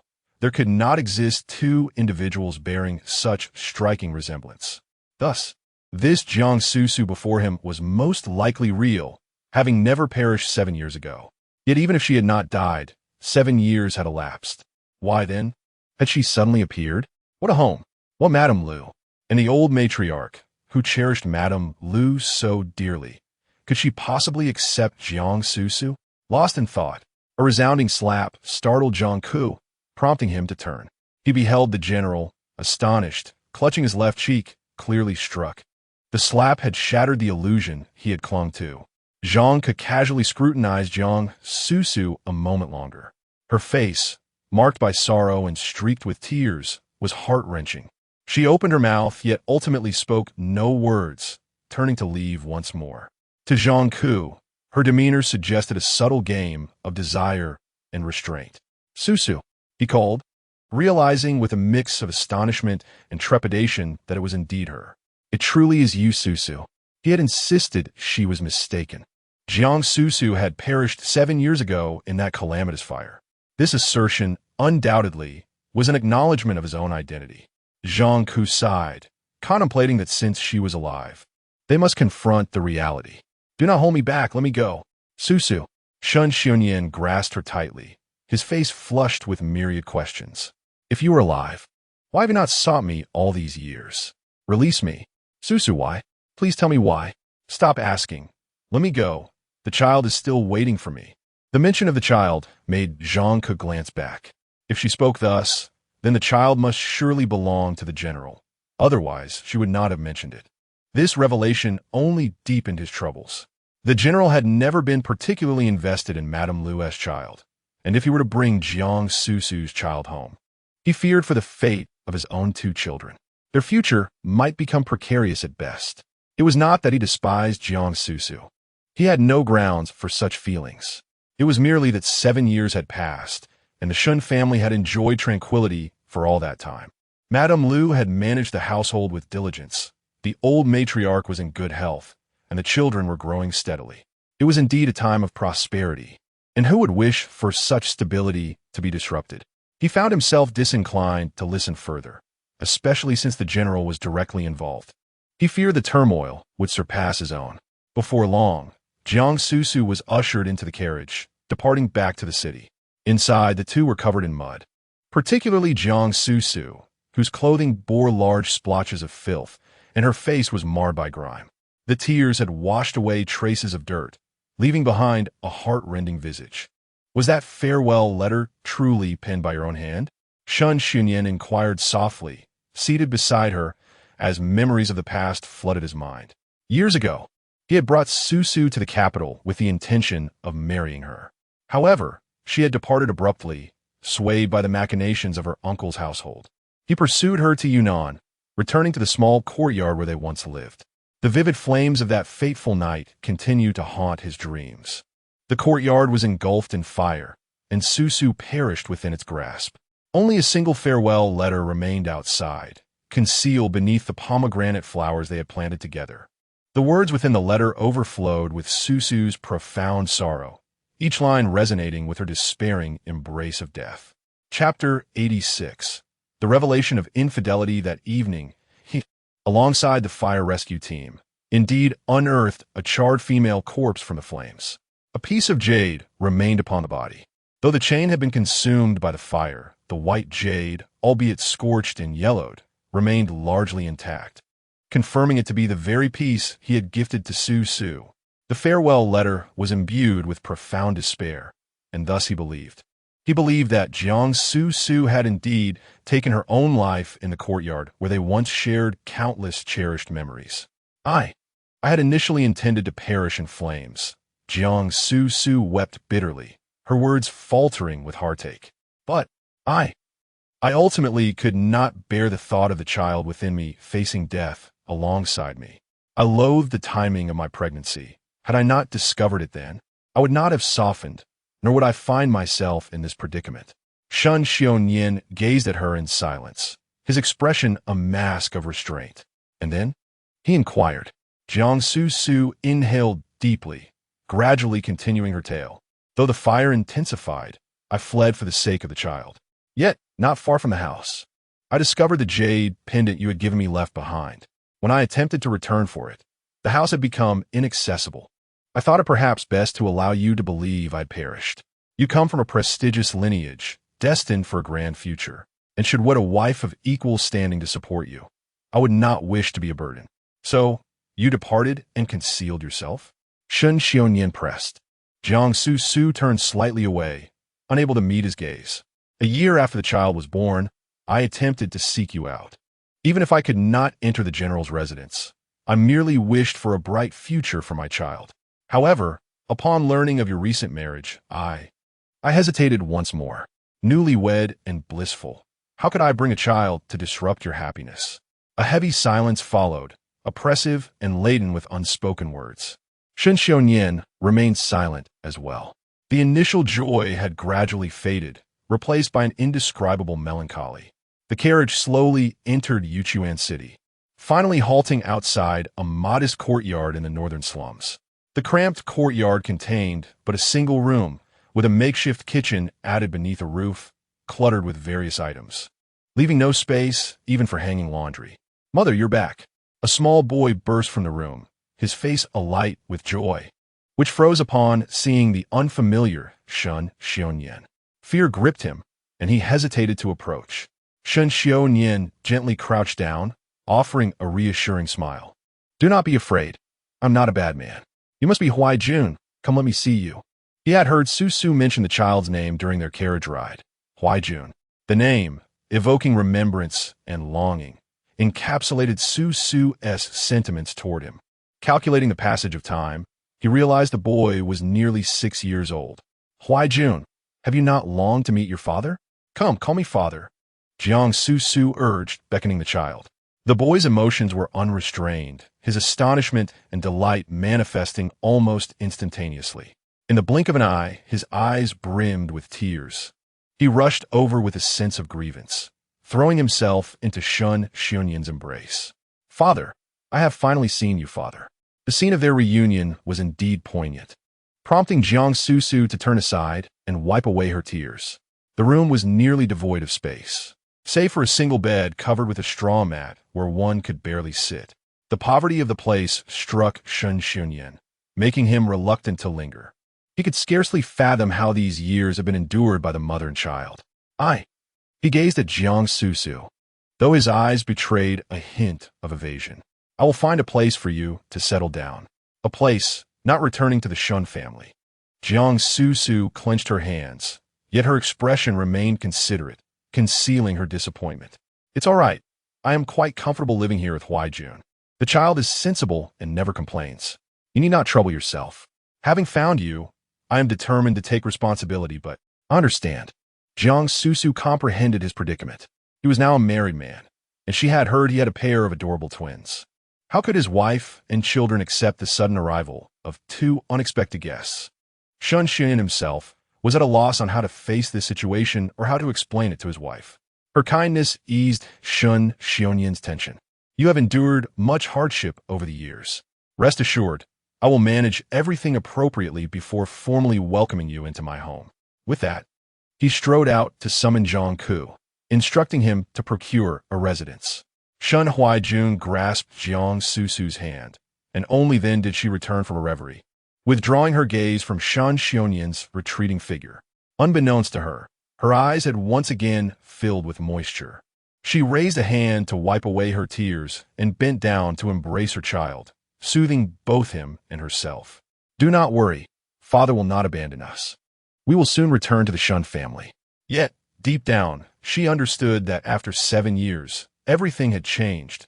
Her identity, her circumstances, and perhaps even Shun Xunyan's heart, which had long ceased to be filled with thoughts of her. By the time everything was arranged and Shun Xunyan returned home, it was well past dinner. On his way to the courtyard, he encountered a maid and instinctively called out to inquire about Liu Fuyi. Where is the madam? Reporting to the general, the madam should be in the Shuxing courtyard. Shall I summon her? Liu Fuyi cherished the name Shuxing courtyard, and upon arriving in Yunnan, she had named her residence similarly, following the custom of the capital. That will not be necessary. Though Shun Xunyan had asked about Liu Fuyi, he was reluctant to see her. He had yet to devise a way to address the matter of Su. If Su returned to the residence, what would happen to Liu Fuyi and her children? How would he reconcile the vows made before their marriage? Not far along, a maid from his mother's courtyard rushed towards him in distress. What is it? Has something happened to my mother? Reporting to the general, the old lady has fallen ill again. I was just about to summon a doctor. And the madam? Could she not be called? I have called for her. But the madam is not in the residence at the moment. Shun Xunyan hastily turned and retraced his steps to the entrance of the Shun residence, his gaze fixated on the estate of Pei Zhouwu across the street, while he instructed Zhang Ku, please go to the widow Shan's house at the end of the street. If the lady is there, have her return immediately. Understood. The night had deepened, and most establishments outside had closed their doors. The only place Liu Fuyi could venture to was that of the widow. Before long, however, Zhang Ku returned to report, General, Liu Fuyi is not at the widow's house. Only the young master and miss are there, listening to her brother read. The lady is not present. Shun Xunyan's gaze sharpened as it fell upon the house across the way. Memories of Pei Zhouwu's recent words echoed in his mind, speaking of a mischievous cat that lurked in his abode. Diankiskiviko. Yes, General. Gather some men and search outside. It is imperative that we bring the lady back. Very well. I shall attend to it once. Once he dismissed the others, Shun Xunyan descended the steps toward the opposite residence. Meanwhile, within Pei Zhouwu's chamber, indeed, lay Liu Fuyi, nestled in his embrace, gradually unbuttoning his clothing. My husband, we have already rested for an entire night. Why do you persist in urging me to exercise restraint? Suddenly, A resounding crash shattered the tranquil night. The door burst open, revealing the imposing figure of Shun Xiongyan. Chapter 87. Caught in infidelity, wounded and spitting blood, Kong Linyu pursued Shun Xiongyan, having attempted to intercept him but failed. Inside the room, the bed curtains were heavily draped, concealing the nature of the springtime scene within. Shun Xiongyan stood at the threshold, his visage darkened and seemingly on the brink of collapsing, his eyes radiating an array of tumultuous emotions that ultimately inflicted harm upon himself. He felt the weight of his steps, lacking the courage to venture inside. General Shun, our esteemed uncle has already retired for the night. If you do not wish to, I have come to find a cat. Once I locate it, I shall return. Shun Xiongyan clenched his fists, finally crossing the threshold. At that moment, a hand emerged from behind the bed curtains, slowly parting them to reveal an extraordinarily handsome face. Pei Zhouwu descended from the bed, his long hair cascading down, his garments loosening, and his bare feet gracing the floor, exuding an intoxicating allure. His partially exposed chest bore faint red marks, revealing the source of their origin. It had been some time since they last met, and Shun Xiongyan's countenance appeared considerably more vibrant, likely a result of adequate recuperation, and his injuries must have healed well. Such heart-wrenching words were evidently deliberate on Pei Zhouwu's part. Shun Xiongyan's face was flushed for a reason he was acutely aware of. The stirring of his blood, fueled by pent-up emotions, could not help but render his complexion rosy. Where's the person? Shun Xiongyan gritted his teeth. The person? Pei Zhouwu glanced at Kong Linyu, standing at the doorway, then smiled and remarked, just a moment ago, I heard the general mention he was searching for a cat. Why now the inquiry regarding a person? Pei Zhouwu, must you feign ignorance? Is it not Shun Xiongyan who is pretending? Pei Zhouwu circled around Shun Xiongyan, proceeding barefoot to the table to pour himself a cup of tea, the warmth and dryness of the room having left him parched. Although the bed curtains had fallen, they were directly facing Shun Xiongyan, and should he wish to intrude, it would be an effortless endeavor. Yet Pei Zhouwu remained unperturbed, as if certain that Shun Xiongyan would not dare to lift the curtain. The cat raised by the royal uncle has devoured the goldfish from my garden. I kindly request the royal uncle to surrender the cat to me for proper handling. Ah, so that is the case. Pei Zhouwu turned to face Shun Xiongyan, a smirk gracing his lips as he observed the latter's stony expression. Shun Xiongyan's discomfort brought Pei Zhouwu a sense of satisfaction. After all, Shun Xiongyan had failed to cherish what he had and would inevitably face the repercussions of his own actions. Rest assured, General Shun, as it is my cat, I shall personally administer a thorough reprimand. What sort of reprimand? Liu Fuyi, who was hiding behind the bed curtains, listened intently. The encounter had yet to commence. Yet Shun Xiongyan had barged in, leaving her heart racing with fear. The thrill was one matter, but she worried that such a continuous fright might lead to illness. Kong Linyu, Pei Zhouwu called to the figure at the door. Tomorrow morning, procure several exquisite goldfish as compensation for General Shun. Understood, my lord. However, Shun Xiongyan remained dissatisfied, his piercing gaze fixed on Pei Zhouwu. Is the royal uncle planning to simply let this matter rest? And what alternative do you propose? Pei Zhouwu smiled, her expression laced with an air of indignation, even as she feigned blame towards Shun Xiongyan for his unreasonable entanglements. Ultimately, it was my fault for not sufficiently feeding the cat, which led her to stealthily venture out in search of sustenance. With this thought, my heart ached for her. If I truly felt such compassion, how could I ever relinquish her to Shun Xiongyan's whims? Shun Xiongyan, perceptive as he was, discerned the underlying implication.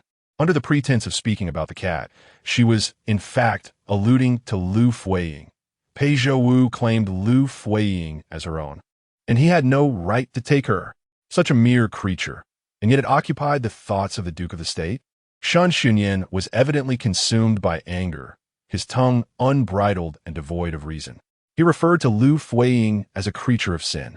Before Liu Fuyi could react, Pei Zhouwu had already shattered the teacup in her grasp, the tea spilling forth, shards still clutched tightly in her palm, instantly drawing crimson lines across her skin.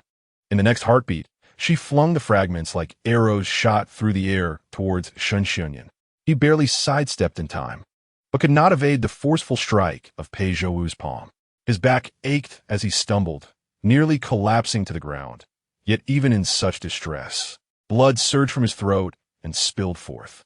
Shun Xiongyan, do you truly believe yourself to be something admirable? He certainly comprehended Shun Xiongyan's insinuation that Liu Fuyi was now a married woman, no longer the unblemished jade he once fancied. Why should he ruin his own reputation over a flawed gem? But the nature of his relationship with Ying was not for Shun Xiongyan to comment upon. Even with her blemishes, Shun Xiongyan was the true stain. As long as he was removed, Ying would remain the most perfect woman in existence. Do not forget, it was you who released the cat into the world, and now you are envious that she enjoys better fortunes. Feeling inferior for not being able to provide what she desires, thus unwilling to accept her freedom in a desperate attempt to soothe your fragile pride? Shun Xiongyan, you truly are contemptible, and I am left feeling shame for having once admired your talents. You are the one who pushed Ying away. So why now do you feign moral superiority? Either stand tall and true, and I will grant you the opportunity. Pei Zhouwu stepped aside, casting a glance towards the bed curtains before returning her scornful gaze to Shun Xiongyan. But do you dare? She challenged him. Ying was indeed Shun Xiongyan's legitimate wife. If he truly had intentions, he ought to act decisively to reclaim her.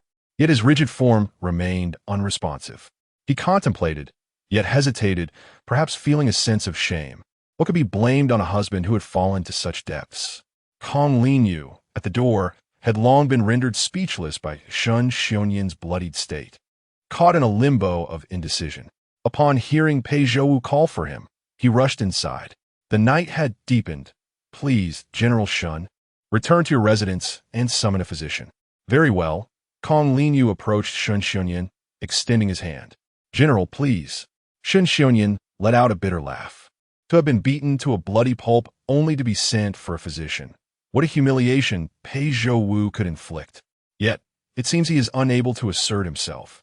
Before Liu Fuyi, he is diminished, and before Pei Zhouwu, he remains a pitiable figure at a disadvantage.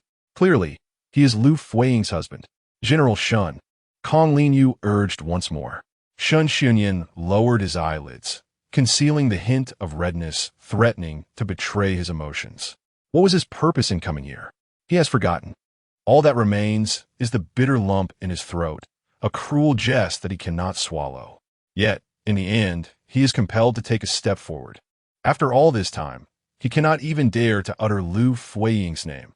What right does he have to call her, when it was he who had urged her to seek another man?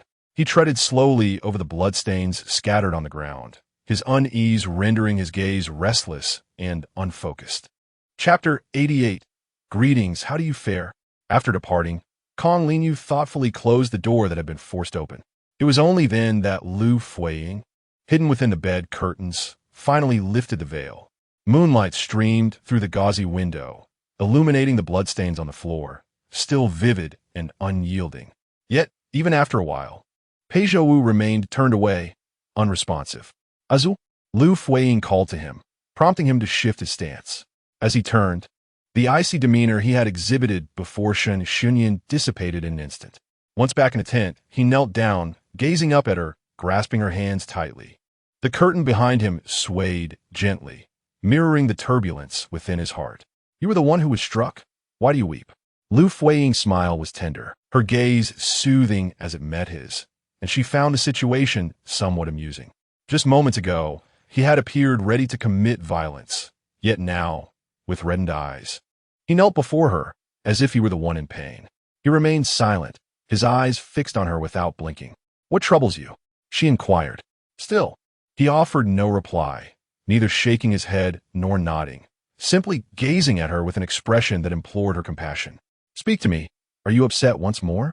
The mist in Pei Zhouwu's eyes gathered swiftly, as if a torrent of words swirled within him, yet he stubbornly held his tongue. His resolute yet restrained gaze tugged at her heartstrings, evoking a desire to embrace him and comfort him.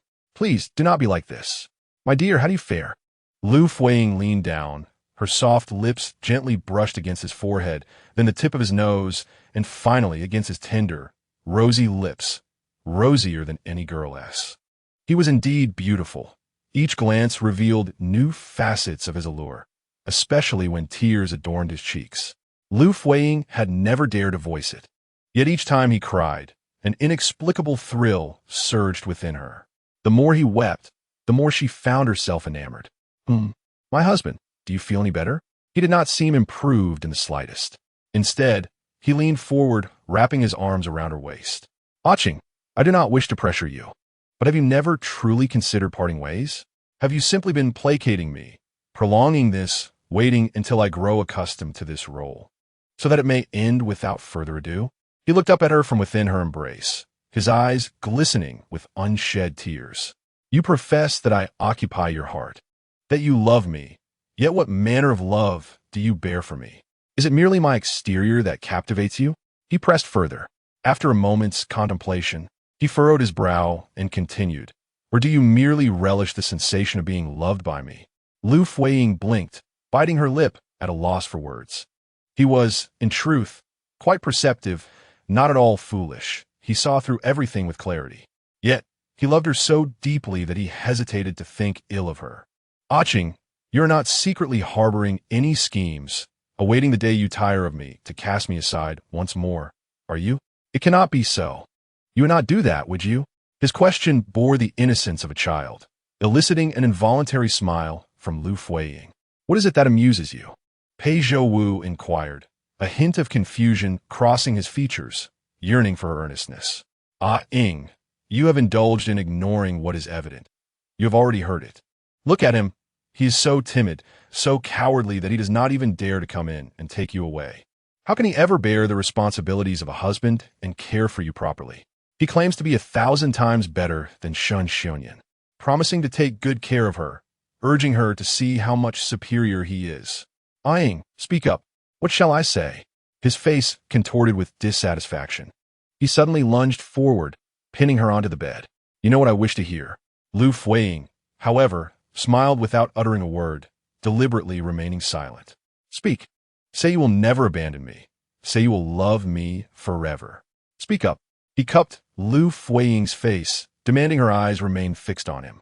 I implore you, please say it. Liu Fuyi raised her hand, mirroring his gesture, gently cradling his face as she asked, Why do you like me so much? The response was not what he desired, and he felt himself near the brink of madness. Why won't you say it? I have pleaded with you so earnestly. Sui Wang, I shall keep my gaze upon you. This time, nothing will confine me. I will follow you relentlessly. You cannot rid yourself of me. Still smiling? Seeing her laughter, Pei Zhouwu felt a surge of anger, leaning in to press his lips against hers fiercely. Ouch! Liu Fuyi pushed him away, her lips now bearing a wound that bled. Pei Zhouwu, are you a dog? And if I am? Pei Zhouwu lightly rubbed the injured area on her mouth. Neither too harsh nor too gentle. I tell you, my senses are keen. No matter where you go, I will find you again. Do not think you can abandon me. Did you hear that? Stop laughing. I ask you, did you hear me? In his frustration, Pei Zhouwu's kisses grew more fervent. His hand bore a cut from the earlier teacup, blood still staining it, and as he held Liu Fuyi's face, he inadvertently marked it with his blood. He tore off a piece of his pristine white undershirt to clean her up, tossing it outside the tent where it landed on the ground, the bloodstains appearing strikingly beautiful in the vibrant spring night. Although Shen Xiongyan did not take Liu Fuyi back with him, he had no choice but to visit his mother's courtyard alone. The chaos had subsided, and those below mentioned that his mother was lying in bed dazed. Upon entering the room, Shen Xiongyan sat down by the bedside.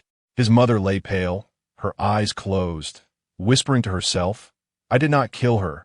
It was not intentional. I did not. Shen Xiongyan relaxed his body, releasing the weight of his exhaustion. Ayan, do not blame me, do not blame me. If blame is to be assigned, do not blame me. The only response he received was a series of deep, sorrowful sighs from his mother. The person she murmured about was Su Liangyin, the daughter of a close friend from her youth. Su Liangyin had stayed at their home for a time, but later met with an unfortunate accident and drowned in the pond at the back of the house. His mother had blamed herself for not taking better care of the child, which had since haunted her with demons of guilt. To outsiders, the incident appeared to be merely an accident. However, in truth, Su Yangyin's death was no accident, but rather a result of his mother's calculated malice. General, at this moment. The general referred to by the mother is none other than Shen Xiongyan's father, a man of valor from a family with a long lineage of military service. Regrettably, the affairs of the Shen family are mired in unspeakable disgrace. Xiongyan, the mother suddenly exclaimed. Shen Xiongyan turned to look back, finding her eyes wide open yet filled with a vacant stare, her hands flailing in the air as if attempting to grasp something elusive. Mother, he choked, his voice trembling. If you had not brought me back to the Shen family all those years ago, would we not be facing this turmoil now? Please, tell me what I am due now. What shall become of Liu Fuyi and Jiang Susu? Yet, the mother remained unresponsive, succumbing to a fit before closing her eyes and drifting back into slumber. The following morning, Liu Fuyi was escorted out by Pei Zhouwu. All right, you may return now. The children must be awake. They surely missed me dearly last night. I wonder if a yin cried. Liu Fuyi permitted Pei Zhouwu to accompany her only to the side door. As she stepped outside, about to utter another word, voices suddenly rang out from the street, calling her name. Sister Fuyi, so early. What are you doing here? Liu Fuyi held her breath and turned around, and there stood Shen Iliang, the only one who would address her thus. Within an arm's reach, Pei Zhouwu's expression shifted involuntarily. What had he just heard? Fuyi, sister? Chapter 89. Truly obedient husband Iliang, what brings you here? Liu Fuyi feigned calmness, clearing her throat before turning to face Shen Iliang. Are you heading to the shop so early? Your sister's pastry shop opens today. You must be going to make preparations. Your sister invited me to lend my support yesterday, and I plan to take the children along after breakfast. She refrained from mentioning the reason for her presence. Indeed, Shen Iliang replied with a smile, gradually approaching her. Sister Fuyi, it would be wonderful if you could come. The success of our shop is largely thanks to your sister's assistance. You must come. His repeated address of sister made Liu Fuyi feel flustered. While it might be acceptable under ordinary circumstances, the presence of Pei Zhouwu complicated matters. If his jealousy flared up, she would have to spend considerable time soothing him. Sister, Iliang, Liu Fuyi almost urged him to be silent, hastily interrupting. Though I share